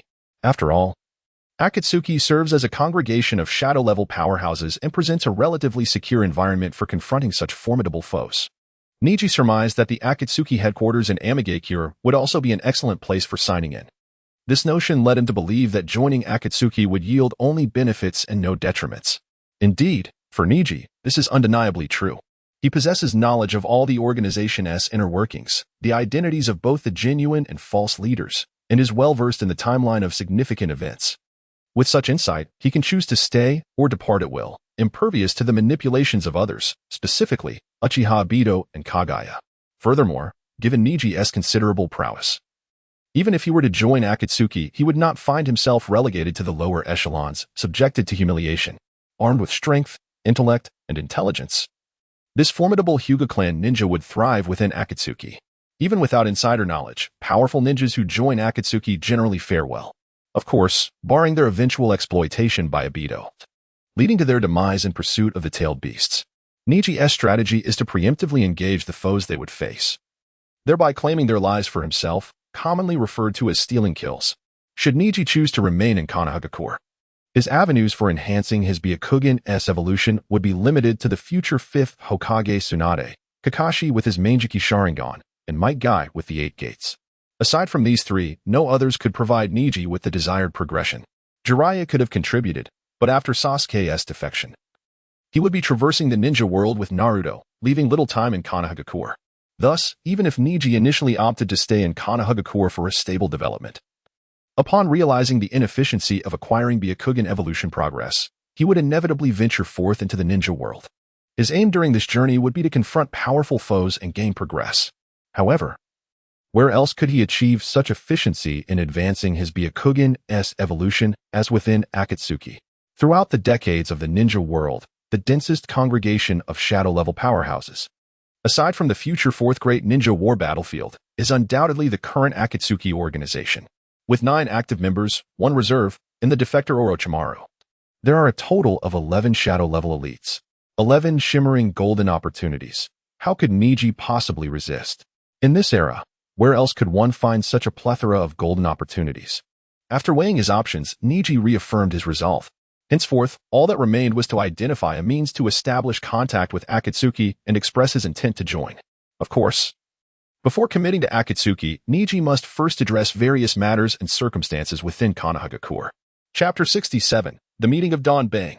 Jiraiya leaped down from the small town behind him, with Naruto carrying Sasuke on his back. At that moment, Sasuke had completely lost consciousness and was unresponsive. The affection that Uchiha Itachi had shown him before departing seemed rather excessive. Perverted sage, let us return to the village. Sasuke is gravely injured, Naruto called out, pursuing Jiraiya. Just moments ago, Jiraiya had performed a rudimentary treatment on Sasuke, but beyond that, he found himself powerless. Thus, upon realizing the situation, Naruto wished to take Sasuke back to the village for proper medical care. Yet Jiraiya raised his hand and gestured. Aren't you worried that Uchiha Itachi and that shark-faced man might strike again? Moreover, we must also consider Neji's condition. At this, Naruto fell silent. The two hastily made their way to the battlefield outside the town, standing alongside Neji, gazing at the raging black flames that still burned fiercely. Wow, what kind of flames are these? They're black, Naruto exclaimed, setting Sasuke down as he stared curiously at the Amaterasu flames. Neji, observing this, quickly interjected, Naruto, don't touch those flames. Naruto hurriedly retreated, pulling Sasuke away to keep him out of harm's way. At this moment, Jiraiya spoke. It seems you have grasped the nature of these flames. Although I am unaware of their name, merely by their color, one can tell they are no ordinary fire. Neji nodded. These are called Amaterasu, a technique of Uchiha Itachi. The flames of Amaterasu, once they strike, never extinguish unless the target is entirely consumed. This can be considered the pinnacle of fire techniques, Jiraiya remarked, somewhat astonished. He did not inquire how Neji came by this information, merely stating, Uchiha Itachi has indeed attained such a level. With that, it became imperative to address these flames. Jiraiya retrieved a scroll, unfurled it, and began inscribing with ink. Neji glanced over and recognized it as a sealing technique, the fire sealing method. Though the scroll appeared ordinary, it possessed the remarkable ability to contain all flames within it. Indeed, after forming hand seals, Jiraiya shouted, sealing technique, fire sealing method. Swish, swish, swish. The Amaterasu flames, which had been burning freely, seemed to respond to his summons, hastening to enter the unfurled scroll. Once filled, a large character for seal appeared at the center of the fire sealing method scroll. However, due to the sheer magnitude of the black flames, a single scroll could not contain them all. Jiraiya expended 3 fire sealing method scrolls before managing to seal them completely. Observing the entire process, Naruto fell into deep contemplation, while Neji looked on with envy. Regrettably, he had not learned the fire sealing method, otherwise he could have created an Amaterasu scroll as a trump card. Noticing Neji's gaze, Jiraiya inquired, Neji, do you understand sealing techniques? Neji was momentarily taken aback but quickly replied, I know a little. Swish. 2 fire sealing method scrolls were tossed over. Today, this is your battle, and the spoils should rightfully be yours to manage. However, since you cannot perform the fire sealing method, I will take one as my reward. Is that acceptable? Of course. Thank you, Lord Jiraiya. Neji replied, giving a thumbs up. Jiraiya, you are quite the gentleman. After stowing away the fire sealing method scrolls, Naruto expressed his contemplative conclusion, wishing to alter their course and proactively seek out the Akatsuki organization. Perverted sage, let us change our plan. Although I felt quite terrified moments ago, I want to confront those 2 men clad in black cloaks. Aren't they after me? Then let us find them first. Upon hearing this, Neji was taken aback. Recognizing that even if Naruto was merely speaking in anger, such words required courage to utter. Although he did not endorse Naruto's reckless behavior, Neji felt that Naruto truly embodied the spirit of a protagonist. Such audacity is rare, especially after the recent events, yet it was merely admiration for Naruto's bravery. A reckless charge forward could hardly be permitted. As expected, Naruto was met with a scathing reprimand from Jiraiya, who then delivered a particularly piercing remark. You are too weak. Lacking the strength, such a plan is nothing but a death wish. Naruto clenched his teeth, experiencing for the first time a visceral realization of his own inadequacy. His weakness forced him to evade. His weakness rendered him helpless to prevent his friends from harm. His weakness left him unqualified to confront formidable foes head-on. Although Neji and I could handle them, we bear no obligation to do so. They seek you, and while we can protect you for a time, we cannot shield you for eternity.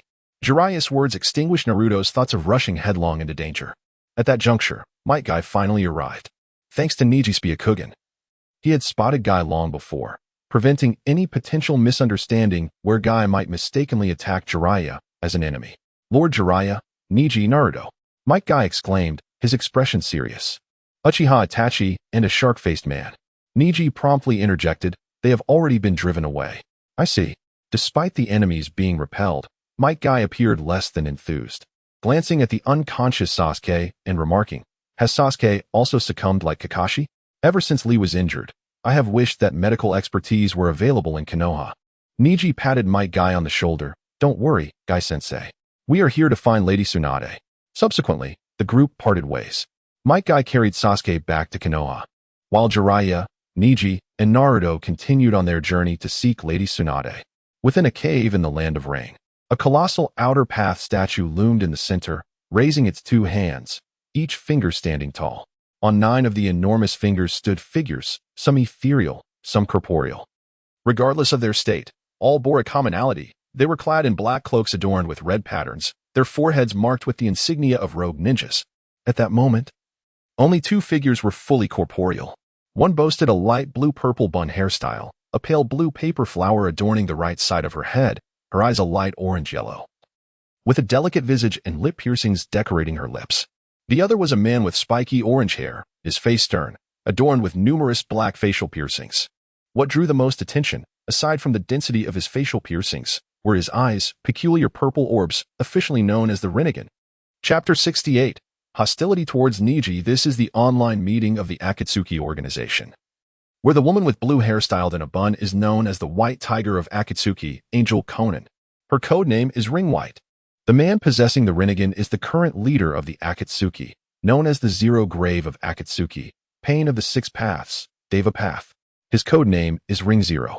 Although this puppet was specifically created by Nagato due to his physical limitations, Deva Path's strength commands the respect of all Akatsuki members. The overwhelming sensation is something no member wishes to experience a second time. However, at this moment, all eyes are not on the leader Pain Deva Path or the Angel Conan, but rather on the ethereal figures of Itachi Uchiha and Kisame Hoshigaki. These phantoms are the result of the technique known as the holographic body technique, one of Pain's Rinnegan abilities.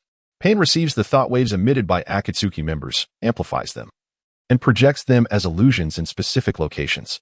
The holographic body technique is often utilized during Akatsuki meetings, allowing for more convenient and discreet communication, and even the ability to jointly seal-tailed beasts.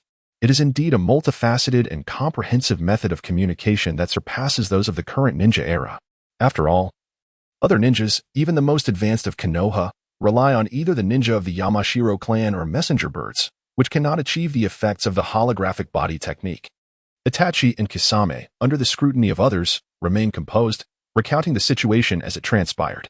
Itachi Uchiha is known as the Vermilion Bird of Akatsuki, with the code name Ring Vermilion. Kisame Hoshigaki is referred to as the Southern Dipper of Akatsuki, with the code name Ring Southern. One must admit, Kisame's ring fittingly reflects his current sentiment. I'm in quite the predicament, despite not having unleashed his full strength. He was completely overpowered by the enemy and only managed to escape the battlefield thanks to Itachi's rescue. Now, after recounting the events, he finds himself the object of peculiar gazes from other members within the organization. Even Kisame feels a tinge of embarrassment, and his resentment towards Neji swells. Hey, brother Kisame. Defeated by someone younger than me, how embarrassing. The figure with the skyward ponytail chuckles at Kisame's expense. Perhaps it's time for you to retire, brother Kisame. I remember you're already 29, right? Shut up, you brat. Kisame retorts irritably, as at 29, he indeed has the standing to call a 16-year-old brat. Oh, brother Kisame is feeling indignant. How about we find a time to spar and see whose explosive art is superior, yours or my water release? The speaker is none other than the Azure Dragon of Akatsuki, with the codename Ring Azure, named Deidara, a rogue IWA ninja of S rank. Although still young, just 2 years older than Neji and 3 years older than Sasuke, he possessed formidable strength even at the tender age of 12 or 13. My earth release explosive technique will surely prevail, for art is an explosion. You little brat. Kisame's brows twitch in frustration. Had it not been for the fact that they were mere phantoms, he might have lunged at Deidara with his sword, Samahara. Kisame is not irrational. He is simply overwhelmed by the day's events. Enough. Pain Devapath's tone is calm yet commanding, effectively silencing Deidara and Kisame, who continue to glare at each other but cease their bickering. Deidara, the elder-looking phantom beside him, speaks. Hearing this, Deidara scoffs and turns his gaze away from Kisame. This figure is none other than Sasori, the jewel girl of Akatsuki, an S-rank rogue from Sunigakure, known for his puppet technique in the Hiriko form. Deidara holds Sasori in high regard and is occasionally willing to heed his counsel. Kisame, Itachi Uchiha, also speaks up, bringing Kisame's agitation to a halt. Kisame respects Itachi, naturally willing to listen to him. It can be said that apart from the Zero-White duo, namely Pain and Conan, the Azure Jade and Vermilion Southern teams are the most harmonious and amicable within the Akatsuki. Once everyone falls silent, Pain Devapath addresses the group. The actions of Itachi and Kisame, due to Jiraiya and Hyuga Neji, were not unexpected. There is no need for further discussion. With the leader's stance made clear, others have little to add. Pain Devapath continues. Hyuga Neji may become an obstacle to our future plans. At the tender age of 14, possessing such strength and having mastered Sage Mode, most of our organization would struggle to contend with him in a one-on-one encounter. Should he continue to disrupt our operations, we will need to assemble at least 2 teams to eliminate him. The reason for this level of concern is due to the potential that Nagato perceives in Neji. Such crucial intelligence would never be misreported by Itachi and Kisame. This talented ninja, Neji Hyuga, remains a genius of Konoha, and his existence will undoubtedly pose a significant hindrance to their mission of capturing the Nine Tails. However, Pain's words evoke dissatisfaction among the majority of Akatsuki members. While Pain Devapath possesses great prestige, they refrain from openly criticizing him. Yet, even without voicing their thoughts, they secretly plot to locate Neji Hyuga and eliminate him. Make no mistake, members of the Akatsuki are indeed audacious and reckless in nature. Of course, there are also fools within the organization, particularly the one with the slick-back hair, who believes that Neji Hyuga is no match for him, as he is protected by a malevolent deity. Zero grave leader, just watch me take down Neji Hyuga single-handedly.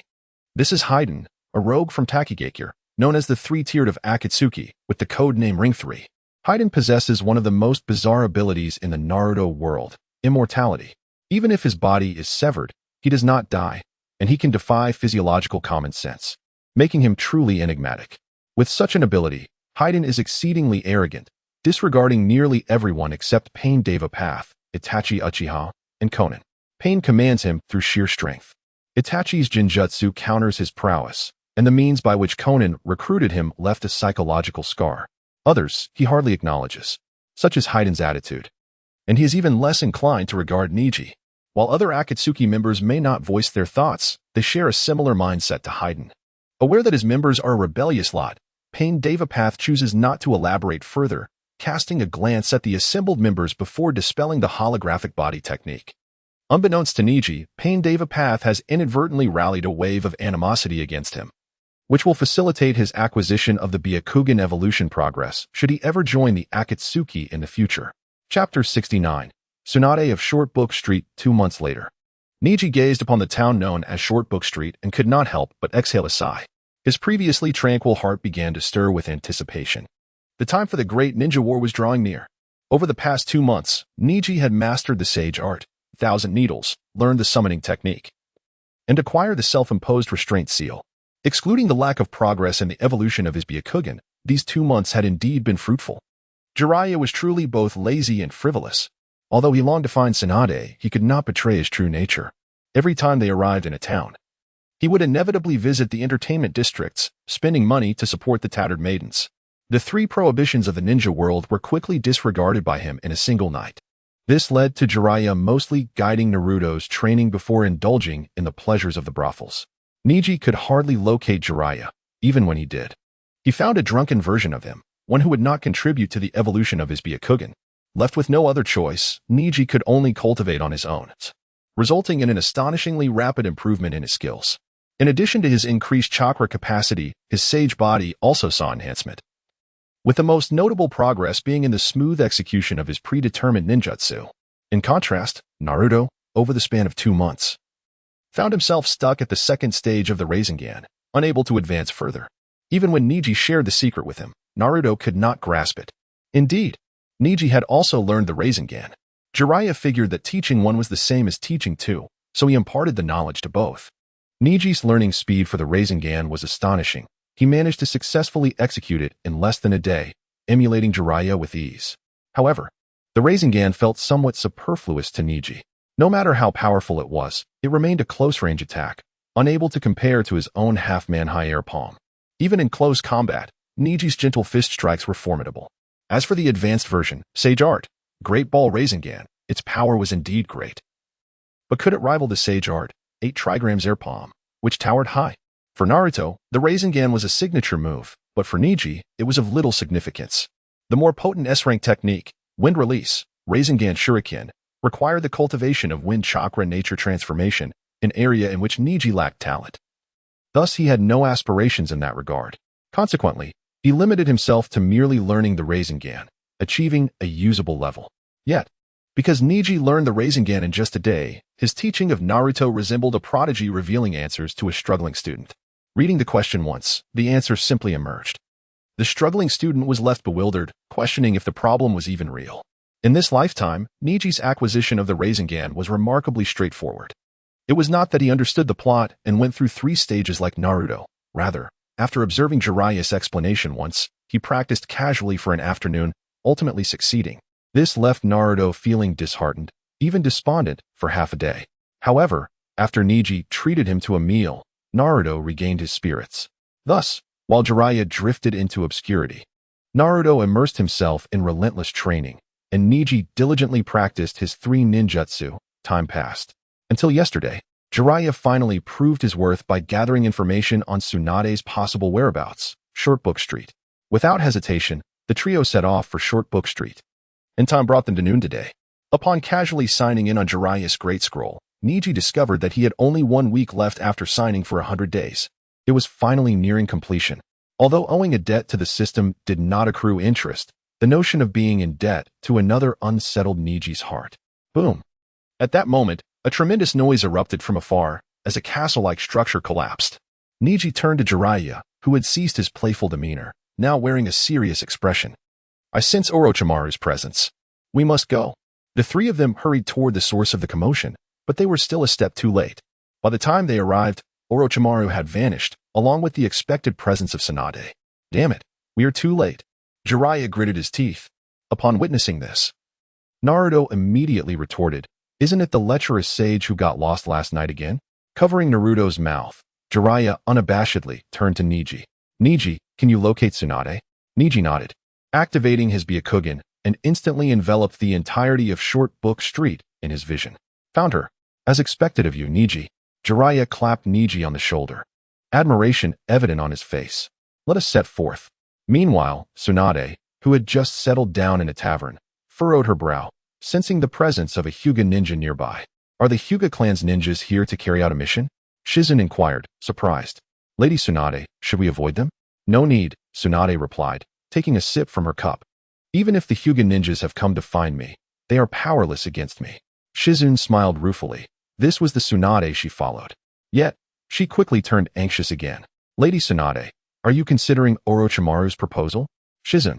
Tsunade frowned disapprovingly, prompting Shizun to fall silent. Before long, Neji and the others arrived at the tavern where Tsunade was located. Upon entering, they spotted a drunken Tsunade. Boss, bring me another jug of wine. Shizun, cradling her little pig, protested, Lady Tsunade, you cannot drink anymore. Tsunade. Jiraiya's expression lit up. Even though he knew Tsunade was here, witnessing her in person ignited an undeniable excitement within him. Perhaps his affection for Tsunade had never truly faded, merely concealed deep within his heart.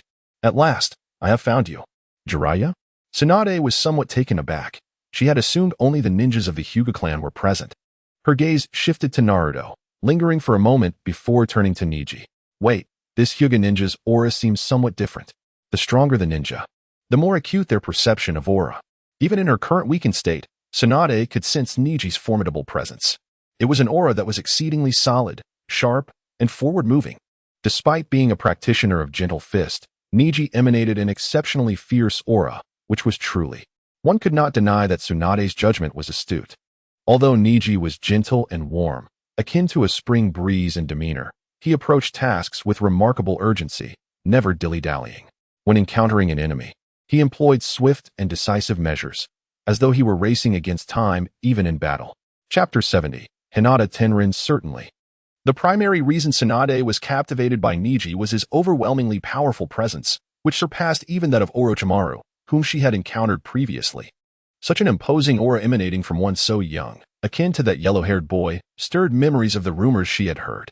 The formidable genius of the Hyuga clan has broken free from his cage, destined to transform the Hyuga family. He shall be the greatest ninja in the clan's history. Moreover, he will change the entire world. If this individual were indeed the one in question, then the rumors might hold a semblance of truth.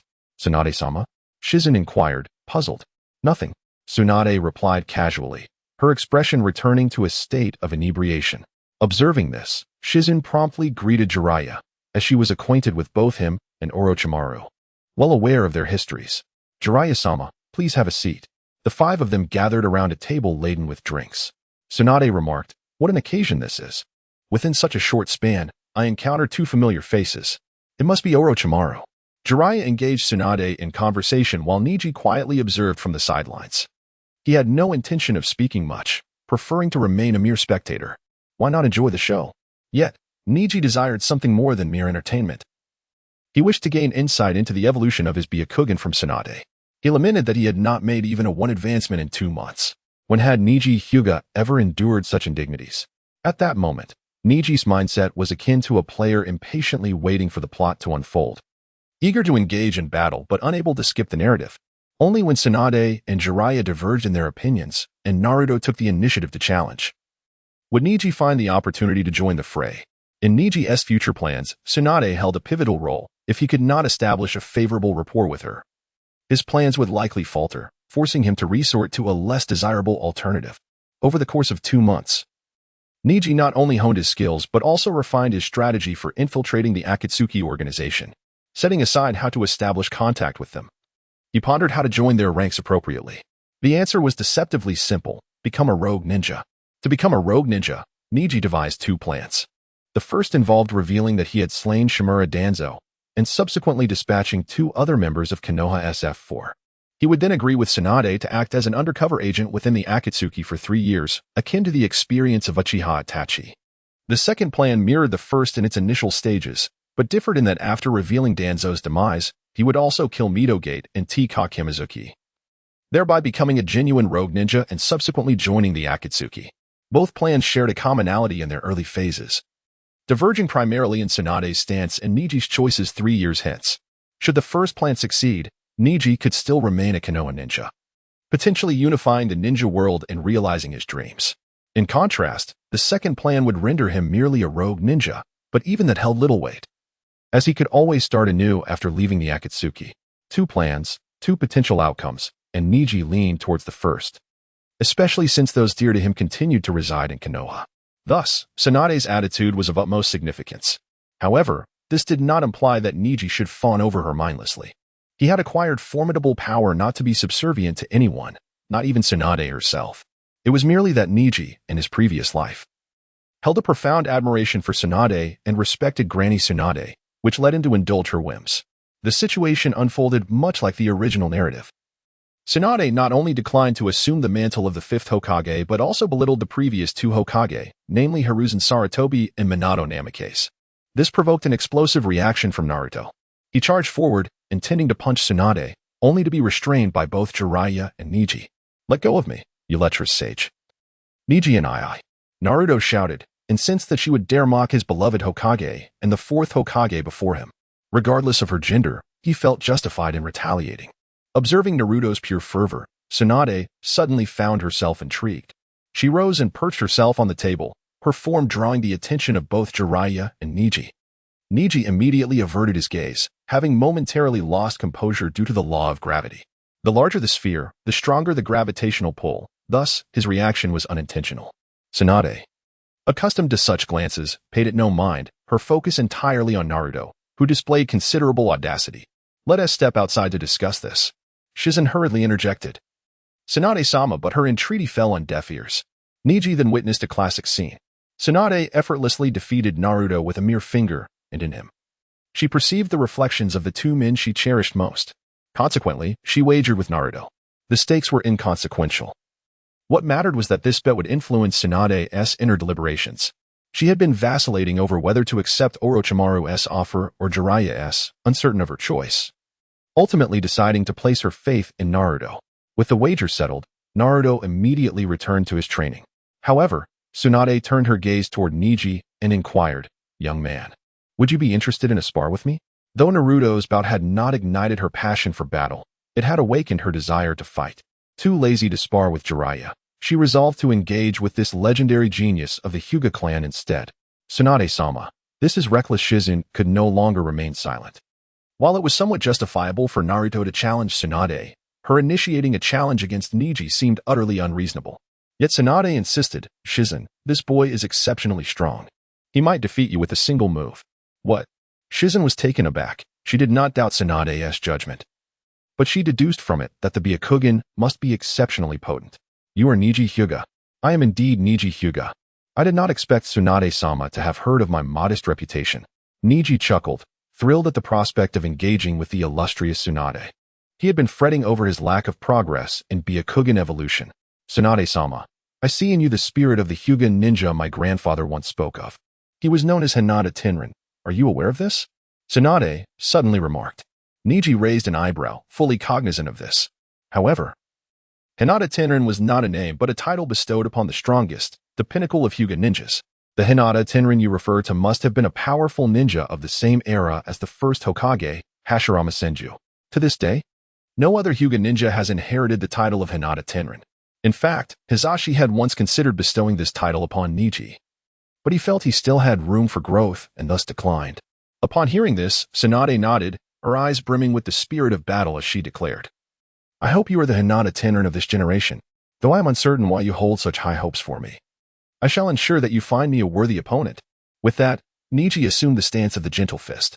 Seeing this, Tsunade clenched her fists, leaping forward with force toward Neji. Bang! Chapter 71. The Bet. Tsunade's martial prowess is a technique known as Ogre Strength, a remarkable ability of the Senju clan. This technique requires the user to wield precise control over their chakra, concentrating it in any part of their body to unleash a powerful gust capable of effortlessly shattering walls. When combined with Tsunade's inherent physical attributes as a member of the Senju clan, the potency of this technique surpasses the imagination of even the most formidable ninja. With a resounding boom, a single punch from her created a crater several meters in diameter.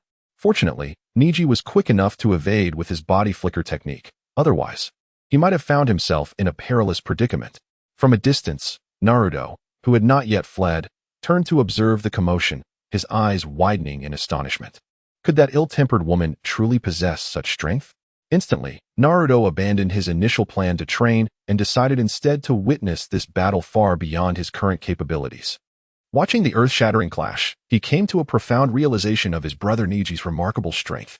Yet, rather than feeling disheartened, he was spurred on to continue his pursuit.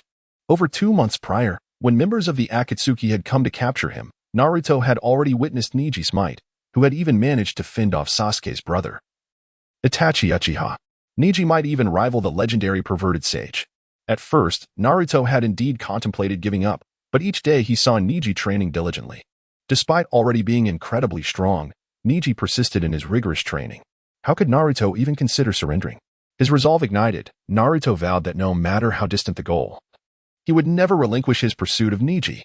With this determination in mind, Naruto dedicated himself to the arduous practice of the first 2 stages of the Rasengan over the past 2 months. Moreover, observing Neji's battles would allow him to gather intelligence, making it easier to surpass Neji in the future. In his mind, he began to envision the moment he would defeat Neji and assume the role of Big Brother. Suddenly, a thunderous crash interrupted Naruto's daydreaming. He looked up, worry etched on his face. This woman is formidable. Can Neji truly defeat her? Thankfully, their wager was for him to master the Rasengan, not to defeat her. Otherwise, at that moment, Naruto felt concern as Neji seemed to briefly falter. Tsunade's agility combined with her ogre strength meant that a single hit could spell the end for Neji. Thus, Neji activated his Byakugan to its fullest, evading every one of Tsunade's attacks. Merely dodging without countering gave the appearance that Neji was at a disadvantage. However, in reality, the two were evenly matched. It could only be said that Naruto was inexperienced and lacking in discernment. After several failed strikes, Tsunade retreated a short distance. While Neji's Byakugan had evolved to a 62 progression, expanding his range of perception to over 10 meters. Even with Tsunade's swift movements, she found it increasingly difficult to land a hit on Neji. This frustrated her. She had hoped to express her fighting spirit in battle, but found herself growing irked instead. Boy, do you only know how to dodge? Neji innocently raised his hands in a gesture of surrender. Lady Tsunade, your ogre strength is so formidable. How could I dare to take it head-on? He gestured to the street littered with craters, remnants of Tsunade's recent onslaught. This remark eased Tsunade's irritation slightly. Hinata Neji, do you wish to learn my ogre strength technique? Of course. Neji replied without hesitation, even though he had already mastered the gentle fist technique. The allure of such a powerful martial art was impossible to resist. This was a far cry from the Rasengan. The enhancement it would provide was undeniably significant. Imagine, if Neji were to engage an enemy using a reinforced version of the gentle fist, catching them off guard when they assumed he would only employ his usual technique. In that moment, a single ogre punch would send the enemy reeling, perhaps even to their demise. Very well. Tsunade smiled. If you can withstand my 5 punches.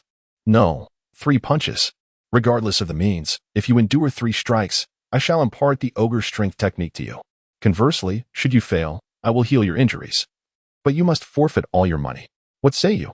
Tsunade, Lady Tsunade? Jiraiya and Shizune were taken aback. She had just wagered a necklace with Naruto, and now was making a bet for the ogre strength technique with Neji. Was she truly acting as a responsible adult? Both items, a family heirloom of the Senju clan and a unique technique, were incredibly valuable. Shizune thought that perhaps Tsunade was inebriated, spending extravagantly on a whim. How could she so easily squander the clan's treasures? Fortunately, Tsunade was invincible. Even if Neji had a formidable reputation, he would surely be unable to withstand her 3 punches. However, Jiraiya appeared contemplative. Even if she had been drinking, Tsunade would not act recklessly.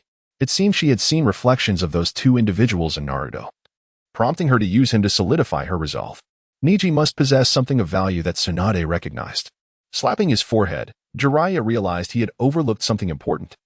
Neji was only 14 yet already possessed such formidable strength. It was entirely reasonable for Tsunade to recruit him. Wait, could this mean Tsunade was preparing to become the 5th Hokage? Though Jiraiya's thoughts wandered, Tsunade's intentions were straightforward. You, Hinata Neji, are interested in the ogre strength technique. So I will use it as bait, allowing you to serve as my target. If he could endure, then granting him the technique would be inconsequential. After all, he was a Leaf Village ninja. If he failed, Tsunade smirked, then it simply means you are not yet a true Hinata ninja. The term Hinata ninja held significant weight for Tsunade, as it was a phrase her grandfather, Hashirama Senju, had used in stories during her childhood. This concept was closely tied to her perception of her grandfather as the god of shinobi, while she believed in Neji's potential to become the next Hinata ninja. If he lacked the requisite strength, she would intervene, regardless of her personal feelings. Ninja often exhibited peculiar obsessions in various aspects of their lives. Under the scrutinizing gaze of the onlookers, Neji finally spoke. Lady Tsunade, I accept. If it is merely 3 punches, it should be manageable. Chapter 72, The Technique of the Celestial Shield 3 Punches? At this moment, Naruto, who had just returned to the vicinity of the street, was immediately alarmed by Neji's words. Neji, don't act impulsively. If that woman lands 3 punches, you'll be dead. Despite being easily provoked, Naruto's plea for restraint made Neji feel somewhat uneasy. However, recognizing Naruto's good intentions, he raised his hand to signal that there was no need for concern. Naruto's words awakened Shizune and Jiraiya from their focus on Tsunade's reckless gambling, making them realize that they had overlooked the terms of the wager. It was impossible to evade and withstand 3 punches from Tsunade that would undoubtedly result in death. Tsunade, Neji Hyuga is a Leaf Ninja. Please show mercy. Knowing that he could not dissuade Tsunade, Shizune could only shout in desperation. Neji remained silent, drawing a greater sense of admiration from Shizune compared to Naruto. After all, she had refrained from defending Naruto earlier, but now found herself advocating for Neji. Of course, this admiration stemmed from a senior's regard for a junior, devoid of any other implications. Jiraiya, on the other hand, was involuntarily reminded of his youthful exuberance when he had spied on Tsunade bathing, nearly meeting his end at her fists. It was the closest he had ever come to death. And now, Neji was to endure 3 strikes. However, if Tsunade were to show even a modicum of restraint, combined with the defensive prowess of the Hyuga clan, Neji should be safe from mortal peril.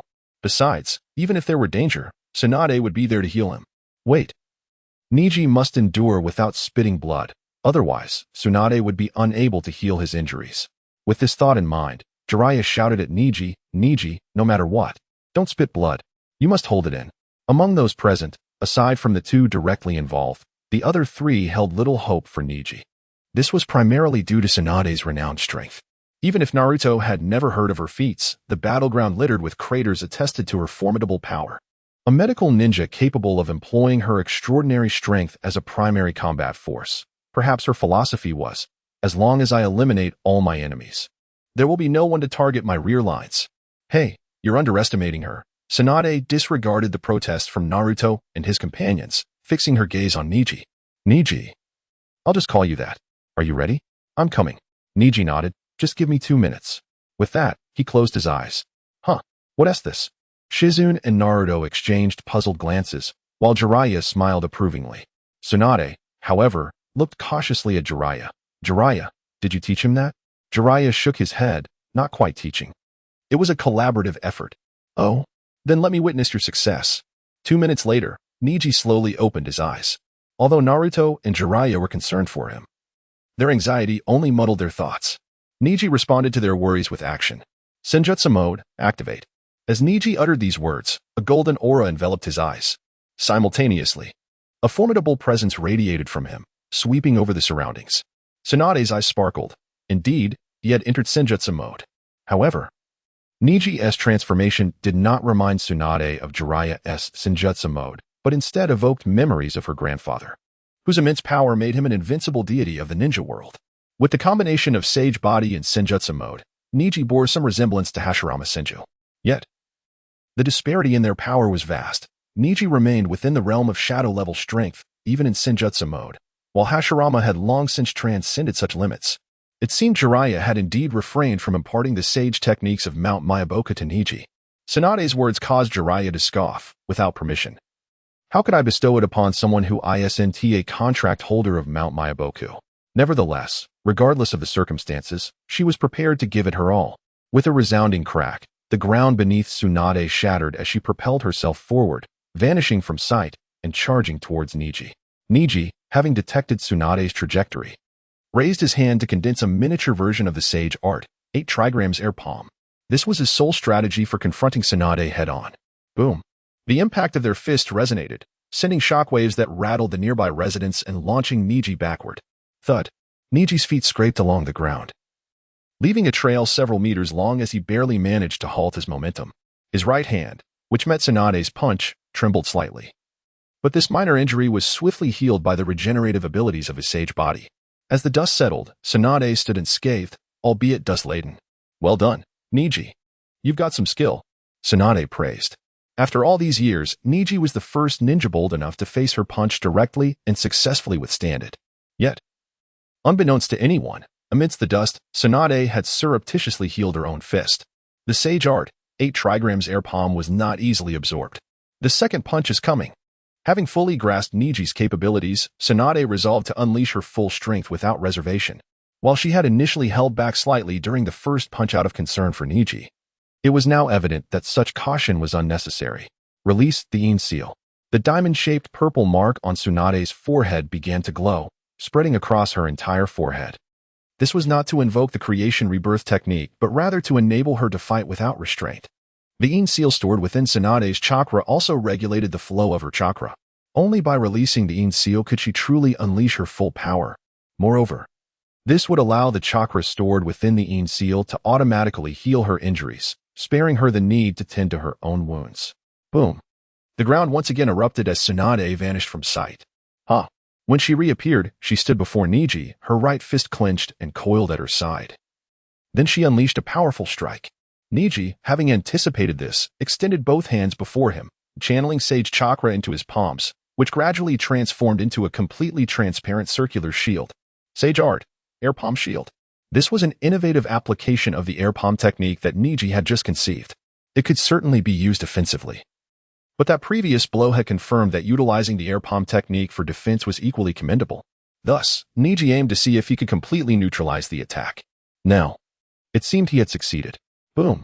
Tsunade's punch struck Neji's air palm shield with tremendous force, creating shockwaves that rippled through the air, yet the shield remained unscathed. Chapter 73. Neji's test. Naruto was left speechless. From the moment Neji entered Sage mode, his jaw dropped in awe. This was the very technique Neji had used to drive away those two members of the Akatsuki. How impressive, how powerful. Oh, how he longed to learn it. Naruto's eyes sparkled with envy.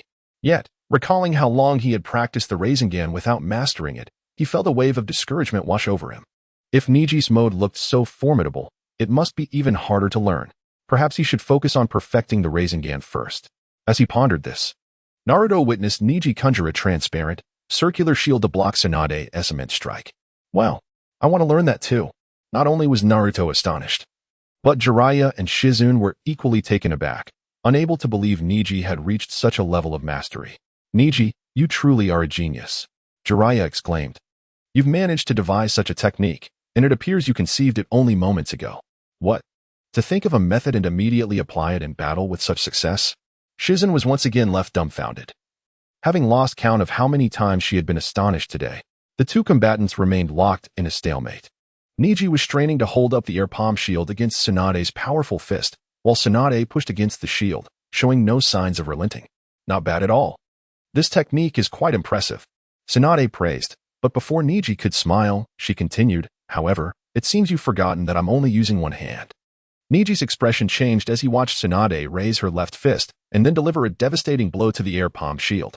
Boom. Neji was sent flying, crashing through a wall before finally coming to a stop. Coughing amidst the rubble, he slowly rose to his feet, feeling pain in his back and hands. Damn it. In a direct confrontation of brute force, I am no match for Tsunade. But for the sake of mastering her formidable techniques, he resolved to endure just one more blow. As he rose, the pain in his back dissipated, and the power of the sage body surged once more. Brushing off the dust, Neji stood before Tsunade again. Lady Tsunade, I still have one punch left. What? Are you unable to withstand anymore? Are you begging for mercy? Tsunade asked, intrigued. Neji shook his head. I am not begging for mercy. Rather, I wish to inform you that I will now employ the strongest defensive technique of the Hyuga clan. The strongest defensive technique. Is it the Kaiten? Tsunade raised an eyebrow, recognizing the name as a Leaf Village ninja. Indeed, so you may prepare for your third punch. As he spoke, Neji took a deep breath and began to spin. Sage Art, 8 trigrams Palm Kaiten. Shizune felt a pang of sympathy. Neji had already struggled under the second punch. How could he withstand a third? Jiraiya-sama, perhaps we should call off this wager, Shizune exclaimed, worry etched on her face. Lady Tsunade's third punch will surely be earth-shattering. But Jiraiya shook his head. There is no need for that. Neji can certainly endure. In truth, if it were not for the wager, Neji would not be experiencing such discomfort. When truly fighting, his strength was far beyond what was currently displayed. Indeed, Neji holds great respect for Tsunade. Otherwise, he would not have agreed to the wager, nor overlooked Tsunade's small gesture after her second punch. Really? Shizune turned with skepticism, only to witness an astonishing sight. A massive chakra sphere, over 20 meters in radius, spun rapidly on the ground, its dense chakra isolating everything outside its sphere. Naruto was once again left speechless. Even after having seen it once before, the sight still shocked him. Today he had transformed into an unyielding, speechless machine, utterly captivated, gazing at the colossal chakra sphere. Tsunade was equally dumbfounded. Is this truly the Kaiten of the Hyuga clan? This is beyond absurd. Indeed, Tsunade, Shizune, and Naruto exclaimed in unison. Jiraiya spoke with a hint of pride. It is indeed that extraordinary. So, Tsunade, do you plan to back down? Not a chance. Although Tsunade had briefly entertained the thought of retreating, it vanished completely. She gathered her chakra and leaped high into the air, preparing for a powerful strike. With her chakra coalescing at her raised heel, glowing a brilliant blue, she descended forcefully towards the side of the 20-meter radius Kaiten. Boom. The ground trembled violently, and fierce winds erupted. The nearby residents had long fled, but the sheer force still left them trembling in fear, as if a natural disaster had struck. To ordinary people, powerful ninjas seemed akin to moving calamities, which was why so many aspired to be ninjas themselves. In the epicenter, Jiraiya used the lion's mane technique to protect Shizune and Naruto from the chaos, his gaze fixed intently on the swirling dust in the center. After what felt like an eternity, the dust settled, revealing the scene. In the center of a massive crater, Neji stood at the core, while Tsunade was at the edge. The ground beneath Tsunade's feet lay completely shattered, not a single patch remaining intact. Both were now panting heavily. Indeed, he withstood it. Jiraiya mused, reflecting on how Prior to the Chunin Exams, no one could have predicted Neji's growth to this extent. However, the atmosphere between the two was somewhat peculiar. Jiraiya sensed they would continue to fight. But suddenly Tsunade smiled. All right, no more fighting. The battle fervor dissipated somewhat. And upon noticing the faint hint of blood at the corner of Neji's mouth, she opted for a truce. With a swift leap, Tsunade exited the crater. I'm a bit tired now. We'll continue your training in the techniques of brute strength later. Shizen, let us go. Shizen hurriedly followed, clutching her pink pig plushie. But just as they were about to leave, Neji called out, Wait. He raised a hand to wipe the blood from his mouth and retrieved his wallet. Approaching Tsunade, he offered it to her. Lady Tsunade, thank you for your mercy. Consider this money as tuition. Tsunade stiffened, unusually raising her hand to wave it off. I did not show mercy. There is no need for tuition. I can honor the wager. In her state of hemophobia, she paid little heed to the bulging wallet. Yet Neji persisted. Having seen what he wanted, he pulled out the money and handed it to Shizen. Take it. Otherwise, I would feel remiss. Shizen glanced at Tsunade, and then at Neji's earnest expression, her regard for him growing. She took the money without hesitation and helped Tsunade away. Chapter 74. The prelude to the three ninjas' battle. The impulsiveness of Shizen stemmed not only from Neji's genuinely sincere attitude, but also from the dire financial straits they found themselves in. With Tsunade, the legendary gambler who consistently lost, present, no matter how much money they had, they were perpetually in need, even in the future. After Tsunade became the fifth Hokage, her debts remained unpaid, which was utterly absurd. One could only imagine the magnitude of their debts, specifically Tsunade's. Despite being surrounded by the gambling culture, Shizen had managed to avoid the vice entirely, harboring a strong aversion to it. She was truly untainted by the muck. Was Tsunade suffering from hemophobia? Watching the retreating figures of the two, Neji turned to Jiraiya beside him. You noticed, didn't you? This is the greatest weakness of Princess Tsunade. One of the legendary three ninjas, Jiraiya lamented. Observing his companion and the woman he cared for brought Neji a sense of melancholy. It was only then that Naruto realized that the woman was afraid of blood. His eyes lit up as he suddenly conceived a brilliant strategy to defeat Tsunade. However, upon witnessing Tsunade's slight tremor and the sorrowful, pained expression on her face, Naruto's excitement dwindled. Defeating an opponent with such a method seemed far too humiliating. Forget it. I'm going to train and master the Rasengan within a week to defeat her. Neji, will you train with me? Naruto asked. Neji, lost in thought, pondered the situation. Before the battle commenced, and up until the third punch, Neji found it hard to fathom that someone as formidable as Tsunade could exhibit such a fiery spirit while simultaneously suffering from hemophobia. It was only when he bled that he realized the extent of her condition. This revealed the profound psychological scars left by the deaths of her younger brother, Nawaki, and her lover.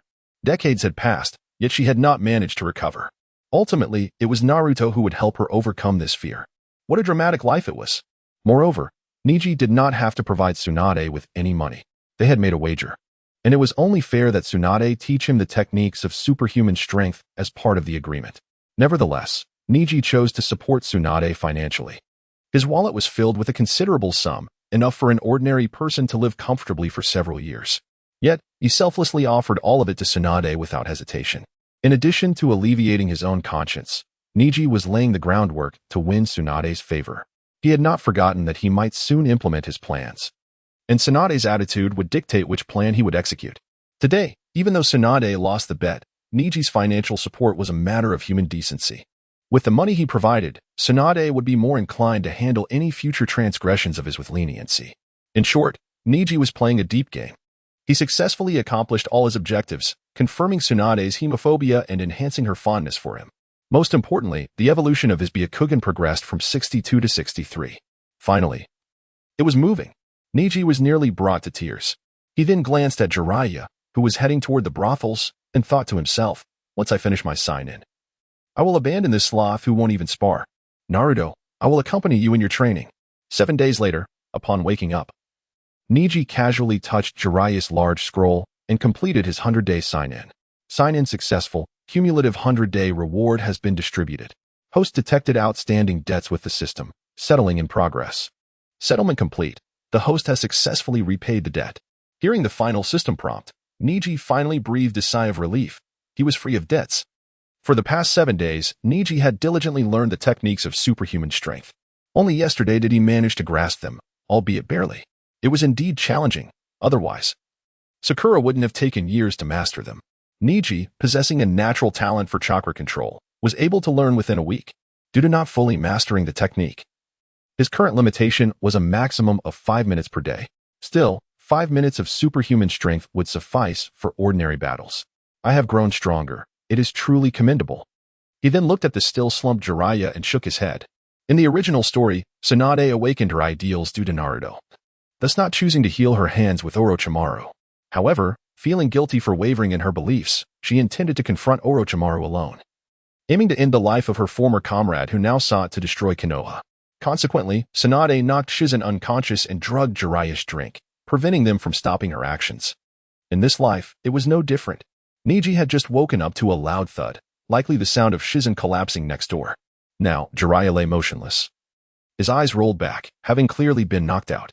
As for Neji, after Tsunade had taught him the techniques the night before, she treated him to a drink.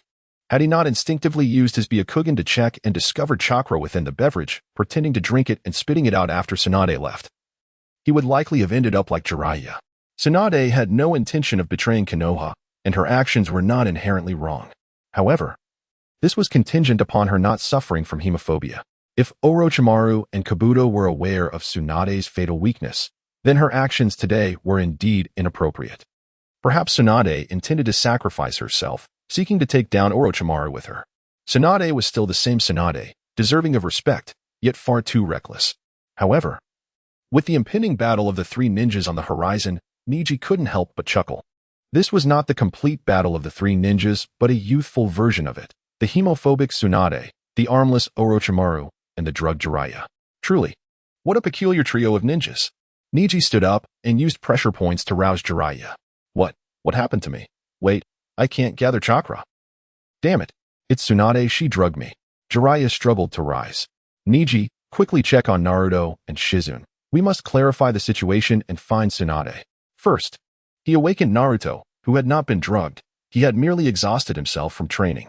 Then he found Shizen and similarly roused her using pressure points, employing his hair for the task. Neji, hurry. Lady Tsunade. Chapter 75, The Arrival of the Demigods. As the four of them converged in a state of urgency, Shizen immediately declared, "Let us depart at once. We shall discuss the specifics en route." With that, the four of them swiftly left. Meanwhile, just behind them, Kabuto stealthily concealed his presence. Lord Orochimaru's words proved prescient. That troublesome Hyuga ninja had indeed arrived. Thankfully, we had prepared in advance. Kabuto departed as well, arriving at the rendezvous point of Orochimaru and Tsunade ahead of the others. This was due to the necessity of Neji tending to Naruto and the other injured individuals, which naturally impeded their speed. The meeting place was a cluster of ancient ruins just outside the Shortbook Street, the very location where Neji and his companions first heard peculiar noises upon their arrival. Upon his arrival, Kabuto witnessed Tsunade preparing to treat Orochimaru.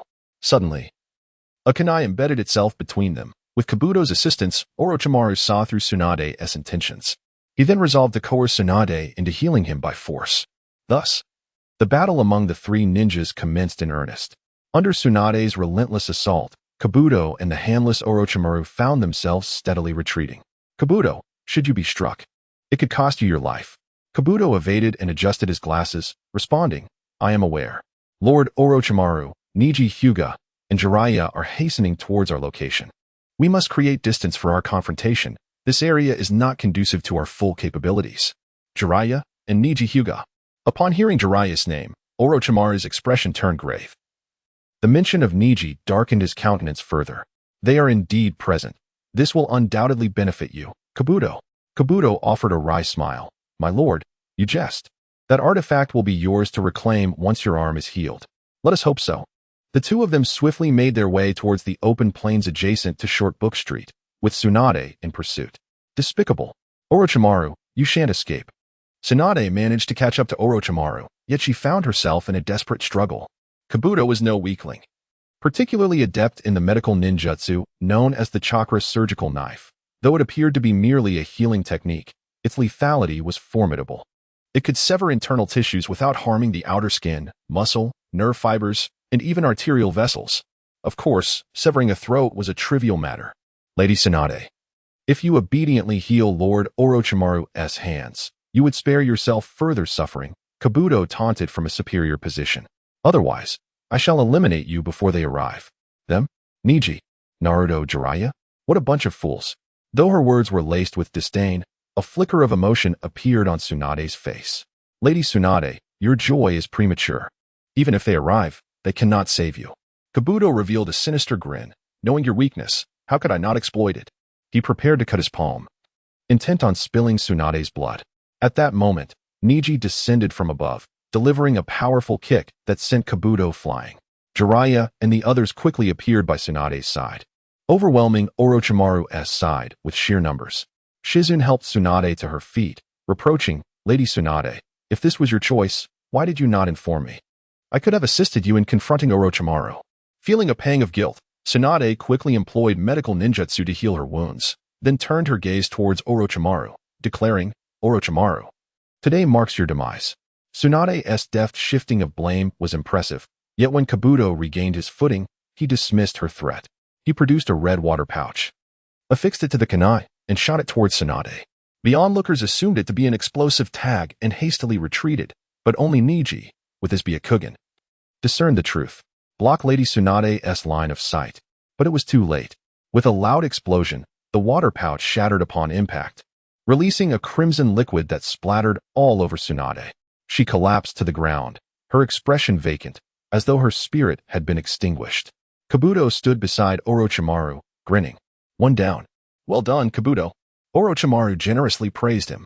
Yet Kabuto remained unpretentious, continuing, Lord Orochimaru, Jiraiya poses no threat. He has been incapacitated by Tsunade's medication, rendering him quite limited. I alone can handle Tsunade's subordinates and Naruto Uzumaki. Then let it be just you. Orochimaru extended his long, grotesque tongue to lick his lips. With all three of us gathered, how could we be without a demigod? Kabuto, proceed. Yes, Lord Orochimaru. Kabuto sliced open Orochimaru's arm, staining his hands with his blood, and commenced the summoning technique. With a resounding boom, a colossal two-headed serpent materialized on the plain, the very creature from the plan to obliterate Konoha months prior. It roared menacingly, lunging towards Neji and the others. However, Kabuto did not cease his incantations. This time, his seals were lengthy and cumbersome. As if he were unfamiliar with the process, Neji furrowed his brow, sensing something amiss. Why does this seem different? Is Kabuto attempting to buy time with the two-headed serpent before summoning the great serpent? That cannot be. Kabuto should not be this unskilled at summoning. Yet, with the two-headed serpent closing in, Neji wasted no time and began to form his own seals. Jiraiya, witnessing the unfolding scene, also began his own summoning, as did Naruto. Summoning technique. Boom, boom, boom. A toad the size of a head emerged, summoned by Naruto. A toad the height of a man appeared, summoned by Jiraiya. And a 15-meter-tall, bizarre orange creature emerged, boasting a long, elephantine white trunk, robust stature, and evident combat prowess. It was Neji's summoned beast, the Dream Taper. With a mighty roar, the Dream Taper charged towards the two-headed serpent at Neji's command. Naruto exclaimed in frustration, darn it. If only the boss toad had appeared, I could have been equally impressive. Jiraiya sighed in relief, acknowledging his own failure in this instance. Meanwhile, Neji disregarded their banter, focusing intently on launching himself towards Orochimaru and Kabuto. You protect Lady Tsunade. I shall eliminate Orochimaru and Kabuto. However, as Neji approached, he caught sight of Kabuto's smug grin. Hyuga Neji, you have arrived too late. With a thunderous rumble, the ground trembled as a coffin slowly ascended. With a creak, the coffin opened, revealing a figure clad in combat attire, wielding a scythe, donning a gas mask, and adorned with the forehead protector of the Rain Village, an elderly man. I, Hanzo of the Salamander, have returned to life? Chapter 76. The might of the demigod. When the short old man stepped forward, Jiraiya found himself engulfed in a wave of astonishment. Is this the reanimation technique? Orochimaru, you dare to toy with the souls of the deceased once more. Jiraiya exclaimed, echoing the sentiments of Saratobi Hiruzen. This is none other than Hanzo of the Salamander, the leader of Amigakure and a demigod of the ninja world. But when did he die? How did he meet his end? Who was responsible for his demise? Jiraiya's mind was awash with confusion. Due to the isolationist policies of the Land of Rain, the outside world remained oblivious to the events that had transpired within, including Pain's assassination of Hanzo, which elevated him to the status of a god in Amigakure. In the original story, Jiraiya was equally taken aback by Hanzo's death 3 years later when he ventured into Amigakure to gather intelligence. After all, he was a demigod of the ninja world. Regardless of how Hanzo had perished, they were now facing a formidable challenge. The reanimated body would not succumb to injury or death, and with Hanzo as their adversary, he could single-handedly wear them down. Particularly alarming was Hanzo's most fearsome ability, the capability to release paralyzing poison through his breath. The toxicity of the poison sac in his abdomen was so potent that even Hanzo himself could not withstand it. Originally a technique that could lead to mutual destruction, Hanzo, now a reanimated corpse, would not face death. At this moment, the only individual capable of swiftly concocting an antidote to Hanzo's poison was paralyzed by overwhelming fear. "Tsunade, please, gather your strength," Jiraiya shouted, yet Tsunade showed no signs of improvement. It was then that Neji called out, "Lord Jiraiya, retreat a distance. I shall confront the legendary demigod of the ninja world." He also intended to deal with Orochimaru and Kabuto. With Jiraiya and Tsunade still recovering, Shizen's abilities being average, and Naruto too weak, only Neji stood ready to challenge Hanzo. This was also Neji's hope. He suddenly contemplated whether defeating a reanimated powerhouse could advance his Byakugan's evolution. If so, he could learn the reanimation technique and summon past warriors to battle against him, thus rapidly enhancing his Byakugan's progression. If this plan were feasible, he would not need to struggle to join Akatsuki. He could simply locate the remains of various ninja masters. Upon hearing Neji's declaration, Jiraiya could only offer a few words of caution before leading Naruto and the others to retreat further, protecting Tsunade. "Neji, be wary of Hanzo's poison. Hold your breath." However, Orochimaru and Kabuto would not idly watch as their target, Tsunade, escaped. They implanted a cursed seal into Hanzo's body, stripping him of autonomy, and charged towards Jiraiya and Tsunade's position. Neji attempted to intervene, but the expressionless Hanzo, wielding his scythe, blocked his path. "Step aside." Neji raised his hands and unleashed two powerful palm strikes, sending Hanzo flying. To maximize his Byakugan's evolution and test his current strength, Neji was prepared to take on Hanzo, Orochimaru, and Kabuto alone. However, he could not allow two easy targets to slip away. At that moment, Neji was enveloped in a layer of blue chakra.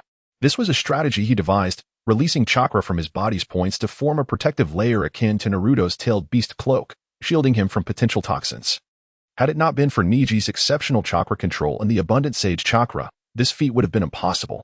His approach proved effective, for after striking Hanzo away, Neji showed no signs of poisoning. Though Hanzo was sent reeling, his actions did not cease. Ninjutsu, summoning technique. With a thunderous roar, the ground cracked open, and a colossal black salamander materialized before Neji, obstructing his path. Ninjutsu, poisonous mist ejection. The summoned creature, Butsu no Iwafyun, opened its mouth wide, unleashing a vast cloud of toxic mist. In an instant, a nearly 100-meter radius around Hanzo and the giant salamander was shrouded in a purplish-gray haze. Fully aware of Hanzo's capabilities, Neji had no intention of confronting the mist directly. He swiftly utilized the body flicker technique to distance himself from the toxic cloud.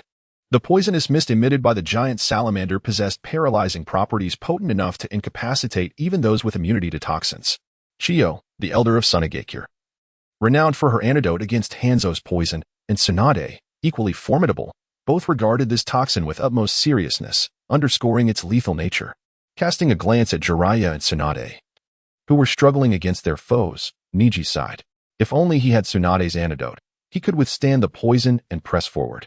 Yet, the surging waves of grayish-purple mist made it clear that circumventing Hanzo to aid Jiraiya was impossible.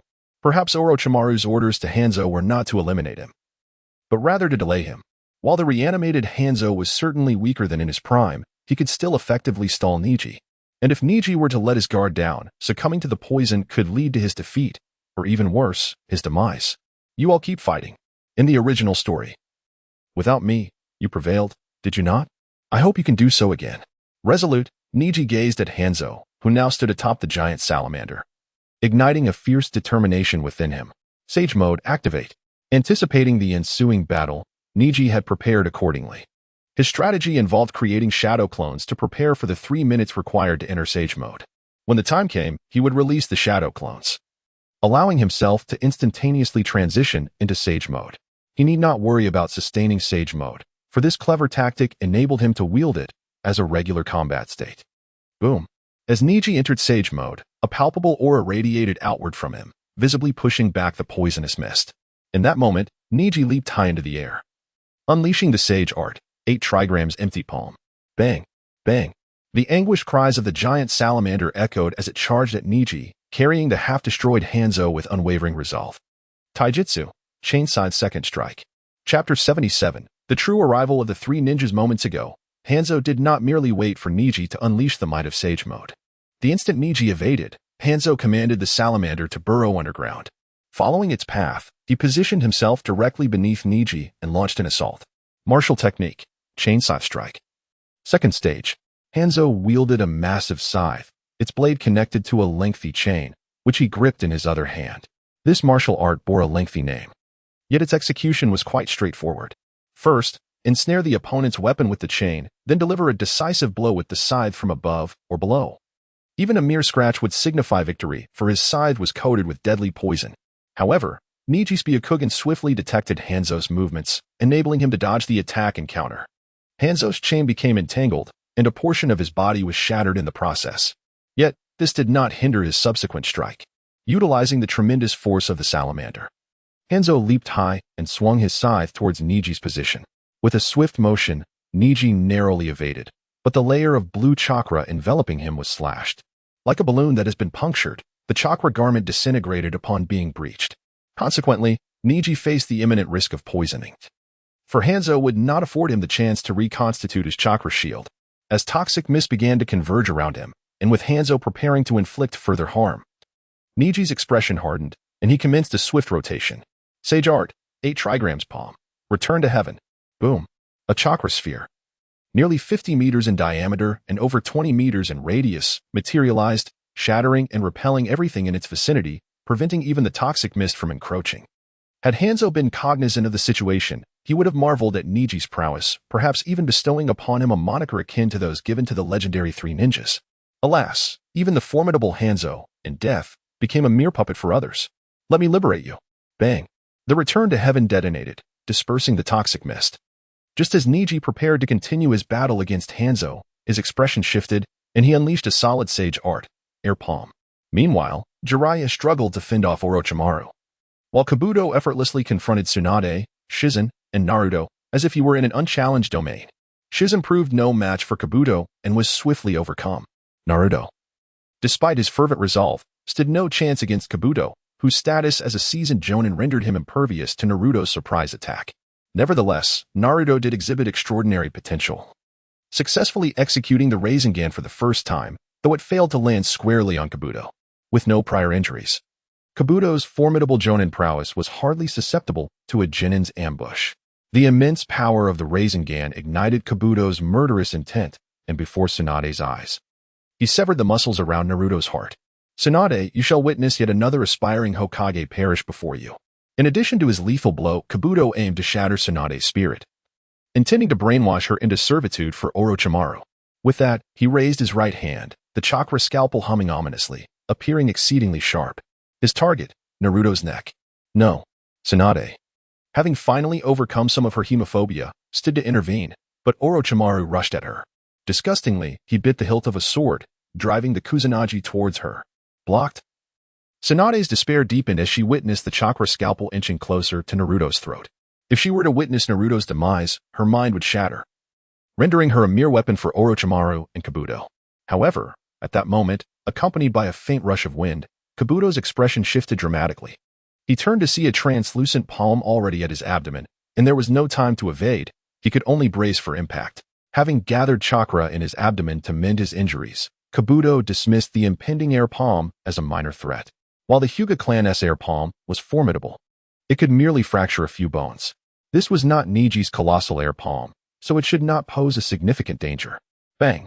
Kabuto's abdomen was pierced through, the Sage Art air palm blasting through him and crashing into the rocks behind, causing an explosion. Kabuto was hurled away, and sensing the precarious situation, Orochimaru retreated. Only Tsunade, without hesitation, leaped forward, shielding the fallen Naruto with her own body. In this tumultuous exchange, blood covered Tsunade, the ground, and Naruto. Unbeknownst to her, her hemophobia had been cured in the chaos. As the storm subsided, Tsunade performed the Yin seal, disregarding her own injuries, and immediately began to heal Naruto. Orochimaru, observing Neji engaged in a martial confrontation with Hanzo, regarded him with palpable caution. From such a distance, the power of Neji Serpom was formidable. He must surely be the new prodigy of the Hyuga clan. Kabuto struggled momentarily but failed to rise. His recovery abilities were robust, yet Neji's strike had severely wounded him. Even he would require time to recuperate. Simultaneously, Kabuto heightened his vigilance towards Neji. This was a Hyuga ninja beyond the realm of conventional reasoning. With a soft thud, Tsunade stabilized Naruto's injuries and stood, cradling him as she approached Shizen and treated her. Shizen, take care of Naruto. Then, she advanced step by step towards Orochimaru. Wait, Tsunade, you're not trembling. Orochimaru, noticing her newfound composure, furrowed his brow in disbelief. Of course, I'm not trembling. I am the 5th Hokage of Konohagakure. Bang. With a powerful punch, Orochimaru was sent flying. This is impossible. Tsunade, her forehead's seal glowing, revealed strange patterns across half her face, mending her injuries and restoring her vitality. Ninjutsu, creation rebirth. With visible speed, Tsunade's wounds healed rapidly, culminating in complete recovery within mere seconds. This technique, Kabuto, having barely regained mobility, approached Orochimaru's side. Observing Tsunade wipe her mouth before forming seals, he hurriedly shouted, Orochimaru, summon the Great Serpent. At that moment, Jiraiya also struggled to recover some chakra, and the trio simultaneously pressed their hands to the ground, performing the summoning technique. Boom. A colossal purple dragon-like serpent, akin to a giant toad boss, towered over them, dwarfing even small hills. The true three ninjas had arrived. Chapter 78. The dream beast of the lowly voice. Observing the commotion from a distance, Neji nodded with satisfaction. Fortunately, my keen sight allowed me to assess the situation in time and intervene. Otherwise, due to the butterfly effect, Naruto might have met his untimely end. I am truly remarkable. However, upon turning to look at Hanzo, who was mounted on a colossal salamander, Neji felt that Hanzo ought to join the fray rather than bully a lone little ninja without his summoning beast by his side. Engaged in a battle with a two-headed serpent, the absence of a grandiose summoning beast left him quite dissatisfied. Moreover, his own dream beast was truly inadequate. Not only did it pale in comparison to the likes of Manda, but it also struggled against a creature unworthy of a name. Just as Neji pondered this, Hanzo, unscathed before him, suddenly faltered. Neji seized this opportunity, unleashing a celestial palm that obliterated Hanzo's form. Yet, in the next moment, Hanzo reformed, clutching a talisman of cursed ink in his hand. To his astonishment, after being slain by that individual, he had fallen under Orochimaru's control. Hanzo spoke, and Neji's face fell in shock. What is happening? Is there a flaw in Orochimaru's Edo Tensei? Hanzo cast a glance at Neji, his eyes reflecting admiration. Konoha's Hyuga ninja, I owe you my gratitude. Perhaps there are still some loopholes in Orochimaru's technique. I managed to extract this talisman during my restoration. Among the Hyuga I've encountered, you are the strongest. I believe you are the new heavenly ninja of the Hyuga clan. However, heavenly ninja, I believe I should head to that battlefield. How can the three legendary ninjas gather without my presence? As he spoke, Hanzo crumbled the talisman and urged the salamander toward the position of the three immense summoning beasts. Neji was truly taken aback. This Hanzo had somehow freed himself from Orochimaru's grasp, and he had directly abandoned his opponent. Yet, upon glancing at his personal panel and noticing a 1 increase in the evolution progress of his Byakugan, Neji breathed a sigh of relief, confirming his hypothesis. Gaining progress in evolution was enough. However, this scene significantly diminished Neji's inclination to exploit the Edo Tensei for a bug to enhance his Byakugan's evolution. If even Hanzo could fortuitously break free from control, it was clear that Orochimaru had not perfected the Edo Tensei. Thus, it would be prudent to wait until Orochimaru had thoroughly refined his technique before attempting to procure the Edo Tensei for himself. Until then, he resolved to faithfully execute his own plans. Indeed, Orochimaru was in a rather precarious situation. He could not comprehend why Hanzo had escaped control, while the first and second Hokage had not managed to do so a few months prior. However, the events had transpired, and overthinking was futile. Orochimaru still had to contend with the combined assault of Tsunade and Jiraiya. Yet, Neji was puzzled as to why Hanzo did not flee but instead sought to join the fray. The reason was simple: Hanzo could not escape. Although he had fortuitously liberated himself from Orochimaru and Kabuto's control, he lacked the autonomy to govern himself like Uchiha Madara. Hanzo remained bound by Orochimaru's Edo Tensei. If Orochimaru were to release the technique, he would be compelled to return to the cold, desolate realm of the dead, having finally emerged for a breath of fresh air. Hanzo knew he could not return to Amigakure to avenge himself on the wielder of the Rinnegan. It was far better to reminisce about the past and engage in a contest with the legendary three ninjas after his growth. This was Hanzo's mindset. However, in the midst of the legendary battle, he felt compelled to join the fray himself. Perhaps this encounter might even yield some progress in his Byakugan's evolution. Without hesitation, Neji dashed toward the dream beast, which was still entangled with the two-headed serpent. With a decisive strike, he unleashed two celestial palms, swiftly dispatching the serpent and sending it back to the dragon cave. Dream beast, let us proceed. Master Neji, could you remove my headband and lift my seal?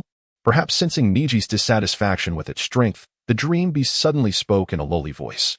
It explained, I have been stunted in growth by Danzo, as he deemed my size unfit to complement his techniques. The implication was clear. It was not that it was inferior to Manda or Gamabunta, but rather that Danzo had suppressed its potential. Is that so? Neji, having summoned the dream beast before, was not surprised by its lowly voice, but he was intrigued by its words. Let me see. Neji reached out to remove the bandages from the dream beast's head, revealing a series of seal patterns resembling steel stamps encircling its head like a headband. It was indeed true. Had Danzo lost his mind? This seal constrained your power. I had once suggested a remedy, but Danzo silenced me, stating, my summoning beast need only obey my commands. The dream beast explained with a hint of grievance. It was only through your re-establishment of our pact that the silence was lifted. Neji was filled with questions. Danzo's actions were bewildering. Yet, recalling that it was Danzo, he merely shook his head. After all, that man had twisted into something unrecognizable, his thought processes far removed from those of a normal person. Upon closer inspection of the seals adorning the dream beast's head, Neji realized they were not particularly complex sealing techniques. They simply require the summoner to lift them. Master Neji, can you lift the seal? No problem. Dream beast, are you ready? I have been preparing for this moment at all times. The dream beast's lowly voice was filled with excitement, akin to a little girl eagerly anticipating a trip to an amusement park the next day. Thank you, Master Neji. There is no need for thanks. We are merely assisting each other. Neji formed the necessary hand seals and placed his hand upon the sealing patterns on the dream beast's head. Sealing technique. Release. With a resounding crack, the sealing incantations vanished, and the dream beast emitted a clear sound. In an instant, its form began to swell. From a mere 10 meters in height, it soared to nearly 30 meters tall, surpassing even Gamabunta in size. Neji's heart burned with joy as he patted the dream beast's supple fur, realizing it was not that the dream beast was weak, rather, it had not manifested its true strength. From now on, Dream Beast, you can grow as large as you wish, without any reservations. The Dream Beast was profoundly touched. Yes, Master Neji. By the way, Master Neji, my name is Yum. At that moment, the Dream Beast, Yum, had truly been claimed by Neji. Excellent. Yum, let us advance. Chapter 79. A unique sealing method. Amaterasu's black flames as the formidable Hans the Salamander approached atop a gigantic salamander. The three legendary ninjas felt a slight shock, only to quickly realize they were no longer the same trio without the ability to summon their spirit beasts. Each of them now possessed the strength to contend with Hans. The title of demigod did not imply Hans's overwhelming power, but rather reflected his devastating impact on the battlefield. His toxic mist, potent and pervasive, marked him as a true master of warfare, thus earning him the moniker of demigod. In comparison to the ninja god, Hashirama Senju, Hans fell far short. Consequently, the three ninjas merely reacted with surprise before regaining their composure. In a moment of urgency, Tsunade retrieved an antidote from her pocket and tossed it to Jiraiya, who was perched atop Fukasaku, saying, "This is the antidote I previously prepared for the salamander's poison. You must inject it." "And what of you?" Tsunade shook her head, asserting, "When I utilize my creation rebirth technique, I become impervious to death. Moreover, my body naturally harbors various antibodies against toxins, rendering the antidote unnecessary." However, Hans, noticing the three ninjas had shed their fear, could not suppress his irritation, exclaiming, "It seems you have forgotten my might." Before he could finish, a thunderous noise erupted behind them, like the thunder of a colossal beast. All eyes turned, revealing a scene of astonishment, especially for Tsunade. Witnessing Neji summon the Dream Taper for the first time, she exclaimed, "Isn't that Danzo's spirit beast? How could it be so enormous?" She glanced at Jiraiya, who subtly shook his head, signaling that now was not the time for inquiries. Tsunade, understanding the unspoken message, refrained from further questioning and instead looked at Neji atop the Dream Taper with delight. With Neji and such a massive Dream Taper joining their ranks, they might truly have a chance to subdue Orochimaru this time. With a resounding clap, 5 colossal beasts stood on the ground like undulating mountains. Neji smiled, stating, "I trust when I'm not too late." "Not at all," Tsunade shouted. "You have arrived just in time. Orochimaru, today marks your demise." Although Hanza's allegiance remained ambiguous, the odds were now 3 against 1, and Orochimaru's fate appeared sealed. Yet, Orochimaru remained unfazed, addressing the contemplative Hans the Salamander. "If you wish to avoid an immediate return to the underworld, assist me in eliminating them." Astute in understanding human nature, Orochimaru sensed Hanza's desire to linger in the realm of the living. "Ah, Orochimaru, you remain as clever as ever," Hans replied in a tone befitting an elder. "In that case, I shall lend you my aid." The dynamic shifted to 2 against 3, and although Orochimaru had a chance of victory, he faced the legendary Hans. With a swift motion, another antidote was tossed toward Neji, who caught it deftly. Tsunade succinctly instructed, "Antidote for the salamander's poison, intramuscular injection." Neji complied immediately, allowing him to relax his mental defenses against the toxic gas. Previously, he had momentarily faltered due to Hanza's potent toxins, which required divided attention to prevent them from infiltrating his body. Meanwhile, Hans, unperturbed by the threat of death, focused entirely on the battle. "Lord Tsunade, Lord Jiraiya, you handle Orochimaru. I shall confront Hans," Neji proclaimed, directing the dream taper towards Hans and the gigantic salamander. Jiraiya, who had initially intended to engage Hans, paused and nodded at Tsunade, trusting in Neji's capabilities. The conflict now evolved into Jiraiya and Tsunade versus Orochimaru, while Neji faced Hans. The confrontation between Jiraiya and Tsunade mirrored the original tale, requiring no further elaboration, whereas Neji's duel was far more captivating. The two commenced with a display of taijutsu, but upon realizing Neji gained the upper hand, Hans swiftly altered his strategy. He commanded the giant salamander to unleash its toxic mist. In an instant, the area was engulfed in poisonous vapors, forcing even Orochimaru and his allies to retreat. "Hinata, you may be immune to my toxins, but what of your spirit beast?" Hans taunted, intent on exploiting the absence of Neji's summoned creature, believing it would leave him vulnerable as before. Yet Neji smiled confidently, instructing the dream taper, "Show us your prowess." "Understood, Master Neji." The dream taper responded with enthusiasm, unleashing a sound akin to an elephant's trumpet, opening its vast maw. An immense vacuum of suction emerged, as if a black hole resided within its mouth. The toxic mist was entirely consumed by the dream taper. Hans furrowed his brow, then abruptly laughed. "I feared your spirit beast would resist my poison, yet it appears to willingly consume it." Neji, however, scoffed. "Is it truly so? Here, have some back." The dream taper exclaimed in a high-pitched tone, aiming its elongated white snout like a cannon at Hans and the salamander. With a swift motion, a solidified toxic projectile shot forth, striking Hans directly. This showcased the dream taper's unique ability to ingest nearly anything, excluding flames, and then retaliate with its elongated nose. Throughout this process, the creature's mouth and nose remained shielded by a special chakra, rendering it immune to toxins. With a resounding impact, akin to sulfuric acid, Hans's body began to dissolve, and the salamander beneath him wailed in agony. Unable to endure the damage, the salamander was sent back, while Hans collapsed to the ground, gradually reconstructing himself. Yet Neji would not squander this opportunity. He aimed to decisively conclude the battle, putting an end to the arduous struggle that hindered his Byakugan's evolution. Indeed, after attaining progress in his Byakugan, he could not further advance for at least 24 hours. Thus, it was time to bring the fight to a close. Neji leaped from the dream taper's back, halting its assault, and prepared to confront Hans himself. The dream taper lacked the sealing techniques necessary to bind the reanimated body, so it could not deliver a final blow. While Neji himself did not possess such sealing techniques, he had a trump card. Sealing fire technique, Amaterasu's black flames. Even if the reanimated body could continuously regenerate, the relentless Amaterasu's black flames would incinerate it entirely. It was merely a question of which would succumb first, the speed of regeneration or the speed of the flames.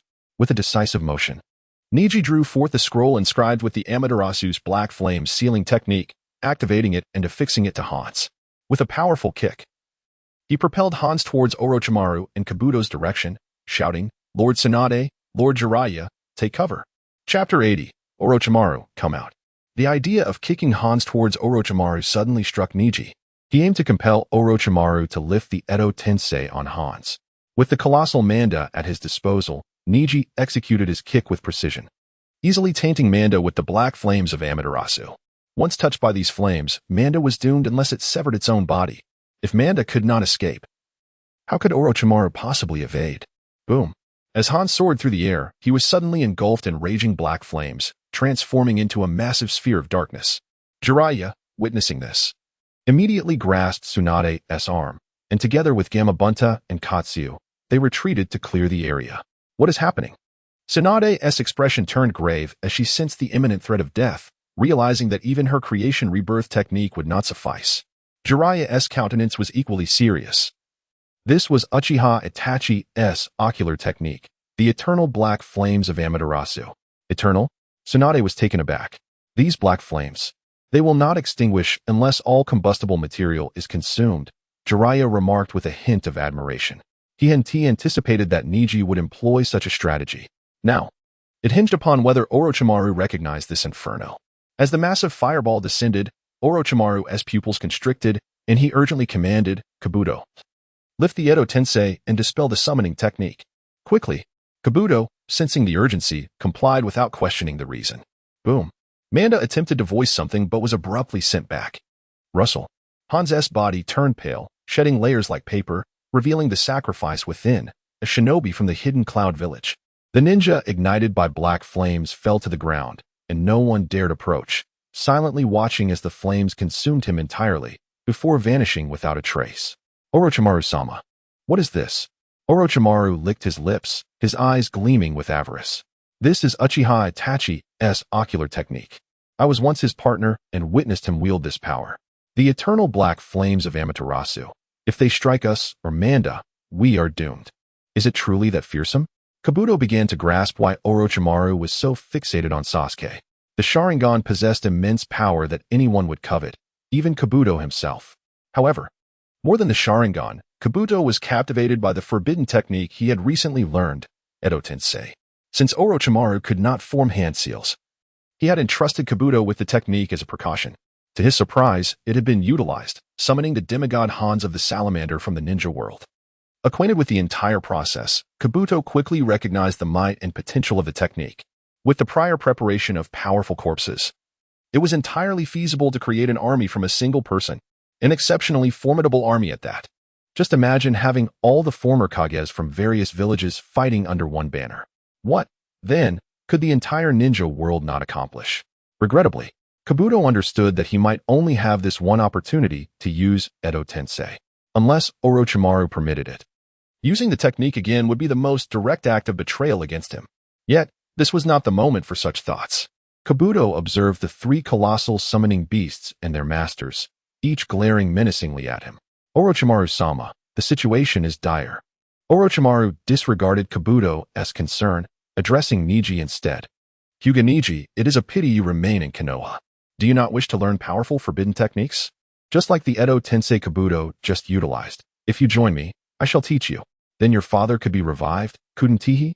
Having seduced Neji with these words, Orochimaru turned to his old comrade, Tsunade. Even without you, I shall find a way to restore my hands. I will surely destroy Konoha once more. At that time, we shall meet again. And Tsunade, do you think you are immortal?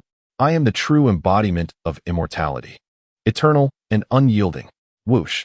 Orochimaru used Doton to burrow underground, and Kabuto transformed into smoke, vanishing from sight. The battle of the three legendary ninjas appeared to be drawing to a close. However, Neji declared, you cannot simply come and go as you please. Tsunade-sama, Jiraiya-sama, stay here and rest. I will pursue Orochimaru to his base and destroy it. Only then can I vent my frustration. Of course, this was merely a pretext. Neji's true motive for chasing Orochimaru was that he had yet to obtain the evolution progress of his Byakugan from him. How could he allow Orochimaru to escape so easily? As for Orochimaru's temptations, the original Hyuga Neji might have been swayed, but the current Neji would not be. He had never contemplated resurrecting Hiashi. His sole focus was on avenging Hiashi, exacting revenge on the Konoha F4, and seeking retribution against the hidden cloud village. Neji, don't. Tsunade and Jiraiya, concerned that Neji had fallen under Orochimaru's spell, attempted to stop him, but they were unable to keep pace with Neji. Tsunade had only just overcome her fear of blood and was in poor condition after the battle. Meanwhile, Jiraiya was still recovering from the aftereffects of Tsunade's drugging. Thus, They could only watch as Neji raced farther away. What to do? Let us return to the short book street to heal Naruto and wait for Neji to return, Jiraiya suggested. Neji will certainly come back. He has precious people in the village. And so, they made their way back to the short book street. In the wilderness, amidst the trees, Neji remained in sage mode, activating his Byakugan to extend his range of perception. This way, Orochimaru and Kabuto could not detect him. Yet he could follow their trail. Though Neji could have intercepted them immediately, he chose not to. The reason was simple. If he blocked their path, they would likely flee. And who could restrain Orochimaru when he wished to escape? Thus, Neji resolved, I will track you to your base and see if you can run from there. If you do not flee, then let us engage in combat. If you dare to run, I shall obliterate your base. However, Neji believed that Orochimaru would not flee from his own base. After all, he was one of the legendary three ninjas. If he were confronted, would he simply run away without dignity? In this way, he continued his pursuit until nightfall. Observing as Orochimaru and Kabuto entered the underground of the forest, Neji realized he had found one of Orochimaru's bases. He closed his eyes, and 3 minutes later, he slowly opened them. Golden shadows appeared as Neji unabashedly unleashed his aura, expressing his intent to fight. Orochimaru, come out. Chapter 81. A ring it proved that Orochimaru was indeed shameless.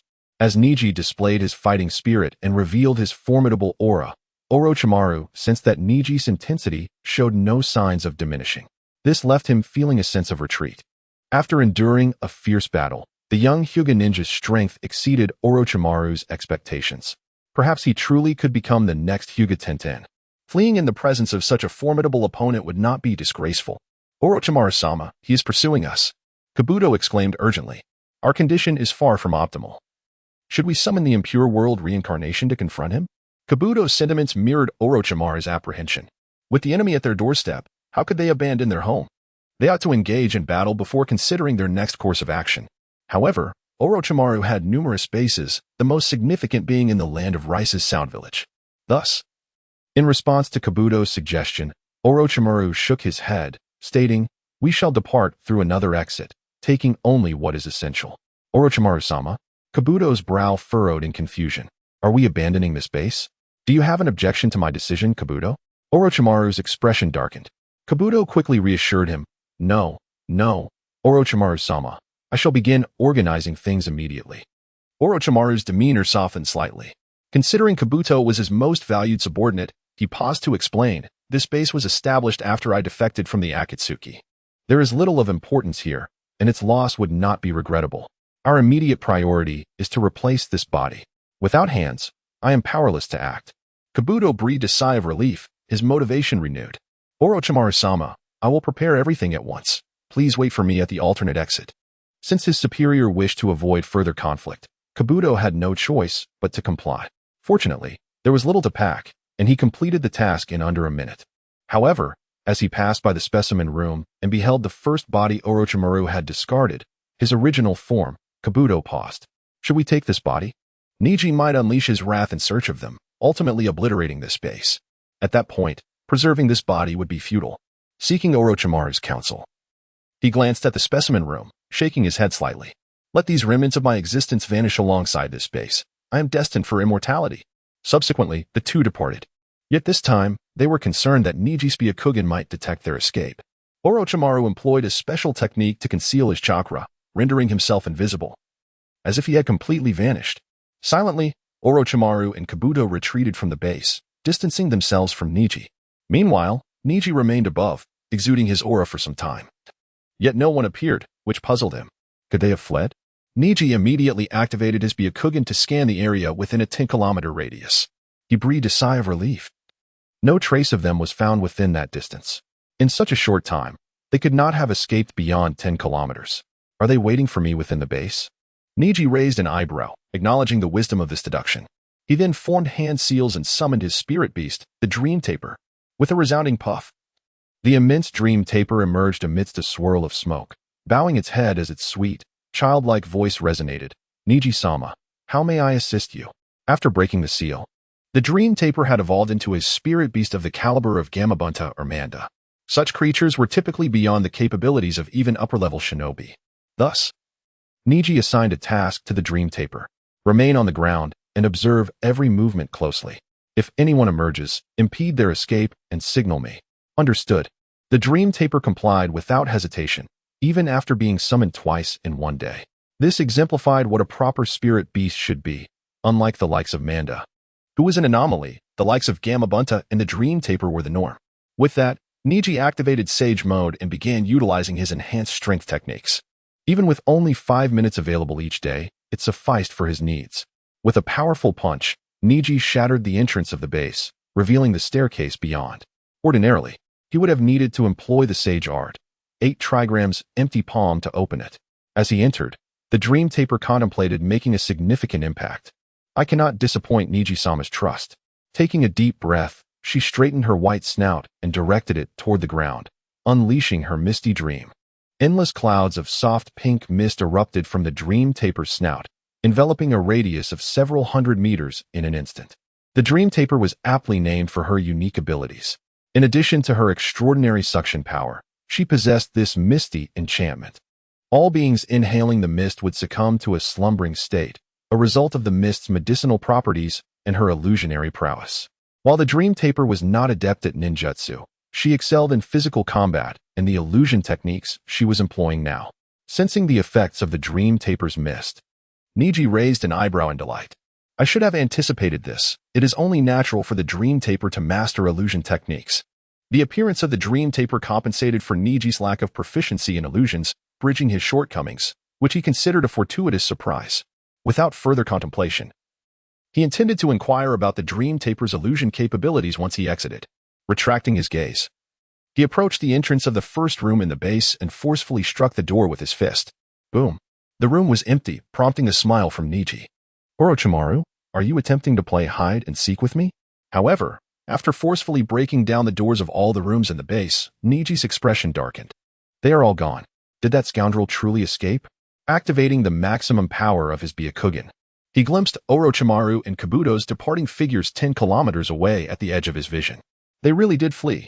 How infuriating. Neji halted his pursuit. It was futile to chase after them now. Outside of the reconnaissance range, it would be exceedingly difficult to catch up, especially against someone as experienced as Orochimaru. One of the legendary Sannin. Resigned, Neji conceded that he had been outmaneuvered. Let it be. I shall destroy this place and then depart. Shaking his head, just as he prepared to wreak havoc on Orochimaru's base, something caught his eye. It was a ring. Chapter 82. The method of joining the Akatsuki organization, to be precise. It is a ring adorning the corpse. The design of the ring is quite simple, featuring a silver-white band with a broad face that gradually tapers. Most strikingly, the face is set with a round yellow gemstone, upon which a single character is engraved, Kong. Given that this ring is worn on the little finger of the left hand, Neji immediately deduces its identity and origin. This is one of the tokens used by the Akatsuki organization to signify membership and serves as a means of communication for the technique of the projection body. Naturally, it is also the very ring that Orochimaru took when he defected from the Akatsuki, known as the Ring of Empty Space. Thus, this corpse belonged to Orochimaru's former body. As Neji approached for a closer inspection, he indeed recognized Orochimaru's face, unchanged over the years. Despite the passage of over a decade, Orochimaru's first body showed no signs of decay, appearing as if it had just died. This further confirms the identity of the Ring of Empty Space. Initially, Neji thought his expedition would yield nothing, merely a futile act of venting his frustrations by destroying Orochimaru's base. Yet he unexpectedly discovered the ring once used by Orochimaru within the Akatsuki. This truly exemplifies the phrase, when all seems lost, a glimmer of hope emerges. With the ring intact, the path to joining the Akatsuki becomes clear. One could first defect, whether feigning or genuine, then use this ring to contact the Akatsuki, subsequently pledging allegiance to them. The Akatsuki's policy is to accept powerful rogue ninjas, a principle that remains unaltered. With this ring in hand, today has not been in vain. Observing the shards of glass scattered on the ground, Neji surmises why the ring appeared before him. Orochimaru's first body held special significance to him. Hence it must have been preserved in a glass tank. However, his recent forced entry had shattered the door, which in turn smashed the glass tank containing Orochimaru's corpse, leading the ring to fall into his possession. Glancing at the room labeled Specimen Room, Neji wore an expression of realization. The situation was nearly as he had surmised. Such is the nature of fate. It seems that Hyuga Neji is destined to acquire this ring. Once his musings concluded, Neji suppressed his disgust and removed the ring of empty space from Orochimaru's corpse, cleaning it meticulously. He stowed the ring safely in his ninja tool pouch and resumed his earlier intent to cause destruction. This decision remained firm, and even with the acquisition of the ring, it would not waver.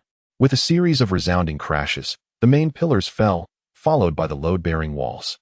Neji's demolition efficiency far surpassed that of any dismantling crew from his previous life. In less than 2 minutes, Orochimaru's base began to collapse entirely. Boom! Neji surged forth, leaping high through the pink mist, landing atop the dream beast. Yum, destroy this place. Lord Neji, I have a method, Yum whispered, explaining the composition and effects of her mist illusion. Upon hearing that it could ignite and explode, Neji raised an eyebrow. I agree. Thus, the enormous dream beast inhaled deeply, drawing in all the pink mist, condensing it into a single mass. Boom! A puffball of the most exquisite pink, the size of an adult, shot forth from Yum's long trunk, crashing deeply into the already collapsing base of Orochimaru. Neji retrieved a kunai, attaching an explosive tag, igniting it, and aimed it at the towering pink puffball. Yum, let us depart. With a swift motion, Yum leaped into the air, creating distance between them. At that moment, an incredibly bright light erupted from Orochimaru's base, followed by boom. Upon returning to Shao Street, Neji encountered an epic reception. Tsunade meticulously examined him from head to toe several times, only releasing him after confirming he was unscathed. Orochimaru? I pursued him to his base, but he abandoned it and fled. I destroyed his base before returning, Neji recounted honestly. That's all that matters, Tsunade said, patting Neji's shoulder, initially intending to pat his head.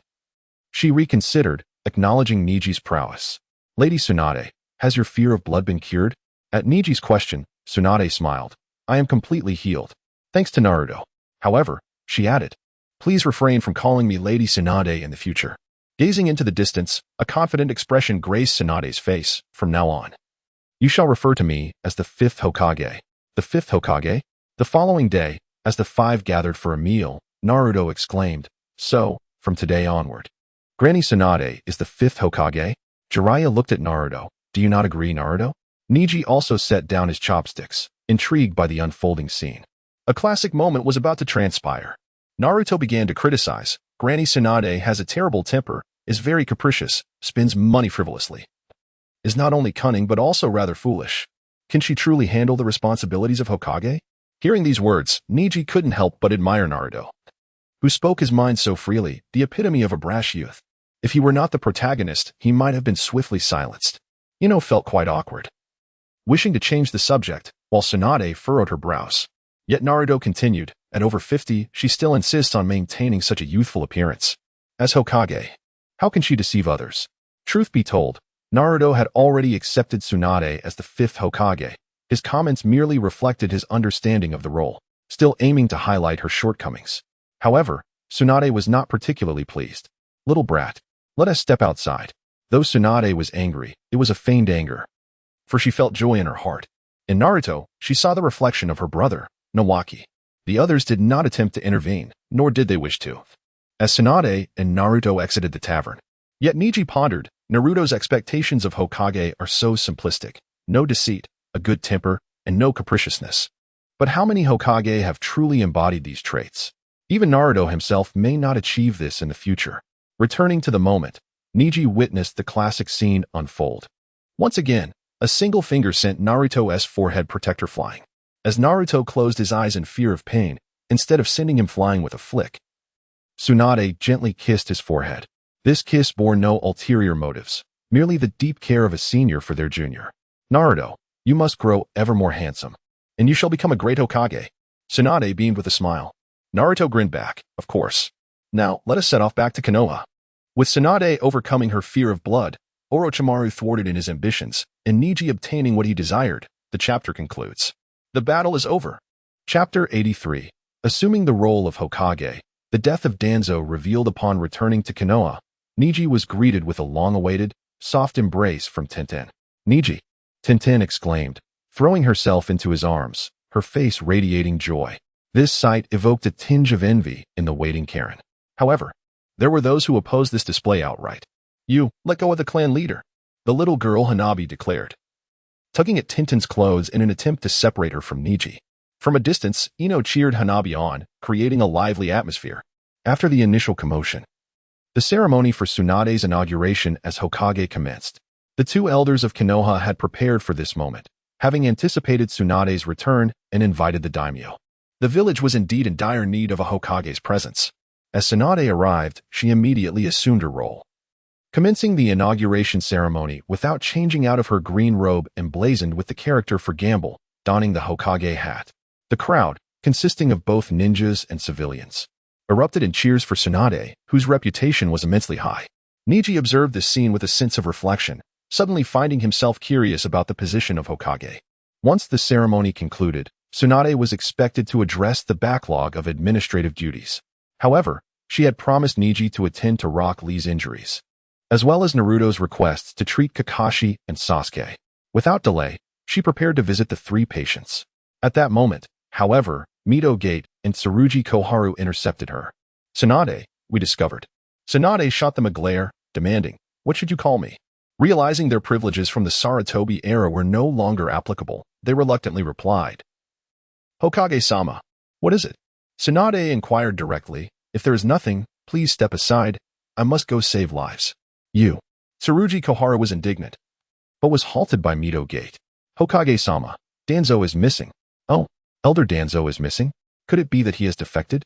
Tsunade maintained a smile on her face, though internally she was taken aback. This was a question she had been dreading. "Neji, did you truly do this?" "Impossible. Danzo would never betray the village." Mito Gate insisted. "But we have been searching for him for a month without a trace. Could he have fallen victim to treachery?" Tsunade shook her head. "How could that be? Elder Danzo is exceptionally strong, with Root at his command. It is inconceivable that he could have been eliminated without a sound. I will keep an eye on this matter. Continue your investigations and report back to me." With that, Tsunade maneuvered around the two elders and headed to the Konoha hospital. "How infuriating. Tsunade treats us as her subordinates." Tsurugi Koharu seethed. Mito Gate attempted to console her. "The era of Hiruzen has passed. This new age belongs to Tsunade. If Danzo were still here, we three could have worked together to undermine her. Alas, we do not know his whereabouts. Let us wait. When Danzo returns, we shall commence our plan to undermine Tsunade." Ignoring the petty squabbles of the elders, Tsunade first attended to Kakashi, healing his wounds. Although Tsukuyami was formidable, Kakashi was not weak either, and he regained consciousness shortly after Tsunade completed her treatment. Sasuke was next, quickly treated as well, but he would likely remain unconscious until the following day. Finally, Tsunade turned her attention to the gravely injured Rock Lee. Accompanied by Neji, Tenten, Karen, and Guy, she entered Lee's hospital room to assess his condition. "This is perilous," Tsunade began, causing Guy to shudder. "Fragments of his right leg's bones have entered the nervous system. Even I cannot guarantee success. If surgery is necessary, there is a 50% chance of recovery and a 50% chance of failure. Should the operation fail, this child may perish on the operating table." "Lee." Guy was at a loss for words, while Lee's face displayed a struggle. Just as Tsunade was about to say more, Neji reached out to her, guiding Tenten, Karen, and Tsunade out of the room. "Let them have a moment alone," Neji suggested, understanding that Lee and Guy needed to come to terms with their situation themselves. It was irresponsible for anyone, even comrades, to sway them towards surrendering or persevering. "Neji, my advice is to persuade Lee to abandon the path of a ninja," Tsunade suggested. "It is the safest option." Yet Neji shook his head. Lee would never agree to that. He is the type to give his all, regardless of the circumstances. Perhaps tomorrow, or in a few days, Lee and Guy will agree to the surgery. "Neji." Tenten grasped Neji's hand. "But aren't you worried about Lee? There's a 50% chance he could die on the operating table." Neji shook his head. "The finest medical ninja in the world is our 5th Hokage. With her, there is a 50% chance of success, while other medical ninjas might not even offer 1%. Furthermore, I believe Lee will pull through." Tenten paused, then smiled and nodded. "I believe Lee will make it through too." Tsunade laughed. "You certainly know how to speak well, even if it is the truth." At times, Tsunade revealed a humorous side. She then turned to Karen. "Now, let us discuss this child's situation." On their way back, Neji had informed Tsunade about a special child in Konoha, referring to Karen. He wished for Tsunade to arrange a new identity for her, providing her with a fresh environment and a new life. Had it not been for their recent experiences, it might have been challenging. However, given the current circumstances, It should be relatively straightforward. He had already established a rapport with Tsunade, and Karen's background was genuine. Upon hearing Niji's account, Tsunade was so incensed that she struck a nearby tree with her fist, splintering it. These grass ninjas should be eradicated. Neji nodded in agreement, sharing her sentiment. However, Tintin and Karen quickly intervened, their clarity of thought preventing any rash actions. With a sigh of disappointment, Neji turned to Tsunade. Hokage-sama, what do you propose? Of course. There is no problem. Tsunade waved her hand, decisively acquiescing. Let Tintin take Karen to complete the necessary paperwork. Here, take this. After sending the two girls off, Tsunade turned to Neji with a serious expression. Now let us discuss the matter of Danzo. Chapter 84. Confession Bureau. Let us discuss the circumstances surrounding Danzo's demise. Tsunade's expression was one of utmost seriousness. Although Jiraiya had somewhat informed me, I still yearned to hear your account. Upon hearing this, Neji remained composed. Once he learned that Jiraiya was aware of his act of killing Danzo, he understood that concealing this matter from Tsunade was futile. In fact, it was essential for Tsunade to be informed for Neji's plans to come to fruition.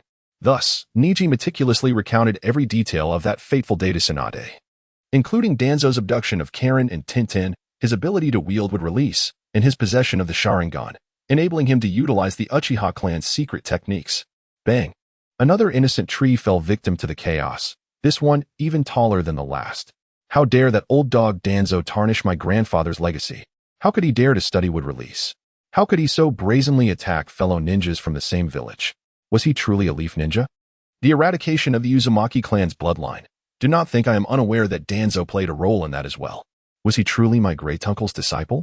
Tsunade was seething with rage, wishing to drag him from the earth and beat him to death with her own hands.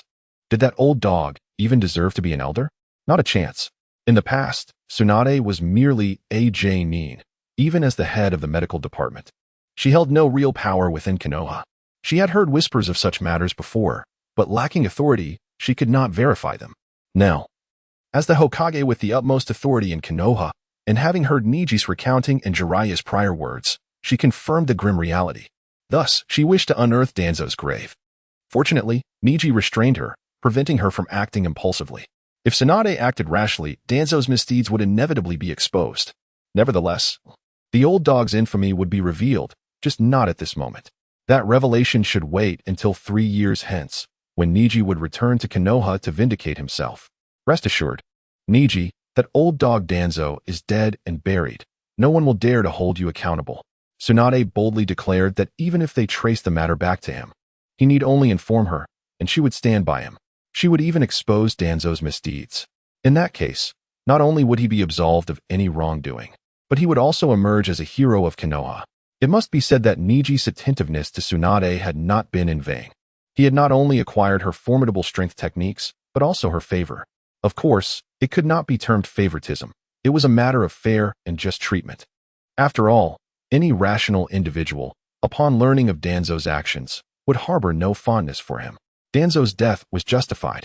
However, due to his own plans, Neji, despite appreciating Tsunade's stance, felt compelled to say, Lady Hokage, there is no need for such measures. Seeing Neji's demeanor, Tsunade immediately sensed he had ulterior motives. After all, having trained Neji for a week, she had gained some preliminary understanding of him. Neji, whatever your plans may be, feel free to share them with me, she said. I trust you and know you would never betray Konoha. Tsunade's words relieved Neji. It seemed he could proceed with his initial plan. He then briefly outlined his intentions, leaving Tsunade in shock. Must it reach this extent? That Akatsuki is such? Neji nodded, explaining that Akatsuki consisted of 10 members, each an S-rank rogue ninja, and they had been amassing strength, poised to make significant moves in the future. Coincidentally, he had reached a bottleneck in his own abilities. Steady development would not suffice for improvement. Hence, he devised this plan, which would allow him to enhance his own power while also uncovering intelligence and plots related to Akatsuki.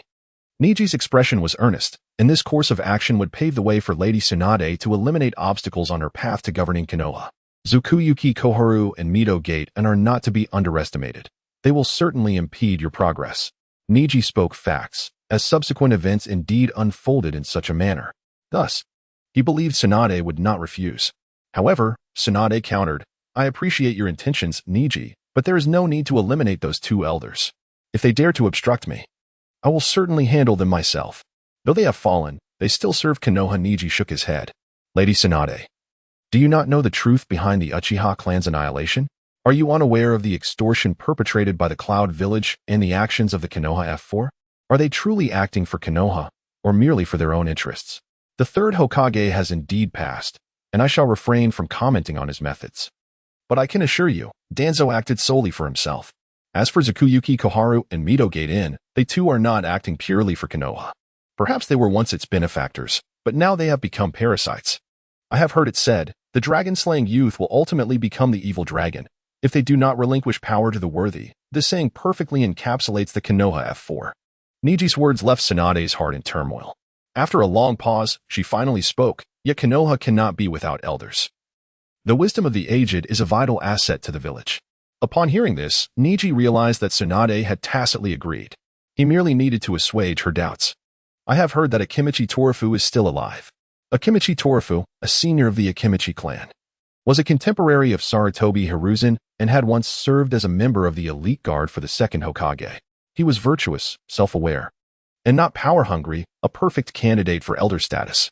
The name Akimichi Torafu caught Tsunade off guard. She immediately recognized that Niji's plan had been meticulously conceived. Have you considered that after you implement your plan, you cannot inform your close ones, nor disclose any intelligence to them? How will they perceive you? Tsunade had indeed come to an understanding and began to think of Niji's welfare.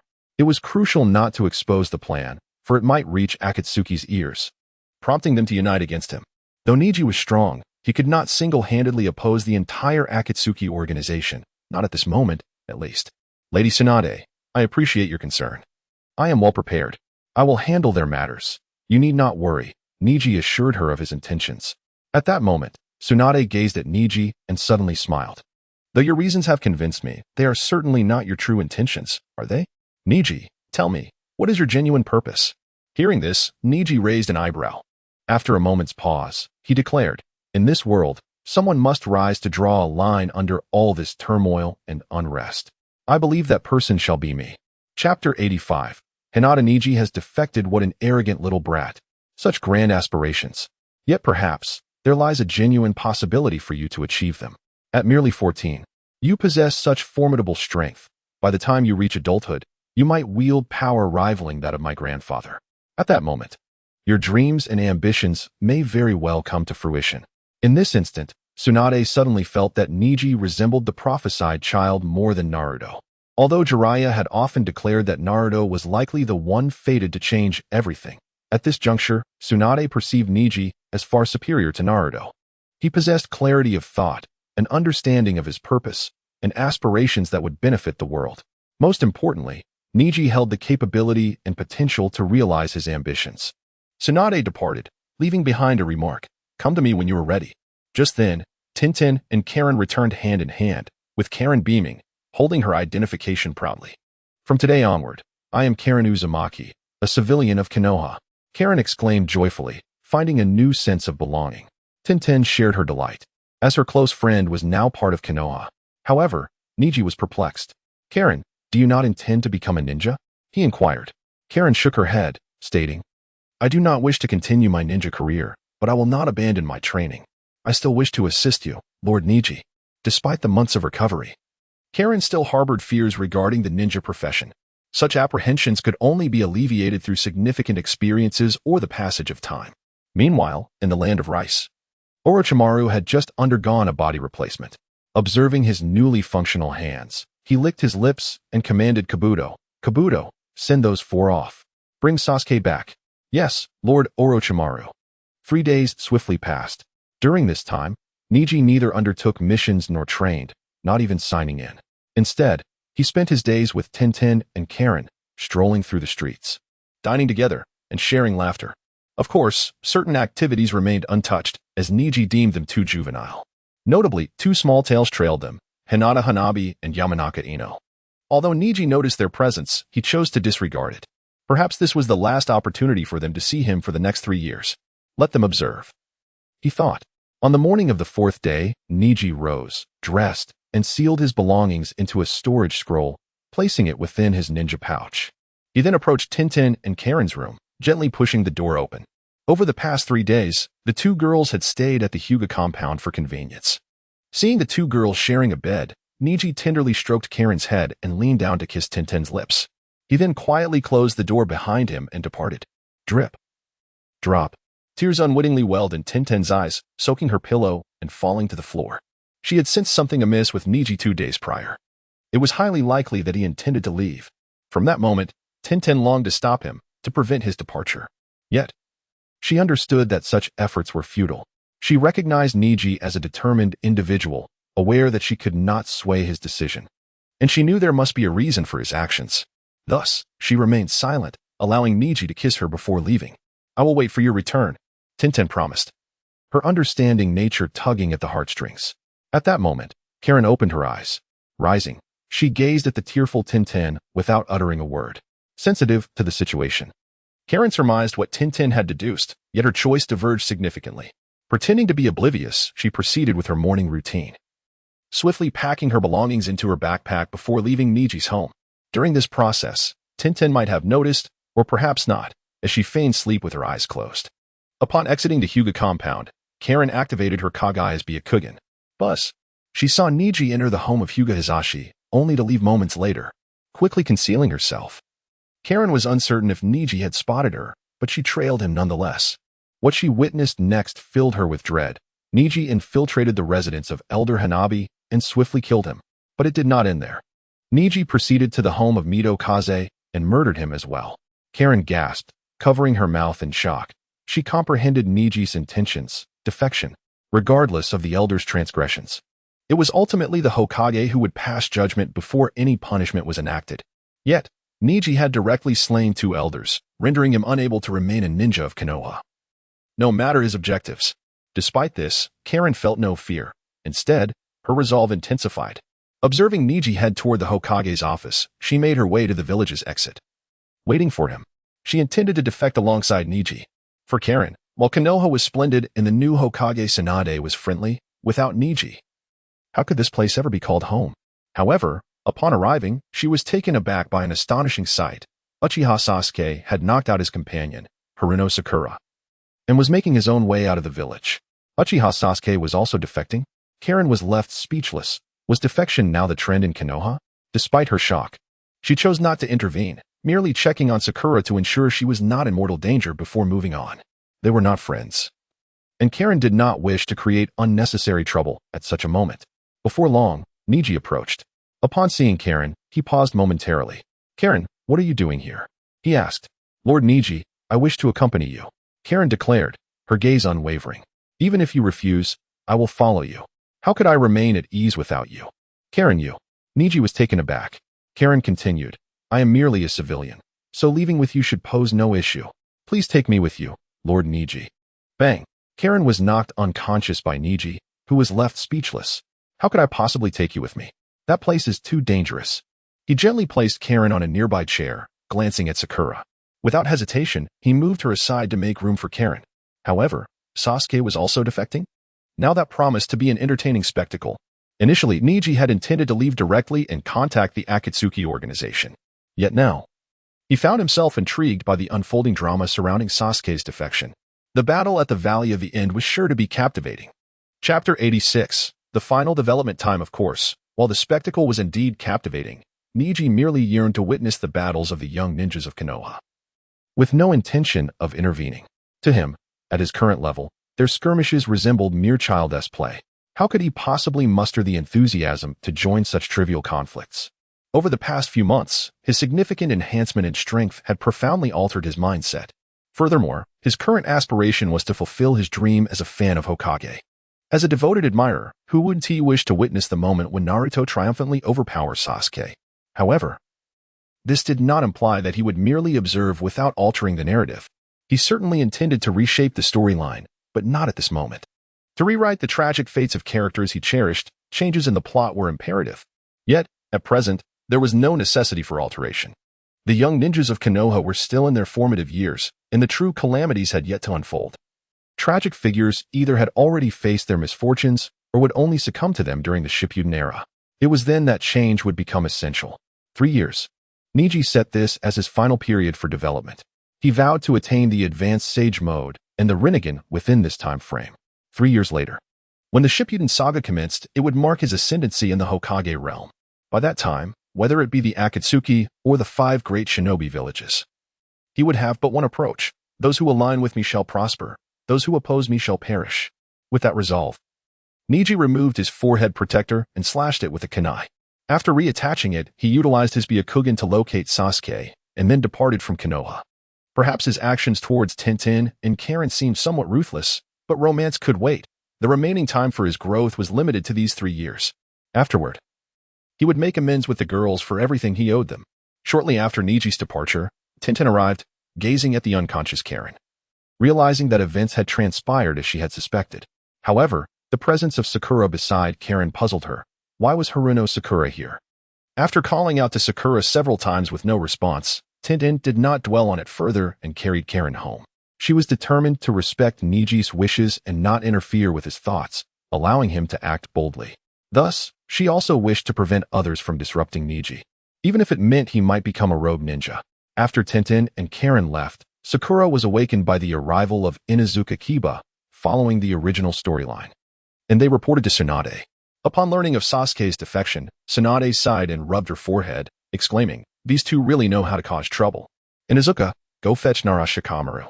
In recent days, Shikamaru had been promoted to CH Nin, despite losing in the final match of the CH Nin exams. However, advancing in ninja rank was not solely based on combat prowess. Strategic acumen also played a pivotal role. Shikamaru excelled in this regard, which facilitated his promotion. Yet, while Shikamaru was the first among the young ninjas to become a CH Nin, another individual had surpassed him in an extraordinary manner, Neji. In just 3 days, Tsunade had elevated Neji to J Nin. To her, it was absurd for someone with such formidable strength, capable of confronting a Kage, to still be a genin. Moreover, it was quite inappropriate, hence her decision to promote him.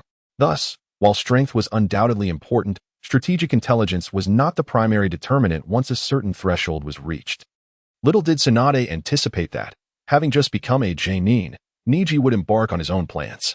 She had intended to utilize Neji effectively while he was still with them, assigning him to tackle the higher-level missions that had accumulated in the village.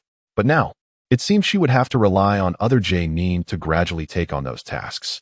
Shikamaru arrived, and Tsunade conscripted him, instructing him to assemble a team to retrieve Sasuke. Taken aback, Shikamaru immediately thought of Neji and asked, "Can I bring Hyuga Neji along?" Tsunade's expression darkened. "I said to select suitable genin, do you understand? Neji is already a J-Nin." "Oh right." Shikamaru replied helplessly as he turned to leave. Tsunade cautioned, "Choose your team wisely and depart immediately. There may be sound village ninjas waiting outside." "Yes, Lady Hokage." Shikamaru assembled a team, replacing Neji with Aburame Shino. Though Shino had a low profile, his strength was formidable, placing him among the top tier of Konoha's young ninjas. Thus, the team comprised Naruto, Shikamaru, Choji, Kiba, and Shino, who set off from Konoha. Not long after Shikamaru's team departed, a ninja hurried into the Hokage's office, exclaiming, "Lady Hokage, it's bad. Elders CH Nin Korin and Mito Minya have been assassinated in their homes." Upon hearing this, Tsunade gestured to indicate she understood, then drafted a document and instructed the reporting ninja to disseminate it. The document stated, J-Nin Hyuga Neji successfully assassinated 3 Elder Council members and even attempted to assassinate the Hokage. He is now classified as an S-rank rogue ninja. CH Nin and Genin are to retreat upon encountering him. J-Nin may attempt to apprehend him, regardless of the outcome. This document swiftly spread throughout Konoha, and everyone became aware that Hyuga Neji had become an S-rank rogue ninja, akin to the notorious Orochimaru.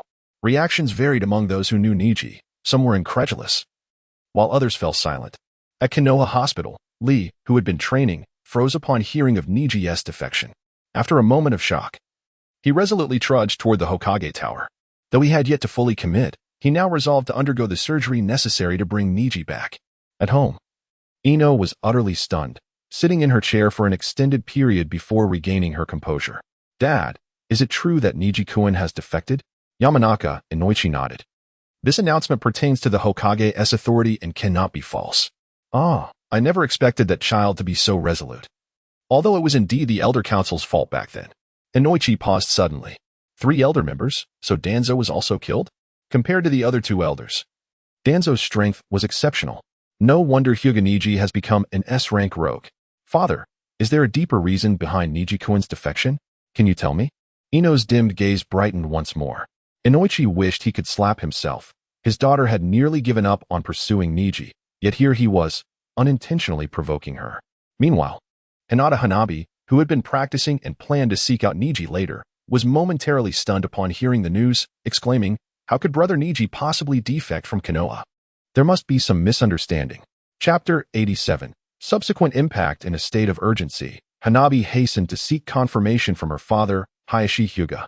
He affirmed that Neji had indeed returned the position of clan leader to him that morning, a matter of truth. However, it was evident that Neji harbored undisclosed motives.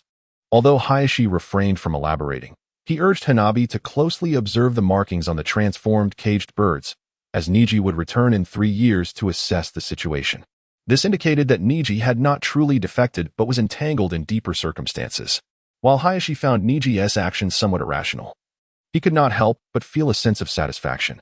Shin Uchiha, Karui, and Mito's flame, along with the deceased Sarutobi Hisashi, were among those who orchestrated the death of Hayashi's brother, a fact that weighed heavily upon him.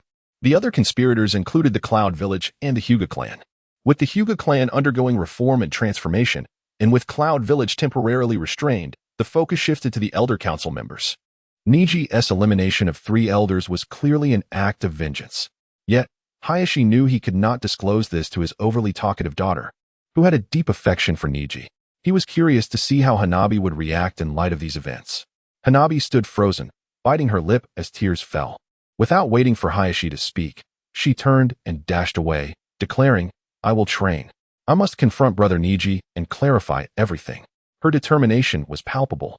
Hiashi nodded approvingly. The age difference was a trivial matter, for the true essence lay in the children's will. He then decided to check on Hanabi's activities, but instead, he went to the clan's shrine to pacify the agitated clan members. Upon learning of Neji's supposed defection, many within the Hyuga clan expressed a desire to follow him out of Konoha, a notion that was entirely unacceptable. While Neji possessed the strength to disregard rules, his clansmen did not share such power. For their safety and to avoid complicating matters for Neji, Hiashi resumed his responsibilities as clan leader, all the while striving to fulfill Neji's true commands. Meanwhile, at Tintin's home, she and the recently awakened Karen were taken aback by the news. Tintin hugged Karen tightly, insisting, "Karen, do not seek out Neji. That is not what he wishes to see." Karen's emotions flared. "Without Lord Neji, I have no purpose in Konoha." Tintin held firm. "Karen, you cannot defeat me. I will not let you go. Do you even know where Neji is headed? Even if you find him, how can you be certain you won't become a burden?" Neji's power had reached a level comparable to that of the Hokage. Following him would only serve as a hindrance. This was the true reason Tintin refrained from crying out and chasing after Neji. She did not wish to be a burden to him. Karen faltered, slowly abandoning her struggle. Instead of continuing to gather her belongings, she retrieved a scroll and stepped outside. "What do you intend to do?" Tintin asked, her curiosity piqued. "I will apply to become a ninja and train diligently. I shall train until I can surpass you and assist Lord Neji." Tintin was momentarily taken aback. Then her eyes brightened with understanding. "I will join you. Together, we shall train and support Neji in the future." Although Neji had committed what outsiders might deem heinous acts, the 2 girls remained unfazed. They understood Neji's character and recognized that the 3 elders were truly vile, which justified Neji's actions. That day, the one who kidnapped us was Tenzu, one of the elders. Indeed, the elders of Konoha are quite despicable. This is not Neji's fault. As the newly appointed Konoha elder, Shikaka Nara, pondered this, he questioned, "Are these 2 young ladies even aware of proper etiquette?" Meanwhile, the J-nin on missions, including Might Guy and Kakashi, remained oblivious to the unfolding events. However, the ever-imposing Jiraiya, despite not being officially informed, sensed the gravity of the situation. He understood Neji's power better than anyone, should Neji truly defect. The ramifications could be more severe than those caused by Orochimaru. Without hesitation, Jiraiya made his way to the Hokage's office to consult with Tsunade. Moments later, he exhaled in relief as he exited the office, only to resume his covert surveillance of the women's bath. Although Neji was unaware of the happenings within the village, he could surmise the unfolding drama. However, even with this knowledge, he remained resolute in his decisions. Romantic entanglements, the thoughts of loved ones, and the sense of belonging were undeniably significant. Yet, in this world where strength reigns supreme, power supersedes all. Without strength, no ideology could be realized. The first Hokage, Hashirama Senju, achieved his vision because of his immense power. Now, to realize his own ideals and protect those he cherished, Neji recognized the necessity of becoming stronger. This was a trial he was willing to endure. With a swift leap, Neji perched atop the highest tree, observing the Sound Four as they prepared to seal Sasuke within a black barrel. The Sound Four excelled in sealing techniques and barriers, aiming to acclimate Sasuke to the Cursed Seal's second state while also releasing Kakashi's seal. As long as that seal persisted, Sasuke could not freely access his first cursed state, which clashed with Orochimaru's intentions. Thus, it needed to be undone. With a resounding clap, the black barrel was securely sealed, and the Sound Four began their journey towards the borders of the Land of Fire. Throughout this process, they remained oblivious to Neji, who loomed silently above.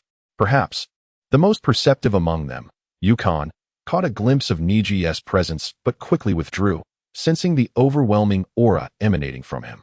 In Yukon's perception, Neji's presence was even more formidable than that of Orochimaru.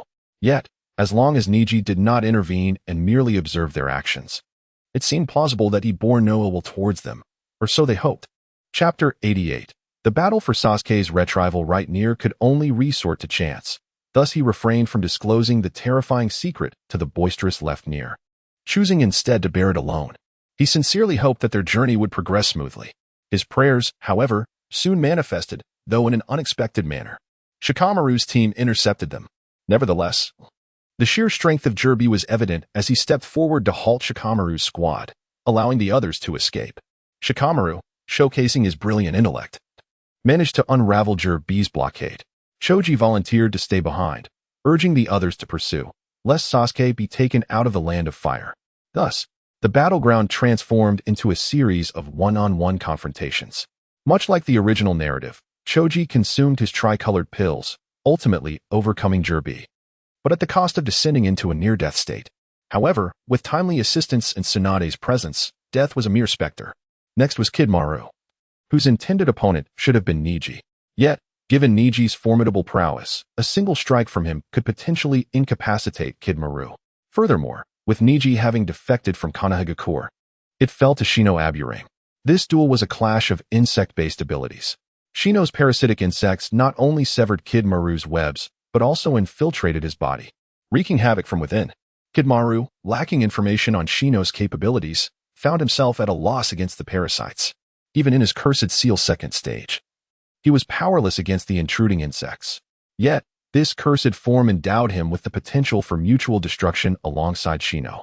Faced with the ferocity of Kid Maru, Shino found himself nearly defenseless, praying fervently for the parasites to consume Kid Maru's heart swiftly. With a chilling howl, Kid Maru unleashed his final arrow, destined to strike true. Shino had no means of evasion, raising his arms in futile defense. The sound of metal clashing echoed as Kid Maru's arrow veered off course, embedding itself into Shino's shoulder. Helpless, he was pinned to a tree, his mobility extinguished. Yet, he pondered the nature of that last shot. Was it merely an illusion? The opponent was too powerful. Such a final arrow could not possibly stray. Thud. Kid Maru collapsed, lifeless. The parasites feasted upon him. At last, Shino exhaled in relief, attributing Kid Maru's errant shot to the influence of his parasitic insects. Shino then succumbed to unconsciousness. Had Neji known Shino's thoughts at that moment, he might have remarked, "What influence? That was my intervention." Neji acted out of a desire to prevent Shino's demise. Even a trade of lies was unacceptable, though Shino lacked prominence. As one of Konoha's elite, Neji held a certain fondness for him. How could one stand idly by as tragedy unfolded before their eyes? The ensuing battles mirrored the original tale, with Kiba successfully overcoming left near and right near with the timely assistance of Kankuro. Shikamaru triumphed over Taiyuya with the help of Temari. Sunagakure had indeed sent reinforcements, actively dispatching talented ninjas to mend their relationship with Konoha. Kankuro, Temari, and Gaara arrived to assist. Under Neji's watchful gaze, Naruto managed to intercept the barrel, but at that moment, reinforcements from the Sound Village arrived. Only one, Kimimaro, a scion of the Kagaya clan, capable of manipulating his bones. Though solitary, he compelled Naruto into a retreat. Boom. Sasuke shattered his seal, experiencing the ecstasy of Cursed Seal second stage. Emerging from the barrel, he laughed maniacally. Ignoring Naruto's desperate calls, he sprinted toward the Sound Village. The intoxicating power consumed Sasuke. It was precisely the vengeance he craved. Naruto, frantic, was soon joined by the recently recovered Rock Lee, who had initially sought to pursue Neji. Yet, how could he discern Neji's whereabouts? Reluctantly, he followed the trail left by Shikamaru and the others, catching up to Naruto. Sasuke was also a comrade. First, he would aid Naruto in retrieving Sasuke, and then pursue Neji. Thus, he stepped forth to confront Kimimaro, permitting Naruto to chase after Sasuke. One pursued, the other fled. As if orchestrated by fate itself. Glancing at Lee, Neji ultimately opted to witness the clash between Naruto and Sasuke. Lee would be safe. Gaara would soon arrive to assist. Although Kimimaro's bone prowess was captivating, Neji was far more intrigued by the confrontation between Naruto and Sasuke. He departed. The situation unfolded as he had anticipated. Lee proved inadequate against Kimimaro, even when employing his secret technique, Drunken Fist. Fortunately, Gaara arrived. Having been swayed by Naruto's influence, Gaara had become capable of normal interaction. While still somewhat unsettling, he was vastly improved compared to his former self. Meanwhile, at the Valley of the End, the battle between Sasuke and Naruto commenced. In the Cursed Seal first stage, Sasuke vastly outclassed Naruto in his ordinary state. Moreover, Sasuke's desire to eliminate Naruto intensified the severity of Naruto's plight. However, after a fierce exchange of Rasengan and Chidori, Sasuke's Chidori pierced Naruto's right shoulder, marking a turning point in the battle. The chakra cloak of the Nine Tails materialized. And in his one-tailed state, Naruto unleashed his nearly depleted chakra upon Sasuke, leaving him defenseless. In a moment of desperation, Sasuke's Sharingan evolved into the three-tomo form. Still, he found himself overpowered by Naruto. The one-tailed Naruto proved overwhelmingly formidable. Fortunately, Sasuke's innate talent shone through as he swiftly activated the Cursed Seal's second stage, enabling a fierce stalemate against Naruto. The confrontation escalated, with Naruto's one-tailed Rasengan clashing against Sasuke's Cursed Seal second stage Chidori.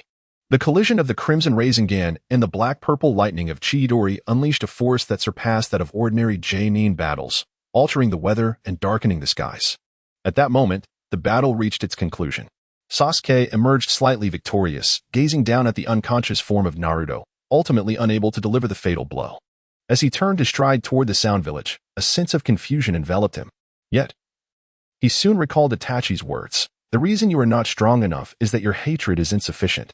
Uchiha Itachi, I will undoubtedly kill you. Applause erupted.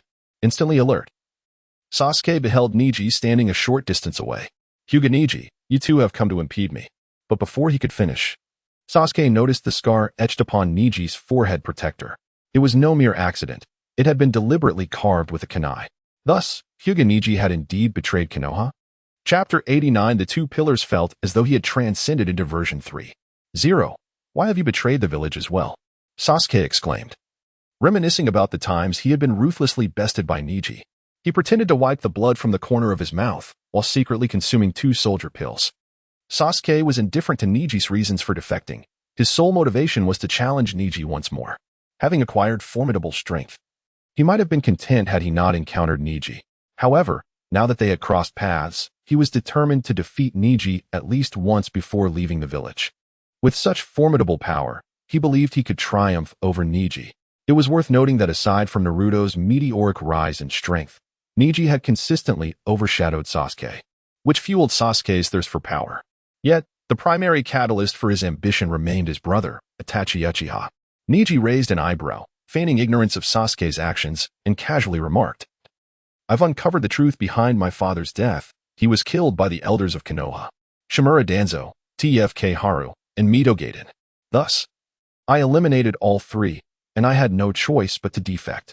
By the way, Sasuke, I've been observing you and noticed you possess some talent. What? Sasuke was genuinely taken aback.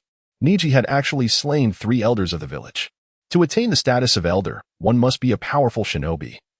Regardless of age or frailty, had Neji's strength reached such heights?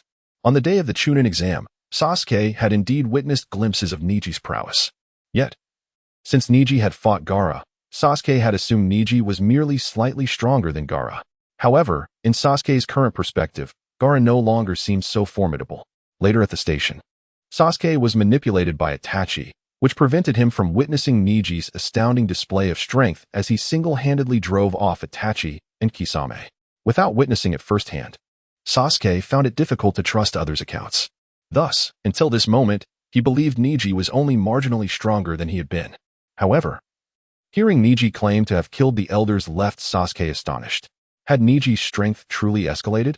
Nevertheless, Sasuke quickly regained his composure. I have grown stronger as well. I defeated Naruto, who is as powerful as a monster. And those are merely elderly elders. With my 3-Tomo Sharingan and Cursed Mark second state, I should be able to eliminate them. With this thought, Sasuke's confidence gradually returned, and he felt ready to confront Neji. You've been watching me all this time? Neji, do you wish to fight me? The 13-year-old Sasuke exuded an air of bravado. Well, you certainly are confident. Neji was perplexed by the source of Sasuke's unwarranted self-assurance. Indeed, it seemed this boy had yet to experience a proper beating. With this in mind, Neji regarded the recovering Sasuke and said, how about this? I'll only use one hand. If you can make me take a single step back, then you win. To be honest, Neji's terms were quite generous to Sasuke. After all, the disparity in their strengths was evident. Even with his Cursed Mark second state, Sasuke was merely a Nin, while Neji, even without entering Sage mode, was a genuine Kaga-level shinobi. However, Sasuke remained oblivious to this fact. Neji presumed Sasuke was aware of their respective strengths, as he had never considered concealing his own power. How ridiculous! And on Neji, do you still see me as the weakling I once was? Sasuke seethed with anger. Since the Chunin exam, they had not engaged in combat. And Neji still believed he was the same feeble version of himself? You are overly arrogant. Neji shrugged. So you think my strength is limited to that? Enough talk. Prepare yourself. Enraged, Sasuke activated his Cursed Mark second state. His skin turned gray, his hair elongated and turned white, and two enormous, fleshy wings sprouted from his back. It must be said, while the Sound Ninja's Cursed Mark second states were rather unappealing, Sasuke's transformation was undeniably striking. In his past life, Neji had fantasized about sprouting wings like Sasuke's. Perhaps that was the privilege of being the protagonist. Nevertheless, at this moment, Neji remained unfazed, seemingly indifferent to Sasuke's actions. Indeed, Sasuke, at this level, was merely on par with an ordinary Nin, rendering him insignificant in Neji's eyes. Neji had only revealed himself to assess whether defeating Sasuke would contribute to the evolution of his Byakugan. After all, Sasuke had indeed grown in strength. Had it not been for the prospect of Byakugan evolution, Neji might not have chosen to appear at all. Neji's nonchalance further incensed Sasuke, prompting him to form seals for his fourth Chidori of the day. Though he was pushing his limits, he paid no mind to it. Crackling with energy, black lightning coalesced in Sasuke's hand, forming a dark Chidori. Despite its ominous appearance, it was undeniable that the second state of the Cursed Mark amplified its power. This intensity was sufficient to kill a Nin. Yet, to Neji, it was nothing of consequence. Without any preparation, he raised his hand and unleashed the 8 trigrams, empty palm. Boom. A semi-human-sized empty palm hurtled toward Sasuke, causing his eyes to widen. But soon, his expression hardened, and he raised the black Chidori in his right hand. He intended to shatter the darkness that Neji had unleashed upon him. Bang! The black Chidori collided with the empty palm, and just as it was about to unleash its full power, it was propelled backward by the force of the empty palm. Along with it, Sasuke, in his second state, was sent flying. Struck directly by the massive empty palm, Sasuke could no longer withstand his previous injuries and spat out blood. He could not maintain the Chidori, which dissipated as he was flung backward. Crash! He slammed into a large tree, becoming embedded in it like a letter. A gigantic palm print marking where he had just been struck. Thud. Sasuke lost consciousness, falling into a deep slumber. Neji approached him, shaking his head slightly. Sasuke, if you could temper that blind confidence of yours, perhaps you would grow to become truly formidable in the future. But for now, come out, you fool. The 8 trigrams, empty palm. A single empty palm shot forth, striking a distant tree and shattering it into fragments. As the tree vanished, a massive green Nepenthes plant began to emerge from the earth, and a voice called out, "Oh dear, I was merely observing. Why must you be so serious and impulsive?" Chapter 90. The invitation from Kuroju. The peculiar entity adorned with green pitcher plants is known as Ju, more precisely, Kuroju and Shiroju. Long before Neji observed the fierce clash between Naruto and Sasuke, his Byakugan had detected an unusual presence beneath the ground. With his knowledge of the Hokage narrative, he immediately realized it was Kuroju and Shiroju. Neji was overwhelmed by a murderous intent, yet he hesitated, acutely aware of his current capabilities and the absence of sealing techniques. An impulsive attack would only heighten Kuroju's vigilance, making it increasingly difficult to eliminate him later.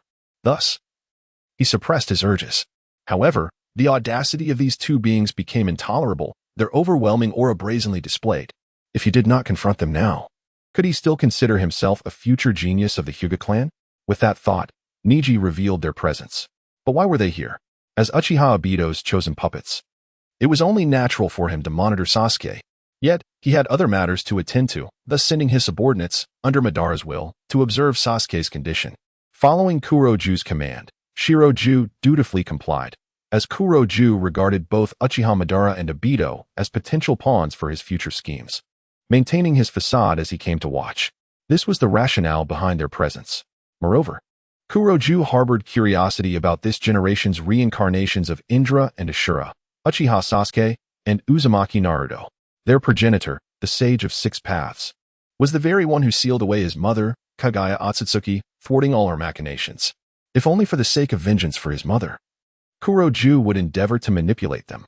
What Kuroju did not anticipate was encountering a ninja exuding his mother's aura, Hyuga Neji. He was astonished to find himself sensing remnants of his mother within a member of the Hyuga clan. Without a moment's hesitation, he shifted his focus from Uchiha Sasuke and Uzumaki Naruto to Neji, recognizing him as a potential formidable adversary on the path to resurrecting his mother. Initially, Kuroju contemplated this, but Shiroju interjected, suggesting, why not manipulate him? He appears far superior to Uchiha Sasuke. This revelation sparked a realization in Kuroju. If Neji bore such a resemblance to his mother, why not enlist him in the Moon Eye plan?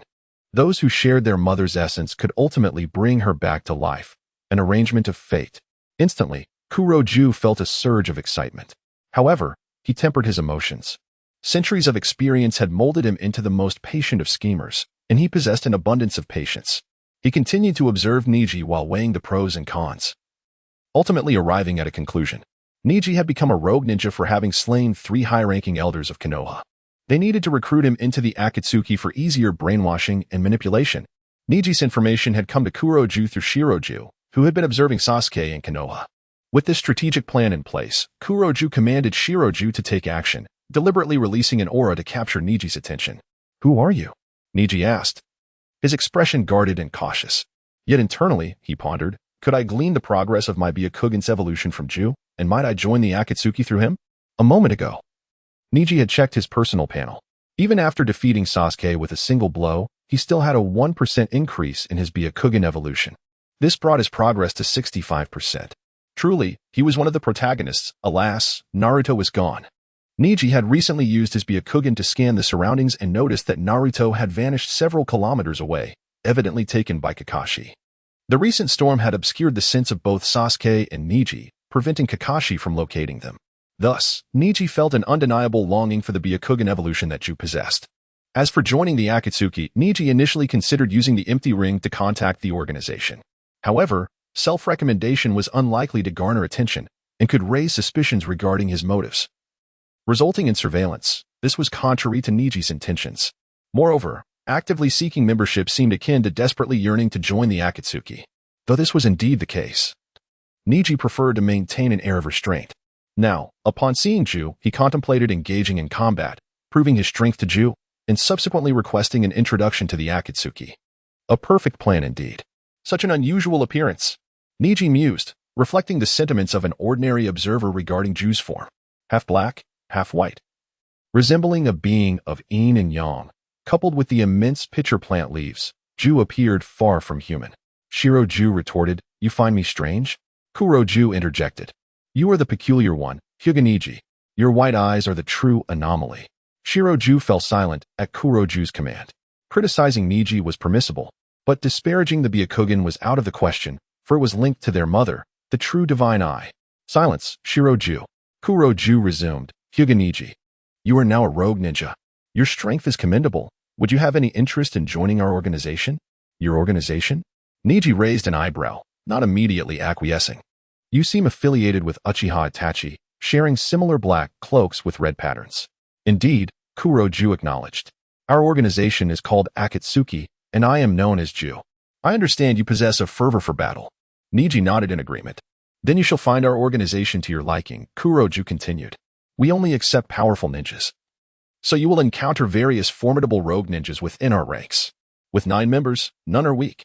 Joining us guarantees exhilarating and intense battles. Neji's demeanor shifted, revealing a glimmer of intrigue. This resonated with his inner aspirations. However, Kuroju, a seasoned manipulator, recognized that straightforward deceit would not easily ensnare Neji. Thus, Neji opted for a blend of sincerity and subterfuge. If that is the case, I might consider joining your organization. However, I cannot give my answer outright. I must observe first, what if there are no strong ninjas? After all, I have already defeated Uchiha Itachi and that shark-faced one. Not a problem. Kuroju's expression brightened. I can take you there now. I possess remarkable speed. Excellent.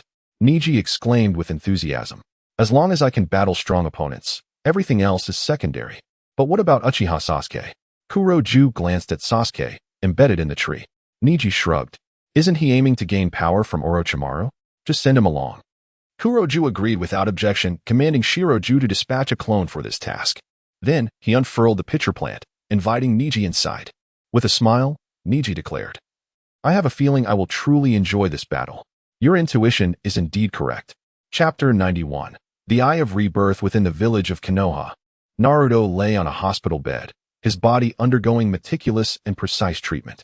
His eyes reflected a profound emptiness, as though he had lost all sense of purpose in life.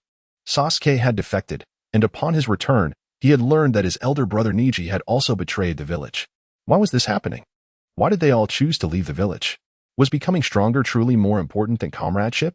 With 2 of his foundational pillars having forsaken Konoha, the blow to Naruto was monumental. He found himself unable to fathom the deeper reasons behind their actions. If remaining in the village could provide them with sufficient strength, would they still have chosen to abandon it? Regardless of circumstances, one must step beyond their comfort zone to achieve progress and grow in strength. Regret and frustration served no purpose. At some point, Jiraiya had arrived at the window of Naruto's hospital room. Without strength, you cannot bring them back. Nor can you prevent similar events in the future. So, Naruto, what do you wish to do next? Under Jiraiya's watchful gaze, Naruto slowly sat up. Perverted sage, please continue to teach me. I do not wish to witness such events again, nor do I want to feel so powerless. Excellent. Jiraiya nodded in satisfaction. Starting tomorrow, we shall leave Konoha and prepare for rigorous training. All right. Thus began Naruto's 3-year journey. In the land of Rice, Sound Ninja Village. Orochimaru was overjoyed when Sasuke was delivered to him. However, he had already performed the forbidden technique of Impure World Reincarnation, necessitating a 3-year interval. Therefore, he had to suppress his own greed and allow Kabuto to tend to Sasuke's wounds. After healing, Sasuke turned to Orochimaru. Can we commence training now? Orochimaru smiled. Sasuke, you are the one I have chosen. This was a sincere sentiment, for he truly believed it. Yet, Sasuke remained cold and indifferent. Hurry and grant me power. I wish to defeat Naruto. Sasuke's desire for strength was momentarily tempered, yet Neji easily bested him in a direct confrontation, shattering his strongest attack with a single blow. This was an unbearable humiliation for Sasuke, as it felt as if Neji had mercilessly crushed his pride. Consequently, his greatest obsession became the desire to kill Itachi Uchiha and subsequently to defeat Neji. As long as you can provide me with the power to vanquish those 2, nothing else matters. Orochimaru gazed at Sasuke in silence, while Kabuto attempted to mediate, only to be brusquely pushed aside by Sasuke. Observing Sasuke, Orochimaru saw a reflection of himself, his chakra, his determination. Truly, he was the one I have chosen.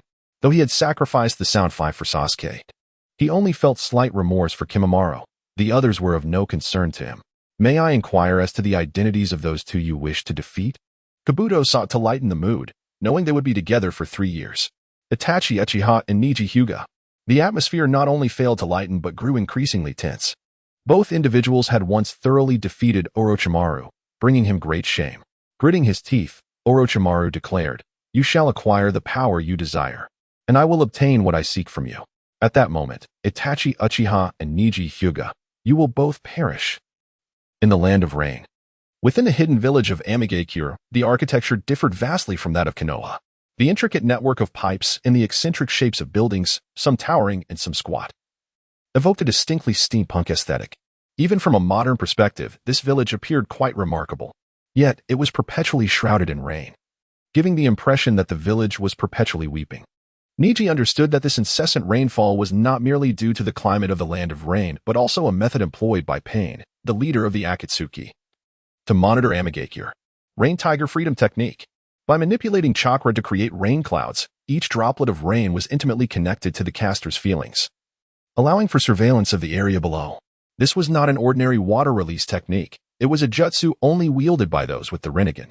At this moment, Neji, along with Kuro and Shiro, emerged from underground, and not far above them in the sky floated a striking woman, clad in a black and red robe, with light blue-purple hair styled in a bun and adorned with a pale blue paper flower on her right side. She was tall and graceful, her robe failing to conceal her figure. She hovered in the air, her back adorned with enormous wings crafted from paper, enabling her flight. Akatsuki's white tiger, Angel, Conan. This was no mere coincidence. After Pain's warning, Conan had taken the initiative to investigate. As expected, she scrutinized Neji, then turned her gaze to Kuro. What is going on here? Kuro remained silent, while Shiro chimed in. Oh dear, we are all old acquaintances. Must you interrogate us so? Besides, you are not the leader. Where is he? We were just on our way to report. Conan narrowed her eyes, her expression suspicious as she examined Neji, eventually noticing the scar on his forehead protector, causing her to frown. Follow me. Swish. Swish. All present were extraordinarily capable, requiring no words or waiting for one another. They arrived at the highest edifice of Amigakure, the Tower of God. As Neji gazed upon the increasingly bizarre structure, he genuinely admired the architect's imagination. The Tower of God did not culminate in a pointed spire. Rather, it featured a colossal head sculpture with its tongue extended. Nagato and Conan resided within this towering structure. Upon entering, Neji encountered the orange-haired, spiky-haired Pain. He slowly raised his head, his pale purple Rinnegan assessing Neji. The intensity of his gaze exuded both authority and pressure. Yet it paled in comparison to Neji's Byakugan, which bore an air of dominance, leaving no room for subservience despite Neji's Byakugan having evolved to 65%. The Rinnegan is indeed an advanced form of the Sharingan, yet it does not surpass the Byakugan, particularly given Neji's current Byakugan evolution. It may not be significantly inferior to the Rinnegan. In the simplest terms of hierarchy, the Tensegan is even more formidable than the Rinnegan. Hence, Neji merely raised an eyebrow and spoke in a rather nonchalant tone. Is this the Rinnegan? Nagato, situated behind Pain, regarded Neji with newfound interest. Unlike the other members of the organization, excluding the masked individual, everyone else was astonished when they first encountered his eyes. Yet Neji's demeanor was surprisingly composed. Could it be that he is aware of my ocular abilities? Chapter 92, Confrontation with Conan. As this thought flickered in his mind, it was swiftly cast aside by Pain, the leader of Akatsuki. Hinata Neji was still not even half his age. How could he possibly comprehend the Rinnegan? Perhaps it was Zetsu who had imparted this knowledge to him, or maybe Hinata Neji believed that his evolved Byakugan was not inferior to Pain's Rinnegan. Regardless, the actions of his counterpart led Pain to conclude, this is a competent tool. Pain had already surmised the reason behind Hinata Neji's arrival. Adorned with the forehead protector of a rogue ninja, he sought to join the Akatsuki and become one of its members.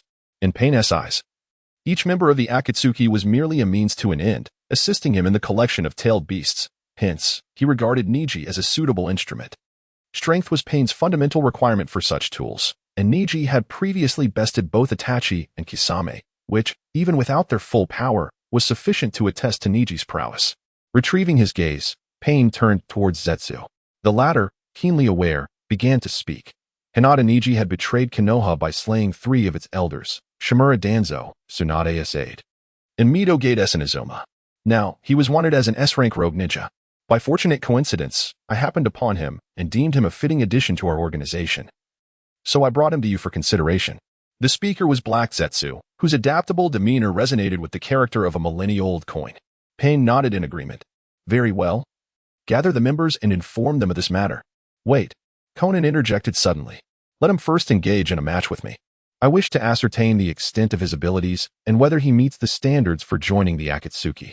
Conan's insistence stemmed from her skepticism regarding Neji's arrival. To be precise, she had never fully trusted Zetsu or the masked figure who called himself Uchiha Madara. While Hinata Neji himself was not inherently suspicious, his association with Zetsu raised doubts.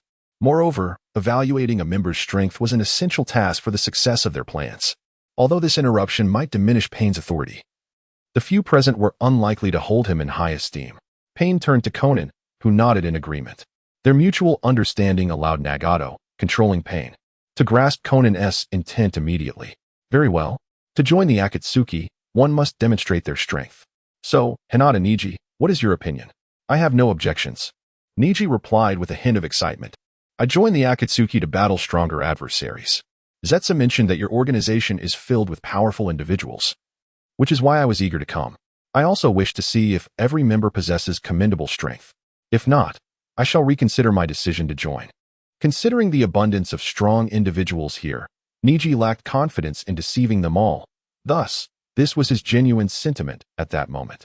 His yearning for the battles that lay ahead piqued the interest of others, even causing Black Zetsu to inwardly question, aren't the members of the Hyuga clan typically more serene?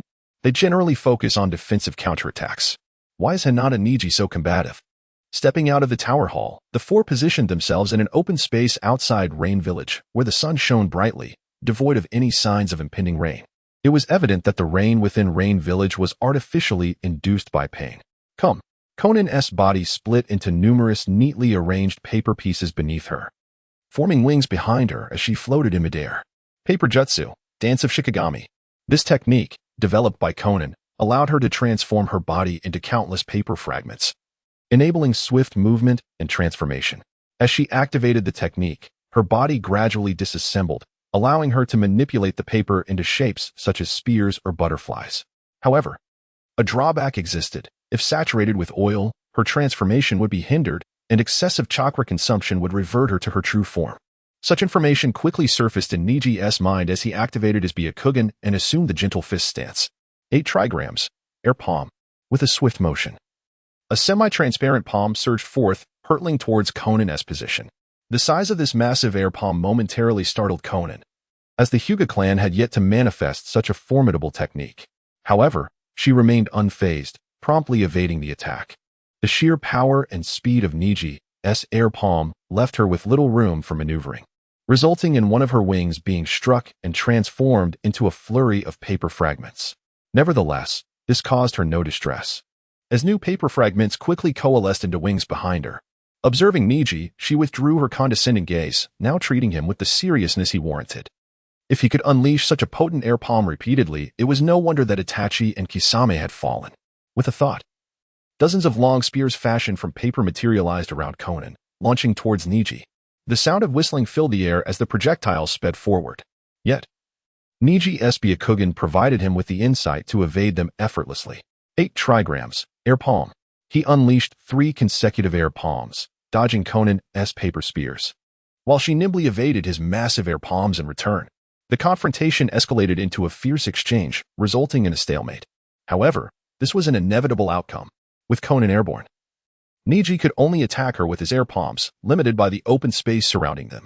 After a period of relentless exchange, before either party could speak, Pain interjected, Conan.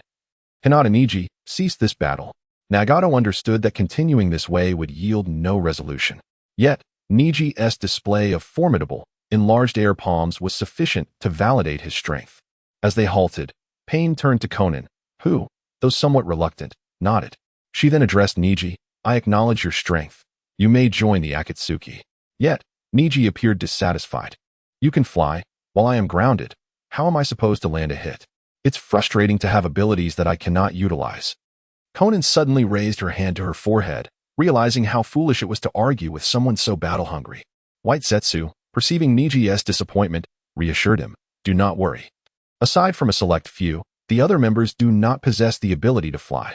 You will be able to engage in satisfying battles. Let us hope so. Neji replied with a resigned shrug, though inside, he was elated. Progress had been made. One of his objectives was achieved. Chapter 93. Challenging the God. Though the confrontation had merely devolved into a stalemate, it was indeed a struggle against an equally matched adversary. And thus attaining progress and evolution was only natural. At 66, tears welled up. Parting ways with Jiraiya, that slothful individual, was undeniably the right choice. However, the reality of not fully engaging in battle was equally true. A mere exchange of blows hardly constituted a thrilling combat experience. Niji's discontented expression caught the attention of Pain, Conan, and others, while Black Zetsu and White Zetsu could not help but glance over. Truly, he was a battle fanatic. At this moment, the battle fanatic persona that Neji had deliberately crafted upon joining the Akatsuki appeared even more tangible and vivid in the eyes of Pain and his companions. Yet, being a battle fanatic was advantageous. Those who revel in combat typically possess uncomplicated thoughts. Moreover, there would be ample opportunities for battles ahead, allowing Neji to participate and thus ensuring mutual enjoyment, a win-win situation. Hyuga Neji, from this day forth, you are a member of the Akatsuki. Devapath Pain declared this, then turned to Neji and added, however, you are not yet a formal member. Neji, puzzled, inquired, why? Is there a probationary period for joining the Akatsuki? Of course not, replied Devapath Pain. Each member of the Akatsuki possesses a ring for communication, specifically designed. However, due to Orochimaru's departure from the organization 7 years ago, he took with him the empty ring that belonged to him. Thus, the official members of the organization number 9, plus 1 in turn, that in turn, like you, possesses the strength to join the Akatsuki, yet lacks an additional ring and remains an intern. So, I must first be an intern, and wait until a ring becomes available to become a formal member of the Akatsuki? Neji comprehended swiftly, but wore an expression of displeasure. This was rather disappointing. Could you not procure a few more rings? Hyuga Neji, mind your attitude. You are now a member of the Akatsuki, interjected Conan with a furrowed brow. Neji shrugged, adopting a nonchalant demeanor. Devapath Pain observed Neji in silence, clearly aligned with Conan's stance. Seeing this, Black Zetsu hastily remarked, the rings were crafted at the inception of the organization, and the artisan who forged them has passed away. No one else can replicate such rings. Hence there are only 10 in existence. Black Zetsu had indeed exerted considerable effort to win over Neji. I see. Very well. Neji nodded, then turned his gaze to the ring on Devapath Pain's hand, suddenly focusing intently. You mentioned that Orochimaru possesses an empty ring. Is this the one? Neji retrieved the ring from his ninja tool pouch, designed to adorn the pinky of the left hand. Conan immediately took it for inspection. It was indeed the empty ring. Devapath Pain regarded Neji, inquiring where he had acquired this ring. Well, I previously faced Orochimaru. Neji briefly explained, then asked, so now can I be a formal member? Conan tossed the empty ring to Neji, and Devapath Pain nodded, affirming it was permissible. Henceforth, your codename will be Empty of the Akatsuki, with the ring signifying empty, and you will team up with Zetsu, embarking on missions together. Within the Akatsuki, all members operate in pairs. And since Zetsu was unaccompanied, Neji's inclusion as Zetsu's partner was only logical. Both Black Zetsu and White Zetsu smiled, their plans aligning perfectly. Subsequently, Neji received the Akatsuki uniform and a small trinket from Conan. Upon donning the pristine Akatsuki attire, Neji felt that a small wish from his past had been fulfilled. He then held the unfamiliar small container and inquired of Conan, what is this? Conan pointed to her fingernails and those of the others, revealing yellow nail polish. Neji, bewildered, questioned, do you expect me to paint my nails like you? Why must we even paint our nails? Indeed, it is a regulation, Conan elucidated. Joining the Akatsuki signifies a complete severance from your former life, and the nail polish serves as a reminder of this fact. Naturally, you may choose your preferred color. However, colors already selected by other members are off limits, leaving only yellow and green available. Must I apply it? Absolutely. Very well. I shall opt for this yellow, as Neji had no desire to associate with green. In truth, Neji suspected that the requirement for Akatsuki members to paint their nails served a more significant purpose beyond mere symbolism. After contemplating, he surmised it was likely to conceal certain intentions. For instance, the 6 paths of pain were constructed from corpses. The nails and skin of the deceased might exhibit bruising, which would not dissipate. While clothing could obscure the bruises on the body, those beneath the nails would remain visible. Thus, to mask this, Conan and Nagato adorned the 6 paths of pain with red nail polish. Over time, all members had come to adopt this practice. It made sense. You shall reside here for the time being. I have summoned the members, and they are expected to arrive in Amigakure tomorrow. Devapath Pain stated, during the organization's gathering. I shall introduce you to the others. As he spoke, Devapath Pain and Conan made their way toward Amigakure. Neji had no objections, however. He regarded Pain with a glimmer of battle intent. Leader, may I spar with you? Suddenly, the atmosphere stilled, a heavy tension enveloping the air. Black Zetsu, White Zetsu. And Konan all turned their gazes toward Neji, their expressions tinged with pity, as if observing a fool oblivious to his fate. Devapath Pain halted, turning to Neji with an imposing presence, and with a tone laced with authority, asked, "Shall I interpret this as a challenge?" Neji disregarded the scrutiny of those around him and nodded at Devapath Pain. "Yes, I wish to engage the leader in combat. Perhaps I may not surpass you. Yet I yearn to comprehend the extent of our disparity. Moreover, the opportunity to confront the legendary Rinnegan is rare indeed." Devapath Pain's expression remained unchanged. The majesty of a god brooked no insolence. To strike at a god, one must be prepared to endure the wrath of divinity. Neji nodded, though internally he felt a touch of incredulity. Just moments ago, the conversation had flowed smoothly. Why had it taken such a dramatic turn? I had assumed Nagato would not exhibit such theatrics in front of his comrades. "I am prepared," Neji proclaimed. "If one cannot even dare to challenge, what purpose does the pursuit of strength serve?" This was Neji's true intent, aside from wishing to enhance his Byakugan's evolution. He also sought to tangibly experience the prowess of the Rinnegan. Even if Nagato's Rinnegan lacked the divine technique of the Six Paths, it was an encounter he could not afford to miss. Chapter 94. The gathering of Akatsuki members. As Neji and Pain locked eyes, the atmosphere between them grew increasingly tense. Black Zetsu sighed, unwilling to witness Neji being mercilessly slain by Pain. Previously, he had not paid close attention to Neji's full capabilities, and thus, he believed that once Pain truly engaged, Neji stood no chance of survival. Just as Black Zetsu was preparing to intervene, Konan approached Pain and suggested, "Pain, regarding tomorrow's meeting, perhaps it would be more prudent to."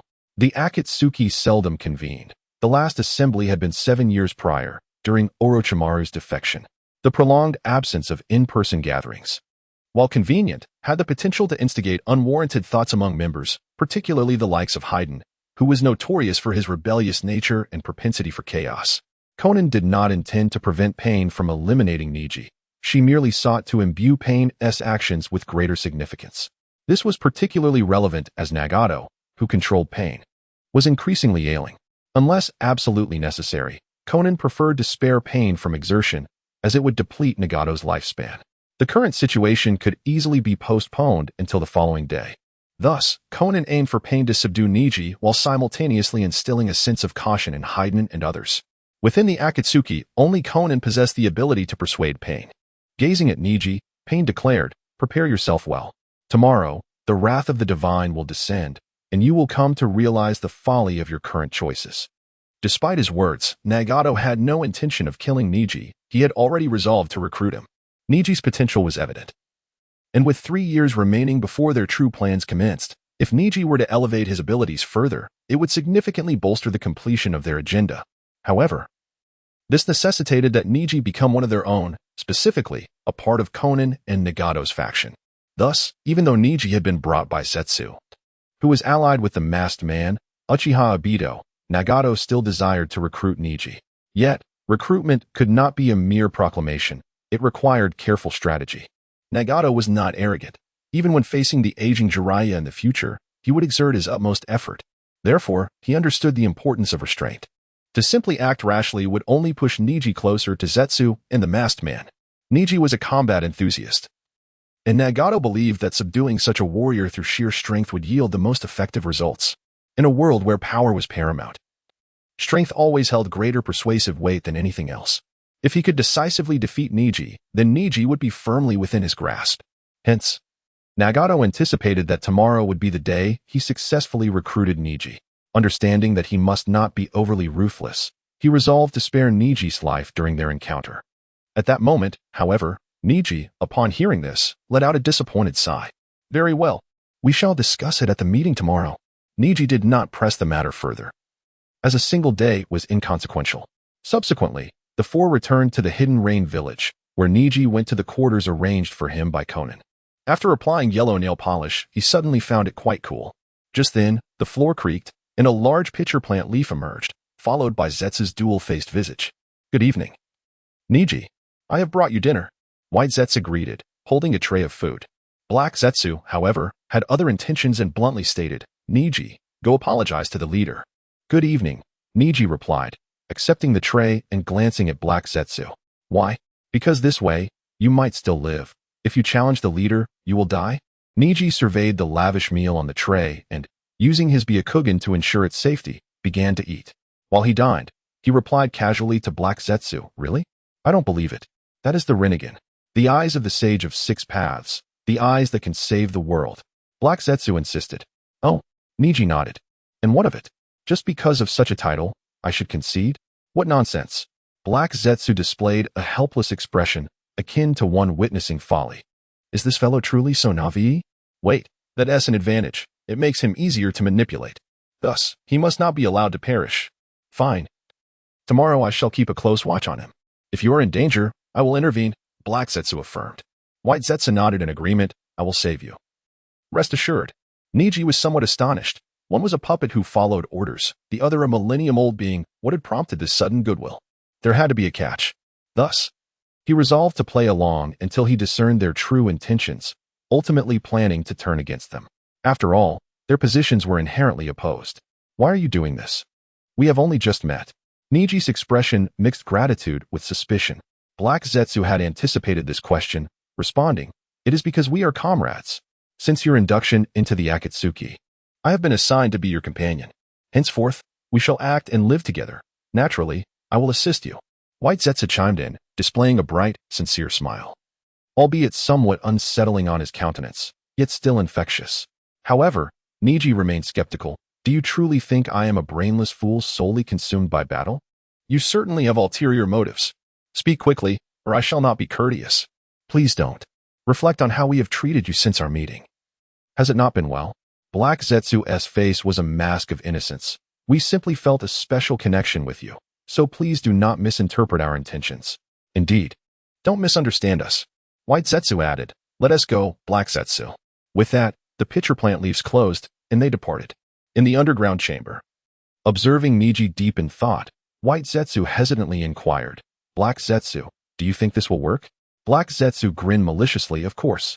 As long as he is a combat enthusiast, he will inevitably be swayed by us. However, if we find him utterly unyielding, it would indicate that he harbors issues. Regardless, they stood to gain no matter the outcome." In his quarters, after sensing that Zetsu had completely departed, Neji finally exhaled in relief. The charade had been exhausting. If it continued like this, he would become an Academy Award-winning actor in 3 years. Well, we shall take it one step at a time. If worst comes to worst, I'll flip the table, and none shall find respite. Aware of the narrative unfolding, Neji possessed this capability. By noon the following day, in the valley cave outside the hidden rain village, the members of Akatsuki gathered. Chapter 95. The first encounter with the masked man. Observing a collection of familiar, yet unfamiliar ninjas, Neji raised an eyebrow, his excitement gradually mounting. Scorpion, Deidara, Hyden, Kaku, Itachi Uchiha, Kisame Hashigaki, Pain, Konan, Zetsu, and the enigmatic masked man with the yellow whirlpool design stood together with Neji, making a total of 11 ninjas within the cavern. In his previous life, Neji had heard arguments from fervent Naruto fans suggesting that if the Akatsuki were to unite as one, the Fourth Great Ninja War would never have ensued. Indeed, the Akatsuki, with its 10 members, possessed enough power to dominate the world. Neji concurred with this notion, as each member of the organization wielded strength comparable to that of a Kage. Together, they could easily overpower any ninja village, including Konohagakure. Regrettably, the members of the Akatsuki were divided by factions and differing objectives, making true collaboration impossible. Black Zetsu and White Zetsu shared a relationship of half cooperation, half deceit with Obito, while Scorpion and Deidara formed a duo driven by their pursuit of art. Kakuzu was solely focused on profit, and Hyden was fixated on his cult-like preaching. Itachi Uchiha acted as a spy for Konoha, deeply concerned for his brother's future, while Kisame was also a spy, placed beside Itachi to monitor him. Only Nagato and Konan remained steadfast in their ideals, striving for world peace. With such divergent intentions among its members, it was already a challenge for them to cooperate in pairs, let alone unite as one. If even the 5 great ninja villages struggled to achieve such unity, how could a gathering of rogue ninjas like the Akatsuki hope to do so? Of course, despite the Akatsuki's collective strength, disparities existed among its members. Compared to the others, Hyden's abilities were somewhat lacking. However, if one were unaware of his specific capabilities, he would appear to be the most enigmatic of elite ninjas. Yet once his information was known, Hyden would be classified merely as a high-ranking jonin and primarily skilled in taijutsu. Even Shikamaru, 3 years hence, could devise a plan to bury Hyden alive, effectively ending his life. This illustrated the true measure of Hyden's strength. Thus, Hyden became Neji's primary target for the day. He sought to ascertain whether defeating Hyden would contribute to the evolution of his Byakugan. If it did not, he would disregard Hyden in the future. Neji was pragmatic, fully aware of his purpose in joining the Akatsuki. "Wow, what a crowd!" exclaimed Hyden, the most boisterous among them, as he noticed the gathering. "The last time we all came together was 7 years ago when Orochimaru left the organization." The ever-informed White Zetsu chuckled, speaking of Orochimaru. "The power of the Sharingan has fallen into his hands. Itachi, he has your brother."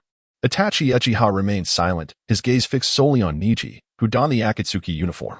Upon seeing Neji, his pupils constricted, and he recalled the bounty notice that had circulated the day prior. "Hinata Neji, have you also joined the Akatsuki? How ruthless." White Zetsu waved his hand dismissively. "Neji is already a formal member of the Akatsuki. I brought him along." "Wait, a formal member?" The masked man, with a yellow whirlpool design, immediately raised his hand and shouted, "Am I not the Akatsuki's first in turn? Why is it that this Hinata Neji, who joined later than I, is already a formal member before me?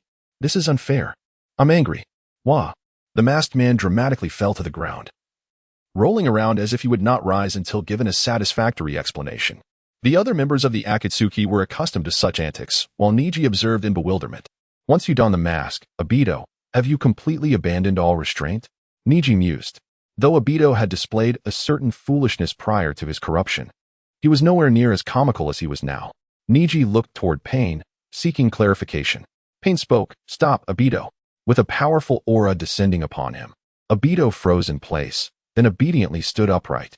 Pain casually explained how Neji had reclaimed the ring from Orochimaru, stating, "Thus, Hinata Neji has become our new member.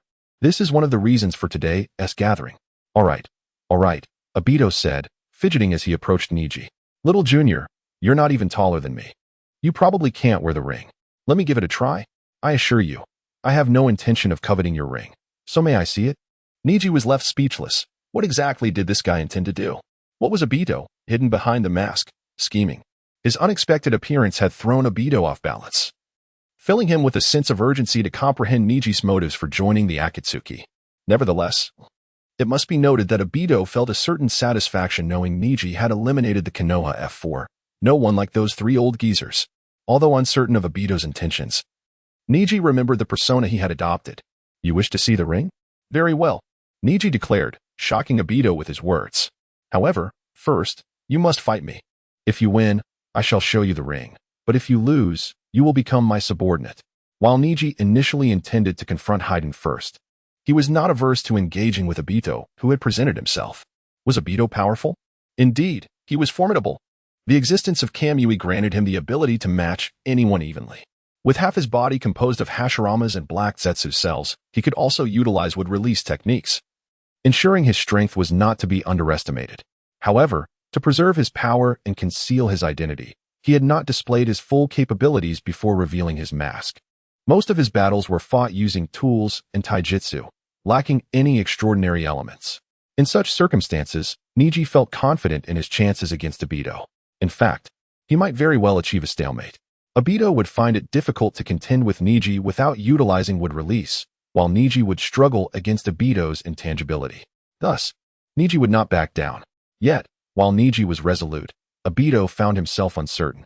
To be precise, it was not fear but rather a strategic retreat born from his lack of understanding regarding Neji's intentions. Simultaneously, he resolved to gather intelligence on Neji's past in Konoha to better assess and analyze his true motives. On the surface, the masked man appeared taken aback by Neji's challenge, retreating in astonishment. To have snatched a ring from Orochimaru, "Little Junior, your strength must be considerable. Humph, you won't trick me into a fight. I, Obito, am quite clever." With that, he dashed to the side, hiding behind Kisame. Chapter 96, Mockery. Kisame Hashigaki found himself at a loss for words. He was well aware of the true identity of the amusing Afei.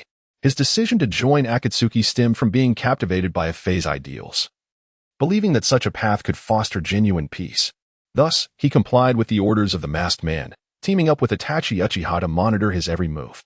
Yet, Itachi's charisma was so profound that it earned Kisame's deep respect. In Akatsuki, the only 2 individuals he esteemed were the masked man and Itachi Uchiha. However, witnessing the antics of someone he so greatly respected left him both amused and exasperated. Turning away from Afei, Kisame shifted his gaze to Neji Hyuga, a sinister grin spreading across his face. Hyuga Neji, it seems you have a penchant for combat. How about we engage in a duel? I was careless in our last encounter, but this time, I shall unleash my full strength. Oh, you are the shark-faced one who fought alongside Itachi Uchiha, Neji exclaimed, realization dawning upon him. I remember you were defeated in an instant. It was Itachi who saved you. Silence. I am Kisame Hashigaki. Now, do you wish to fight or not? He barked, his expression darkening. Normally, he would not behave in such a manner. But the masked man had subtly instructed him to gauge Neji's strength, prompting Kisame to adopt a provoked demeanor. Neji, undeterred, readily acquiesced. I joined Akatsuki to battle formidable opponents. Although I defeated you before, you are indeed a rare challenge, and I accept your invitation. Furthermore, I wish to challenge every member of your organization. His audacious declaration instantly reminded the Akatsuki members of Pain's earlier assertion that they were inferior to Neji. A palpable surge of fighting spirit arose among several members, particularly Haiden.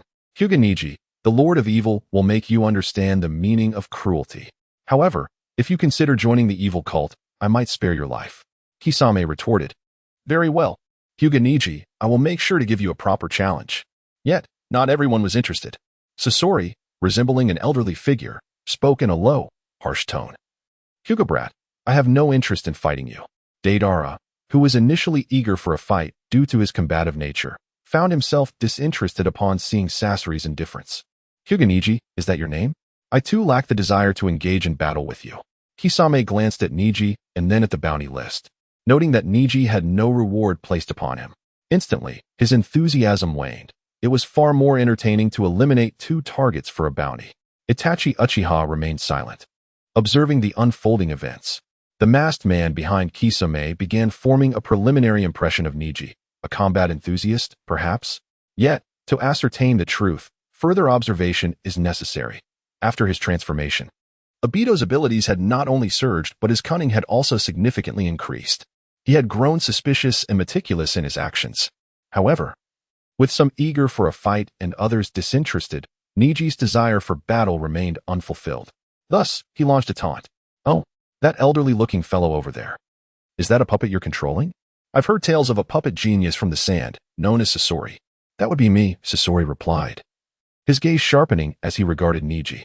Undeterred, Neji continued. Oh, then you must be a puppet master. But let me say this.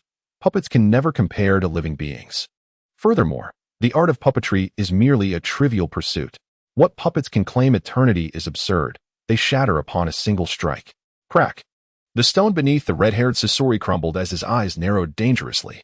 Hyuga brat, while I know you're trying to provoke me into battle, I must admit, you've succeeded. My puppets shatter upon a single blow? You shall see for yourself. Neji accepted the compliment with a smile, intentionally treading on sensitive ground, belittling Sasori's puppetry and his philosophy of eternal art. If Sasori remained unfazed, Neji would have no recourse. Ha! Deidara laughed heartily. Sasori, you've been mocked by a newcomer. How pathetic. Before Deidara could finish his thought, Neji interjected. You, the blonde-haired fellow, if you hadn't spoken, I might have mistaken you for a girl. By the way, you excel in explosive techniques, right? You spout nonsense about art being an explosion and the fleeting beauty of it. Neji sneered. Art is not merely an explosion. Art is art. Explosion is destruction, not art. Crash. Deidara's expression twisted into a snarl as he retrieved 2 clumps of clay from his satchel. Hyuga Neji, are you courting death? It's time you witness what true art entails. Neji accepted this compliment with a smile, then turned his attention to Kakuzu, the masked figure. Kakazo, is it? He inquired, intrigued by Neji's presence. I am Kakuzu, he replied, his interest piqued. I am curious to see how you intend to provoke me. Kakuzu, being from an era long past, was impervious to provocation by mere words. Nevertheless, Neji adeptly identified Kakuzu's vulnerability. Speaking of which, as an S-rank rogue ninja from Konoha, my bounty should be significant. Even if it's not established now, it will surely arise in the future. Neji regarded Kakuzu. It should at least exceed a summa Sarutobi's. Kakuzu, considering Neji's proposal, stepped forward. Hyuga Neji, I shall remember you. Your suggestion is quite intriguing. Let us proceed as you wish. Neji beamed with delight once more and turned to Itachi Uchiha, preparing to speak when a potent aura enveloped the chamber. It emanated from the Rinnegan. "Silence," Pain commanded, surveying the chaotic cavern. Once the tumult subsided, he continued, "We shall discuss the matter of sparring within the organization later. I too shall partake in this entertainment." Despite Neji's provocations igniting a desire to eliminate him among the others, to Nagato, it was merely an internal exercise.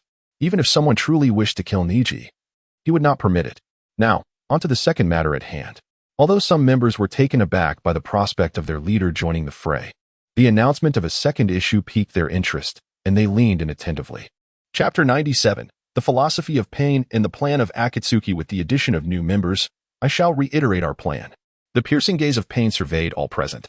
The objective is to gather the tailed beasts to create weapons capable of obliterating entire nations in an instant. Under such overwhelming power, any nation or faction contemplating war will inevitably ponder, will this decision lead to our annihilation? The moment this thought arises and they hesitate, our goal will be achieved. We aspire to embody deities, allowing humanity to comprehend the agony wrought by war, instilling a fear of conflict that will ultimately foster true peace. This is my philosophy and my plan. Neji, momentarily taken aback, found himself deeply impacted. Pain's ideology, though seemingly ruthless, stands in stark contrast to Jiraiya and Naruto's compassionate approach. Being far more pragmatic and attainable, each individual is a distinct entity, harboring their own joys and sorrows. What some find amusing may appear utterly mundane to others. This is a natural occurrence, akin to the solitary individual surrounded by couples, where their laughter is perceived as a cacophony. If mutual understanding were achievable, humanity's civilization would have ascended to immeasurable heights by now, rather than meandering through existence on Earth. Neji's belief in the feasibility of this plan stemmed from his experiences in the world of his past life, where superpowers maintained balance through mutual deterrence, with nuclear weapons serving as the ultimate peacekeepers. As devices capable of annihilating millions, nuclear arms wield a terror comparable to that of the tailed beasts. Notably, while there are only 9 tailed beasts, nuclear weapons far exceed this number. The devastation wrought by hundreds or thousands of nuclear detonations could obliterate the planet, far surpassing the capabilities of the tailed beasts. This very reality underscores the reason why, in the face of potential conflict, no superpower dares to engage in war. The catastrophic consequences of such an outbreak instill a paralyzing fear, mirroring the world Pain envisions once his plan is realized. Both scenarios rely on fear as a deterrent to war, achieved through the possession of formidable weapons. At that moment, Pain spoke gravely, further solidifying the credibility of this plan, evoking admiration for its brilliance. It is no wonder that so many formidable individuals within Akatsuki willingly follow Pain's vision. Neji mused that their allegiance was not solely due to Pain's overwhelming strength but also because they deemed the plan credible. No one is foolish, especially not a group of elite shinobi, with the exception of Haydn, whose mind is consumed by his dark deity. Neji Hyuga, what are your thoughts? Pain suddenly directed his inquiry at Neji. After a brief pause, Neji replied, "Perhaps this is the most realistic and easily attainable peace plan." Neji did not speak falsely. This was his genuine sentiment, as evidenced by the preceding analysis. However, despite recognizing the plan's viability, he could not fully endorse it. For even if peace were achieved, it would be ephemeral. Should Pain, as God, undergo a shift in ideology or meet an untimely demise, the subsequent God may alter the course entirely. Neji sought a more enduring peace, firmly believing in his own ideals. When everyone shares a common stance, the rationale for war naturally dissipates. Furthermore, how can chakra, such an extraordinary force, be limited to combat? If harnessed for productive development, the potential for productivity would be immense. Sensing Neji's sincerity, Nagato, controlling Pain, smiled, believing he had secured Neji's allegiance. However, Black Zetsu grew anxious. If Neji were to completely embrace Pain's plan, succumbing to Nagato's charisma, what would become of his own schemes? After today, he must engage Neji in further discussion.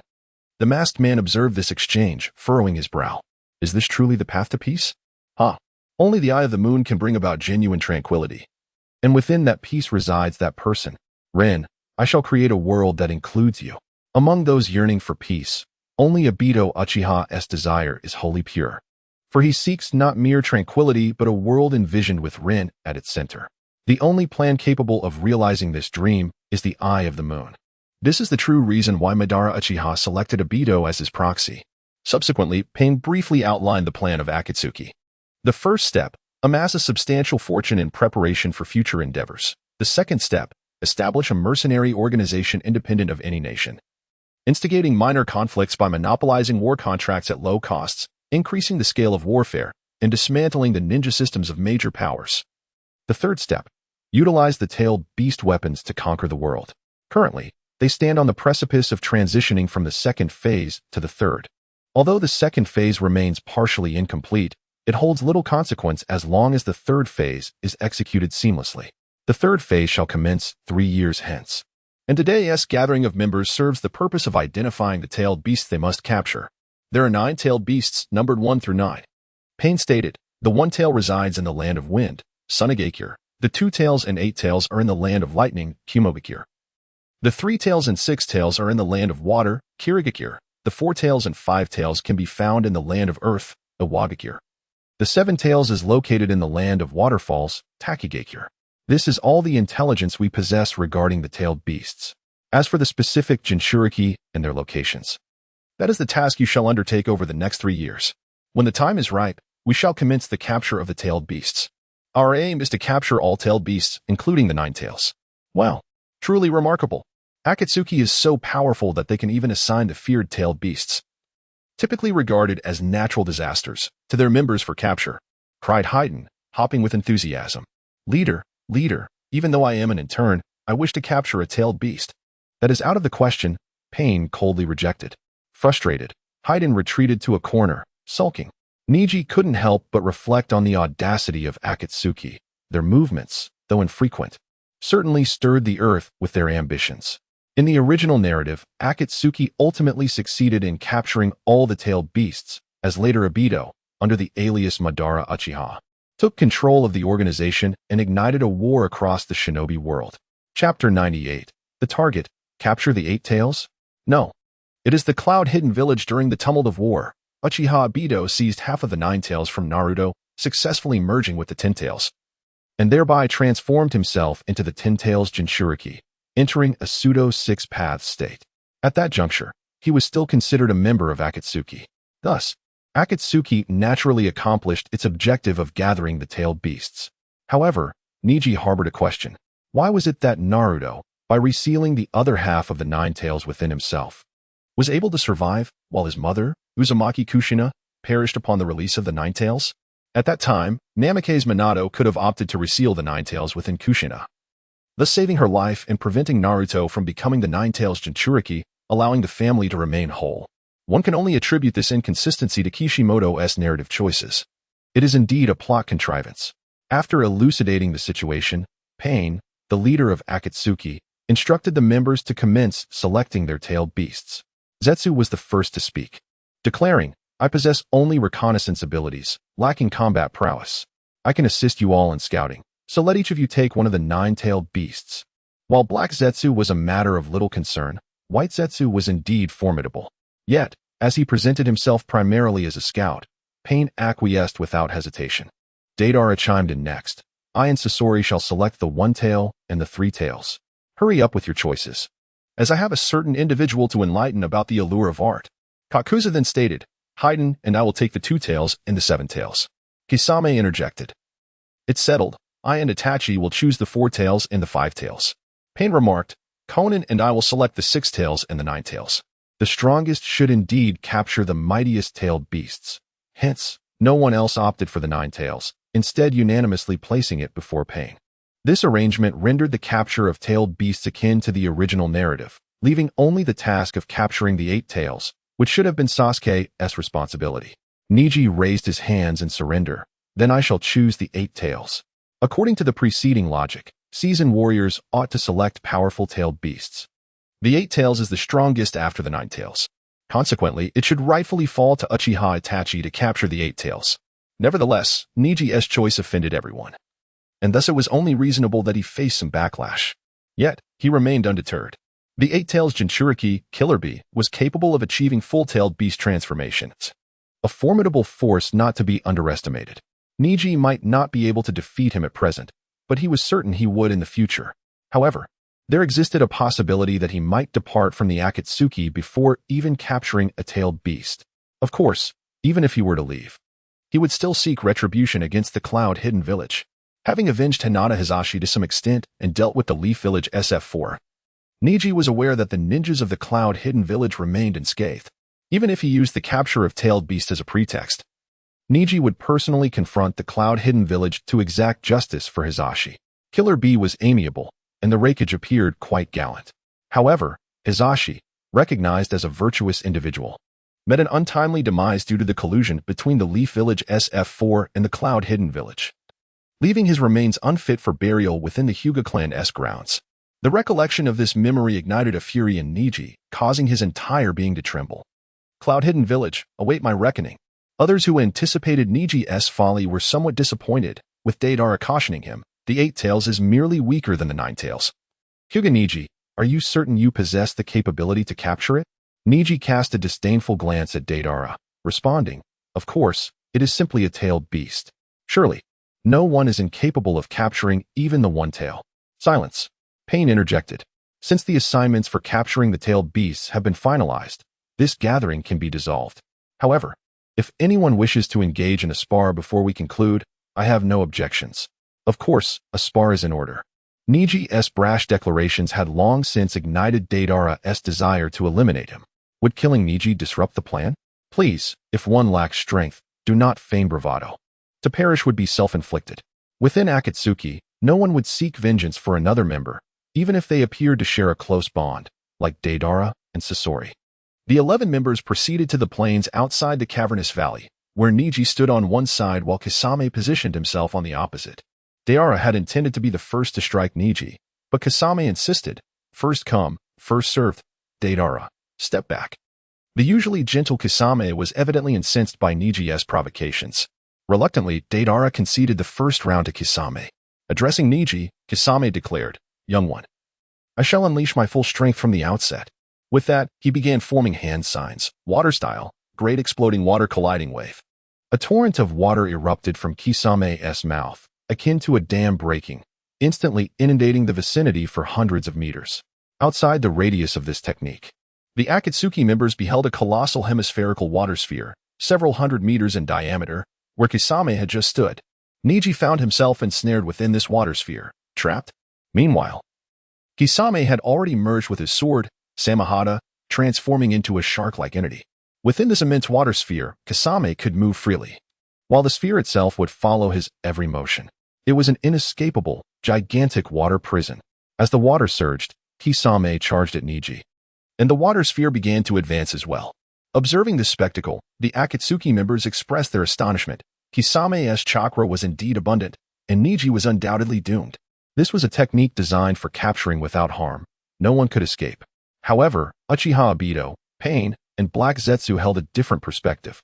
For an ordinary ninja, Kisame's fully unleashed jutsu was indeed formidable, leaving little room for victory. Yet, for Neji Hyuga, whose Byakugan had undergone evolution, he was certain to possess a means to counter. Inside the water sphere, Neji held his breath, watching the oncoming Kisame, and raised his hands to unleash 2 strikes of the 8 trigrams, air palm. The half-human-sized air palms moved swiftly within the water sphere, causing ripples across its surface. Yet ultimately, the sphere remained unscathed. Kisame easily evaded, taunting Neji, if this is all you can muster, you are assuredly defeated. With a thunderous crash. As Kisame's words fell, Neji closed his eyes momentarily, then slowly opened them. Surrounding his eyes was a golden aura, and a profound pressure emanated towards Kisame, compelling him to brace himself. Sage Mode, Shadow Clone Technique, activated instantaneously. It seems you were taking this seriously. Kisame's expression turned grave. However, Neji had no intention of engaging in verbal sparring. His aim was to decisively conquer Kisame and progress his Byakugan's evolution. Sage Art, Heavenly Spin. Within the water, Neji began to whirl. The water was parted by his chakra, revealing a gargantuan chakra sphere with a 50-meter diameter, spinning at high velocity. With a resounding explosion, the water sphere shattered. Chapter 99, The Money-Seeking Sage. A colossal sphere of water burst forth, cascading across the ground. The plain transformed into a small lake, with depths exceeding a meter. Such a shallow body of water was hardly the advantageous terrain that Kisame Hashigaki had desired. Or perhaps, at this moment, he had no time to contemplate such matters. The tremendous impact of the heavenly return sent him hurtling away, crashing against the rocks. shattering them before he finally came to a halt. Lying on the ground, Kisame clutched his great sword, Samahata, having reverted from his shark-like form. Without the advantage of the terrain, maintaining the fusion with Samahata in his shark state proved futile. Although he still possessed sufficient chakra for another great exploding water wave, he deemed it unnecessary. Despite the vast scale of Hinata Neji's heavenly return, Kisame could sense that for Neji. It was not a technique of the same caliber as his own great exploding water wave, but rather a ninjutsu that could be employed frequently. Thus, even if he unleashed another great exploding water wave, it would simply be countered by Neji's heavenly return. Never had he imagined that a Hyuga ninja could reach such heights. Rising to his feet, Kisame observed Neji, who had dried his garments with chakra, still the epitome of youthful elegance, devoid of any signs of battle. Was the disparity truly so vast? Even Kisame, a seasoned warrior, felt a twinge of melancholy at being surpassed by a mere 14-year-old. However, Neji offered no opportunity for reflection. In a flash, empowered by Sage Mode, his speed was astonishing. In an instant, he stood before Kisame, assuming the gentle fist stance and unleashing a rapid barrage. Sage Art. 8 trigrams, 64 palms. Each strike, infused with Sage Chakra, carried immense force, not merely targeting chakra points but aiming to pulverize flesh. In truth, under the influence of Sage Chakra, the specific techniques of the gentle fist became irrelevant. Mere contact could inflict injury, and a mere brush could spell death. Naturally, the incorporation of gentle fist techniques further amplified the potency. Fortunately, Kisame's formidable physique, coupled with Samahata's healing properties, prevented him from being reduced to mush. Yet, after enduring 64 strikes, he was left battered and on the verge of demise. With a whoosh, Samahata expended its life force to supply chakra, aiding Kisame in regaining his composure. However, both Samahata and his own chakra were drained in the process, leaving him incapacitated and defeated. Neji stood serenely upon the water's surface, his expression calm. Though inwardly he rejoiced at having secured a one progression in the evolution of his Byakugan. Next, would he face the one wielding the scythe? Neji smiled as he watched Itachi Uchiha drag Kisame aside, then gestured invitingly toward Hyden. Come here. With a snap of his foot, Hyden retreated, acknowledging Neji's prowess, and declared, I want to fight you. The members of the Akatsuki were no fools. Having witnessed Neji's strength firsthand, they were now formulating their assessments. Deidara pondered.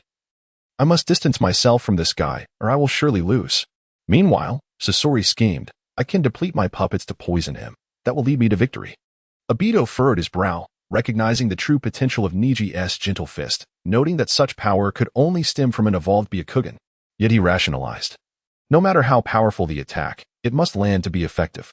Itachi, too, bore a heavy heart, contemplating the implications of such a formidable opponent leaving Konohagakure. Pain. The leader of the Akatsuki concluded, indeed, Hinata Neji is a valuable ally to cultivate. Kagaya observed, he exhibits the essence of our fate and fortune. Hyden, however, was torn. He yearned to battle Neji, to relish the thrill of vanquishing a mighty foe, yet feared the repercussions of his own potential demise.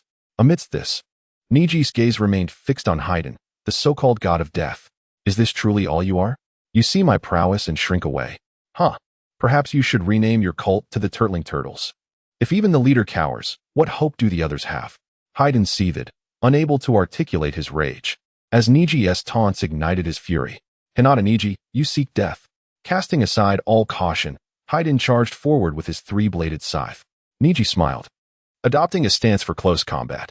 Yet, as Hyden closed in, Neji swiftly unleashed 2 strikes of Sage Art, 8 trigrams empty palm. Whoosh. Bang. Hyden was sent flying, colliding with a massive boulder, shattering it to pieces, his bones crushed beneath the force. Arg. The pain. Hinata Neji, let me taste your blood. Otherwise, I will surely kill you. He howled, yet he could not move, only being dragged away by Kakuzu. You fool. Do you have any idea how much resentment this will cost me? At that moment, Kakuzu had lost interest in fighting Neji. Such a strong adversary meant that Hyden's head would remain firmly attached to his shoulders for now. Observing the one progression that Hyden had unwittingly contributed, Neji raised an eyebrow and remarked, so Hyden's jutsu requires the blood of his enemies. Fortunately, my senses are keen, and I sense the impending danger. However, Mr. Kakuzu, may I propose a business venture? What business? Kakuzu halted his retreat. Money was the sole motivator capable of halting his steps. Neji continued. I will offer you 100,000 Ryo for a sparring session. What say you? What? 100,000 Ryo? Kakuzu's demeanor faltered, then quickly regained composure. His expression turning furious. Who do you think I am? A legendary ninja who has faced the first Hokage? You think a mere 100,000 Ryo would entice me to fight you? I need more. How much? Neji inquired. At least 5 million Ryo for a single match. 1 million Ryo, and I won't negotiate further. Deal. Kakuzu's eyes gleamed with excitement. How much do you have? Give it all to me. I'll fight you for as long as you desire. By the way, would you like to buy 10 matches at once? I could give you a discount. Just 999 Ryo. Such a tremendous offer should entice you. Act quickly. Chapter 100. Deidara. Scorpion. Save me. The words of Kakuzu left everyone speechless, including Neji. I don't have any money right now. Once the fight is over, I will settle the bill, he stated. Kakuzu eyed him suspiciously, insisting, I won't fight unless you pay up front. Neji shrugged, suggesting they wait. Mr. Kakuzu, let's discuss this after I finish my battle. After calming Kakuzu, Neji turned his attention to Deidara. Without needing further provocation, Deidara stepped forward. Neji Hyuga, I concede you possess considerable skill, but I can easily restrain you. With a swift motion, he released a miniature clay dragon he had meticulously crafted. The clay dragon rapidly expanded, transforming into a 5-meter-long dragon capable of carrying a passenger. As Deidara mounted the dragon, it soared high into the sky. From his ninja tool pouch, he produced a specially designed monocle, granting him enhanced vision. Neji Hyuga. Behold my art. He unveiled a massive collection of clay creations, numbering in the hundreds, clay fleas, clay spiders, and clay birds among them. With a flourish, he released these creations into the air. As they fell, a series of explosive sounds echoed, each clay creature expanding to its designated size. The sky became a deluge of clay creations, resembling a torrential rain of clay bombs. That rascal Deidara is causing chaos, the members of the Akatsuki muttered, retreating to a safe distance to observe.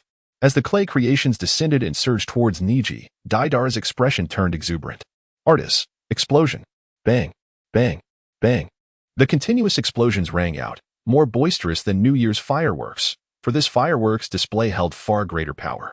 In such a widespread detonation, Deidara believed no one could survive. Neji Hyuga, you are formidable, but you have underestimated me. This is the true reason for your impending defeat at the hands of my art. Yet, as soon as he finished speaking, Deidara witnessed a colossal chakra sphere emerge from the center of the explosions, having just countered Kisame's jutsu. The relentless explosions rumbled. Yet not a single fragment pierced this chakra sphere until the detonations ceased. The might of the sage art return was indeed overwhelming. Deidara's expression darkened.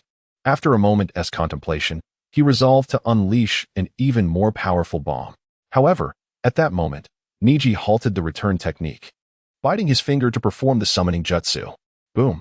A massive dream demon, exceeding 30 meters in height, materialized on the plain. With a fearsome roar, the dream demon obeyed Neji's command. It raised its snout and opened its mouth, emitting an insatiable pull. Not good. Deidara's complexion shifted. He quickly altered his strategy, crafting a smaller dragon. C2, dragon. Boom. A massive white dragon appeared, albeit smaller than the dream demon. The previous clay dragon was drawn downwards by the dream demon's force, and Neji swiftly dispatched it with a well-placed sage art, 8 trigrams air palm, causing it to explode midair. Even with the C2 dragon, Deidara found himself unable to descend safely. He was trapped. Neji aimed at Deidara's white dragon and unleashed 3 powerful sage art, 8 trigrams air palms in rapid succession. Whoosh! Bang! Bang! Bang! The C2 dragon erupted violently. Deidara, caught off guard, was affected by the explosion. Damn it! Like a shooting star, Deidara plummeted, unable to conjure a new means of transport in such a brief moment. Must I resort to self-detonation? A 10-kilometer explosion would surely annihilate Neji Hyuga. However, glancing at the distant Itachi Uchiha, Deidara gritted his teeth. I refuse to perish before defeating Itachi. Scorpion, save me. Whoosh! A puppet flew forth, forming a black sand iron platform in midair that caught Deidara securely. Upon returning to the ground and observing Neji and the immense dream demon, Deidara smirked, thinking, this time I was careless. Next time, I shall show you. Neji nodded with a smile, unperturbed, and felt a surge of progress in his Byakugan evolution. This was truly delightful. With this foundation, Deidara made bold declarations that were music to Neji's ears. However, Neji remained silent, and it was Scorpion who spoke up. Deidara, Stop embarrassing yourself. Defeat is defeat. Humph. Scorpion, this kid is quite strong. Deara thought to himself, retreating to the back. After all, he had indeed failed. Aside from self-detonation, he still had C3, number 18 and C4, Garuda, but due to his overconfidence, he had no time to deploy them. Calmly, Scorpion advanced, positioning himself alongside the puppet he had just released, addressing Neji. Neji Hyuga, prepare yourself. I shall demonstrate what a puppet master is and what a human puppet entails. Suddenly, the puppet Scorpion had summoned was the long-missing third Kazekage, a powerful ninja capable of utilizing magnet release. Observing the floating Kazekage puppet in Scorpion's lair, Neji smiled. In the original narrative, Sakura had already illustrated how to counter a puppet master. Without hesitation, Neji enveloped himself in a layer of chakra akin to a tailed beast's cloak, activating his monstrous strength technique. Whoosh! Neji vanished from sight, his speed surpassing that of Sakura 3 years later in the original tale. Such velocity allowed him to bypass the large-scale sand iron barrier that Scorpion had summoned with the third Kazekage puppet, albeit with some hindrance. The spikes of the sand iron barrier stood before Scorpion and the Kazekage puppet, yet Neji raised his fist, cloaked in a thick layer of chakra, and struck downwards. Bang! Bang! Bang! Each target he struck crumbled, no spike enduring even a second. Neji swiftly approached the third Kazekage puppet and delivered a powerful blow. Bang! The combined force of monstrous strength and the Sage Mode's immense power sent the Kazekage puppet scattering into pieces, sending it flying away. With the destruction of the Kazekage puppet, the sand iron barrier naturally dissipated. Neji redirected his fist towards Scorpion. Naturally, Scorpion would not stand idle. He manipulated his lair to extend its massive steel scorpion tail, lunging towards Neji with ferocity. Should it make contact, even the slightest wound would result in Neji's demise. Chapter 101. The true form of Scorpion Hinata Neji is not merely a master of the gentle fist. He also possesses the unique strength techniques of Tsunade.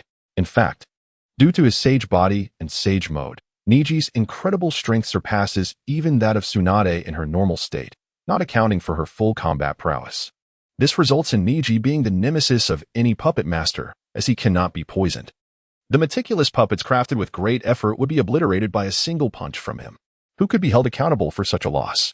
Thus, Scorpion devised a strategy to exhaust Neji's stamina using puppets, seeking an opportunity to injure him, allowing him to conclude the battle with poison. He indeed proceeded with this plan, even sacrificing the precious third Kazekage puppet just to wound Neji. Of course, the puppet could be repaired post-battle, albeit it would require considerable time.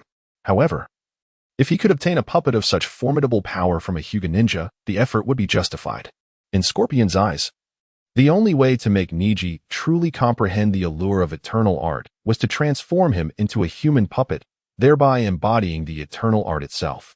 This way, Neji would surely understand his painstaking intentions. Scorpion had resolved to first eliminate Neji, purging him of his sins, and then grant him a rebirth. With a swift motion, the iron tail of the crimson-flowing Scorpion extended, aiming directly at Neji. Had this strike landed, it would have pierced through Neji's chakra armor, inflicting harm. Yet, Neji deftly sidestepped the attack. His Byakugan offered him a far superior insight, with a broader range than that of other Hyuga ninjas. However, he was oblivious to Scorpion's intentions. Had he known, he would have surely chuckled. Scorpion, what a futile thought you entertain.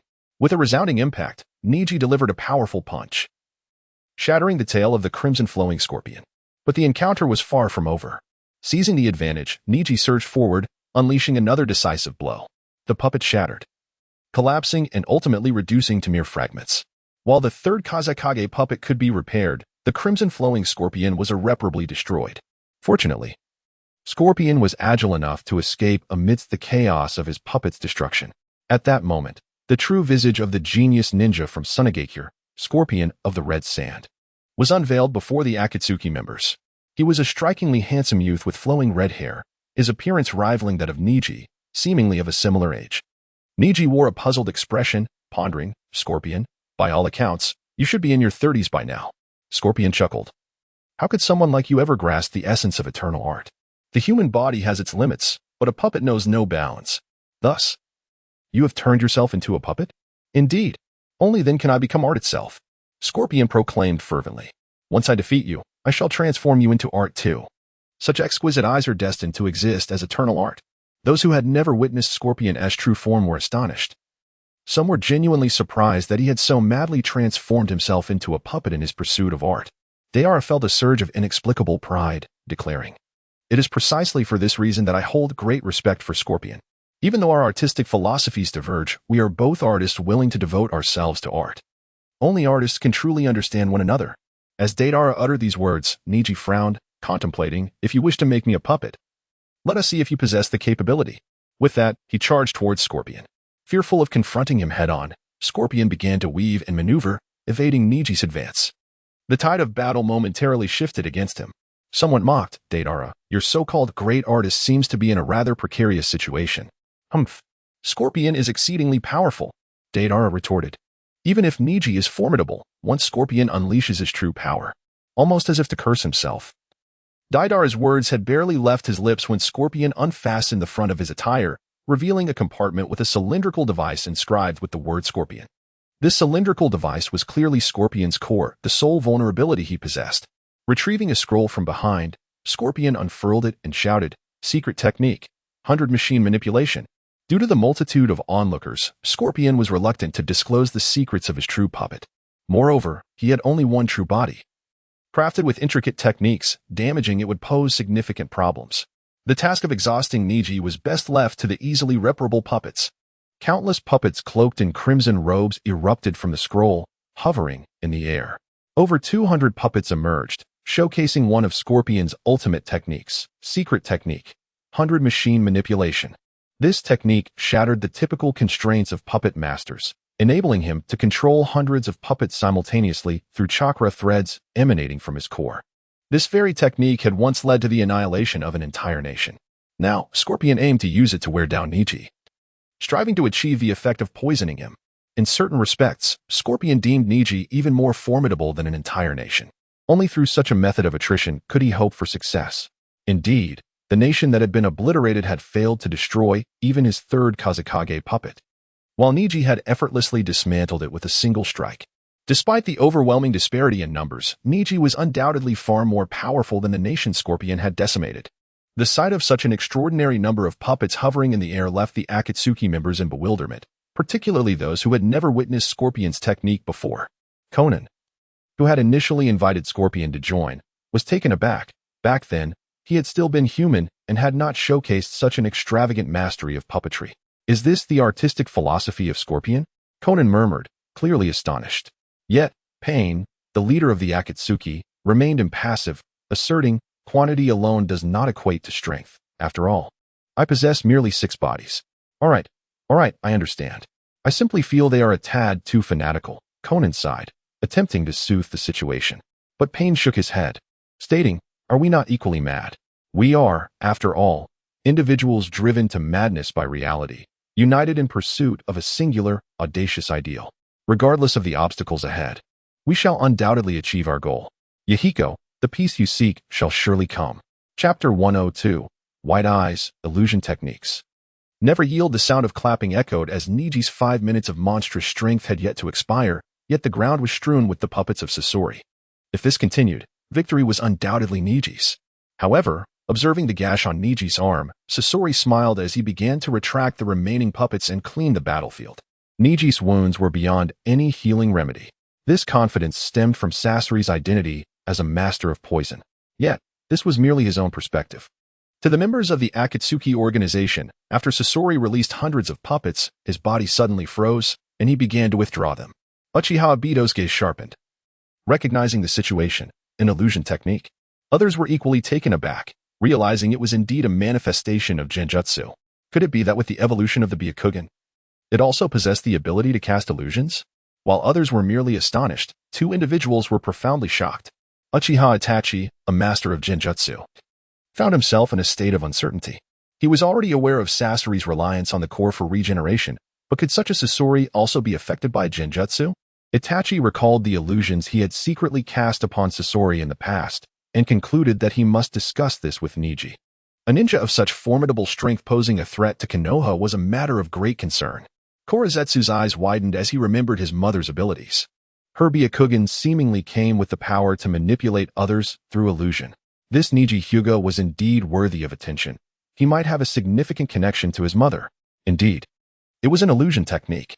Name, Hyuga Neji, age, 14, bloodline ability, Byakugan, progress 70, Rinnegan, sage body, intermediate, in development, skills, cage bird, break, Byakugan, pressure. Sage mode, Byakugan, illusion, sign and location, Akatsuki headquarters, consecutively for 3 years. Recently, Kisame, Hyden, and Deidara had each contributed 1 to Neji's Byakugan evolution progress, bringing it to 69. During the prolonged standoff with Sasori, Neji managed to secure another 1, elevating his progress to 70. The reward was a slight enhancement of the Gentle Fist's power and a new skill. Skill, Byakugan, illusion, description, expends all chakra to forcibly manipulate the target's thoughts. Can also reduce chakra expenditure for various effects. This skill was akin to that of Kaguya Otsutsuki's Byakugan, who once used it to control the minds of the Otsutsuki clan. To Neji's astonishment, with his Byakugan evolution reaching 70, he had acquired this variability. This momentously filled the gap in his lack of illusion techniques, bestowing him with multiple Genjutsu capabilities, albeit at a significant chakra cost. Eager to test his newfound skill, he naturally targeted Sasori. Thus, Neji utilized 1/10 of his chakra to unleash Byakugan, illusion. The result was the recent occurrence where Sasori, poised to unleash his prowess, was forcefully compelled to retract his puppets. Under the influence of the illusion, Sasori beheld what he desired and unwittingly acted in Neji's favor. Yet, as Itachi pondered, logically, Sasori, with only a regeneration core left, should not have fallen prey to ordinary Genjutsu, not even that of the Sharingan. Itachi had tested this theory before. However, the priority of Byakugan, illusion far surpassed that of standard Genjutsu or even Sharingan techniques. This power derived from the progenitor of chakra, Kaguya Otsutsuki. Thus, it was only natural for Sasori to succumb. Once Sasori had gathered all his puppets, Neji dispelled the illusion. Sasori, momentarily stunned, surveyed his surroundings and erupted in fury. Hyuga Neji, you. Yet, he faltered mid-sentence. Unlike Hyden, Sasori was astute. He quickly comprehended the situation, realizing he had been ensnared in an illusion. Neji nodded. Indeed. Surprised? Unexpected? This is my strength. Sasori ground his teeth but ultimately refrained from further dialogue. One day, you shall comprehend the eternal art. With that parting remark, he stored away the remnants of the third Kazekage puppet and stood beside Deidara. Neji then shifted his gaze towards Uchiha Itachi. However, Itachi averted his eyes, turning away. Reluctantly, Neji turned to Pain, the leader of the Akatsuki. I recall we have a battle pending. Upon hearing this, the crowd erupted with excitement.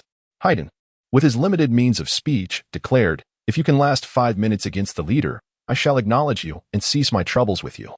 Neji cast a glance at Hyden, choosing to disregard him. Pain nodded. Do you require a moment to recover? You have just fought 4 battles. Neji shook his head. It has only been a mere 10 minutes. My energy remains abundant. Then let us begin. Pain faced Neji, which eased Neji's concerns. It was not the 6 paths of pain, thus he still held a chance of victory.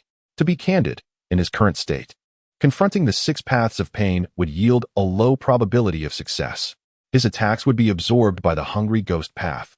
Any damage inflicted upon the 6 paths would be countered by the hell path's resurrection, and his summoned beasts would be restrained by the animal path summons. The human path was a separate matter, yet with the involvement of the Deva and Asura paths, he would undoubtedly find himself overwhelmed. However, with only the Deva path present, there remained a glimmer of hope for triumph. With these thoughts, Neji assumed the stance for the Gentle Fist. The Deva path remained expressionless, raising his hand towards Neji. Shinra Tensei. A peculiar sound resonated as Neji was propelled towards the Deva path. Yet during this process, he steadied himself and began to spin. Activating Sage Art, 8 trigrams palm return. A colossal sphere of chakra emerged, rolling toward the Deva path, propelled by the force of Shinra Tensei. The Deva path's gaze sharpened. Maintaining his stance, Shinra Tensei. A clash ensued, with the transparent repulsive wave colliding against Neji's Sage Art return, producing a sizzling sound. In the next moment, both the Sage Art return and Neji himself were sent hurtling backward, akin to bumper cars. Nevertheless, the Sage Art return did not dissipate. Yet, Neji gradually came to a halt. It was the first time his Sage Art return had been countered in such a manner.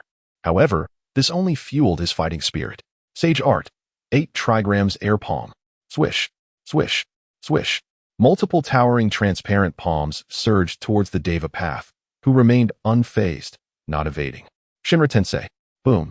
All the sage art air palms disintegrated. A single technique, a universal solution. This was the Deva path. For a moment, Neji found himself at a loss. No matter how he attacked, he could not breach Shinra Tensei. Consequently, continuing the battle would not yield victory. Yet despite this, Neji persisted. This was both a testament to his respect for every battle and his desire to progress the evolution of his Byakugan. Regardless of the circumstances, Neji would never concede defeat. Chapter 103. Surrender. Deep within, Neji had resolved his determination, yet he still found himself lacking a viable solution to break the deadlock. It seemed that he could only emulate Naruto Uzumaki and endure the 5-second interval. Having perused the original narrative, Neji not only possessed knowledge of many secrets unknown to the inhabitants of the ninja world, but also understood various strategies for combat. At this moment, he was aware of the abilities of Pain, the god, and recognized his weaknesses. Thus, he had a chance to triumph over him. However, Pain regarded Neji with indifference, stating, "Hyuga Neji, you stand no chance. The power of a deity is boundless. Anyone daring to challenge a god is foolish. Given your status as a first-time offender, I shall grant you an opportunity to acknowledge your mistake." As he spoke, Pain maintained an air of superiority, perfectly embodying the essence of divinity.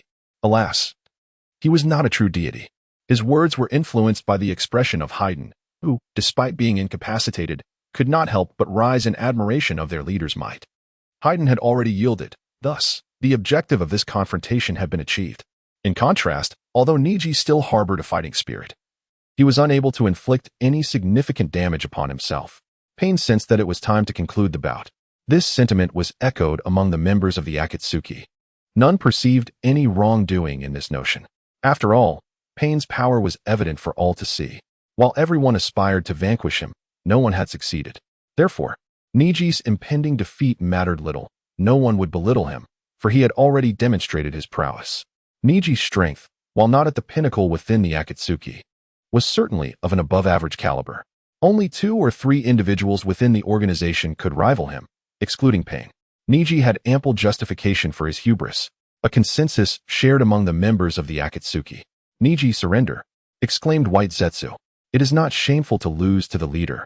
After all, we have all faced defeat at his hands." Yet, Neji remained resolute. Under the watchful gaze of his peers, he raised his hand to conjure an empty palm. Invoking the technique, Senjutsu, 8 trigrams empty palm. With a whoosh, a series of 3 transparent palms, each towering in stature, launched from Neji's hand toward Pain's position. Pain showed no intention of evasion. As the first palm approached, he executed his signature move, Shinra Tensei. Boom. The first palm erupted, losing its threat. The second palm followed suit and was similarly neutralized, while the third met the same fate. Pain remained unruffled, standing composed, and remarked, "Hyuga Neji, it appears you have made an unwise choice. As the leader, it is my duty to make you aware of the consequences of your actions." Nevertheless, Neji was undeterred and charged towards Pain. Time was of the essence. He would not squander a single second.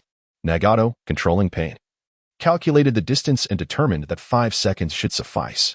However, he soon witnessed Neji's hair erupting like a lion's mane, each strand sprouting long, black tendrils.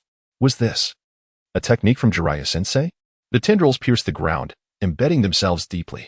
Then they began to constrict. With the combined force of the black tendrils and Neji's own strength, he launched himself toward Pain's position. Pain was momentarily taken aback. He had not anticipated such a maneuver.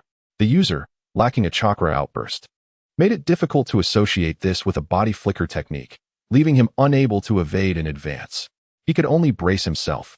Pain summoned a slender black rod into his hand, its tip sharp and menacing. This was a power granted to him by the outer path, enabling him to summon such a weapon at will, sturdy, durable, and capable of channeling chakra.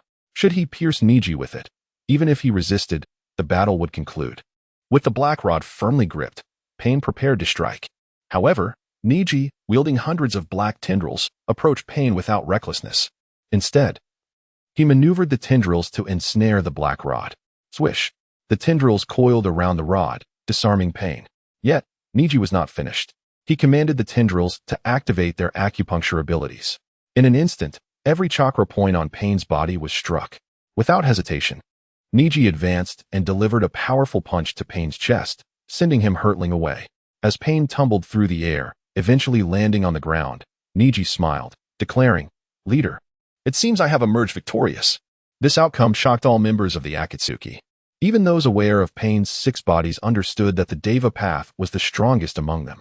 To witness such a formidable Pain being bested by Neji was nothing short of legendary. However, at that moment, Pain slowly rose, brushing off his clothing and signaling to Konan that he was unharmed. He then addressed Neji, stating, "Hyuga Neji, you possess considerable strength. But do you truly believe you have one?" Neji paused, realizing that Pain was merely a corpse, controlled by the powers of the Rinnegan. Since he was a corpse, it was implausible for him to lose mobility simply because his chakra points were sealed. However, upon observing the one increase in his Byakugan evolution progress on the personal panel, Neji's competitive spirit waned. He had attained what he sought. Further combat would yield little additional progress. In a moment, his motivation dissipated entirely. Such is the disheartening nature of diligent systems. Before achieving the Byakugan evolution progress, Neji had resolved to fight until the last second, determined to defeat Pain. Yet now, with the progress achieved, he thought, well, perhaps surrendering would suffice? Thus, under the increasingly fervent gaze of Pain, Neji dispelled his sage mode and said, "Esteemed leader, I concede. The duration of sage mode has elapsed, and my strategies prove ineffective against you. You are truly remarkable. Under your leadership, the Akatsuki is bound to achieve greatness." Chapter 104. A bountiful harvest, as the saying goes, one does not strike a smiling face. And with Neji's display of humility and reasonable justifications, even the beleaguered Pain of the 6 paths found himself compelled to acquiesce for the sake of his leader's prestige. The die had been cast, and observing the diminishing awe in the eyes of his subordinates, Nagato, who controlled Pain, furrowed his brow in discomfort. When a deity exhibits weakness, it ceases to be divine. Fortunately, Nagato had foreseen this scenario. He proclaimed, "Neji Hyuga, today you shall contend solely with Pain, but should such circumstances arise again, the 6 paths of Pain will unite against you. Only then will the wrath of the divine instill fear in all." Upon uttering these words, Pain and Konan departed, reinstating the reverence for their leader, zero burial, within the Akatsuki. Indeed, with just one Pain, such formidable strength was displayed. What would it be like if all 6 paths were assembled? Truly, the leader is the sole deity. However, the others could not help but cast glances at Neji, whose performance today was nothing short of remarkable. Subsequently, Sasori and Deidara took their leave, followed by Itachi Uchiha and Kisame Hashigaki. Haiden attempted to exit, yet was restrained by Kakuzu, who was eager for Neji's bounty. Zetsu and the masked man Obito approached, the latter expressing astonishment and admiration. "Little senior, I never imagined that beneath your seemingly delicate exterior lies such formidable strength. You even managed to temporarily subdue such a powerful leader." As these words were spoken, Obito's wariness towards Neji deepened. Such exceptional prowess could not simply be for the sake of satisfying a thirst for battle. There must be a far more profound scheme at play. "Just like me." Neji casually glanced at the masked man, disregarding his seemingly flattering remarks, and directly queried, "Obito, do you require something from me? Or do you wish to engage me in combat?" The Akatsuki, not counting himself, comprised 10 members, 6 of whom he had already encountered in battle. Leaving for yet to cross swords, Zetsu, Itachi Uchiha, Kakuzu, and Obito. Zetsu was out of the question, as he appeared to have an interest in Neji, suggesting a potential opportunity for combat. Yet Itachi would unequivocally not engage Neji, for each of his strikes exacted a toll on his lifespan. In the dwindling days he had left, Itachi intended to reserve his strength for his brother, Sasuke Uchiha. Such profound brotherly affection left Itachi devoid of any desire to confront Neji. Indeed, Neji suspected that even if he provoked Itachi with taunts, the latter would remain unfazed. As for Kakuzu, the arrangement was straightforward. One merely needed to procure funds to secure the battles. Thus, it appeared that only the masked man, Obito, remained unscathed by Neji's ploys. That simply could not be allowed. Although Neji perceived Obito's abilities as potentially more troublesome than contending with Pain, he was nonetheless willing to make an attempt. For the sake of advancing the progression of his Byakugan, such an endeavor was not in vain. Yet, Obito had no intention of engaging Neji in battle. His greatest secret, aside from his identity, lay in his abilities. The Kamui technique, accompanied by its phasing capability, while known to enemies, offered limited countermeasures and undeniably increased the likelihood of failure. Before the plan commenced, Obito intended to interact with others solely in the guise of Obito, steadfastly concealing any other powers he possessed. However, In the guise of Obito, how could he possibly contend with Neji? Obito was no masochist, thus he outright declined, exclaiming, "What? Little senior, you are so formidable and yet wish to pummel me? How wicked. Humph. I shan't play with you any longer. I am leaving." The masked man, Obito, hastily fled, leaving the remaining members dumbfounded.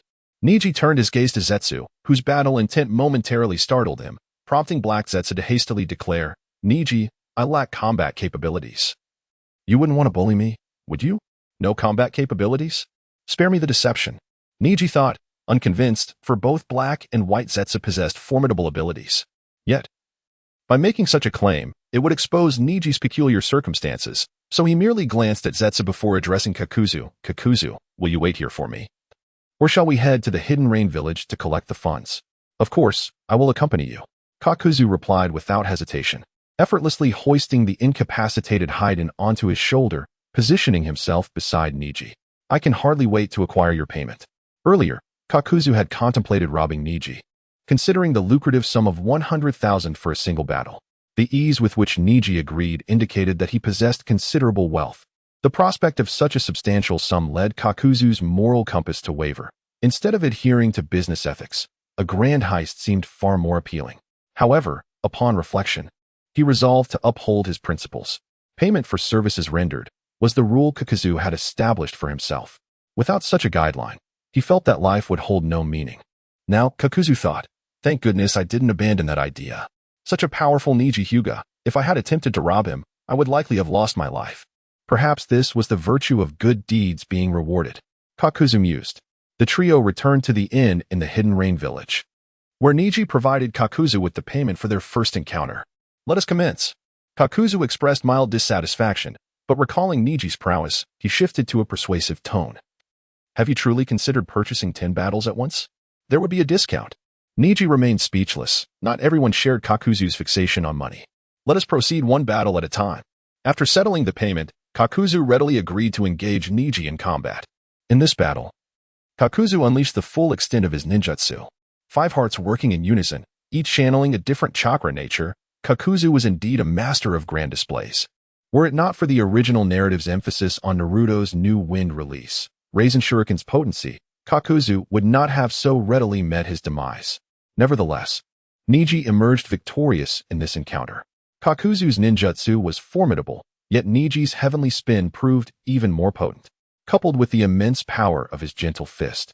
Enhanced by a 71% advancement in his Byakugan, Neji shattered one of Kakuzu's hearts, prompting Kakuzu to concede, "If this continues, you shall surely slay me. It seems earning that 100,000 is no easy feat. Let it be. I shall forego the remaining payments." Kakuzu and Hyden took their leave, leaving Neji and Zetsu behind. Watching Kakuzu's retreating figure, Neji smiled, for his objective had been achieved. The progression of his Byakugan now stood at 72%. Furthermore, Kakuzu's reaction had been anticipated, after revealing his immense strength, even if the other party might be swayed by temptation or provocation. The choice to engage in battle would undoubtedly be approached with more caution. Chapter 105. 3 years later, the situation has remained unchanged for many, including Deidara, Sasori, Kisame, and Hyden. Of course, Hyden might have a short memory, considering he has devoted his mind to the Dark God. It is predictable that the pace of Neji's evolution towards the Byakugan will significantly slow down after this point. He will not experience the same exponential growth as today, when he gained a remarkable 7% in one go.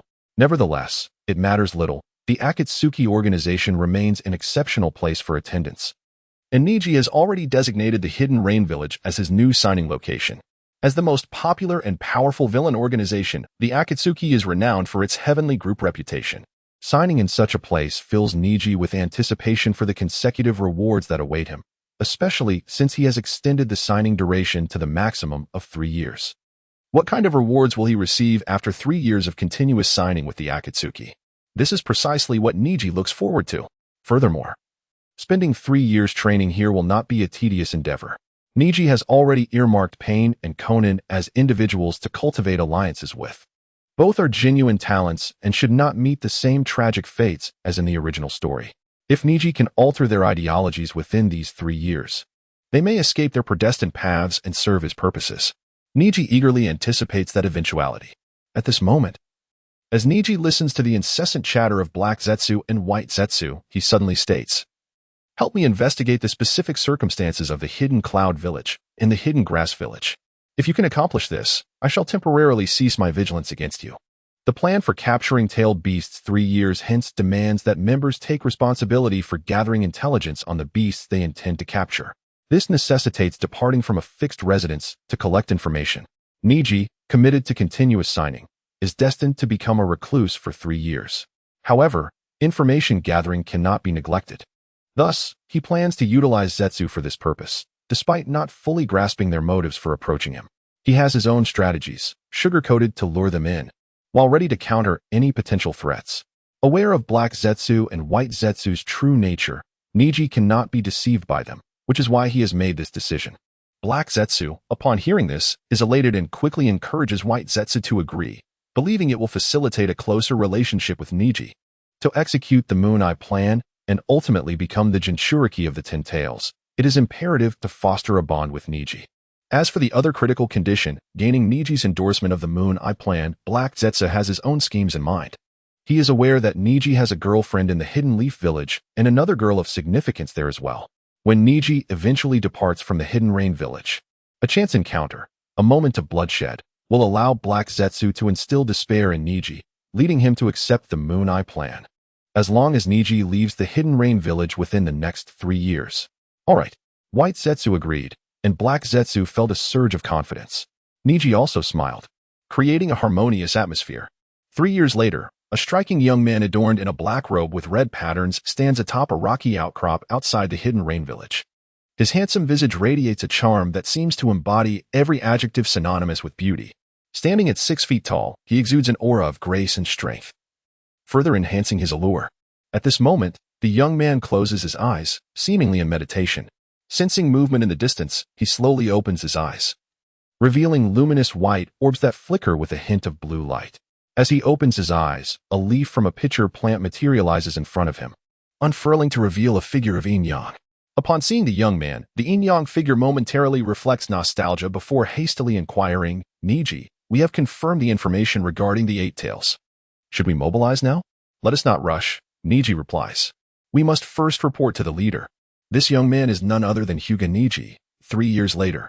His appearance closely resembling that from the original story, exceedingly handsome, yet devoid of a forehead protector and draped in a striking black and red cloud robe. However, over these 3 years, Black Zetsu never anticipated that Neji would manage to remain in the Hidden Rain Village without leaving. It is truly remarkable. "Do you have any idea how I have spent these 3 years? Neji muses.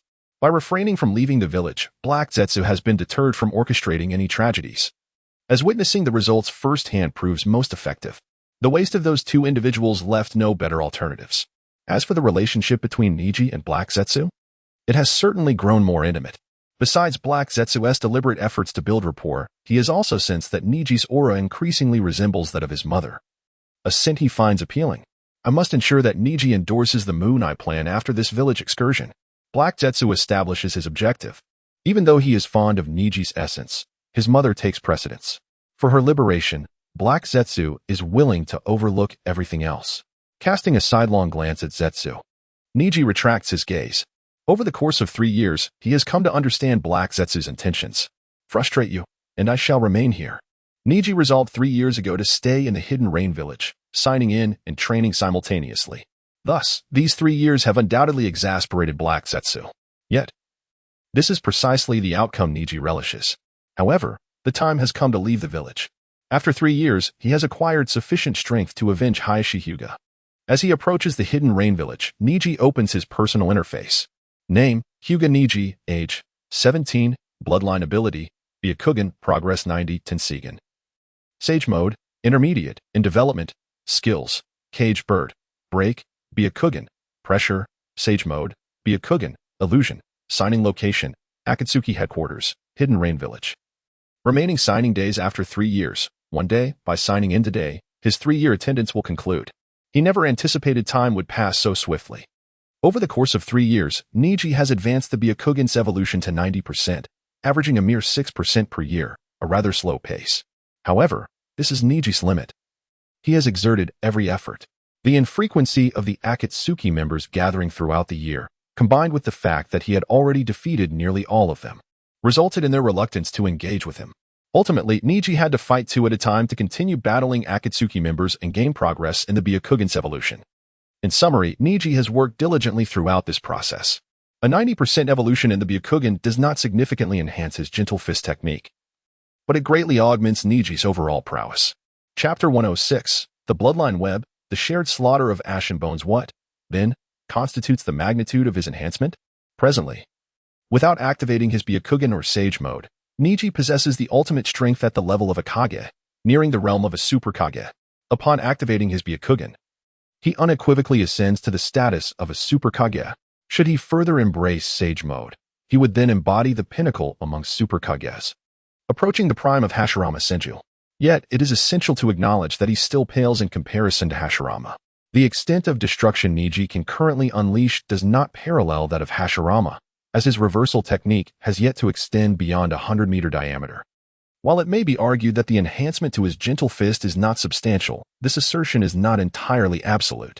The impact on his air palm remains negligible, and the boost to the power of his gentle fist is merely slight. However, regarding the full-body chakra release of his reversal, the augmentation is indeed considerable. The radius has expanded from a little over 10 meters to more than 20, and with the benefits of Sage mode, it swells to nearly 50 meters. Viewed holistically, does this not suggest a diameter approaching 100 meters? Of course, it has yet to fully reach that mark. Although a diameter of 100 meters surpasses that of large summoning beasts by several degrees, when juxtaposed with the several hundred meters of the Sage art, True Thousand's hands, it falls short. Thus, the god of ninja remains the god of ninja. Neji reflects with a sense of nostalgia. Nevertheless, he is determined that one day he shall catch up and even surpass the god of ninja. That day, he believes, shall not be far off, particularly once he truly acquires the Rinnegan. Over the course of 3 years, Neji has augmented his strength not only due to the accelerated evolution of his Byakugan, but also through diligent training. Firstly, his chakra reserves have expanded significantly, now several times greater than before. Neji can now confidently proclaim himself as possessing chakra ton. He has yet to learn any ninjutsu, as they prove of little utility to him. A simple 8 trigrams air palm suffices far more efficiently. In terms of genjutsu, he has mastered the various levels of chakra supply generated by the Byakugan's genjutsu, encompassing 5 distinct tiers, which he will elaborate on further when the time arises. As for taijutsu, it requires no further elaboration.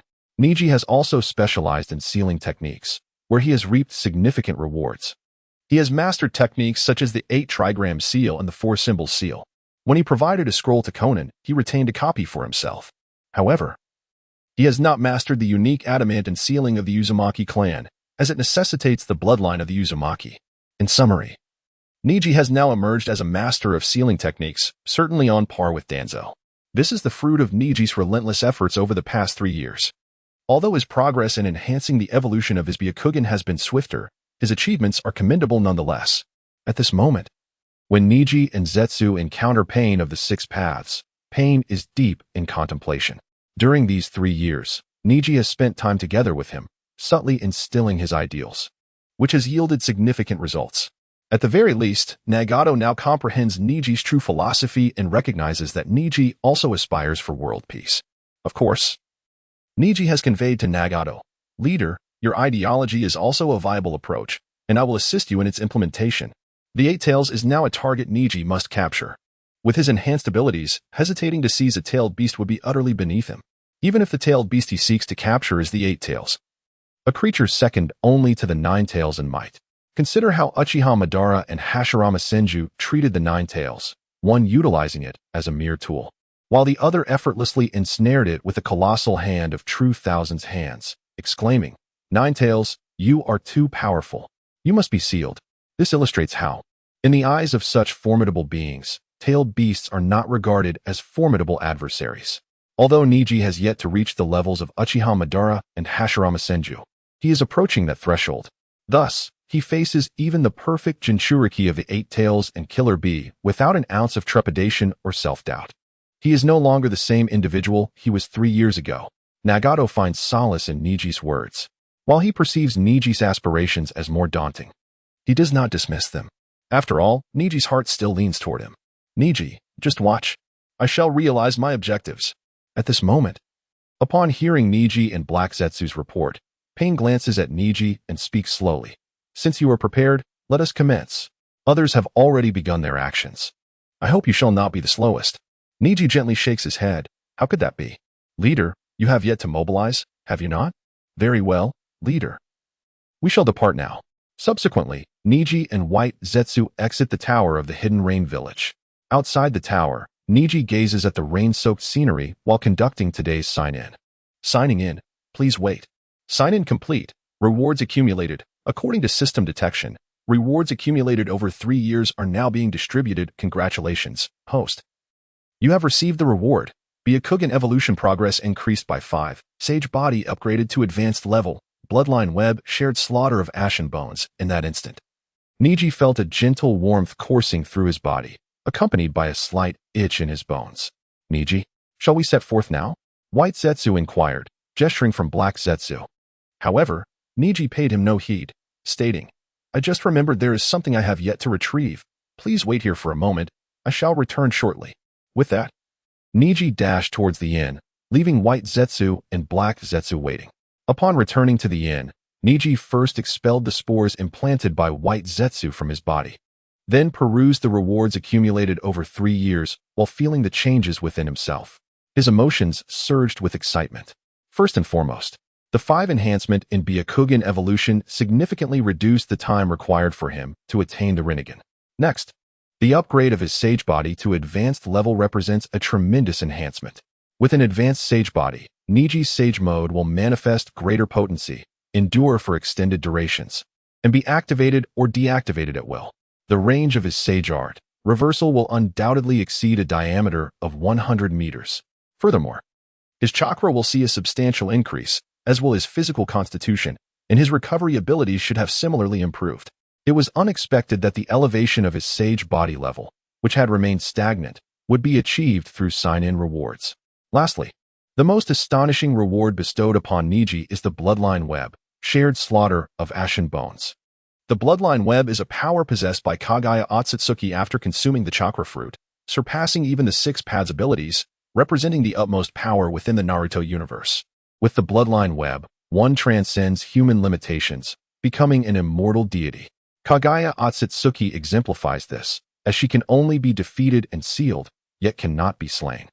The Sage of 6 Paths, possessing aspects of the Bloodline Web, may perish in body, yet his spirit endures eternally in the world.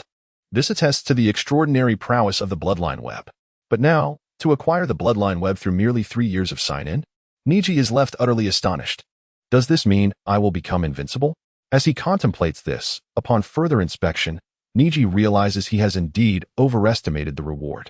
What he has obtained is not the complete Bloodline Web, but rather a minuscule fragment, limited to the ability of shared slaughter of ashen bones. Even this ability demands a tremendous amount of chakra. To conjure just one shard would deplete all of Neji's chakra reserves. It is crucial to remember that he is now endowed with Chakraton. Though slightly disheartened, Neji quickly regains his determination. After all, this is shared slaughter of ashen bones. This technique alters the composition of bones, transforming them into formidable weaponry, projecting sharp bones from his palm. Those struck by these bones will find their bodies gradually disintegrating into ashes within mere seconds, rendering even yin-yang release healing techniques futile. This is a technique of absolute lethality. It completely fills the gap in Neji's arsenal of finishing moves. After this round of sign-in rewards, Neji's true strength has ascended to the level of a super shadow. Furthermore, upon entering Sage mode, he has reached the same realm as Senju Hashirama and Uchiha Madara. That is the realm of the god of ninjas. Chapter 107, The Annihilation of the Grass Ninja Village, Part 1. After receiving the sign-in rewards, Neji reunited with Kuro. Upon seeing Neji, Kuro's eyes widened in astonishment. The aura emanating from him has intensified. In such a brief moment, what on earth has transpired with Neji? Kuro regretted not following Neji earlier, as he had missed a crucial event. However, he could not directly inquire, lest it arouse Neji's suspicion. He discreetly asked Shiro, who informed him that Neji had discovered and eliminated the spores. Kuro frowned. Yet, Neji did not grant him a moment to ponder, declaring, "Let us set off." With that, he disregarded Kuro and strode towards the outskirts of the Rain Village. Kuro had no choice but to have Shiro follow him. However, Neji's trajectory diverged from their intended path. Their destination was the hidden cloud village in the land of lightning, requiring them to traverse from the land of rain to the land of fire, then northwest to the land of soup, subsequently passing through the land of sound to reach their goal. Yet, Neji seemed intent on heading towards the neighboring land of grass, instead of making for the land of fire. Neji, this route is incorrect. Neji did not acknowledge Kuro's dismay, stating, I have no desire to pass through the land of fire. I intend to take an alternate route. We will enter the land of grass from the land of rain, then traverse the land of waterfall, the land of iron, the land of sound, the land of soup, and finally reach the land of lightning. Not going to the land of fire? Kuro was taken aback, thinking, this cannot be. If Neji avoids the land of fire, my plans will be exceedingly difficult to execute. He had meticulously prepared to instill disappointment in Neji regarding this world, thereby fostering trust in the Moon Eye plan. However, the two individuals closely linked to Neji were not easily dealt with.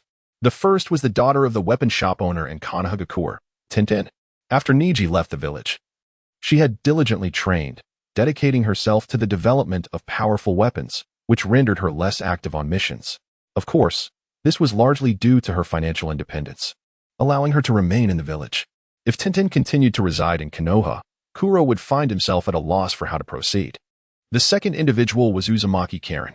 As one of the disciples of the Hokage, she would not stray far from the village, especially as she was one of the last known descendants of the Uzumaki clan aside from Naruto.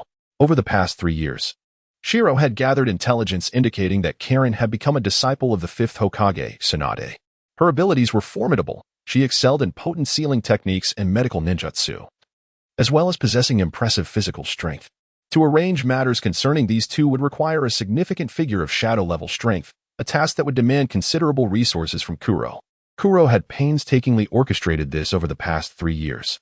Yet now, with Neji declaring his intention to avoid the land of fire, Kuro found it impossible to acquiesce to this unexpected change. Just as he prepared to voice his objections, Neji suddenly turned, unleashing an overwhelming pressure that rendered Kuro silent. This is my decision. Should you refuse to comply, you may leave. Having exhausted Kuro's usefulness, Neji's demeanor was far from cordial. With that, he released the pressure of his Byakugan and continued towards the land of grass. Internally, Kuro was engulfed in tumultuous thoughts. This is my mother's ability. Hyuga Neji is indeed profoundly connected to her. He may very well be another contingency prepared by her. Had it not been for the system, Kuro's conjecture might have materialized into reality. This was his immediate reaction upon witnessing the Byakugan's pressure. Had he observed the Kagaya's bone dance, his emotions might have surged even further. In an instant, Kuro relinquished his plans for Neji, acknowledging that there would be ample time in the future. This one opportunity was inconsequential. Hyuga Neji, I shall ensure you resurrect my mother. Unbeknownst to Kuro, this would be his final chance to influence Neji. In the days to come, he would find no further opportunities. The two moved swiftly, and within a short span, they exited the land of rain and entered the land of grass. Upon entering, Neji's intentions became clear as he directed his focus towards the grass ninja village. Kuro began to comprehend Neji's motives. Neji, do you harbor intentions towards the grass ninja village? Neji showed no signs of hesitation, nodding affirmatively. Indeed, I wish to see the grass ninja village utterly obliterated. Such a nefarious village should not persist in this world. Kuro's eyes gleamed with excitement. He had surmised correctly. Neji was indeed fixated on avenging the suffering endured by Uzumaki Karen, seeking retribution for her past tribulations. Kuro's deductions were accurate.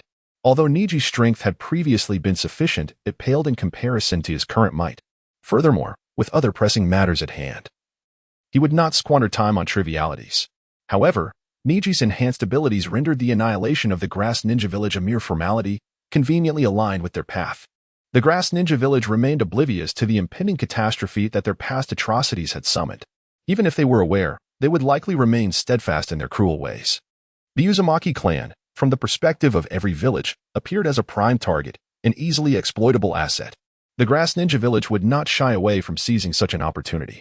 Shortly thereafter, Neji arrived at the outskirts of the grass ninja village, observing the cluster of approximately 100 households. He noted the absence of imposing walls akin to those surrounding Konoha. The grass ninja village truly resembled a village. Its modest size, spanning merely a few kilometers, paled in comparison to Konoha. However, this was advantageous, facilitating Neji's intent to eradicate it all. Before taking action, Neji activated his Byakugan, surveying the entire village. He sought to ascertain whether any innocent civilians resided within. While the ninjas of the Grass Ninja Village deserved their fate, the civilians were blameless. Among the several hundred households, more than half were civilian, yet there were still hundreds of ninjas present. The Grass Ninja Village was not as insignificant as it appeared. Turning to Kuro, Neji inquired, "Can Shiro relocate all civilians outside the village? If so, proceed swiftly. If not, you may leave." Kuro could not possibly depart. He needed to observe Neji's current prowess. Thus, he directed Shiro to assist Neji. Shiro dispatched hundreds of clones underground, deftly incapacitating the villagers without alerting anyone, collectively relocating them outside the village in under 15 minutes. "Well done," Neji casually commended. This praise invigorated Kuro, akin to receiving accolades from his mother. "Wait, why am I exhilarated? This person is not my mother." Chapter 108, The Annihilation of the Grass Ninja Village, Part 2. Neji was far too occupied to entertain Black Zetsu's thoughts. He gazed upon the Grass Ninja Village and instantly entered Sage mode. With the advanced Sage body, Neji possessed the capability to transition into Sage mode with the same swiftness as Hashirama Senju. He then stepped into the village. Was it necessary to exert nearly all of his strength against such a trivial target as the Grass Ninja Village? Absolutely.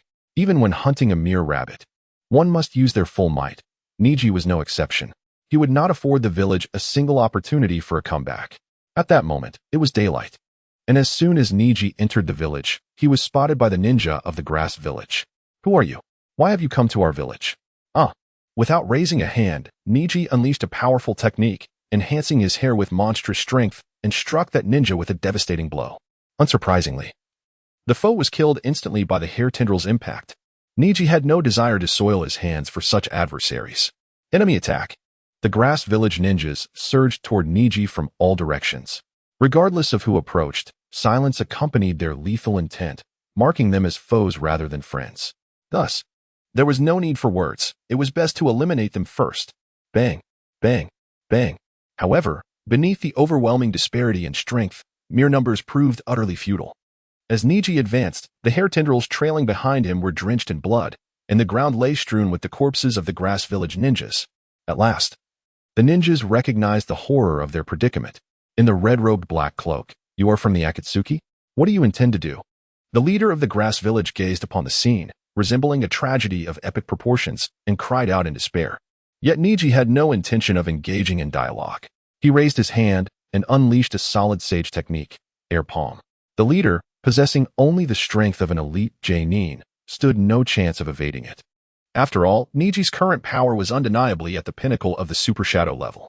With a resounding boom, the Grass Village leader was obliterated, his body shattered. And the will to resist crumbled among the remaining ninjas. They scattered in a frenzied attempt to escape this terrifying place. But how could Neji allow their flight?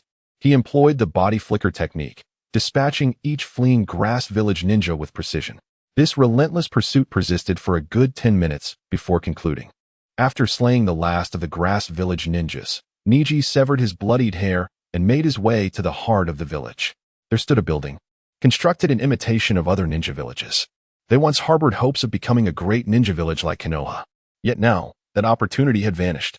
Standing still, Neji inhaled deeply and invoked the Sage technique, Heavenly Palms.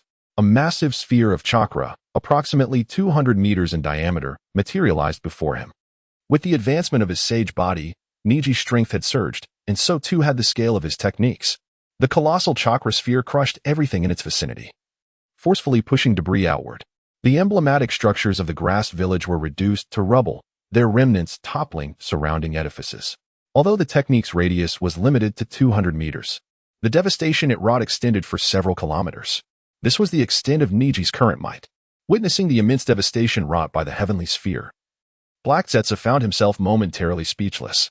Despite having formulated substantial predictions regarding Neji's capabilities, he had not anticipated that Neji could ascend to the level of Uchiha Madara and Hashirama Senju. Without the intervention of Indra and Ashura's reincarnated chakra, Neji had attained such extraordinary prowess within a mere 3 years. Had Black Zetsu not been aware of his mother's survival, he might have questioned whether Neji was the reincarnation of her chakra. It was simply absurd. Simultaneously, Black Zetsu recognized that manipulating Neji would prove exceptionally challenging. In the past, When he had controlled Uchiha Madara, he had altered the inscriptions left by the Uchiha clan to achieve his aims. But now, how would he exert control over Neji? Through those two young women? Black Zetsu suddenly realized he had been overly presumptuous. Yet regardless of the circumstances, manipulation remained imperative. In the days to come, he must succeed in controlling Hyuga Neji. With a thud, Neji landed on the ground, surveying the chaos he had wrought, nodding in satisfaction. Within a radius of 100 meters, the earth had formed a vast, hemispherical crater, its surface impeccably smooth, a testament to the heavenly palm's creation. Beyond that radius, the surrounding area lay in disarray, resembling the aftermath of a tempest. However, the debris concealed the bodies and the stench of blood from the Grass Village ninjas. It was done. It was time to depart. Neji exited the ruins of the Grass Village and rejoined Black Zetsu and White Zetsu, setting off towards the land of waterfalls. Meanwhile, the villagers of the Grass Village, awakened by the thunderous noise, gazed in shock at their once thriving home now reduced to ruins. But soon, elation washed over them as they realized their liberation had come. Having been oppressed for so long, the villagers understood that they had been set free. With the male ninjas gone, the women, particularly those of beauty, had been subjected to the whims of the village's male ninjas. Now, those demons lay dead, and at long last, they were free. The male villagers wept tears of joy, relieved that they would no longer witness their mothers, wives, sisters, and daughters being ravaged by the Grass Village ninjas. As for the enigmatic figures clad in black and red robes, the villagers harbored only boundless gratitude. Shortly after departing the Grass Village, Neji's ring of emptiness and the ring of the Black Absolute emanated warmth. Neji exchanged a glance with Black Zetsu, instantly grasping the reason behind the ring's signals. Someone had already captured a tailed beast. How swift the actions had been, Neji mused. Having only commenced the pursuit of tailed beasts days prior, and now, merely half a day into their journey, one had already been seized. Consequently, Neji and Black Zetsu sought a concealed location, responding to the ring's summons, and executed the body flicker technique. Upon closing his eyes, and when he reopened them, Neji found himself within the familiar cavern, the colossal outer path statue towering in place. The other members appeared as mere phantoms, including Neji himself. Only Kakuzu and Haiden were corporeal, and beside them lay a girl. Neji recognized her instantly, Fu, the Jinchuriki of the Seven Tails from the Waterfall Village. Indeed, the Seven Tails was the first to be captured. After all, the Waterfall Village lacked the formidable strength of the larger ninja villages. Furthermore, Kakuzu had once been a member of the Waterfall Village, allowing the immortal duo, Haiden and Kakuzu, to infiltrate the village with relative ease. This significantly diminished the difficulty of capturing the Seven Tails. The nature of Fu was no longer of concern. What mattered was the sequence in which the Akatsuki captured the tailed beasts. Chapter 109, The Order of Sealing the Tailed Beasts in the original manga. The first Jinchuriki captured is none other than Gaara, the fifth Kazekage of Sunagakure.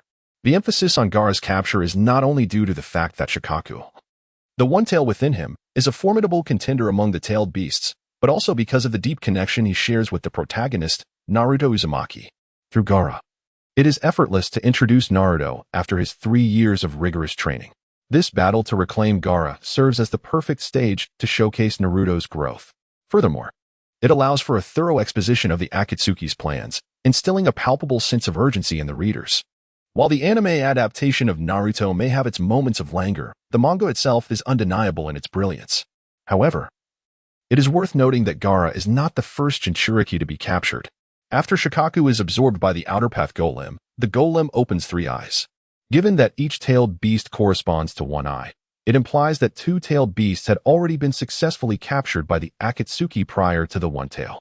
In a previous life, Neji had engaged in discussions with other Naruto aficionados about the identities of the Jinchuriki who fell before. Now, the answer has surfaced. The first tailed beast captured was the Seven Tails, with its Jinchuriki being F from Takigakure. As previously mentioned, while Takigakure possesses considerable strength, it is still a small village, making it challenging for them to safeguard their Jinchuriki as effectively as the larger villages. Additionally, Kakuzu, a former ninja of Takigakure, made the infiltration of the village appear alarmingly effortless alongside Haiden. The sealing of the Seven Tails proceeded without interruption, as no one intervened during the process. To prevent any unforeseen complications during the sealing, Kakuzu incapacitated all high-ranking ninjas within Takigakure. Despite being a former village, even Kakuzu refrained from annihilating every inhabitant. 3 days later, the sealing was completed, and F's lifeless body fell from the sky. Neji observed this scene with a twinge of unease. Perhaps F was a good person, but given the circumstances, he felt no inclination to speak further. If blame were to be assigned, it would be directed at this world. Nonetheless, he reassured himself that he would one day transform this world for the better. Leader, which tailed beast is next? Neji inquired of the phantom figure of pain as the others departed. The piercing gaze of the Rinnegan met his, exuding an undeniable aura of authority even without direct confrontation. Yet, for Neji, this imposing presence held no sway. He had surpassed pain in strength. The five tails, pain disclosed without reservation, indicating a profound trust in Neji. Understood, Neji nodded, acknowledging the information. The Jinchuriki of the five tails, known as Koku, was Han from Awagakure. Although a member of a major village, Han had a tumultuous relationship with the third Tsuchikage, Noki, leading him to reside outside of Awagakure. The formidable duo of Itachi Uchiha and Kisame Hashigaki, bolstered by their connections within the village, found it relatively uncomplicated to capture both the five tails and the four tails residing within Awagakure. Naturally, they could not capture them simultaneously, as sealing techniques only permit the sealing of one-tailed beast at a time. Thus, they opted for the slightly weaker Jinchuriki of the five tails, Han. This implies that after the five tails is sealed, Sasori and Deidara will venture to Sunagakure to apprehend Gaara, the one-tailed Jinchuriki. This marks the beginning of the Shippuden saga. Following the one tail, the next in line for capture is likely the six tails, which is under the purview of Pain and Konan, followed by the three tails, targeted by Deidara. Subsequently, the capture sequence continues with the two tails, four tails, eight tails, and finally the nine tails, excluding the nine tails, which is reserved for last. The order of capturing the other tailed beasts is not absolute. It ultimately hinges on the speed of Neji and Kakuzu. Should Neji prove faster, the eight tails may be sealed first. If Kakuzu is quicker, the two tails would take precedence. However, before the conclusion of the Hinge no Jutsu, Neji, observing Kakuzu and Haiden, who were both tangible entities, posed the question, "Are you in the land of waterfall? Why? Do you wish to challenge me?" Kakuzu's expression was conflicted. He desired Neji's bounty, yet feared being brutally overwhelmed. Neji waved dismissively, indicating he had no intention of engaging. "Rest assured, this is indeed my sentiment." Given that Kakuzu was merely at the level of a regular Kage, Neji had already